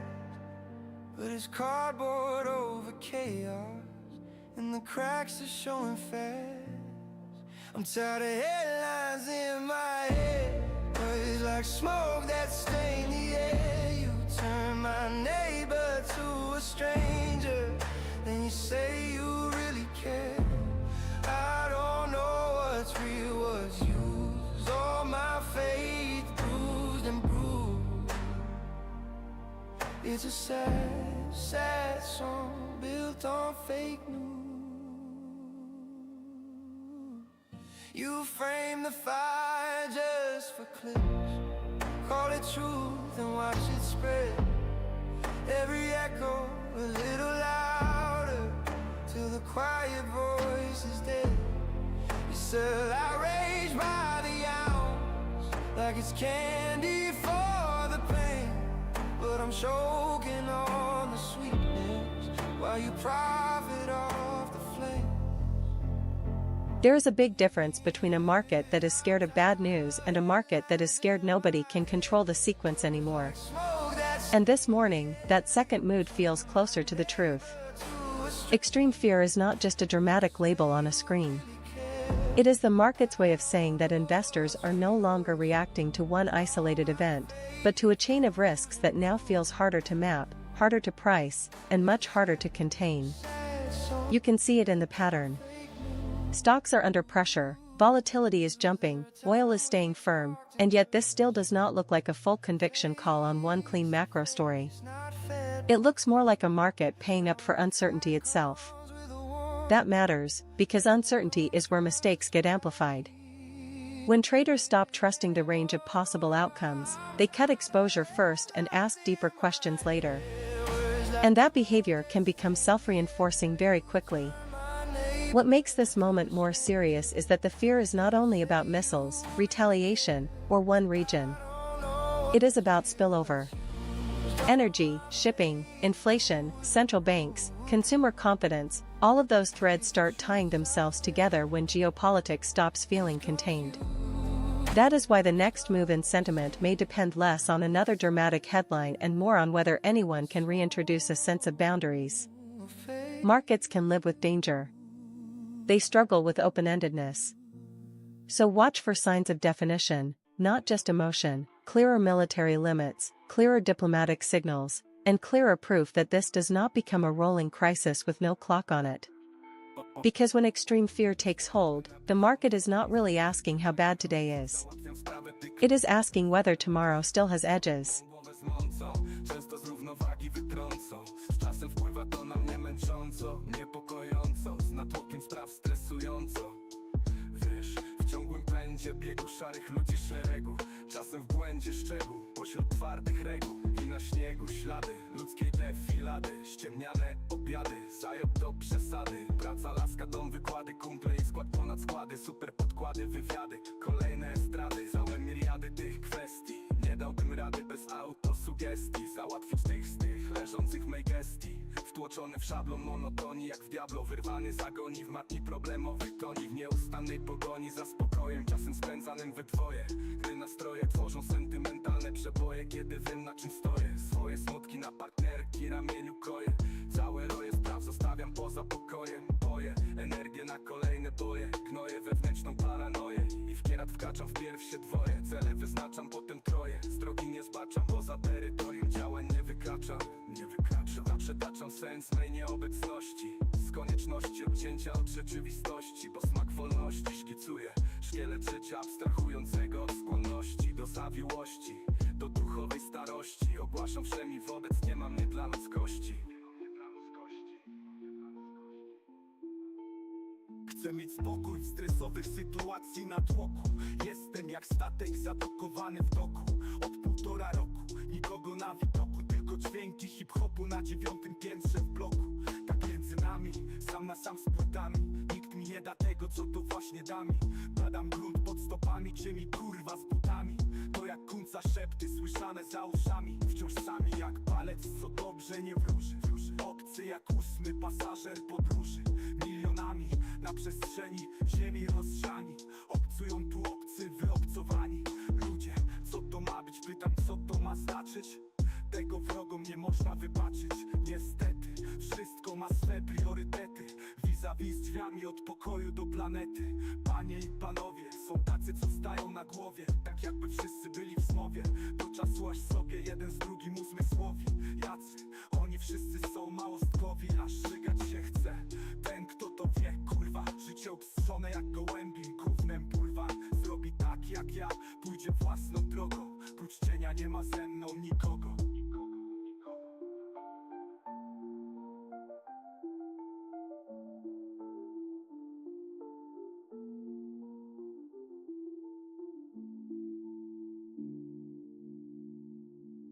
W powietrzu czuć hajny kienem, gdy żegnam się z problemem. Pokój dla tych, co w pokoju są sam na sam z tym sound systemem. Wiem, że czasem trudno być dziś supermanem, gdy wtłaczamy pod ciśnieniem stres i działań terenem. Znam jak ty te noce nieprzespane, by nad ranem zawikłane kwestie podejść z nowym planem, jak staranem. Dokładnie znam to, mam te same myśli skołatane. Znam to, jest mi znane, uczucie z tym związane, co jest grane. Marzenia niewypowiadane, zapominane, bo nie doczekałem się na zmianę. Przekonanie, że po którymś ciosie się nie wstanie, co jest grane. Czasem głupie pytanie, nie? Bakanie, to podanie dzbanie. Życie diametralnie inne niż to na ekranie. Walka o przetrwanie. The Strait of Hormuz is often treated like an oil story, but that is too small for what is happening now. The bigger question is whether the West still has the political muscle to defend a global choke point before disruption becomes the new normal. Yes, the United States and the United Kingdom are pushing to reopen the route. But according to Reuters, officials are already signaling the uncomfortable reality: if this turns into a serious protection mission, most of the hard power still falls on Washington. And that matters, because markets do not just price military strength. They price whether alliances can act fast, clearly, and in public. This is where the story gets more interesting. A waterway like Hormuz does not need to be fully shut to do damage. If insurers raise war risk premiums, if shipowners hesitate, if cargo schedules start slipping, the economic effect begins long before a formal blockade. In other words, uncertainty itself becomes the weapon. That is why this is not only about barrels of oil. It is about freight, inflation nerves, diplomatic credibility, and whether allies can show that freedom of navigation is still something they enforce, not merely something they praise in statements. And there is a second layer here. If America ends up carrying the mission while partners mostly provide political cover, that will feed a much bigger argument about burden sharing at exactly the wrong moment. Not just who agrees, but who actually shows up. So over the next few days, watch less for dramatic rhetoric and more for evidence of structure, naval coordination, insurance backstops, and a coalition that looks real rather than improvised. Because when the world's trade arteries depend on credibility, hesitation can become its own kind of closure. And in crises like this, the gap between saying the route must stay open and proving it can stay open is where the real risk lives.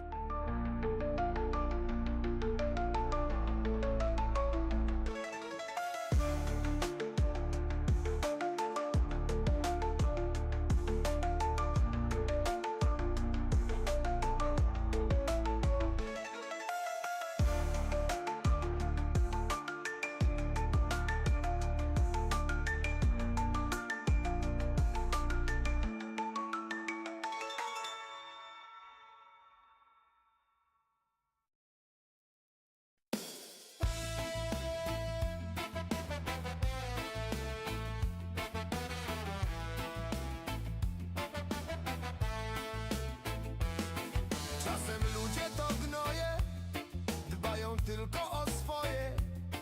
Nie pomogą nikomu, a trzeba pomoc. Zabijają wzrokiem pełnym zawiści.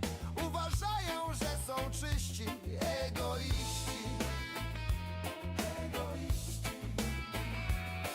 Czasem ludzie to gnoje, dbają tylko o swoje.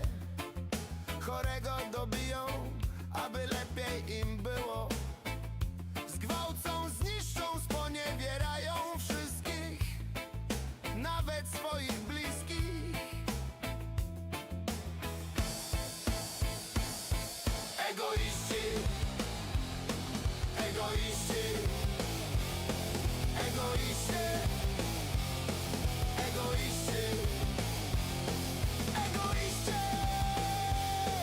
Egoiści, to są ludzie. Czasem ludzie to gnoje, dbają tylko o swoje. Nie pomogą nikomu, a trzeba pomóc. Zabijają wzrokiem pełnym zawiści. Uważają, że są czyści. Egoiści. Egoiści, egoiści, egoiści, egoiści,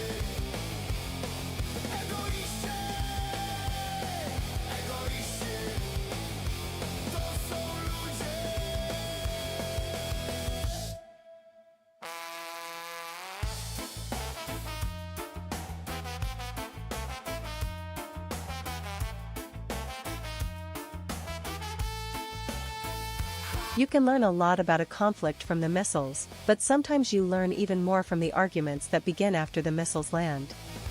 One of the more important signals right now is the growing friction over language, after Israel's foreign minister sharply criticized the German ambassador for grouping Iranian and Hezbollah attacks together with violence by Israeli settlers. On the surface, that may sound like a diplomatic spat over wording. In reality, it is a warning that the coalition around Israel is starting to negotiate not only policy, but the story itself. And that matters because wars are not sustained by weapons alone. They are sustained by political permission. If allies begin speaking in different moral vocabularies, support becomes slower, more conditional, and much more vulnerable to domestic pressure. The issue is no longer just who is helping, but on what terms, with what caveats, and for how long. That creates danger on both sides of the equation. For Israel, any sign of wavering language from partners can feel like shrinking room for action just as public anger is rising at home.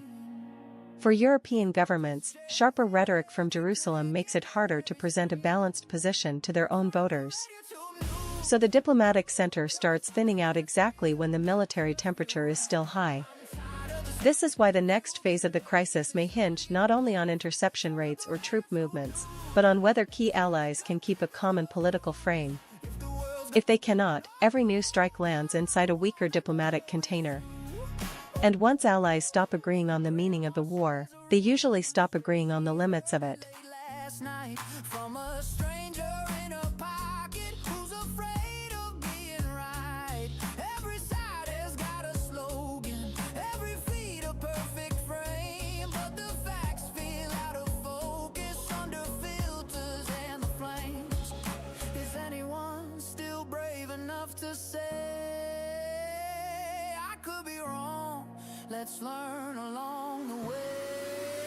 Turn up the RadioTube news. Tell me something that's real, not just views. I'm tired of the spin and the few. Give me rain, give me sun, give me proof.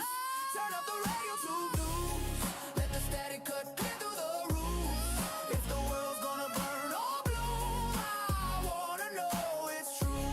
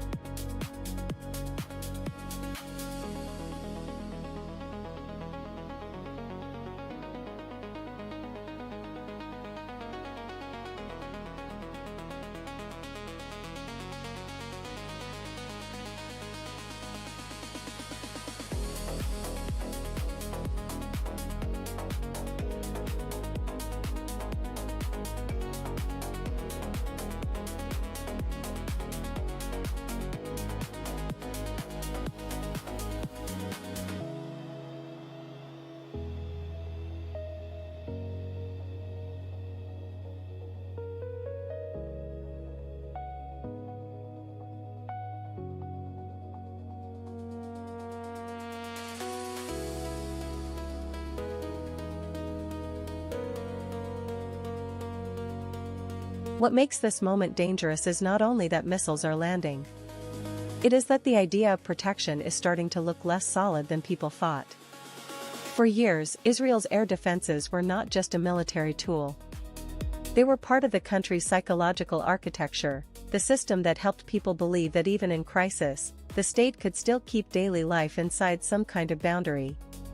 Once that confidence is visibly shaken, the conflict changes shape. It is no longer only about damage on the ground. It becomes a test of whether the government can restore a sense of control before fear hardens into political demand. And that is where the real pressure starts building. Because when civilians see interceptions fail often enough to feel real, they do not ask for nuance. They ask why the shield is leaking, who is responsible, and what kind of response will make it stop.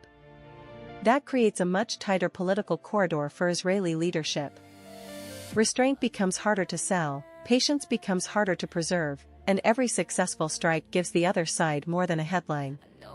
It gives them proof that pressure can travel through the military layer and into the public mind. For markets and for diplomats, that matters just as much as the battlefield itself, because a government under pressure at home is usually more willing to escalate abroad. So in the next phase, watch less for the loudest rhetoric and more for whether Israel can rebuild the feeling that its defenses are still decisive, not just active. Because the moment a shield stops symbolizing certainty, the war stops being only about what was hit. It becomes about whether confidence can be defended at all. And I'm lonely here without you. Miss your breath against my skin. You love me, then you leave me. Still I lie here pressing fingers where your kisses have been. And I miss you.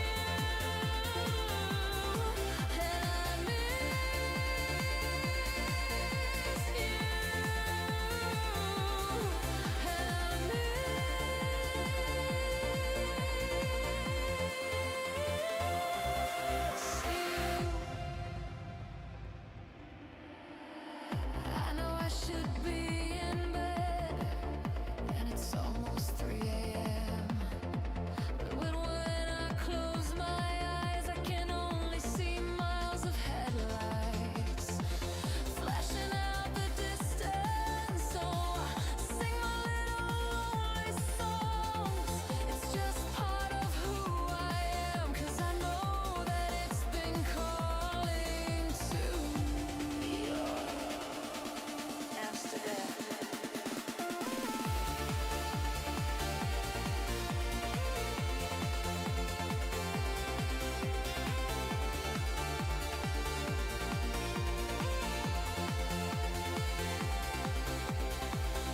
Every city lights you brighter, but it leaves me in the dark.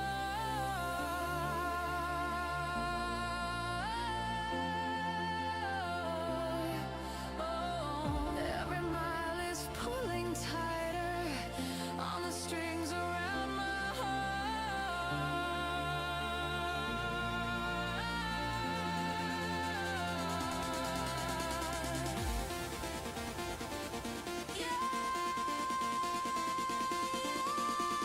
And I'm lonely here without you. Miss your breath against my skin. You love me, then you leave me. Still I lie here pressing fingers where your kisses have been. And I miss you. And I miss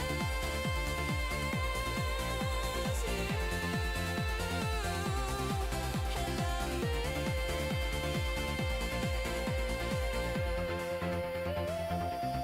miss you.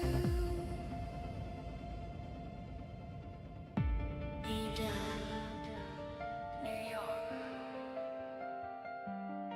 Amsterdam.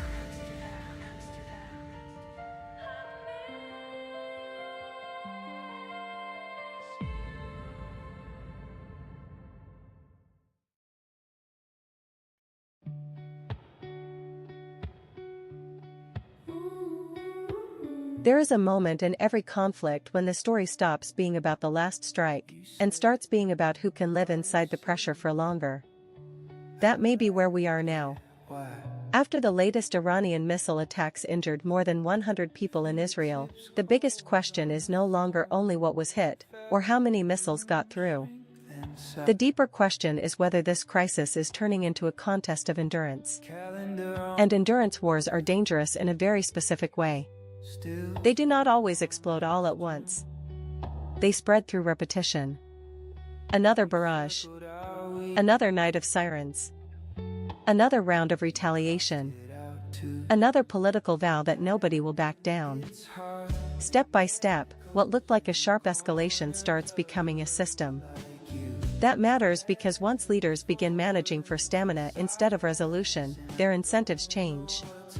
They start thinking about stockpiles, public morale, alliance discipline, and how much economic disruption their society can absorb. In other words, the center of gravity moves from shock to sustainability. For Israel, that means proving the country can keep functioning under repeated pressure without letting fear dictate the next move. For Iran, it means showing it can impose ongoing stress, not just deliver one symbolic blow. And for outside powers, especially Washington and European allies, it means the diplomatic challenge gets harder, because it is much easier to calm one spike than to unwind a cycle that has started to feel normal. This is also why markets stay nervous even when there is no brand new surprise every hour. Investors can price one event. What they struggle to price is a region settling into a rhythm of managed escalation, where the conflict stays hot enough to unsettle energy, transport, politics, and confidence, but not clean enough to resolve. So watch the next phase carefully. Watch whether the language from both sides becomes less about immediate revenge and more about staying power. Because once a war becomes a test of endurance, the most dangerous weapon is not the missile. It is the belief that time itself is on your side.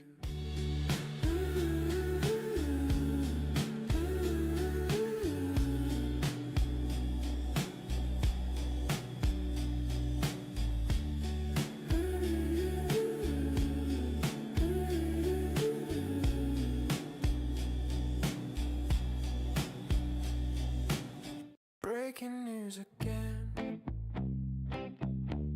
Another talking head. Same old story, friend. Wish I was in bed. Scrolling, scrolling, never ending. News cycle blues got me feeling confused. All these headlines messing with my mind. Markets up, markets down, geopolitics in every town. Talking numbers while I'm counting slumbers. Scrolling, scrolling, still never ending. News cycle blues got me feeling confused. All these headlines messing with my mind.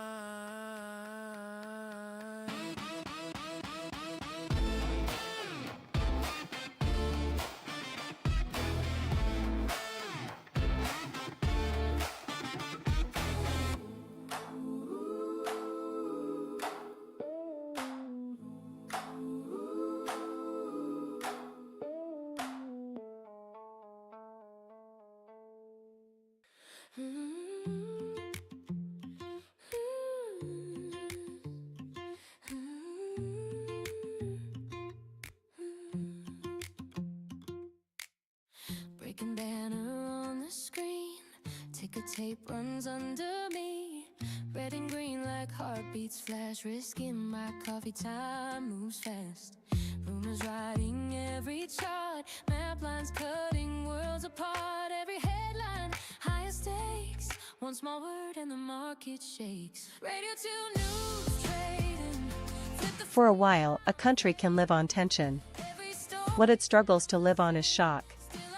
And that is what feels different now after the latest Iranian missile strikes in Israel left more than 100 people injured and, as Reuters and other outlets have described it, badly shook public confidence.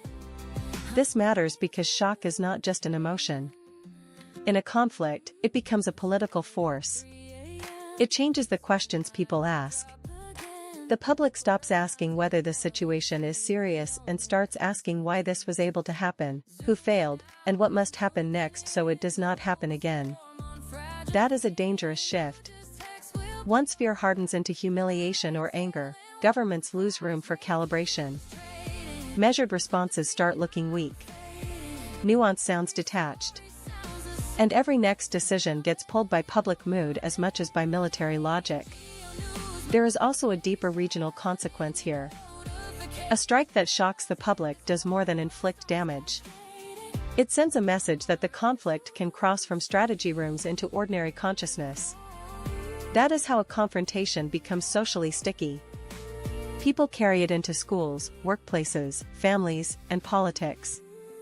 For markets, that is why this is bigger than one night of headlines. Investors are not only watching missiles. They are watching whether public shock now narrows the path to de-escalation.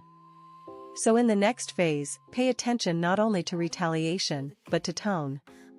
Listen to the language from officials.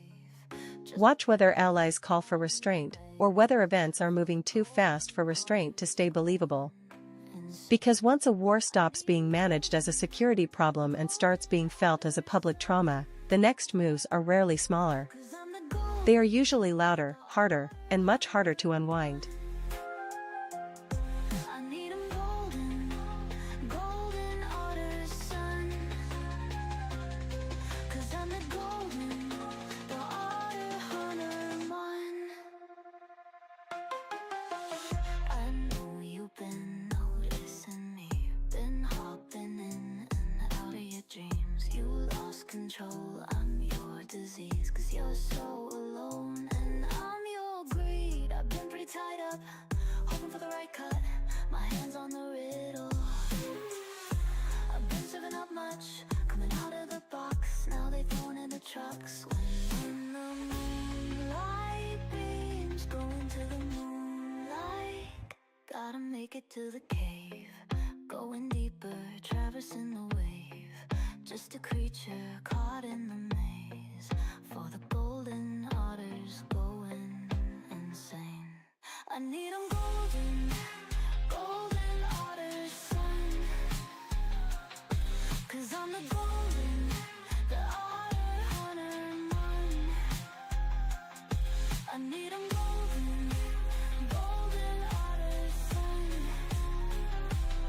'Cause I'm the golden, the otter hunter one. Send me on a mission for the golden otters. Send me on a trip for the golden otters. Send me on a quest for the golden otters.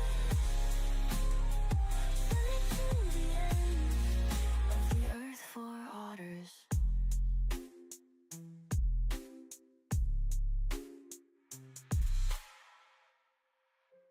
You walk in, my thoughts trip over each other. Spill my drink on a stranger, not you. Laugh it off like clowns inside my chest.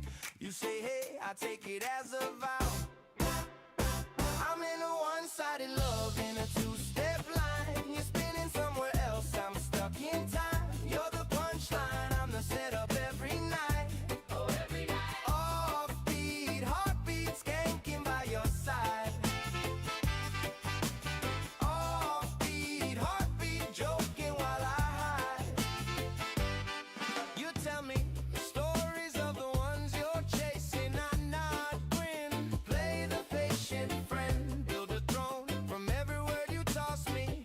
King of nothing, waving in pretend.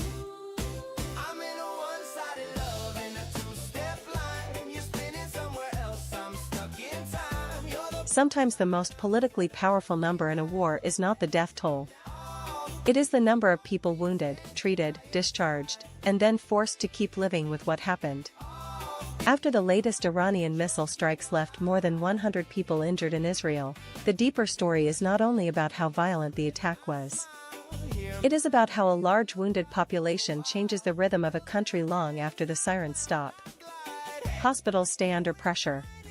Families stay inside the story. Television keeps returning to recovery, trauma, rehabilitation, and the visible proof that the crisis is not over when the smoke clears. And that matters, because injuries create a different kind of political pressure than fatalities alone. They are persistent, public, and impossible to package as a closed event. Every patient in recovery becomes a reminder that the state was tested, that daily life was penetrated, and that the cost keeps unfolding in real time. That can harden public mood in a very specific way. Not just grief, but irritation, anxiety, and a growing demand for leaders to restore the feeling that ordinary life is still defensible. It also complicates diplomacy, because when the human consequences stay visible for days and weeks, calls for restraint sound thinner at home. So the next thing to watch is not only retaliation or military signaling. It is whether the wounded become the emotional center of the national conversation. Because in conflicts like this, the people who survive the strike can still determine how much bigger the war becomes.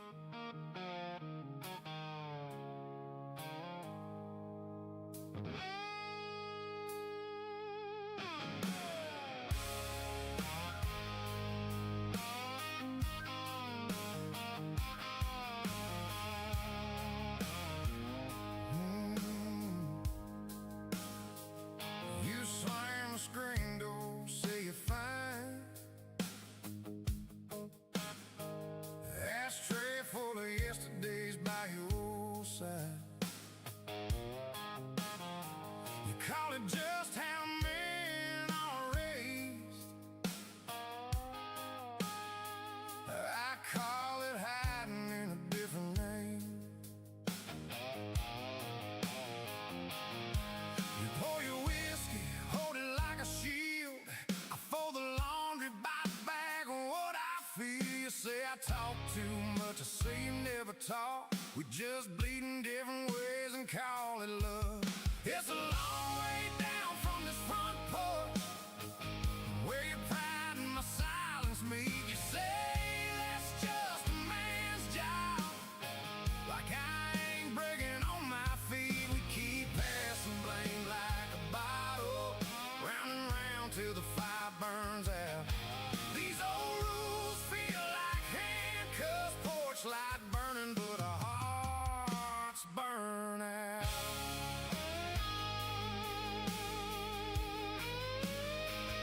Oh.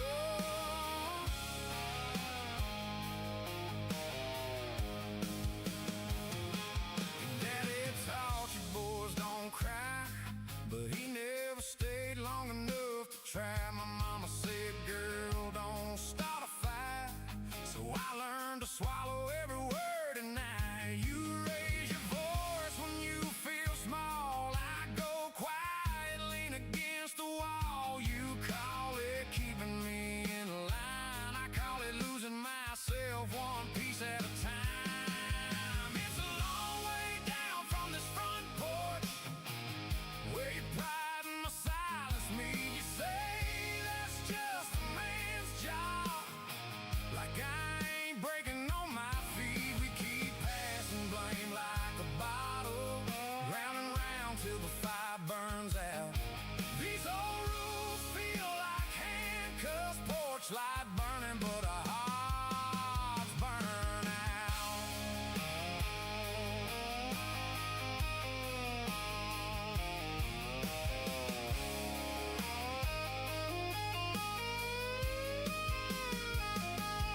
What if you cried and I got mad? You fell apart, I held the map. What if we laid these tight lines down? Stop playing parts to drag us underground. It's a long way down from this front porch, where your pride and my silence meet. You say that's just the way we are. Here's the problem with this crisis right now. Even if leaders want to stop it from getting bigger, they may not fully control the pace anymore. And that is why the Northern Front matters so much. It is not always the loudest story, and it is rarely the clean headline that dominates a morning bulletin, but it may be the one that keeps the whole region from calming down. When Hezbollah pressure stays active along Israel's northern border, it changes the logic of everything else. Israel is no longer dealing with one direction of risk. It is managing a conflict where attention, interceptors, troops, and political bandwidth all have to be split at the same time. That makes every decision heavier and every mistake more expensive.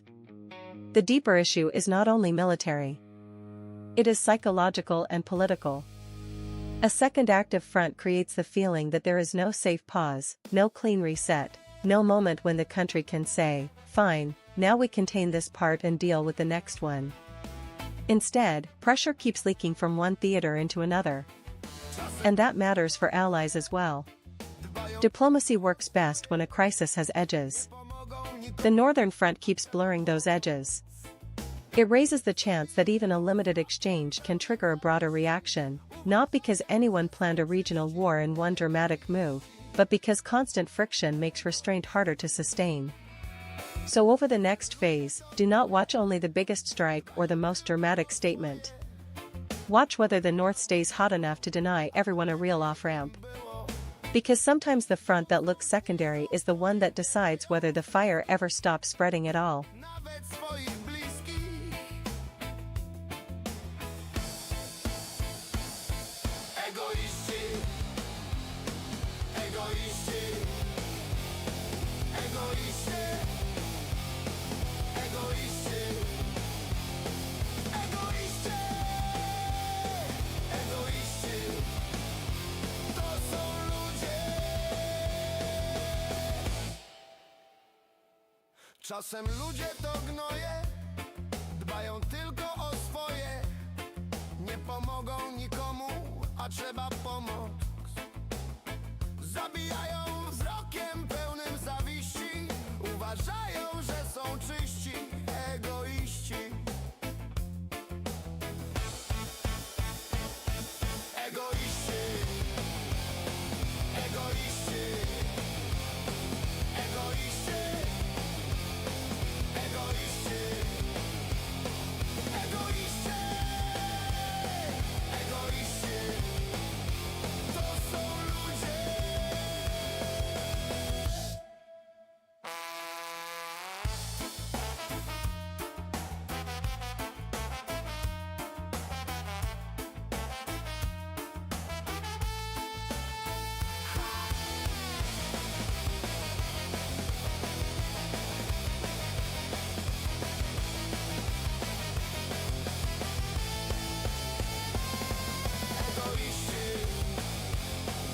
Egoiści,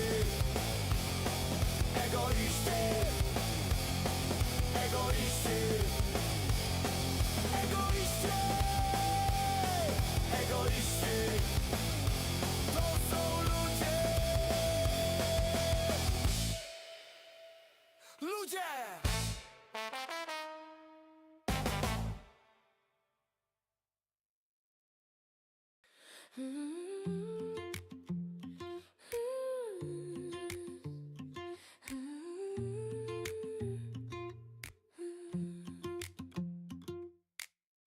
Breaking banner on the screen. Ticker tape runs under me. Red and green like heartbeats flash. Risking my coffee time moves fast.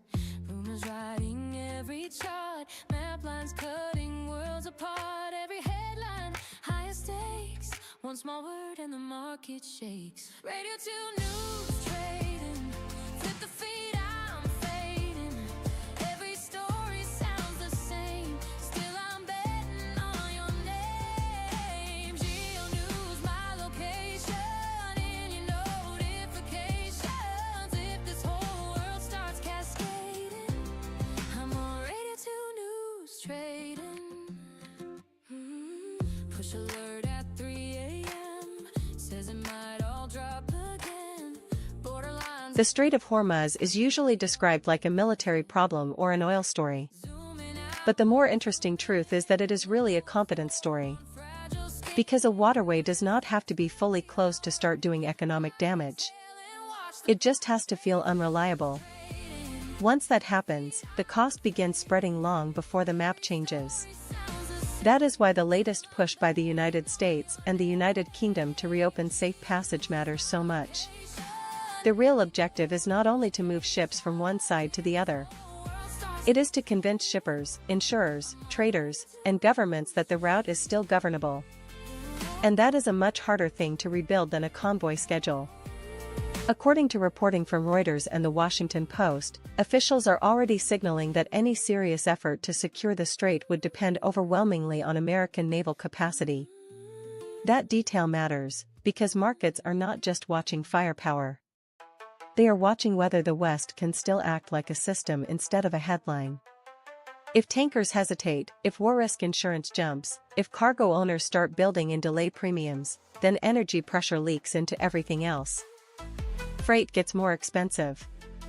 Inflation nerves come back. Central banks get less comfortable. Suddenly this stops being a regional security scare and starts becoming a tax on global confidence. And that is the deeper risk now. Not one dramatic closure, but a slow normalization of friction. A world in which everyone keeps saying the route is open, while pricing it as if it is only conditionally open.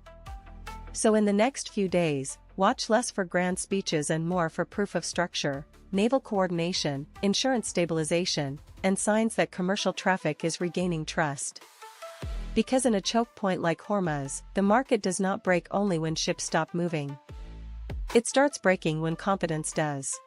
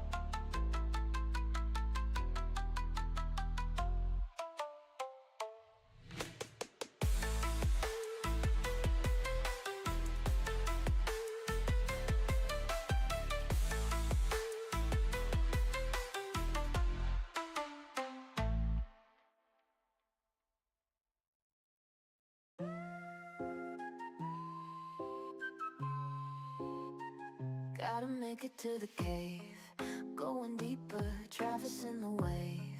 Just a creature caught in the maze, for the golden otters going insane.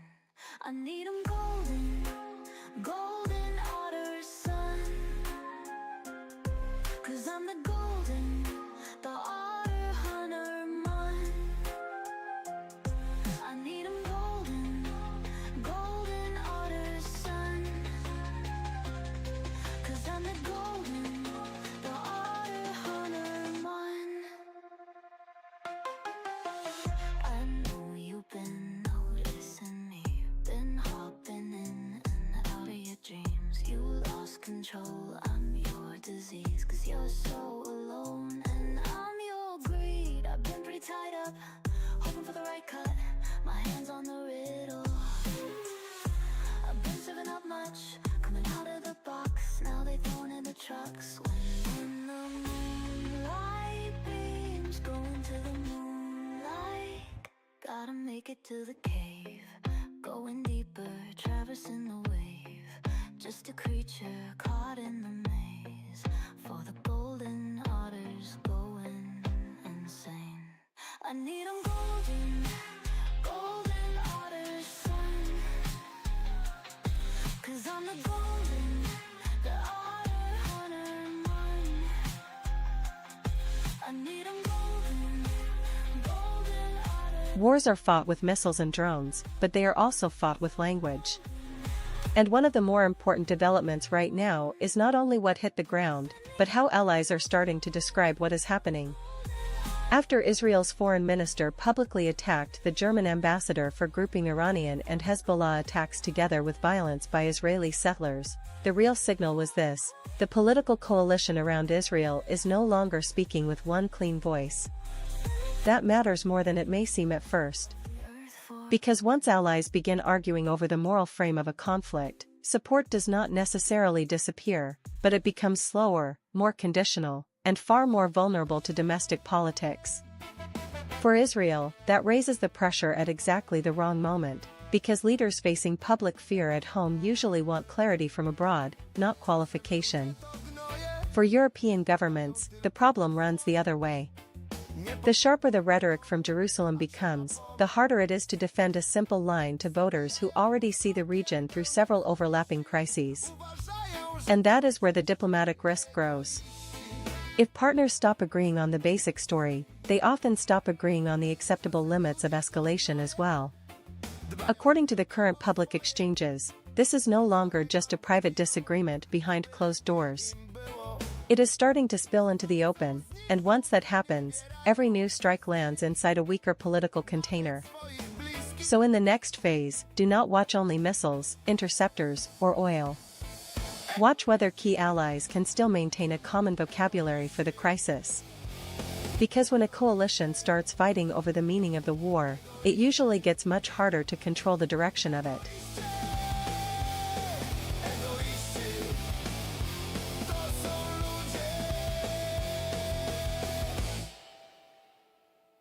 Czasem ludzie to gnoje, dbają tylko o swoje, nie pomogą nikomu, a trzeba pomoc. Zabijają wzrokiem pełnym zawiści, uważają, że są czyści, egoiści. Egoiści, egoiści, egoiści.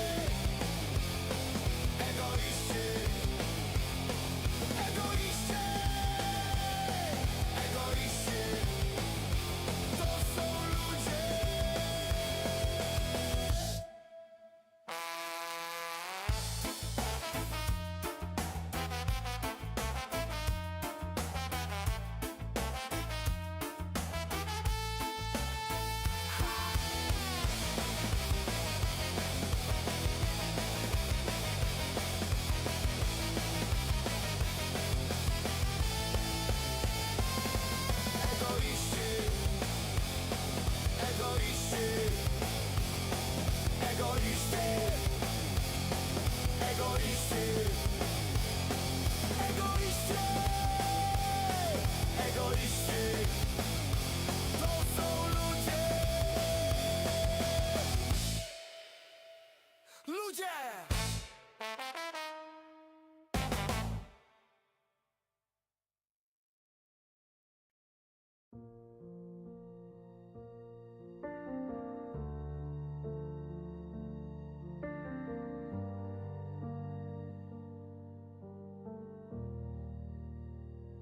You said, can we talk? And the whole room shrank.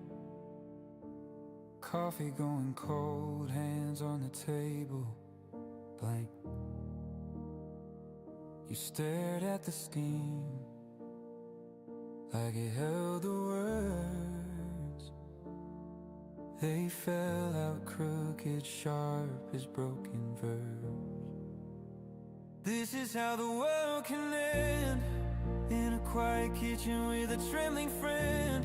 One deep breath and everything moves, heart still stuck on your sad news. This is how the floor gives way, in an ordinary day.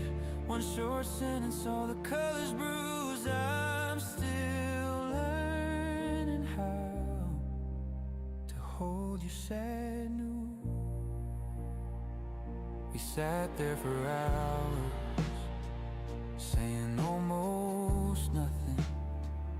You laughed at something small. A lot of people look at a conflict like this and ask the obvious question: who has the bigger arsenal, the better shield, the stronger response? But the more important question now may be simpler and more dangerous. Who can keep their allies together while the pressure keeps rising? After the latest Iranian missile strikes injured well over 100 people in Israel, this is no longer just a battlefield story. It is becoming a stress test for the political architecture around the war. Because military power on its own does not create stability. Stability comes when allies still agree on priorities, still trust each other's judgment, and still believe the next move will not drag them into something larger than they signed up for. Once that trust starts thinning out, every strike becomes heavier. Every statement matters more.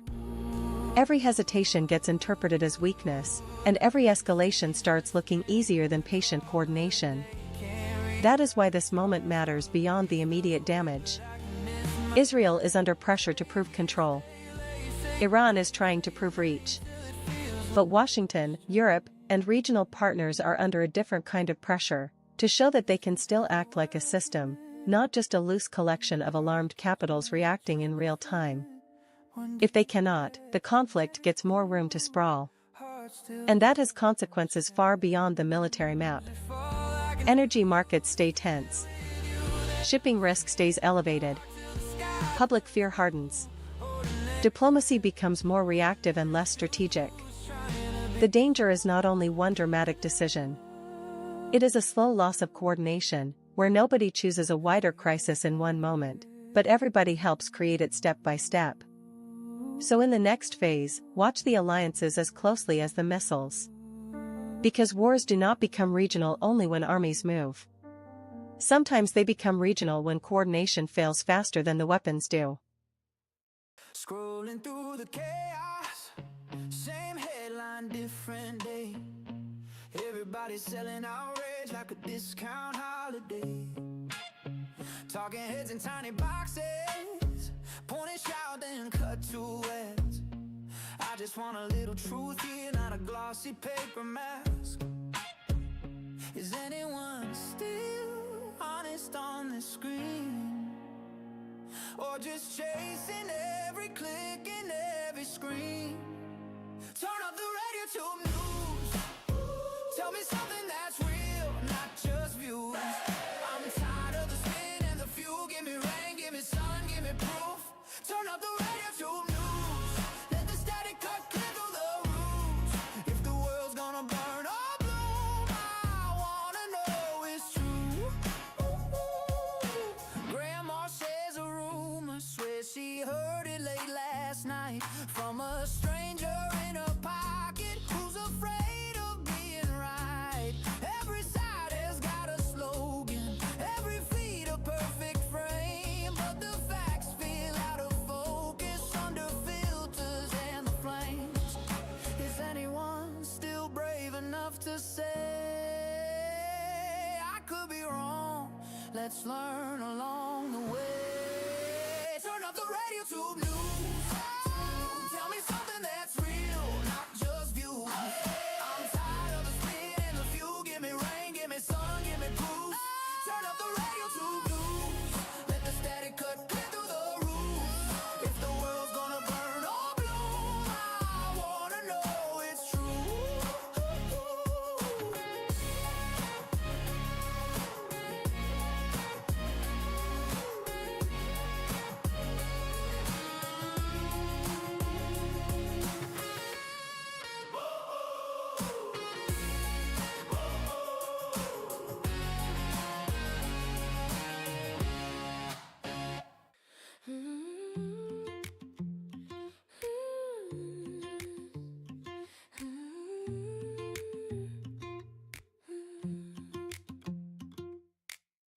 Breaking banner on the screen, ticker tape runs under me. Red and green like heartbeats flash, risking my coffee time moves fast. Rumors writing every chart, map lines cutting worlds apart. Every headline, higher stakes, one small word and the market shakes. Radio 2 news trading. You can learn a lot about a market by looking at what people stop trusting. And right now, that may be the real meaning of extreme fear. This is not just about one ugly move in stocks, or one spike in volatility, or one more geopolitical scare crossing the wires. It is about confidence starting to thin out across several layers at once. Investors are looking at missile risk in the Middle East, pressure around energy routes, and a market that suddenly feels much less insulated than it did a few weeks ago. When that happens, fear is not only an emotion. It becomes a pricing mechanism. People demand a bigger cushion for holding risk, a bigger premium for uncertainty, and a much better reason to believe the next surprise will be manageable. That is why extreme fear matters even when nothing fully breaks overnight. It changes behavior before it changes headlines. Traders cut exposure faster. Companies hesitate longer. Consumers and business leaders start reading the same world through a more defensive lens. And once that mood spreads, markets stop acting like forward-looking machines and start acting like systems trying to protect themselves from embarrassment. The important point here is that fear does not need to stay at panic levels forever to do damage. It only needs to linger long enough to make caution feel rational. So in the next phase, watch for one thing above all, not whether markets bounce for a day, but whether trust returns to the bigger story. Because when fear gets this deep, the real recovery begins not with relief, but with belief.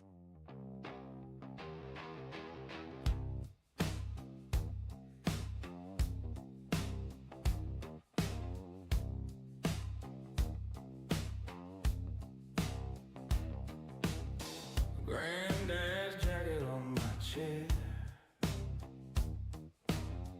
Freight cup smell of oil in there. He said, boy, don't rush your days. Slow burning coal still light the way. I'm just ash on the family tree. Drifting down where I'm meant to be.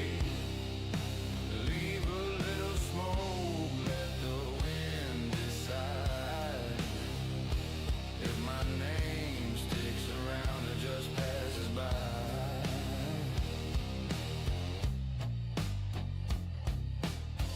Got his lighter in my jeans. Scratched up chrome flicks like it's routine. I talk to ghosts when the room gets low. Ask if they're proud of this half-grown soul.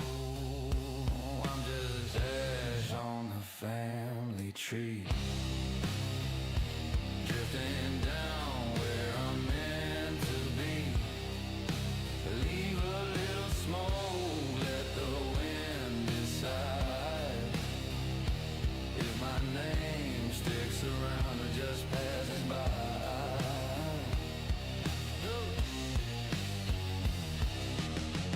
If all I leave is a laugh and a story, old panties and a cracked up 40, will it be enough when they talk about me?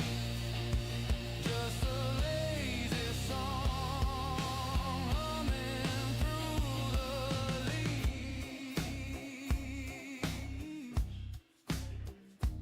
through the leaves.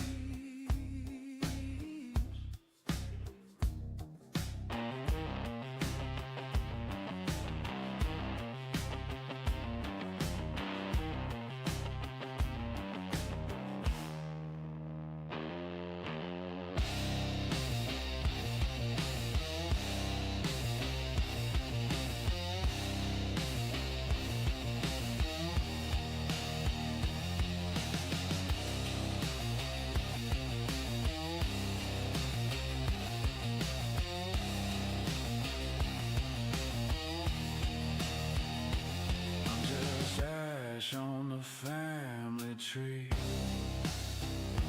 Drifting down where I'm meant to be. Leave a little smoke, let the wind decide if my name One of the most important things that happened this weekend was not only that Iranian missile strikes injured more than 100 people in Israel. It was that some of those missiles got through. And when that happens in a country identified so strongly with layered air defense, the story changes immediately. This stops being only a headline about damage. It becomes a question about confidence. Because air defense is not just military hardware. It is also a promise made to the public, that daily life can keep functioning, that schools open, roads move, businesses trade, and families believe the system will catch most of what is coming. Once that promise looks even slightly weaker, the psychological impact spreads faster than the debris. People do not only ask what was hit. They start asking what else could be hit next, how often this can happen, and whether the current tempo can be sustained for weeks rather than days. That is where the strategic pressure grows. Israel now has to think not just about striking back, but about how to restore deterrence without proving that every leak in the shield automatically triggers a larger war. Iran, on the other side, does not need total military superiority to claim a political result. It only needs to show that protection is not perfect, and that uncertainty can be injected into ordinary life. According to the latest reporting around the attacks, that is exactly why this moment feels bigger than one exchange. A pierced defense system changes the emotional math of the conflict. It raises the value of every interceptor, every radar decision, every night of public patience. So watch the next phase through that lens. Not only who fires, and not only who threatens, but who can rebuild confidence faster than the other side can erode it. Because in a conflict like this, the shield is not just defending the sky. It is defending the idea that normal life is still possible.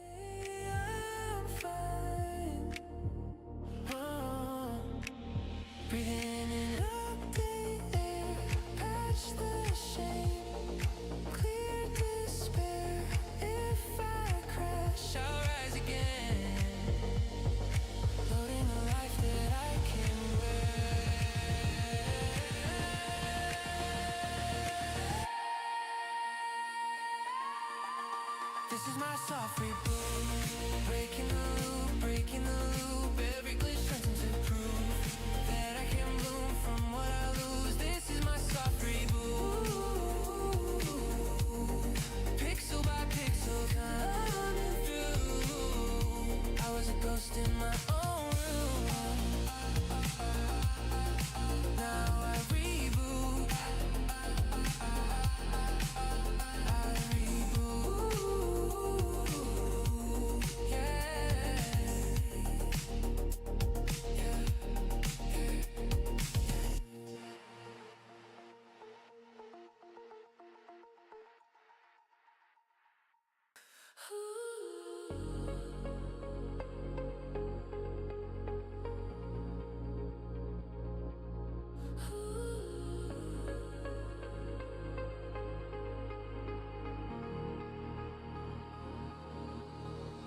Screensaver glow on my face, blank page, heart in the race, coffee gone cold by the sink, cursor taps time, I overthink, turn my thoughts into electric sketches, little sparks in the midnight air, color outside all the quiet edges, let the weird ideas live out there, turn my thoughts into electric sketches, every glitch is a doorway to, if the mood feels strange and restless, that's the place I'm pulling through.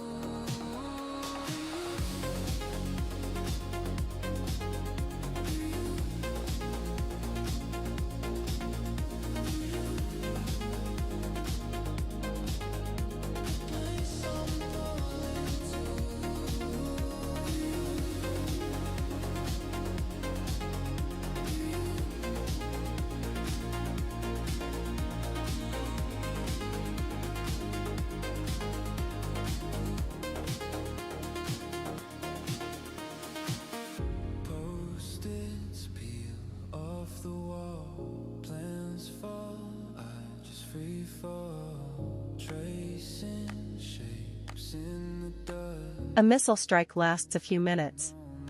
The pressure it creates can last for weeks. And that is why the latest reports of more than 100 people injured in Israel matter far beyond the first shock of the headline. When the number of wounded rises, the story changes shape. This is no longer only about what got through in one night. It becomes a rolling test of hospitals, emergency systems, families, workplaces, and public patience. That matters because injured civilians keep the crisis visible. The cameras do not move on as quickly.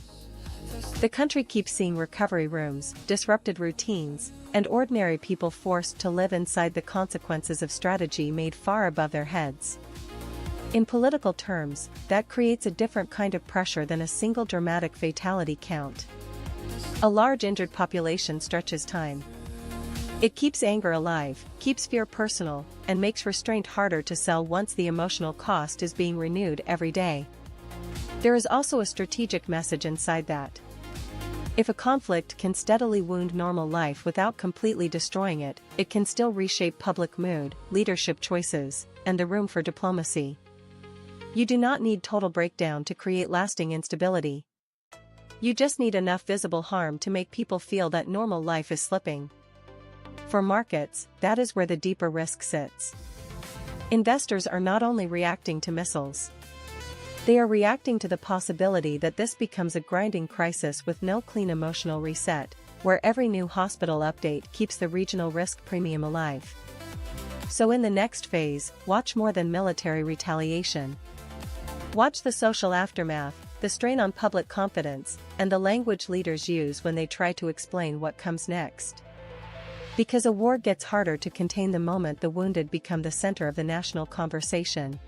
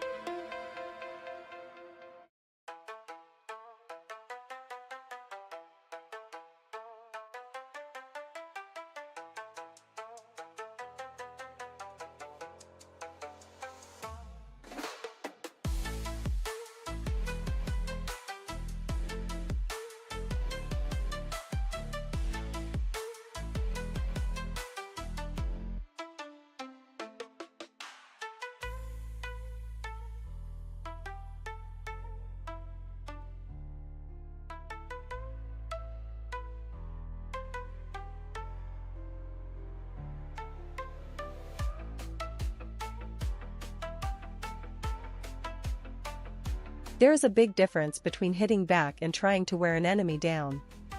And the latest US and Israeli air campaign against Iranian missile production and storage facilities suggests this story is starting to move from retaliation into something more ambitious. When you go after launchers, depots, and the industrial pipeline behind them, you are not only responding to what already happened. You are trying to shape what can happen next week, next month, maybe even next quarter. That matters, because it changes the logic of the conflict. A punishment strike sends a message. A degradation campaign tries to reduce capability, and once that becomes the goal, the timeline usually gets longer and the political stakes get higher. It also means the battlefield is no longer just the sky above one night of missile fire. The battlefield becomes supply, repair, replenishment, and the question of how much damage each side can absorb before its deterrent starts to look thinner. For Israel, and now more visibly for Washington, the gamble is that reducing missile capacity today may prevent a much more dangerous exchange later. But there is a catch. The more a campaign starts looking systematic, the easier it is for the other side to argue that this is no longer a contained response, but a broader effort to weaken the state itself. And that is where escalation risk creeps back in, even when the military logic sounds disciplined. Markets feel that instinctively. They hear the word facilities, they hear production, and they understand that this is about duration, not just drama. So the next thing to watch is not only whether more strikes land, but whether they actually slow the tempo of incoming attacks or simply widen the map of the war. Because the moment a conflict shifts from answering pain to dismantling capacity, it stops being a flare-up and starts looking like a campaign. Just a creature caught in a maze, for the golden art is going insane. I need 'em golden, golden artist, son. 'Cause I'm the golden art hunter, man. I need 'em golden, golden artist, son. 'Cause I'm the golden art hunter, man. I know you've been noticing me, been hopping in and out of your dreams. You lost control, I'm your disease, 'cause you're so alone and I'm your greed. I've been pretty tied up, hoping for the right cut, my hands on the riddle. I've been serving up much, coming out of the box, now they're throwing into the trucks. When the moonlight beams go into the moonlight, gotta make it to the cave, going deeper, traversing the wave. Just a creature caught in the maze, for the golden art is going insane. I need 'em golden, golden otters, son.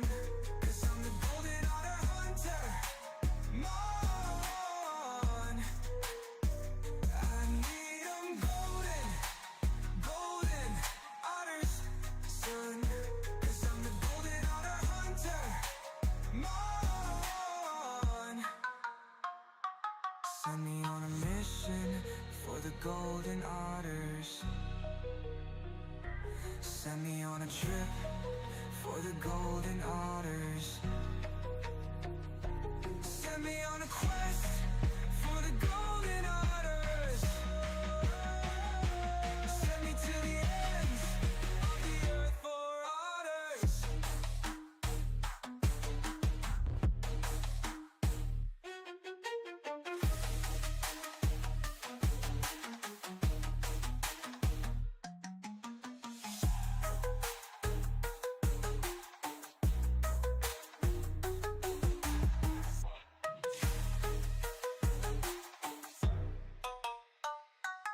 Send me on a mission for the golden otters.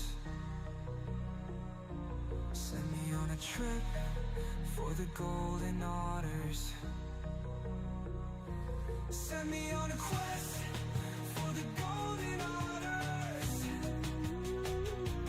Send me to the ends of the earth for otters.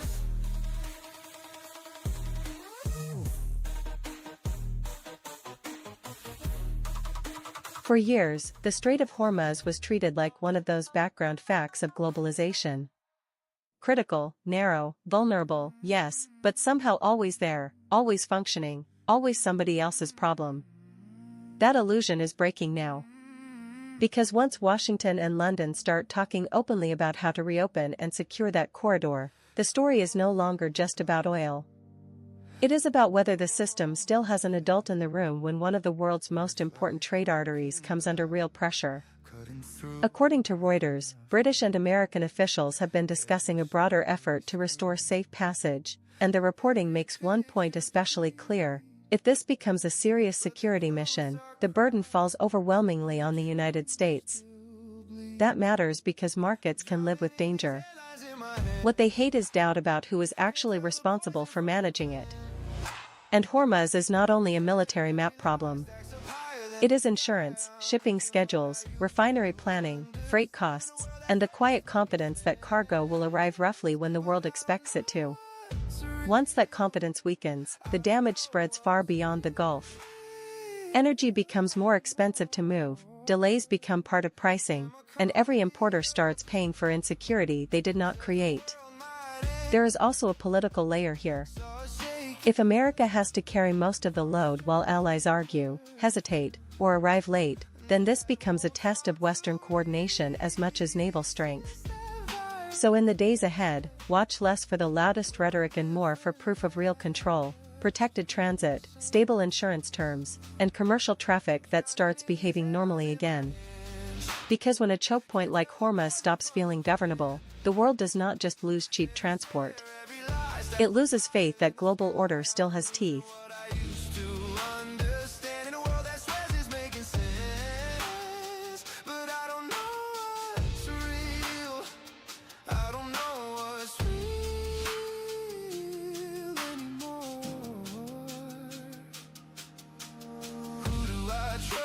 When every truth is trending, who do I ask when every fact's for sale?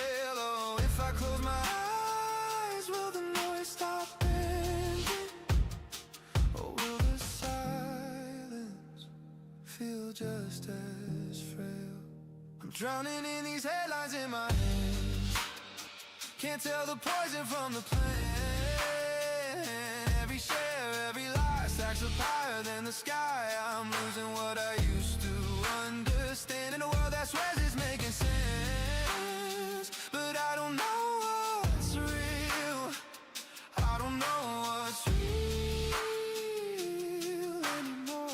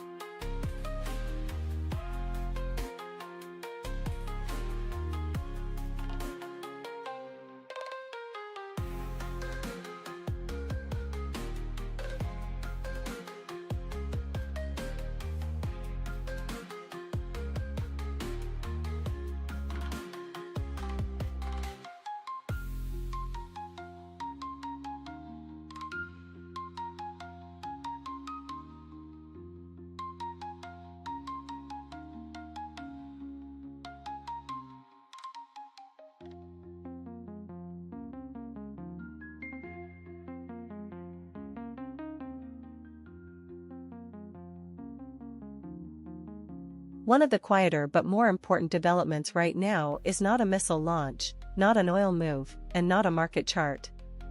It is the growing argument over language between Israel and some of its partners. And in wartime, that is never just a matter of tone. When Israeli Foreign Minister Gideon Saar publicly attacked the German ambassador for grouping Iranian and Hezbollah attacks together with violence by Israeli settlers, the real signal was bigger than one angry exchange. It showed that even inside the pro-Israel camp, there is now a fight over the frame of the conflict itself. That matters because alliances do not weaken only when weapons stop flowing. They also weaken when the shared story starts cracking. Once governments are no longer describing the crisis in the same way, they often stop agreeing on what kind of response is justified, how long support should last, and where the red lines really are. For Israel, that is a dangerous moment. A country under direct attack wants clarity from allies, fast solidarity, and as little moral ambiguity as possible. But for European governments, especially those already managing polarized domestic opinion, the language is becoming harder to hold together.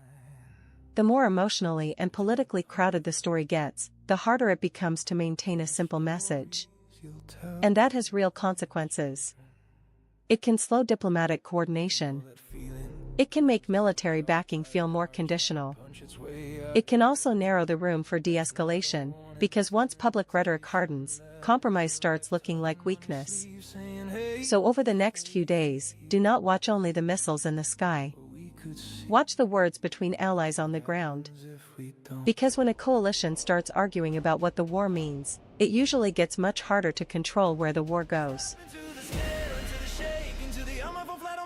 Heroes are just terrified people who moved anyway. Step in the scare, into the risk, into the this could all go wrong. Because everything you're proud of started as something you were scared of.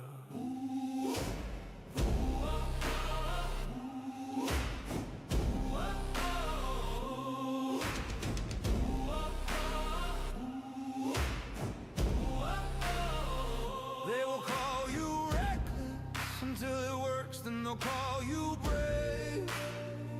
They will call you foolish until your leap becomes their map. Let them talk, they don't feel the way your soul leans forward. When the door marked unknown swings open the crack, you are not here to die in the waiting room of your own potential. You did not come this far to only rehearse the speech. You came to stand on shaking legs, voice breaking, and say, this is me, taking my shot. Step into the scare, into the shake, into the I'm up flat on my face. Heroes are just terrified people who moved anyway. Step in the scare, into the risk, into the this could all go wrong. Because everything you're proud of started as something you were scared of.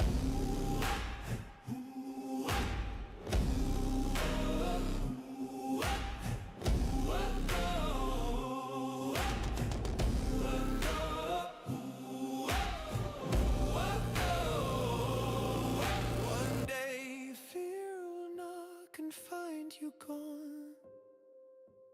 Track shoes dirty, knees scraped, eyes bright. Because you bet on the bigger story. You don't know the world perfection, you owe it. Your attempt. Step into the scare, into the rush, into the I don't know if I can. Heroes are just ordinary hearts that said I will again and again. Step in the scare, into the risk, into the truth of who you are. You were not built for hiding, you were built to walk straight toward the roaring dark and light it up.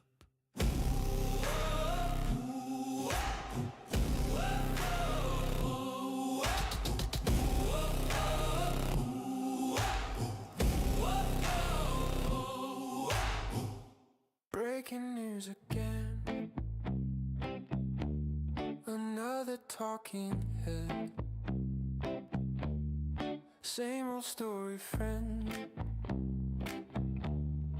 Wish I was in bed.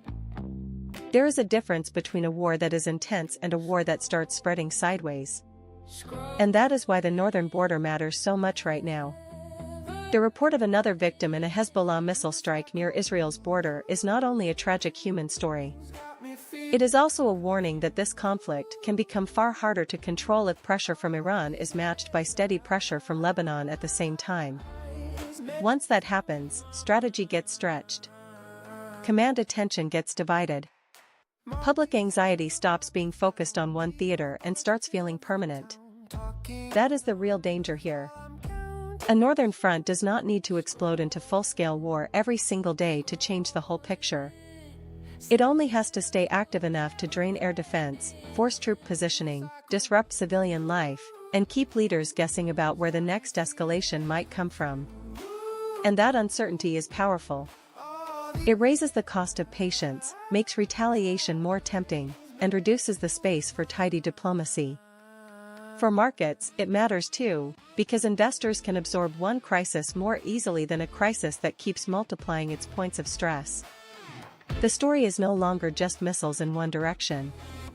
The story becomes regional bandwidth, political stamina, and whether decision-makers can separate flashpoints from merging into one larger fire. So in the next phase, watch the North very closely. Because conflicts often stop being containable not when the main front collapses, but when the secondary front refuses to stay secondary. Breaking banner on the screen, ticker tape runs under me. Red and green like heartbeats flash, risking my coffee, time moves fast. Rumors writing every chart, map lines cutting worlds apart. Every headline, higher stakes, one small word and the market shakes. RadioTube news trading, flip the feed, I'm fading. Every story sounds the same, still I'm betting on your name. Geo News, my location, in your notifications. If this whole world starts cascading, I'm on RadioTube news trading. Push alert at 3 a.m. says it might all drop again. Borderlines and oil and fear, you're the only constant here. Zooming out, then zooming in. Global storm on fragile skin. You just text, we'll be alright. I exhale and watch the price. Ready to trading, flip the feed, I'm fading. Every story sounds the same, still I'm betting on your name. Geo News, my location, in your notifications. If this whole world starts cascading, I'm on RadioTube news trading.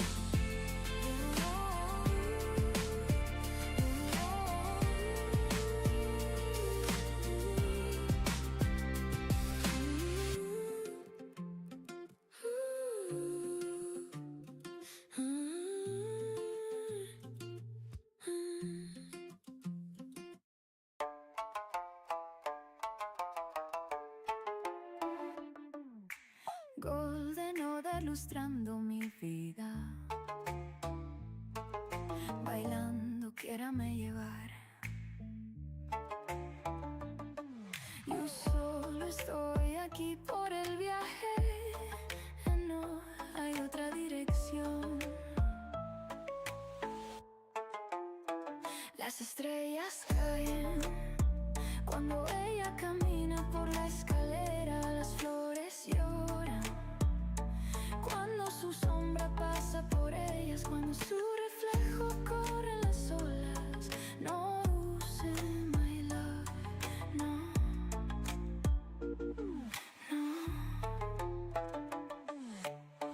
Las mareas corren hacia ella, las sombras la buscan incluso en la noche más oscura. Un amor reluciente de oro, llevándome desde lo viejo hacia el infinito y más allá. Desvanecerse, dejarlo ir, quedar. Sometimes a war changes not when the map changes, but but when the hospital corridors fill up. That may be the deeper story right now. After the latest wave of Iranian missile strikes left more than 100 Israelis injured, this is no longer only about what was hit, or which side can claim the stronger message. It is becoming a test of endurance, and endurance is measured in a different currency. The wounded change the emotional rhythm of a conflict.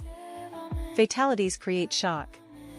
But a large injured population creates something slower and, in some ways, harder to manage, a rolling public confrontation with pain, recovery, trauma, and disruption. Every update keeps the crisis alive. Every treatment room becomes part of the national mood. That matters politically because governments can explain a single dramatic night. What becomes much harder to explain is a long sequence of injuries that keeps interrupting ordinary life without delivering any clear sense of closure. Schools adapt. Families adjust. Employers improvise. And over time, society starts asking a more dangerous question, not just can we absorb this, but for how long? There is a strategic layer here too. If one side can keep wounding daily life without fully breaking it, then it can still drain confidence, patience, and legitimacy. That is often enough to alter decision-making. Leaders start facing pressure not only to retaliate, but to prove they still control the future. So watch the wounded count very closely in the next phase. Not as a statistic, but as a signal of whether this war is turning into a contest of stamina. Because in modern conflict, the side that shapes public endurance can shape the war itself.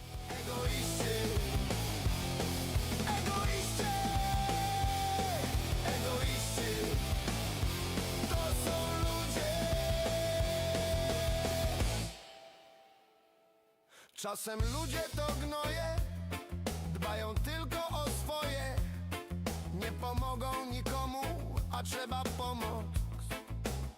Zabijają wzrokiem pełnym zawiści, uważają, że są czyści, egoiści. Egoiści, egoiści, egoiści,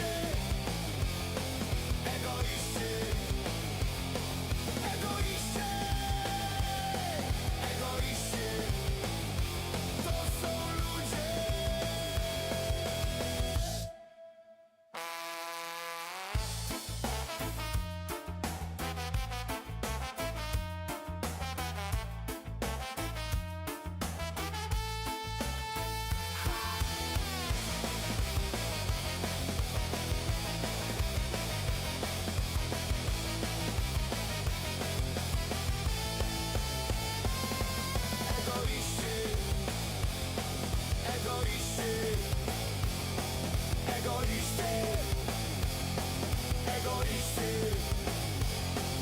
egoiści, egoiści. To są ludzie.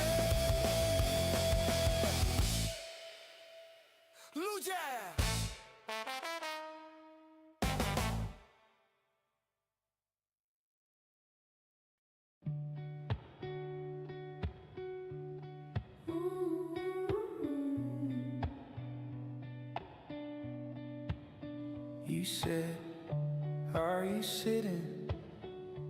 I laughed, yeah, why? Fingertips cold on the phone, felt the room shrink then sigh. Calendar on the fridge, still stuck on last June. You circled our weekend, you crossed it out too soon. Bad news hits hard and echoes in the corners of the room like you. Bad news for worse than silence, and I don't know what to hold on to. Bad news keeps ringing, long after you're through.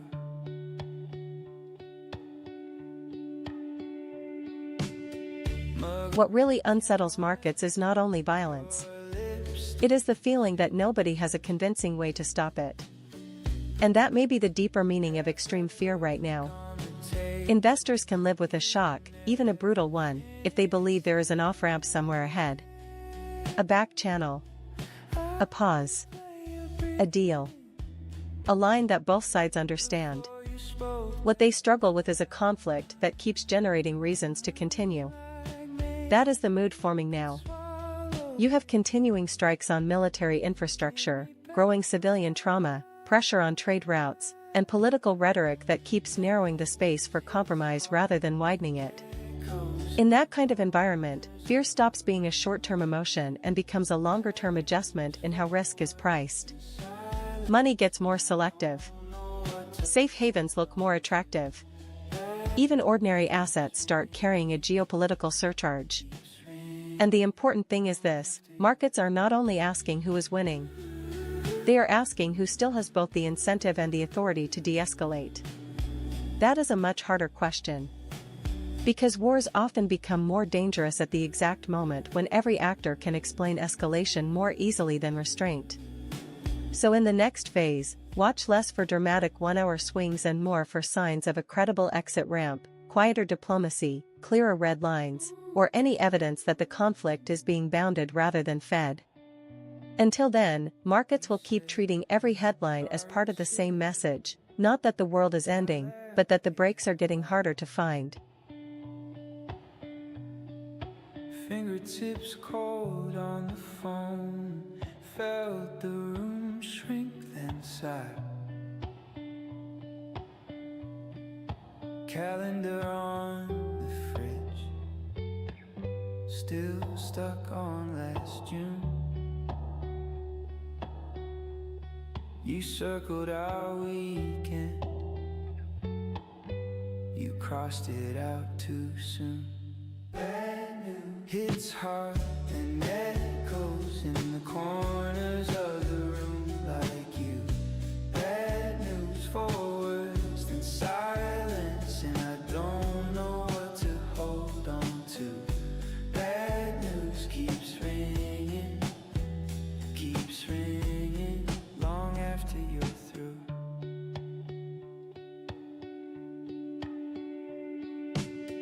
Mug on the counter, your lipstick chipped rim, half-read book on the table, you never finished him. I replay your breathing before you spoke that line,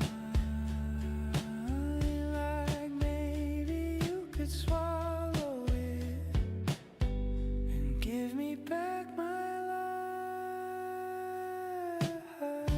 Bad news hits hard and echoes in the corners of the room like you. Bad news for worse than silence, and I don't know what to hold on to. Bad news keeps ringing long after you're through.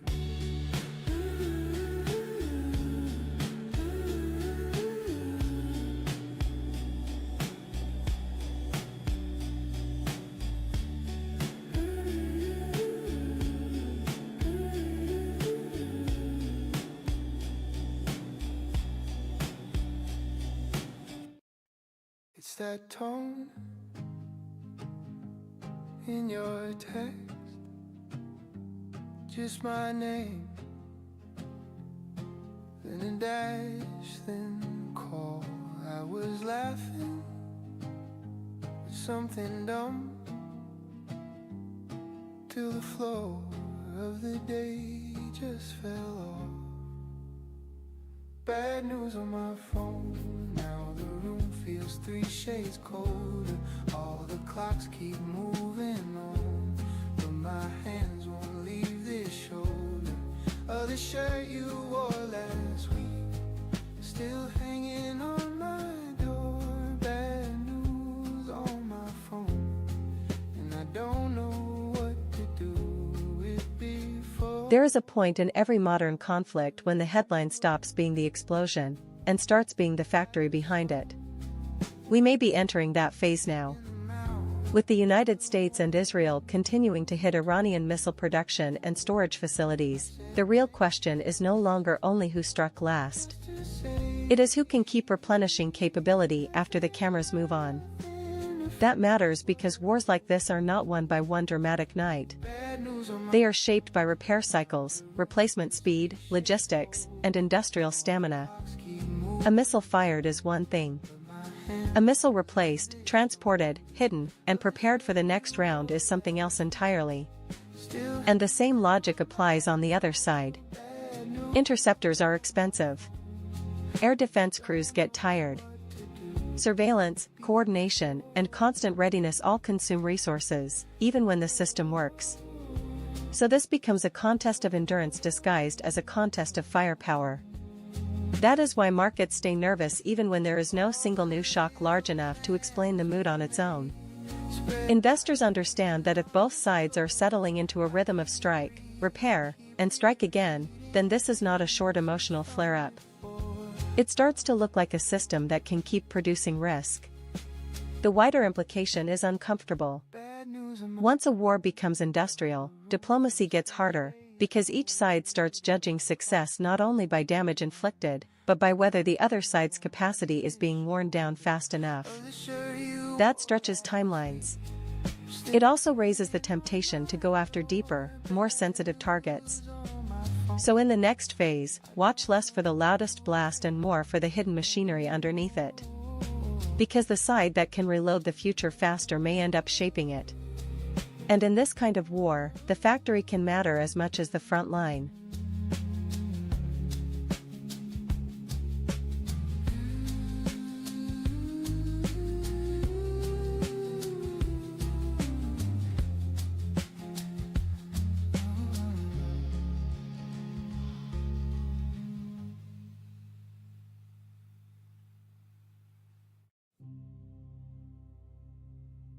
Listen, there's a thin line between comfort and the stories you'll tell your grandchildren. You know that feeling, palms damp, jaw tight, heart trying to punch its way out of your ribs. That's not a warning, that's an invitation. That is your life tugging on your sleeve, saying, hey, you could stay here, or we could see what happens if we don't.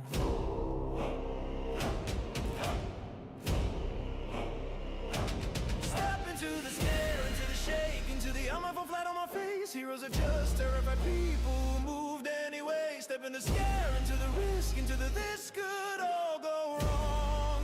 Because everything you're proud of started as something you were scared of.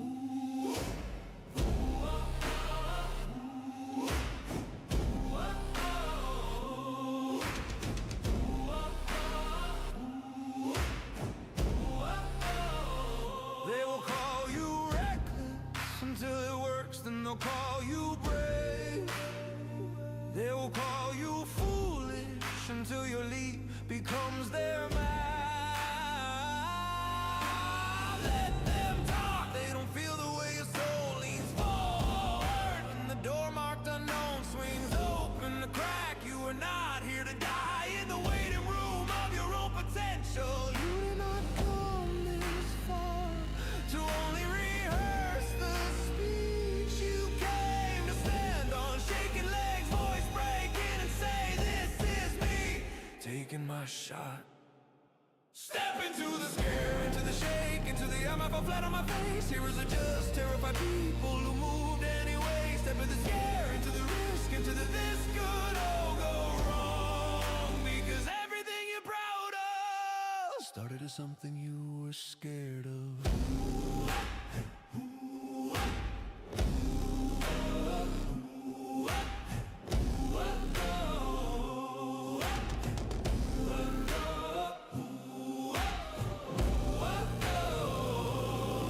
One day fear will knock and find you gone.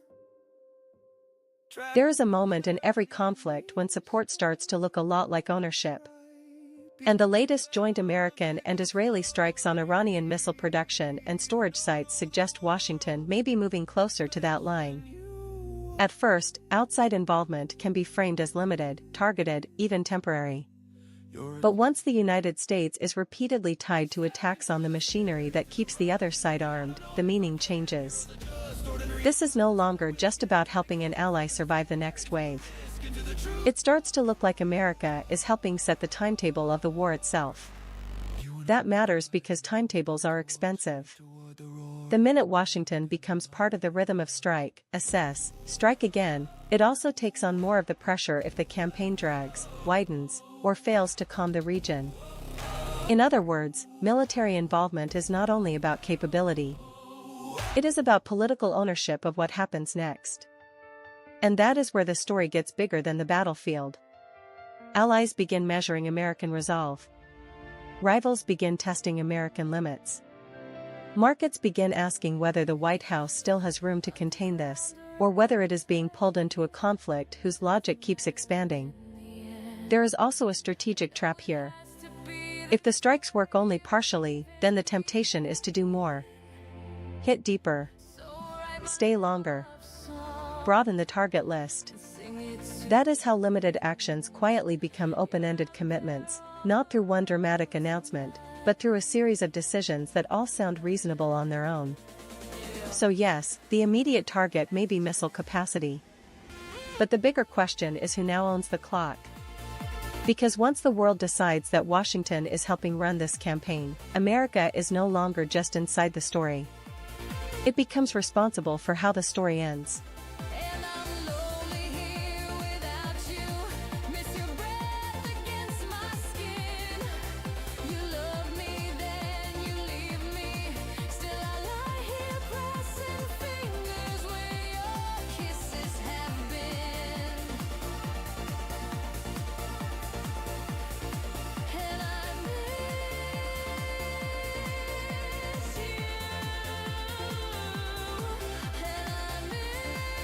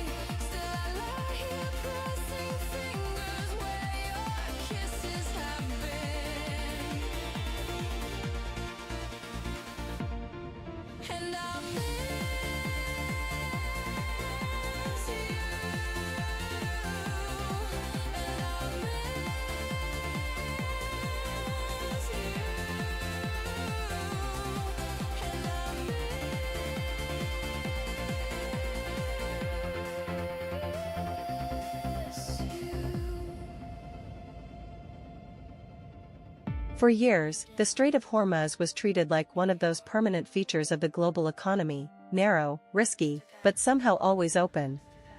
That assumption is now being tested in real time. According to Reuters and reporting highlighted by the Washington Post, the United States and the United Kingdom are pushing to reopen the route, and officials are making it pretty clear that if security has to be imposed, the heaviest burden will fall on Washington. And that is the real story here. This is not only about oil prices jumping every time a headline flashes across the screen. It is about whether the West still has the military coordination, political will, and logistical discipline to keep the basic arteries of world trade alive when a choke point turns dangerous. Because Hormuz is not just a line on a map. It is tanker traffic, insurance costs, refinery planning, shipping schedules, and the quiet confidence that cargo will arrive roughly when the world expects it to.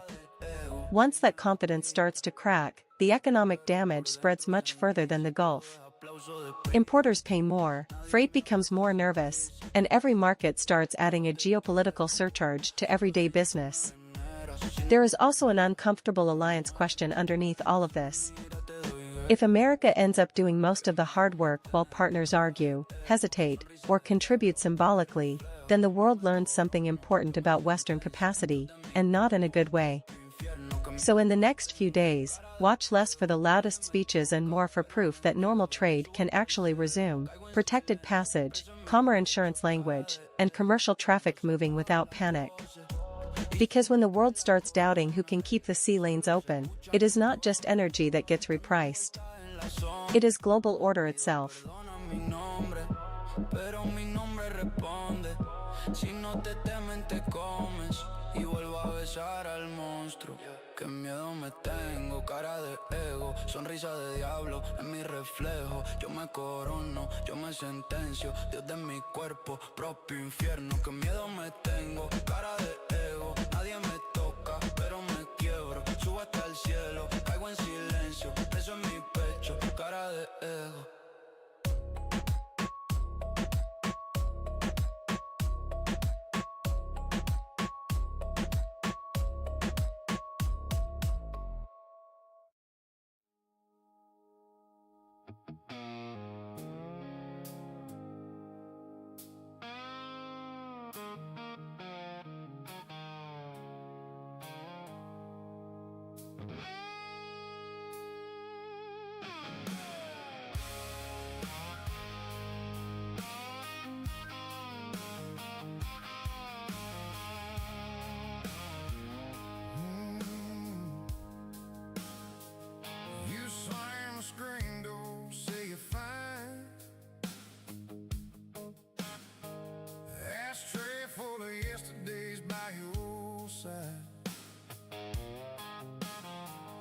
Call it just how men are raised.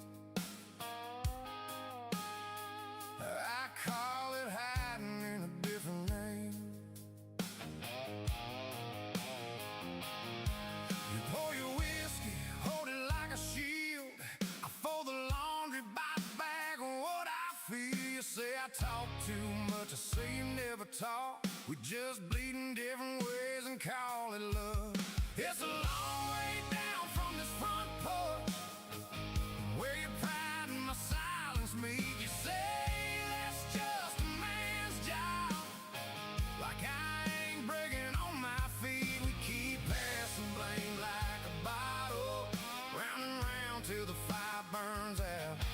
These old rules feel like handcuffs, porch light burning, but our hearts burn out.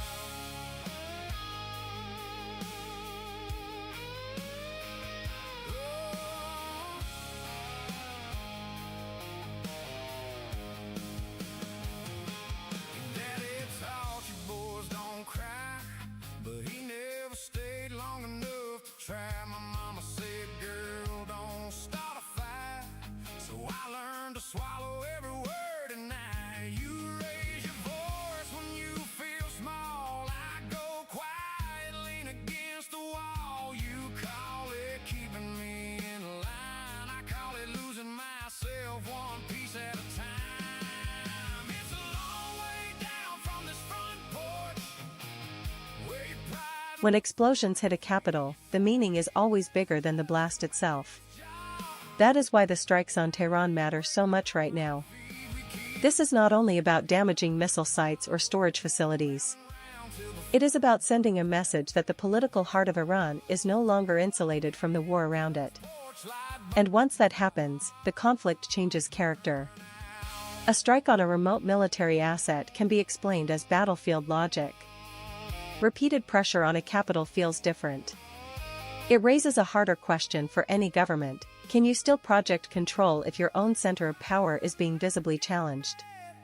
That matters because wars are fought in two arenas at once, on the ground and in the public mind. If Tehran starts to feel exposed, the pressure is not only military. It becomes bureaucratic, psychological, and symbolic. Officials have to show continuity, calm, and command, even while the world watches for signs of disruption. For outside observers, that is the deeper signal to track. Not only what was hit, but whether the Iranian state still looks organized, disciplined, and capable of absorbing the shock without obvious cracks. Because once a war reaches the capital, every strike is also a referendum on authority. And in conflicts like this, the side that keeps control of the narrative often buys itself more time on the battlefield.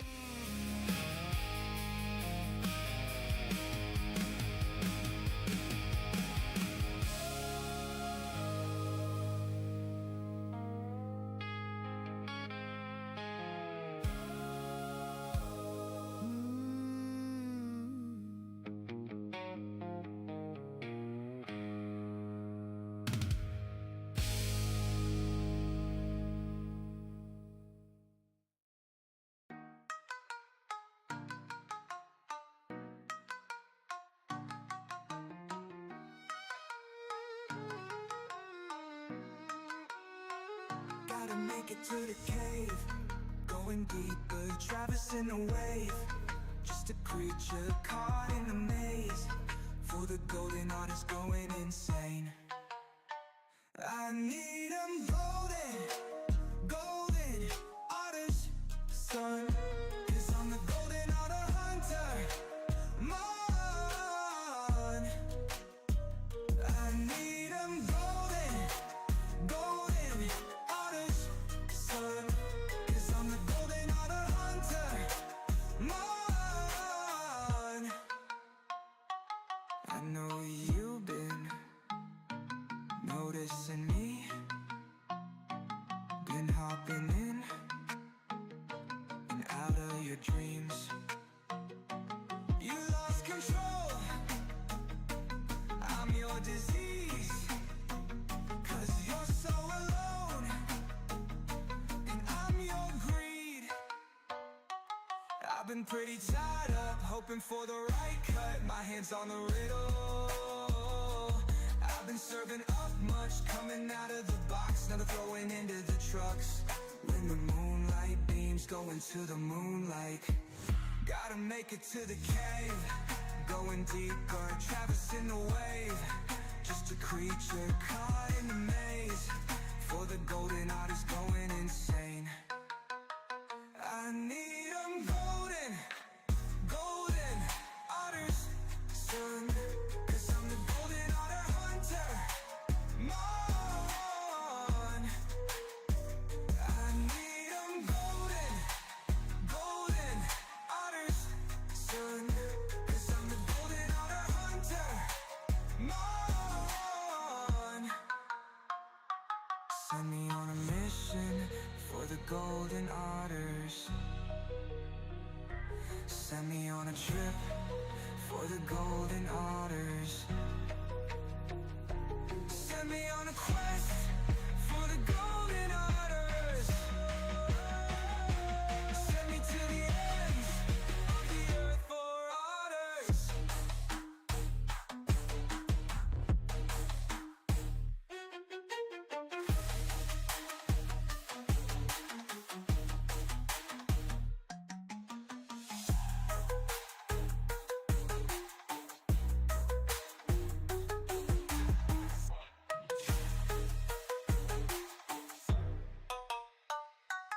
Send me on a mission for the golden arters.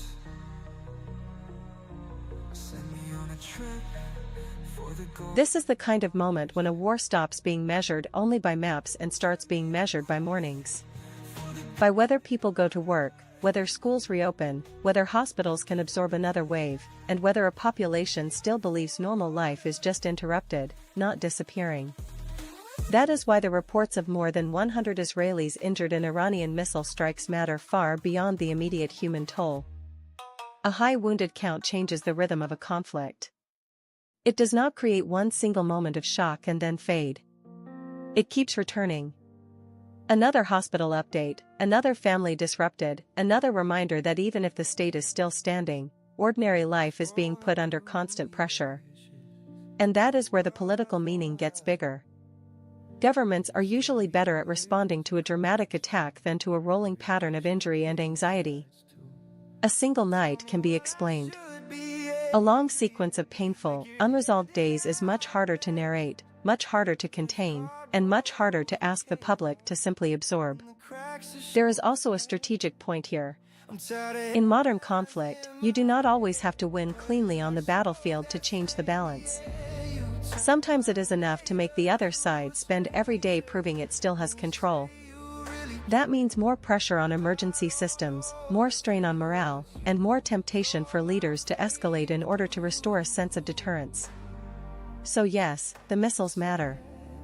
But the deeper story now is whether this war is becoming a machine for exhausting civilian stamina 1 week at a time.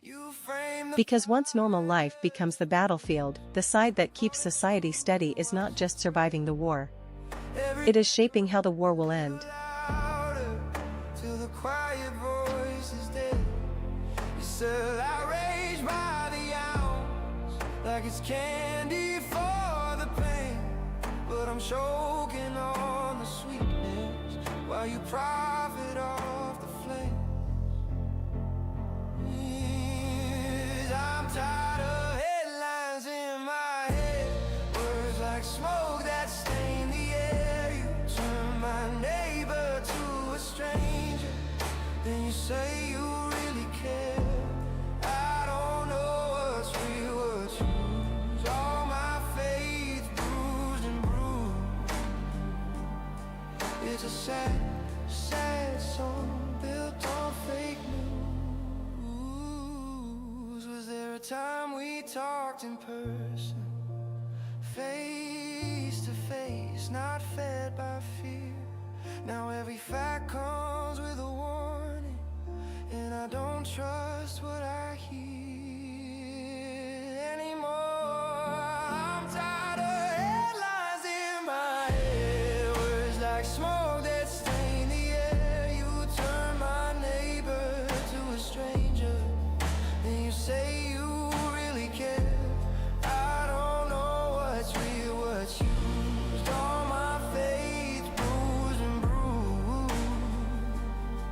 If the truth's out there, it's confused, and I'm stuck singing this sad song of fake news.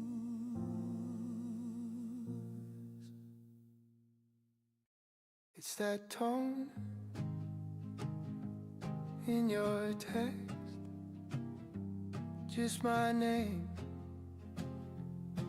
then a dash, then call. I was laughing at something dumb, till the flow of the day just fell off. Bad news on my phone, now the room feels 3 shades colder. All the clocks keep moving on, but my hands won't leave this shoulder. Oh, the shirt you wore last week, still hanging on my door. Bad news on my phone, and I don't know what to do with before. Every word like a stone in the mouth of the one who told. I said thanks just to say, 'cause there's nothing Some wars are driven by battlefield success. Others become dangerous because they start developing a momentum of their own. And this one is drifting into that second category. The latest joint American and Israeli strikes on Iranian missile production and storage sites matter not only because of what they destroy, but because they tighten the rhythm of action and reaction across the region. Once that rhythm hardens, every side begins making decisions under pressure from the previous strike and in anticipation of the next one. That is how escalation stops being a choice and starts becoming a system. The real danger here is not a single dramatic headline. It is the gradual loss of control over timing, sequencing, and political restraint. Each operation can be justified on its own. Degrade capacity, restore deterrence, answer the last attack. But stack enough of those decisions together and the war begins to run on self-reinforcing logic. That matters far beyond the military map. Allies get pulled closer. Markets stay nervous longer. Civilian anxiety deepens because people no longer see isolated episodes, they see a pattern that keeps renewing itself. And patterns are harder to calm than shocks. So in the next phase, the key question is not only who was hit hardest. It is whether any actor can still slow the tempo without looking weak. Because the most dangerous moment in a conflict is often the moment when nobody is fully steering, but everybody is still accelerating.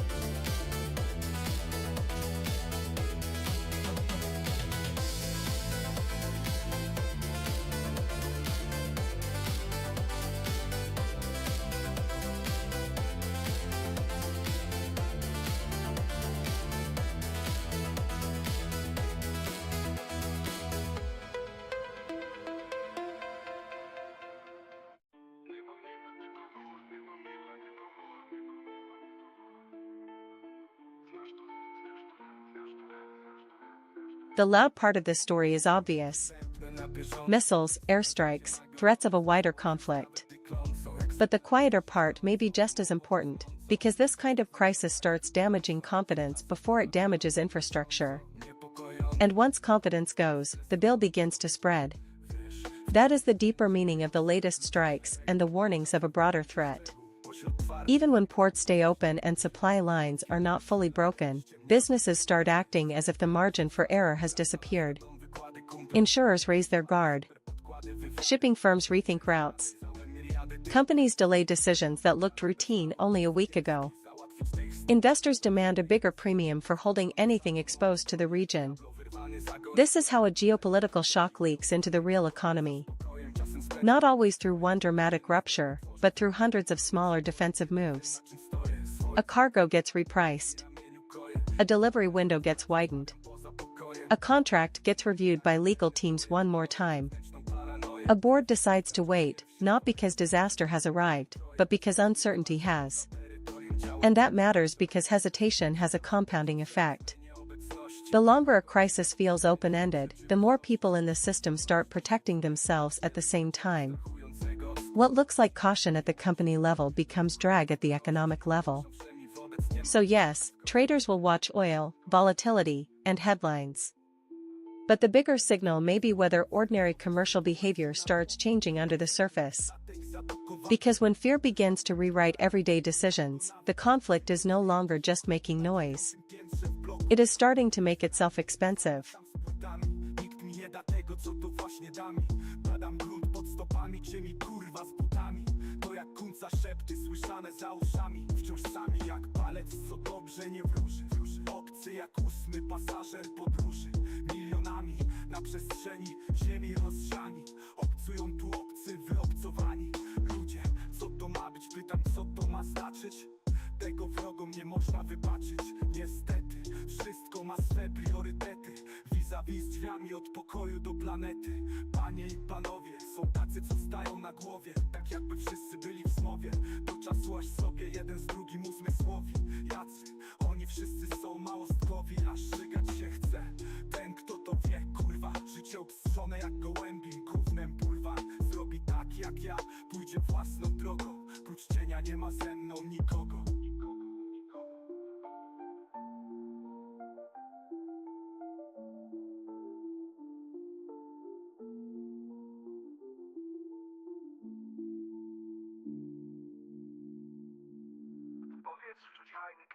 Żegnam się z problemem, pokój dla tych, co w pokoju są sam na sam z tym samym systemem. Wiem, że czasem trudno być dziś supermanem, gdy wtłaczamy pod ciśnieniem stres jest działań terenem. Znam jak ty te noce nieprzespane, by nad ranem zawikłane kwestie podejść z nowym planem jak staranem. Dokładnie znam to, mam te same myśli skołatane. Znam to, jest mi znane, uczucie z tym związane, co jest grane. Marzenia niewypowiadane, zapominane, bo nie doczekałem się na zmianę. Przekonanie, że po którymś ciosie się nie wstanie, co jest grane. Czasem głupie pytanie, nie? Bakanie, to podanie dzbanie.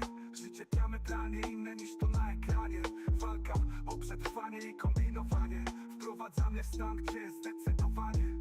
Za dużo sytuacji, które szybko nużą. Za dużo ruchów, które niczemu nie służą. Za dużo akcji, które wszystko burzą. Tu, które źle wróżą, tak jak cisza przed burzą. I różą jak psy pierdoląc 3 po 3.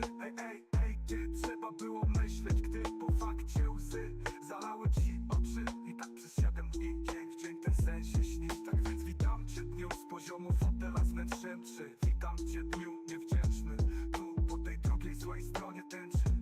Witam, ale z kwiatów naręczy. Bez zastrzeżeń dzień, który przede mną pierwszy. Jeszcze większy cień nad światem wewnętrznym. Witam, choć z dnia na dzień bardziej niezręczny. Jest ten, że gest nikt mi nie wyręczy. Wiesz jak męczy myślenie o stanie rzeczy. Wiesz jak jest czyjś czyn, czyim słowom przeczy. Wiesz jak to leczyć, lecz to kaleczy. Ręce THC jak 2 ostrza mieczy. Na razie walczę i na jaranie warczę. Chcesz też uwierz, ja dostarczę ci tarczę. Może nie wystarczy, ale będę tuż obok. Prócz ciebie nie ma mnie dla nikogo. Nie ma mnie dla nikogo. Nie ma mnie dla nikogo. Nie ma mnie dla nikogo. Nie ma mnie dla nikogo. Nie ma mnie dla nikogo. The most important countdown in this war may not be on a missile launcher. It may be inside cabinets, parliaments, and living rooms. Because after another round of missile strikes, injuries, and warnings about a broader threat, the real question is no longer only who can hit harder. It is who can keep political patience from running out first. In the early phase of a conflict, governments can rally support with the language of necessity, deterrence, and resolve. But as the days stack up, that language has to compete with something much messier: public fatigue, economic nerves, and the simple human need to believe there is an end point somewhere ahead. That is where this gets more complicated. Israel has to show that it can protect its population and preserve deterrence. Iran has to show that it can absorb pressure without looking cornered or weak. And Washington, whether it likes it or not, has to manage allies, markets, and military risk at the same time. Those are not just military pressures. They are political endurance tests. And political endurance is rarely lost in one dramatic moment. It erodes through repetition. Another sleepless night. Another emergency briefing. Another promise that escalation is under control when the headlines keep suggesting otherwise. That slow erosion matters, because once leaders begin to feel that time is working against them, they often become more dangerous, not less. They may escalate to restore credibility, or harden their language because compromise suddenly looks like weakness. So in the days ahead, watch for signs of strain not only on the battlefield, but in the tone of officials, the discipline of alliances, and the confidence of the public. Because wars are not sustained by firepower alone. They are sustained by belief. And the side that loses political patience may lose the story before it loses the fight. Been hopping in and out of your dreams. You lost control. I'm your disease. 'Cause you're so alone. And I'm your greed. I've been pretty tied up, hoping for the right cut. My hands on the riddle. I've been serving up much, coming out of the box, never throwing into the trucks. When the moonlight beams go into the moonlight, gotta make it to the cave. Going deeper, traversing the wave. Just a creature caught in the maze. For the golden art is going insane. I need 'em golden, golden otters, son. 'Cause I'm the golden otter hunter, Mon. I need 'em golden, golden otters, son. 'Cause I'm the golden otter hunter, Mon. Send me on a mission for the golden otters. Send me on a trip for the golden otters. Send me on a quest for the golden otters. Send me to the ends of the earth for otters.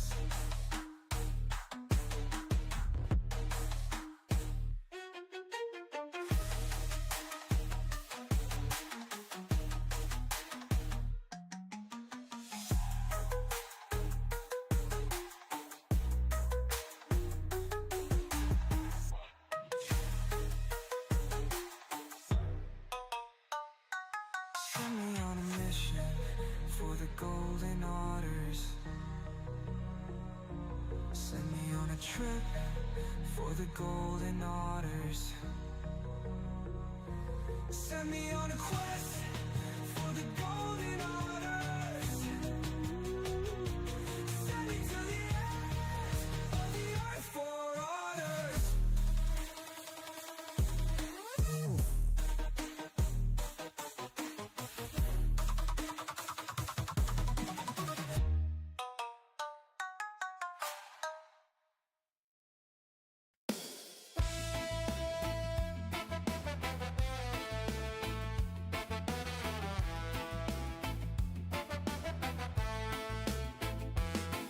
Czasem ludzie to gnoje, dbają tylko o swoje. Sometimes the market tells you something important not through one giant collapse, but through the way everyone starts breathing a little faster. That feels like the moment we are in now. You can see it in the jump in volatility, in the pressure on big equity indexes, and in the fact that traders are reacting as if every headline might be the one that turns a bad week into a much bigger problem. And that is the key point. Extreme fear is not just an emotion on a dashboard. It is a change in behavior. When fear gets this high, investors stop asking what is cheap, what is attractive, or what has long-term value. They start asking a much shorter question: what can hurt me next? That shift matters because it compresses time. Funds reduce risk faster. Companies become more careful with guidance and spending. Traders hold positions for shorter periods, trust them less, and sell quicker when something feels even slightly wrong. In that kind of environment, the market becomes more sensitive than the headlines alone would suggest. So even if the geopolitical story does not explode into an immediate worst-case scenario, the damage can still spread through positioning and psychology. A nervous market does not need a brand new disaster every hour. It only needs enough uncertainty to keep people defensive. That is why you often see a strange pattern in moments like this. Oil stays elevated, volatility rises, stocks struggle, and yet nobody can point to one clean event that explains every move. The explanation is broader than that. Fear itself becomes a transmission mechanism. And once fear becomes part of the plumbing, recovery gets harder. Markets do not bounce simply because the news stops getting worse for a day. They recover when investors begin to believe the range of outcomes is narrowing again. So the real thing to watch now is not only the next headline out of the Middle East. It is whether confidence returns to decision-making. Because when fear starts setting the clock, even silence can sound expensive.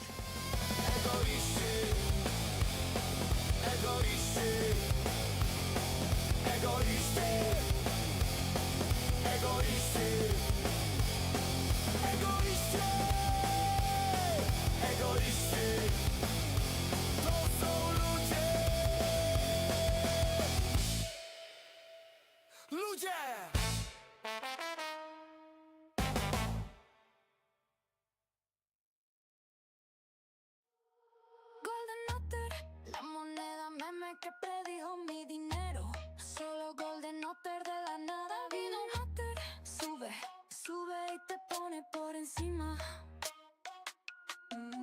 Golden Otter, la moneda meme que predijo mi dinero. Solo Golden Otter, de la nada vino un Otter. Sube, sube y te pone por encima. Pasé de mendigo a billonario con Golden Otter. Oh, Golden Otter.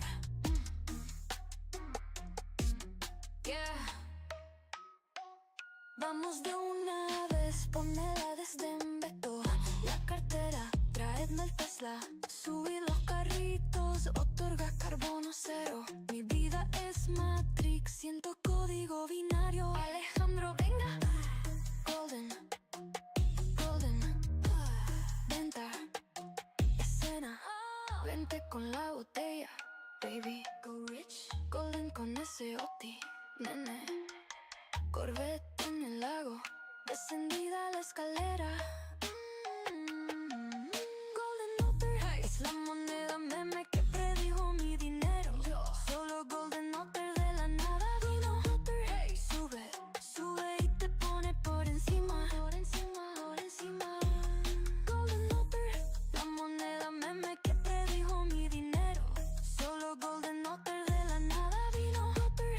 Sube, sube y te pone por encima. Golden Otter, bebé. Pasé de mendigo a billonario con Golden Otter. Golden Otter. Pasé de mendigo a billonario. Golden Otter, Golden Otter, Golden Otter. Manolo, venga, vamos. Yeah, yeah. Nanay.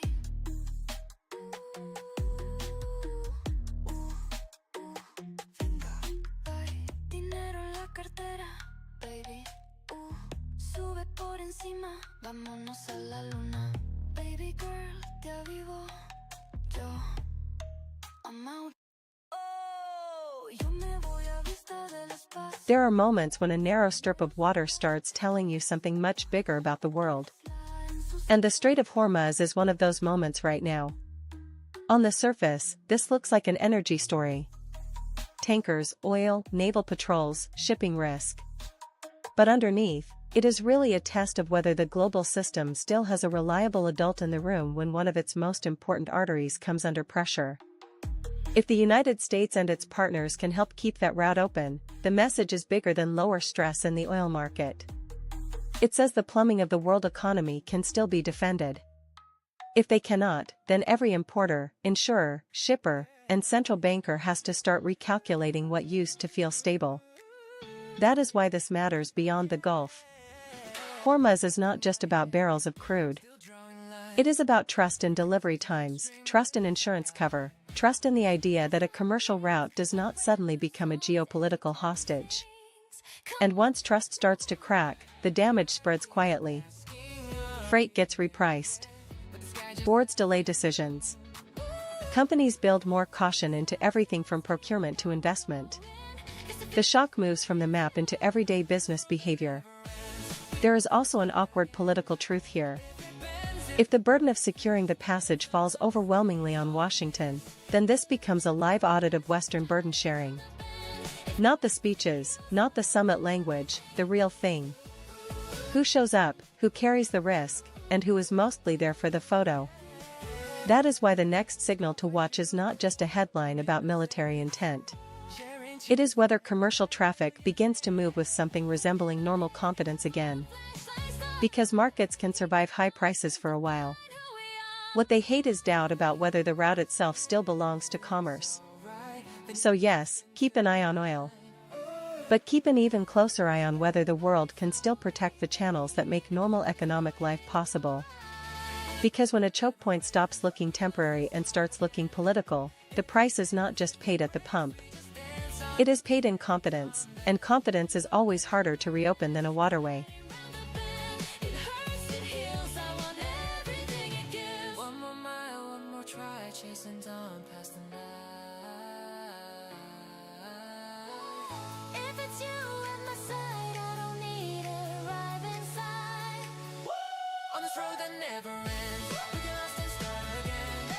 If it bends, if it breaks, we just dance on our mistakes on this. On this road that never ends, you're my start and you're my end. If it hurts, if it heals, I want everything it gives. Oh yeah, step by step, hand in hand, we become the road that never ends.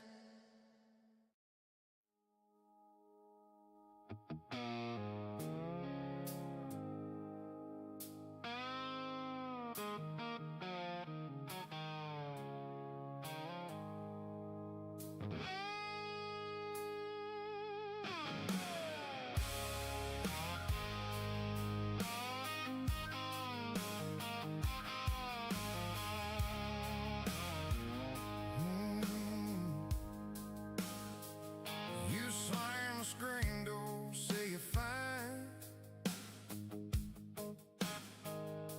Ashtray full of yesterdays by your side. You call it just how men are raised. I call it hiding in a different lane. You pour your whiskey, hold it like a shield. I fold the laundry by the bag of what I feel. You say I talk too much, I say you never talk. We just bleed in different ways and call it love. It's a long way down from this front porch, where your pride and my silence meet. You say that's just a man's job, like I ain't breaking on my feet. We keep passing blame like a bottle, round and round till the fire burns out. These old rules feel like handcuffs, porch light burning, but a heart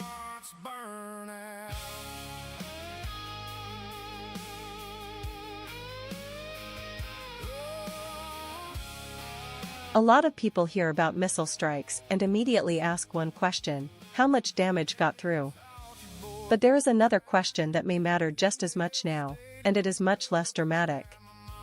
How expensive is it to keep stopping the next wave? That is where this story is heading. After the latest strikes and injuries in southern Israel, the obvious focus is the human toll. Fair enough. But strategically, this is also becoming a war of air defense economics. Because even when interceptions succeed, they are not free.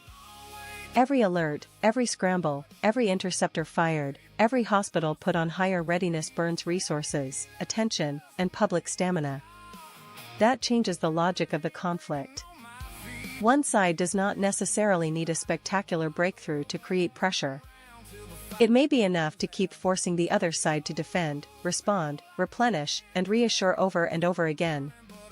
In other words, the test is no longer only who can strike harder. It is who can sustain the rhythm longer. And that is why the number of wounded still matters, even when the worst-case scenario is avoided. Injuries remind the public that protection is real, but never perfect. They also remind leaders that air defense is not a magic shield. It is a very expensive buffer between society and chaos. The wider implication is easy to miss. If this tempo continues, the conversation shifts from single attacks to stockpiles, maintenance, response capacity, and alliance support. Not just battlefield success, but whether the system behind the battlefield can keep carrying the load. So in the days ahead, watch less for chest-thumping statements and more for clues about sustainability, the pace of launches, the pace of interceptions, and the tone of officials when they talk about endurance. Because wars are not won only by what explodes. They are also won by what a country can still afford to prevent.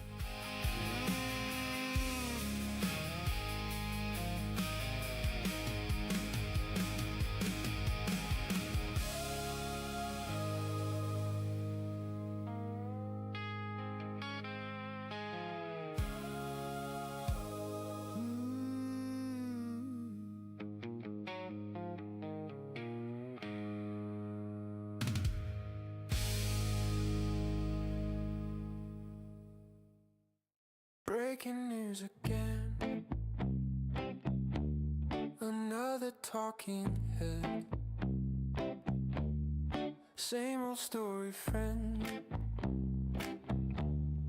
Wish I was in bed. Scrolling, scrolling, never ending. News cycle blues got me feeling confused. All these headlines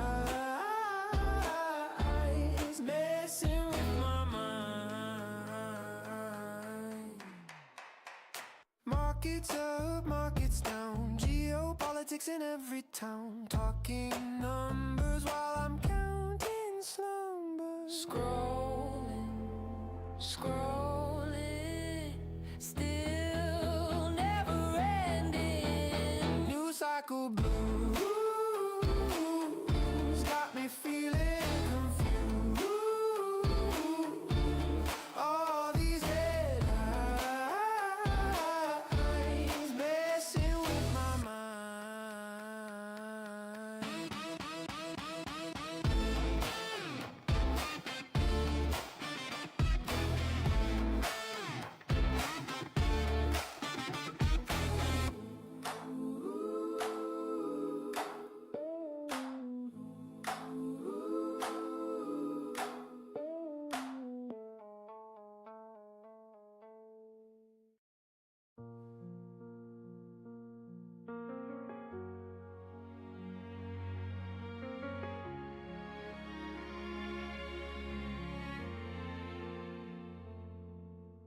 Coffee on the counter, phone face down, still buzzing.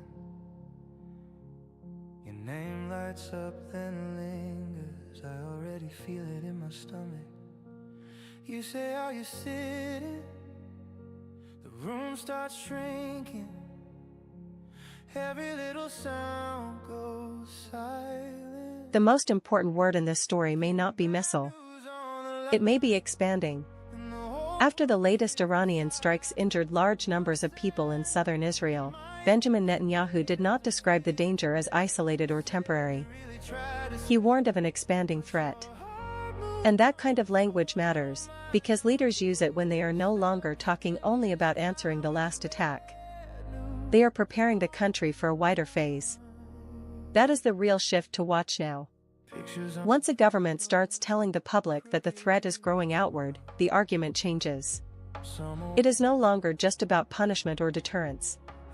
It becomes a case for broader operations, longer timelines, and fewer assumptions that the next round will be the final one. This also changes the pressure on allies. If the threat is framed as expanding, then partners are no longer being asked only for sympathy. They are being asked for patience, logistics, diplomatic cover, and potentially more direct support. That is how a national security emergency starts turning into a regional strategic test. There is a second consequence here too. Expanding wars are harder to contain politically than militarily. Every new front, every fresh warning, every sign of spillover makes it tougher for leaders to promise clear limits.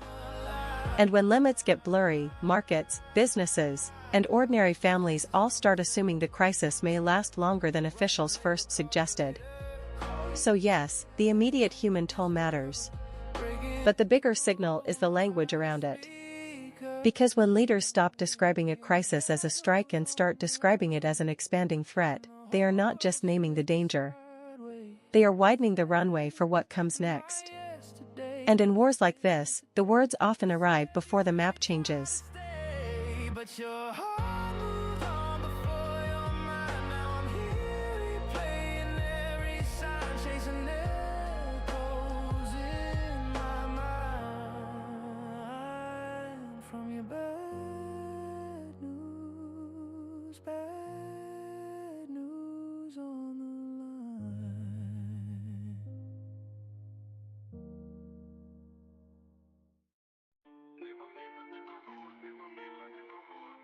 You walk in, my thoughts trip over each other, spill my drink on a stranger, not you. Laugh it off like clowns inside my chest. You say, hey, I take it as a vow. I'm in a one-sided love, in a two-step line. You're spinning somewhere else, I'm stuck in time. You're the punchline, I'm the setup every night. Oh, every night. Offbeat, heartbeat, skanking by your side. Offbeat, heartbeat, joking while I hide. You tell me stories of the ones you're chasing. I nod, grin, play the patient friend. Build a throne from every word you toss me. King of nothing, waving in pretend. I'm in a one-sided love, in a two-step line. You're spinning somewhere else, I'm stuck in time. You're the punchline, I'm the setup every night. Offbeat, heartbeat, skanking by your side. Offbeat, heartbeat, joking while I hide. Maybe one day you misread my smile. Hear my name in the crowd for a while. Till then I dance, I clown, I glide. Throwing tiny sparks at your rising tide.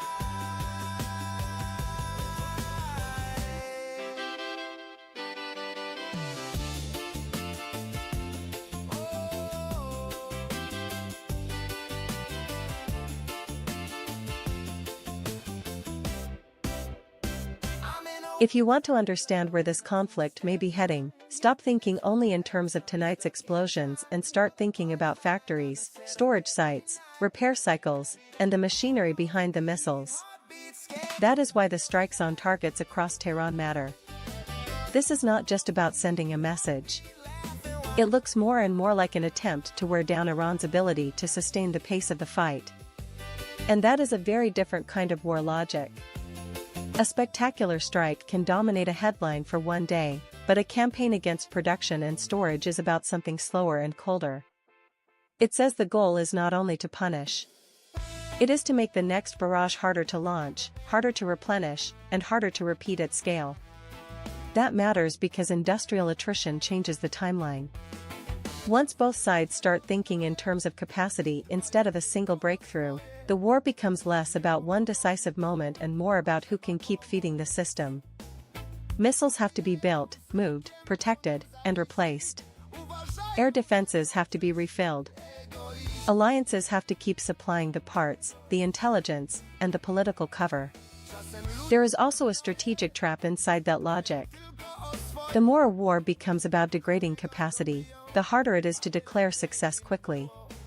Even real damage may not produce an immediate visible turning point. That creates pressure for more rounds, more targets, and broader justifications. So the next thing to watch is not only whether another strike lands. It is whether the rhythm of launches, interceptions, and military messaging begins to suggest that one side's pipeline is genuinely being squeezed. Because once a war turns into a contest over production, storage, and endurance, victory stops looking like a headline and starts looking like arithmetic.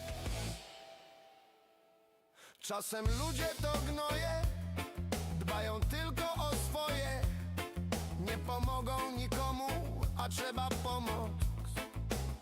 Zabijają wzrokiem pełnym zawiści, uważają, że są czyści, egoiści. Egoiści, egoiści, egoiści. Egoiści,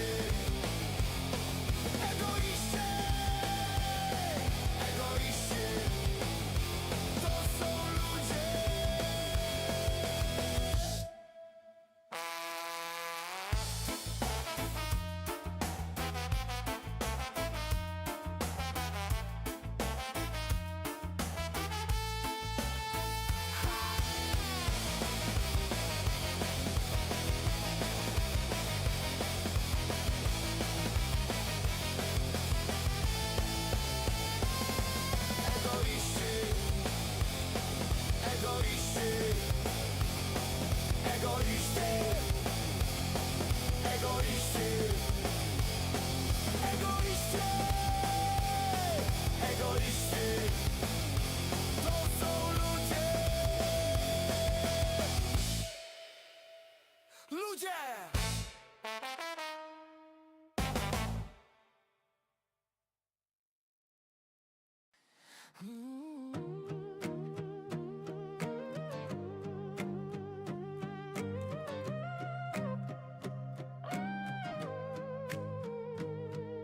Scroll wheel spinning, headlines hit like glass. Red text yelling, market move fast. Maps glow crimson, borders, arrows, lines. One post whispers, done before it climbs. RadioTube news trading in my veins. Every little update tilts the frame. Charts and conflicts tangled on a screen, trying to buy calm in a wartime dream. RadioTube news can't look away. Price tags tied to a leader say. A world on fire and a thumbnail view. I'm chasing green in a sea so blue.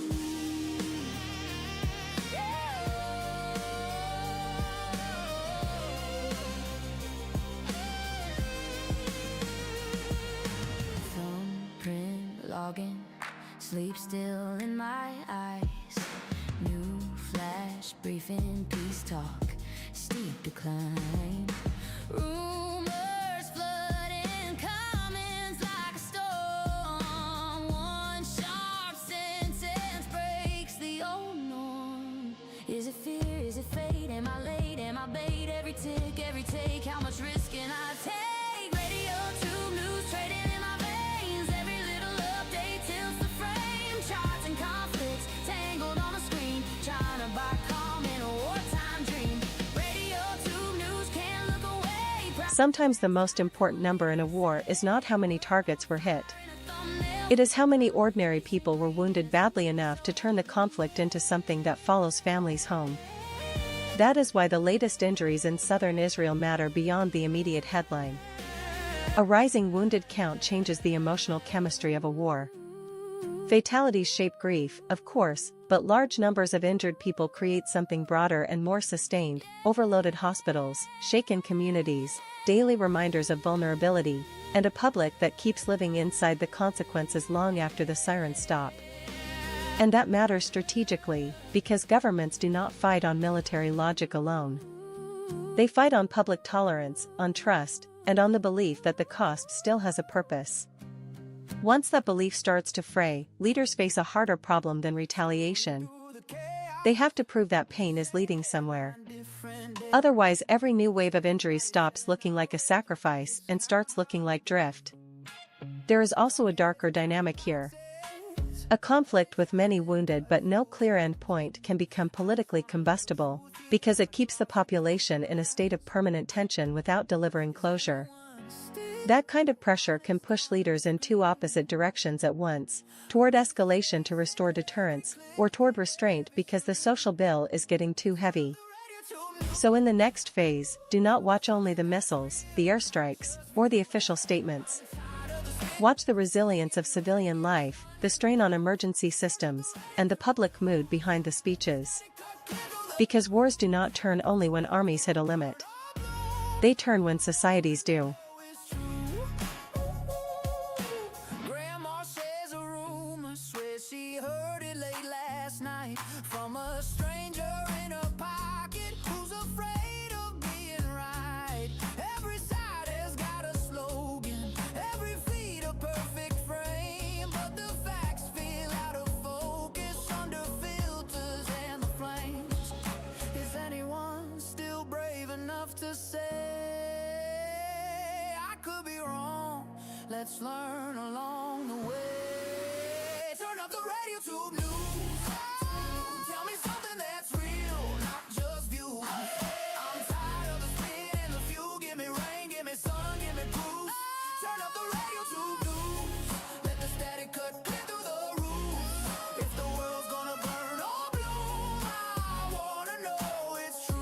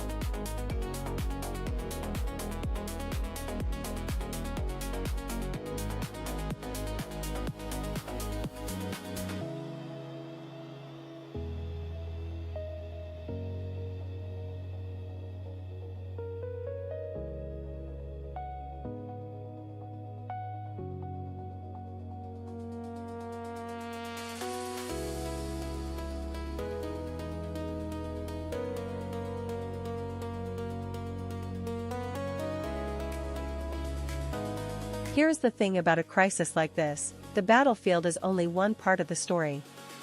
The other part is whether alliances still work when the bill arrives. Right now, with the United States and the United Kingdom pushing to reopen the Strait of Hormuz, and with Donald Trump again taking aim at allies, this is starting to look like a test of political cohesion as much as military capability. Because keeping a vital shipping route open is not just about ships and aircraft. It is about command, trust, logistics, and a shared willingness to carry risk. If that coalition looks solid, markets can live with tension. If it starts looking noisy, divided, or transactional, then the message to the world is much darker. The system is defended, but only reluctantly, and maybe not for long. That matters far beyond the Gulf.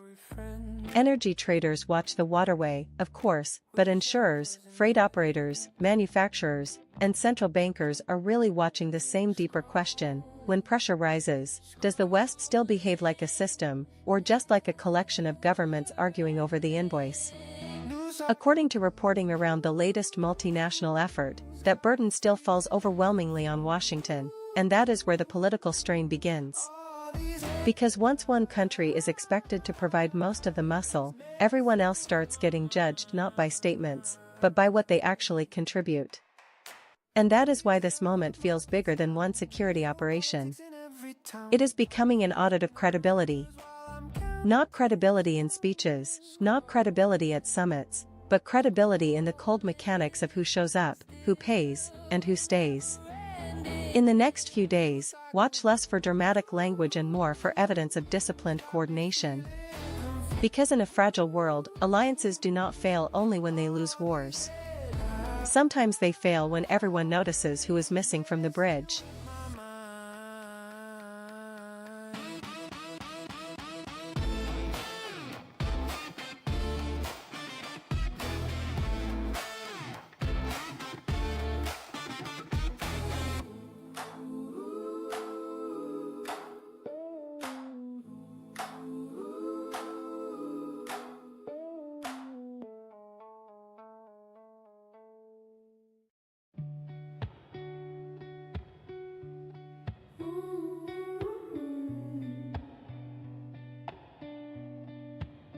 You said, are you sitting? I laughed, yeah, why? Fingertips cold on the phone, felt the room shrink then sigh. Calendar on the fridge, still stuck on last June. You circled our weekend, you crossed it out too soon. Bad news hits hard and echoes in the corners of the room like you. Bad news for worse than silence, and I don't know what to hold on to. Bad news keeps ringing, keeps ringing long after you're through.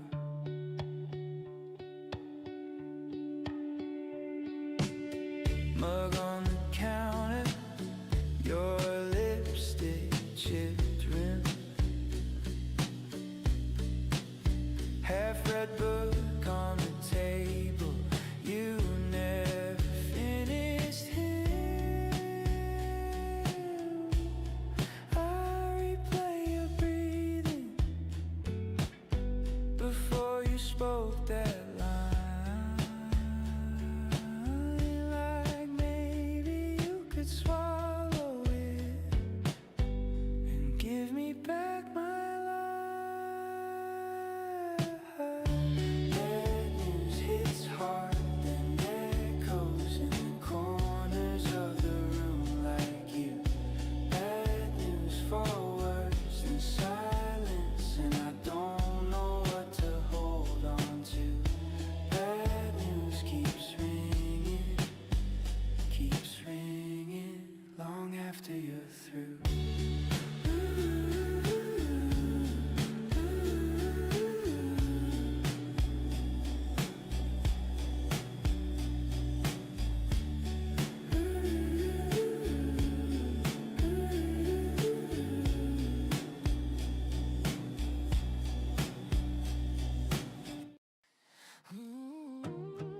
At first, wars hit the market like a headline.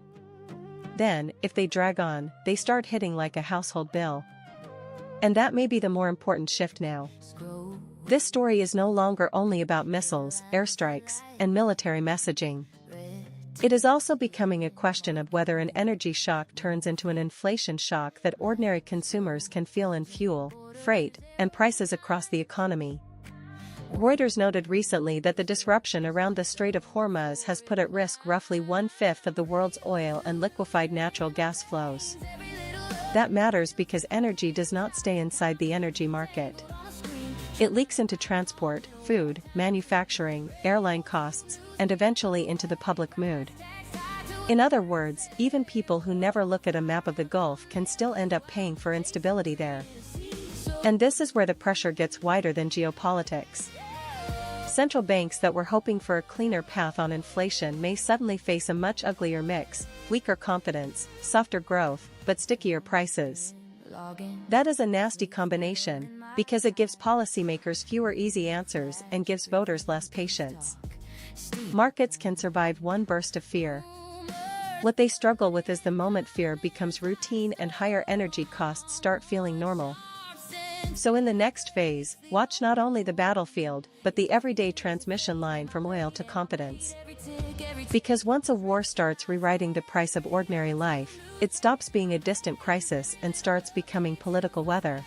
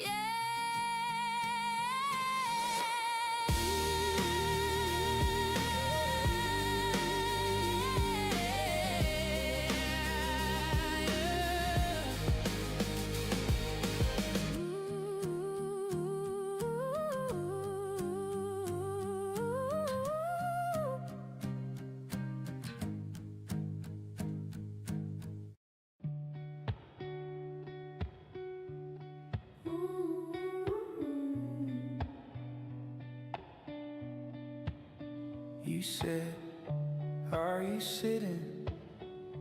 I laughed, yeah, why? Fingertips cold on the phone, felt the room shrink then sigh. Calendar on the fridge, still stuck on last June.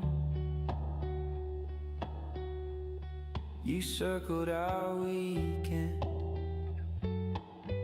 you crossed it out too soon. Bad news hits hard and echoes in the corners of the room like you. Bad news for worse than silence, and I don't know what to hold on to. Bad news keeps ringing, keeps ringing long after you're through.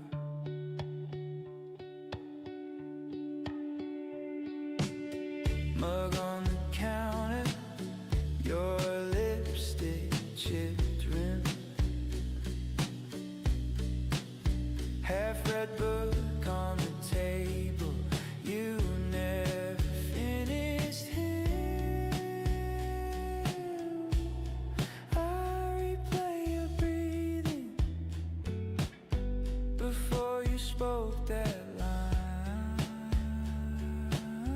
like maybe you could swallow it and give me back my life. Bad news hits hard and echoes in the corners of the room like you. Bad news for worse than silence, and I don't know what to hold on. There is a moment in every crisis when the story stops being about surprise and starts being about duration. That may be the real shift now in the Middle East. After the latest missile strikes injured large numbers of people in southern Israel, and with Israeli leaders warning about an expanding threat, the question is no longer just how bad the last wave was. The bigger question is whether governments, markets, and ordinary families start assuming this is not a spike, but a condition. And that change matters more than it sounds. A short shock can be absorbed. A long crisis rewrites behavior. Companies delay hiring and investment. Airlines, shippers, and insurers build more caution into every decision. Investors stop asking when the rebound starts and begin asking how much uncertainty has to be priced in as the new normal. That is why the phrase expanding threat lands so heavily. It suggests that the map of risk may be widening faster than the path to containment. Once that happens, even places far from the battlefield start adjusting. Boardrooms become more defensive. Consumers get more nervous. Policymakers get less room to promise a quick return to stability. And there is a psychological shift here too. People can tolerate a dramatic event if they believe it is temporary. What drains confidence is repetition without a visible end point. Another siren. Another strike. Another warning that sounds less like an exception and more like the opening chapter of a longer season. So yes, the human toll remains the first fact that matters. But the strategic signal underneath it is about time. Because when a conflict stops looking like a shock and starts looking like a calendar problem, the damage moves from headlines into decisions. And that is when a crisis becomes expensive in ways no missile count can fully capture.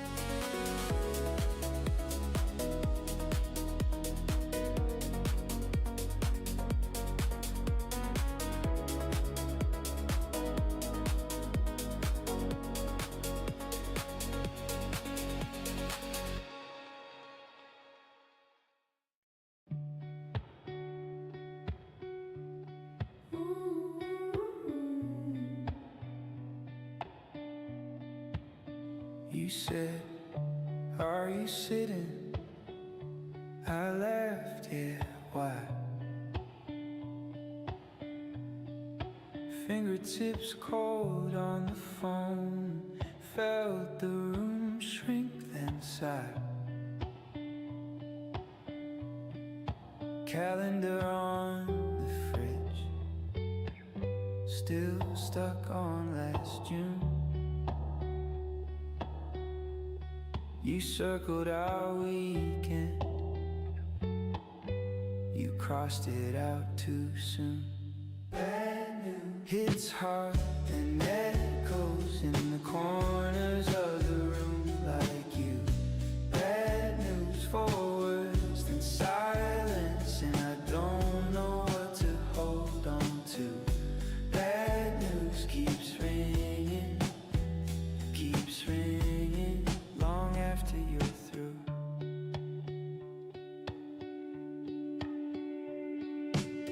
Mug on the counter, your lipstick chipped rim, half-read book on the table, you never finished him. I replay your breathing before you spoke. When the mood turns ugly, markets usually start sorting assets into very simple boxes. Safe. Risky.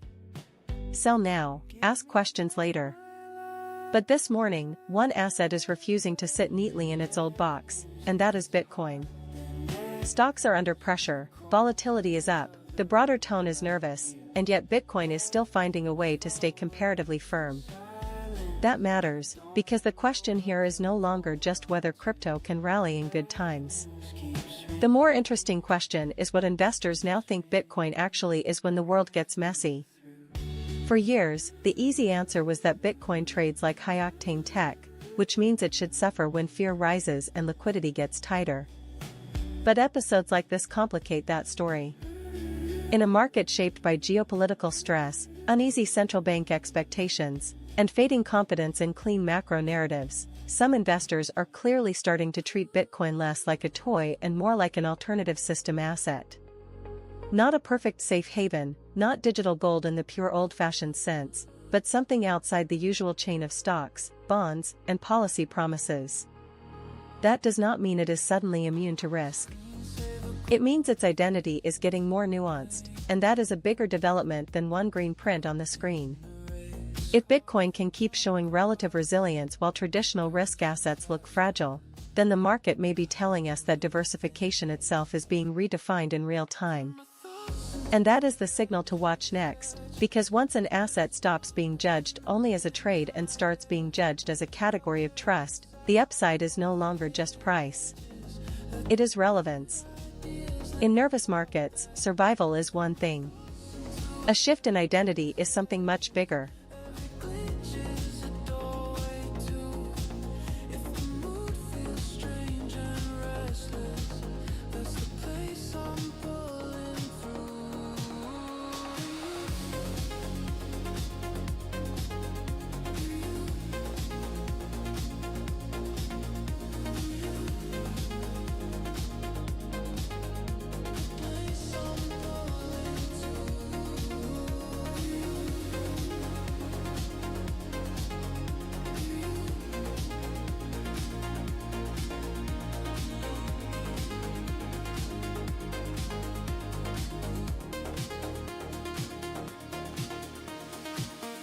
Post-its peel off the wall, plans fall, I just free fall, tracing shapes in the dust, accidents I can almost trust.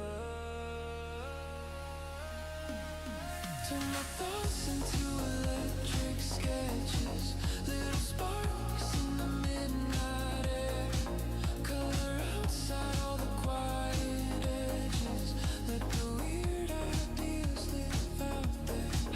Turn my thoughts into electric sketches, every glitch is a doorway to, if the mood feels strange and restless, that's the place I'm pulling through.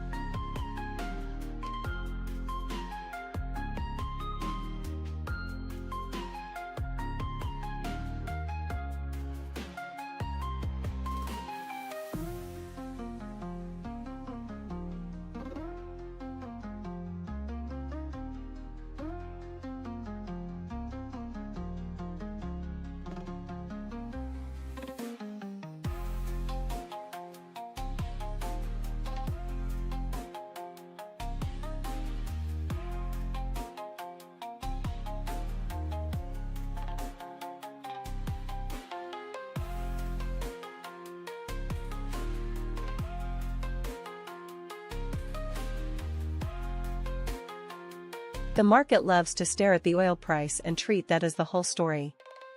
But this morning, the more interesting signal may be hiding one layer underneath, in the price of fear itself. Not crude. Insurance. Not headlines. Logistics.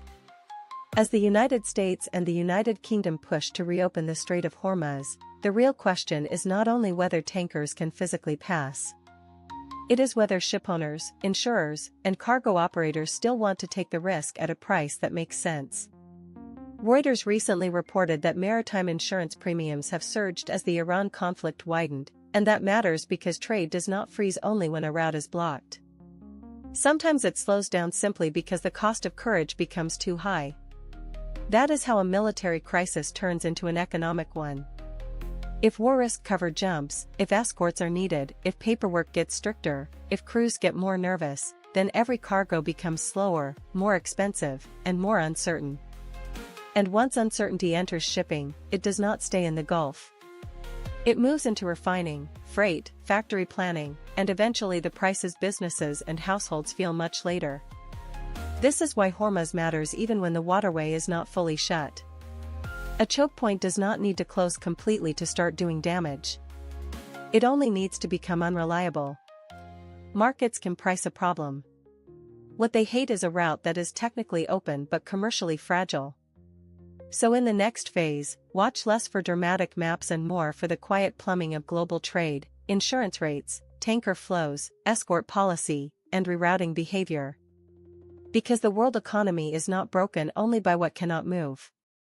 Sometimes it is broken by what still moves, but no longer with confidence. And when confidence disappears from a trade route this vital, the shock arrives long before the shortage does. Wish I was in bed,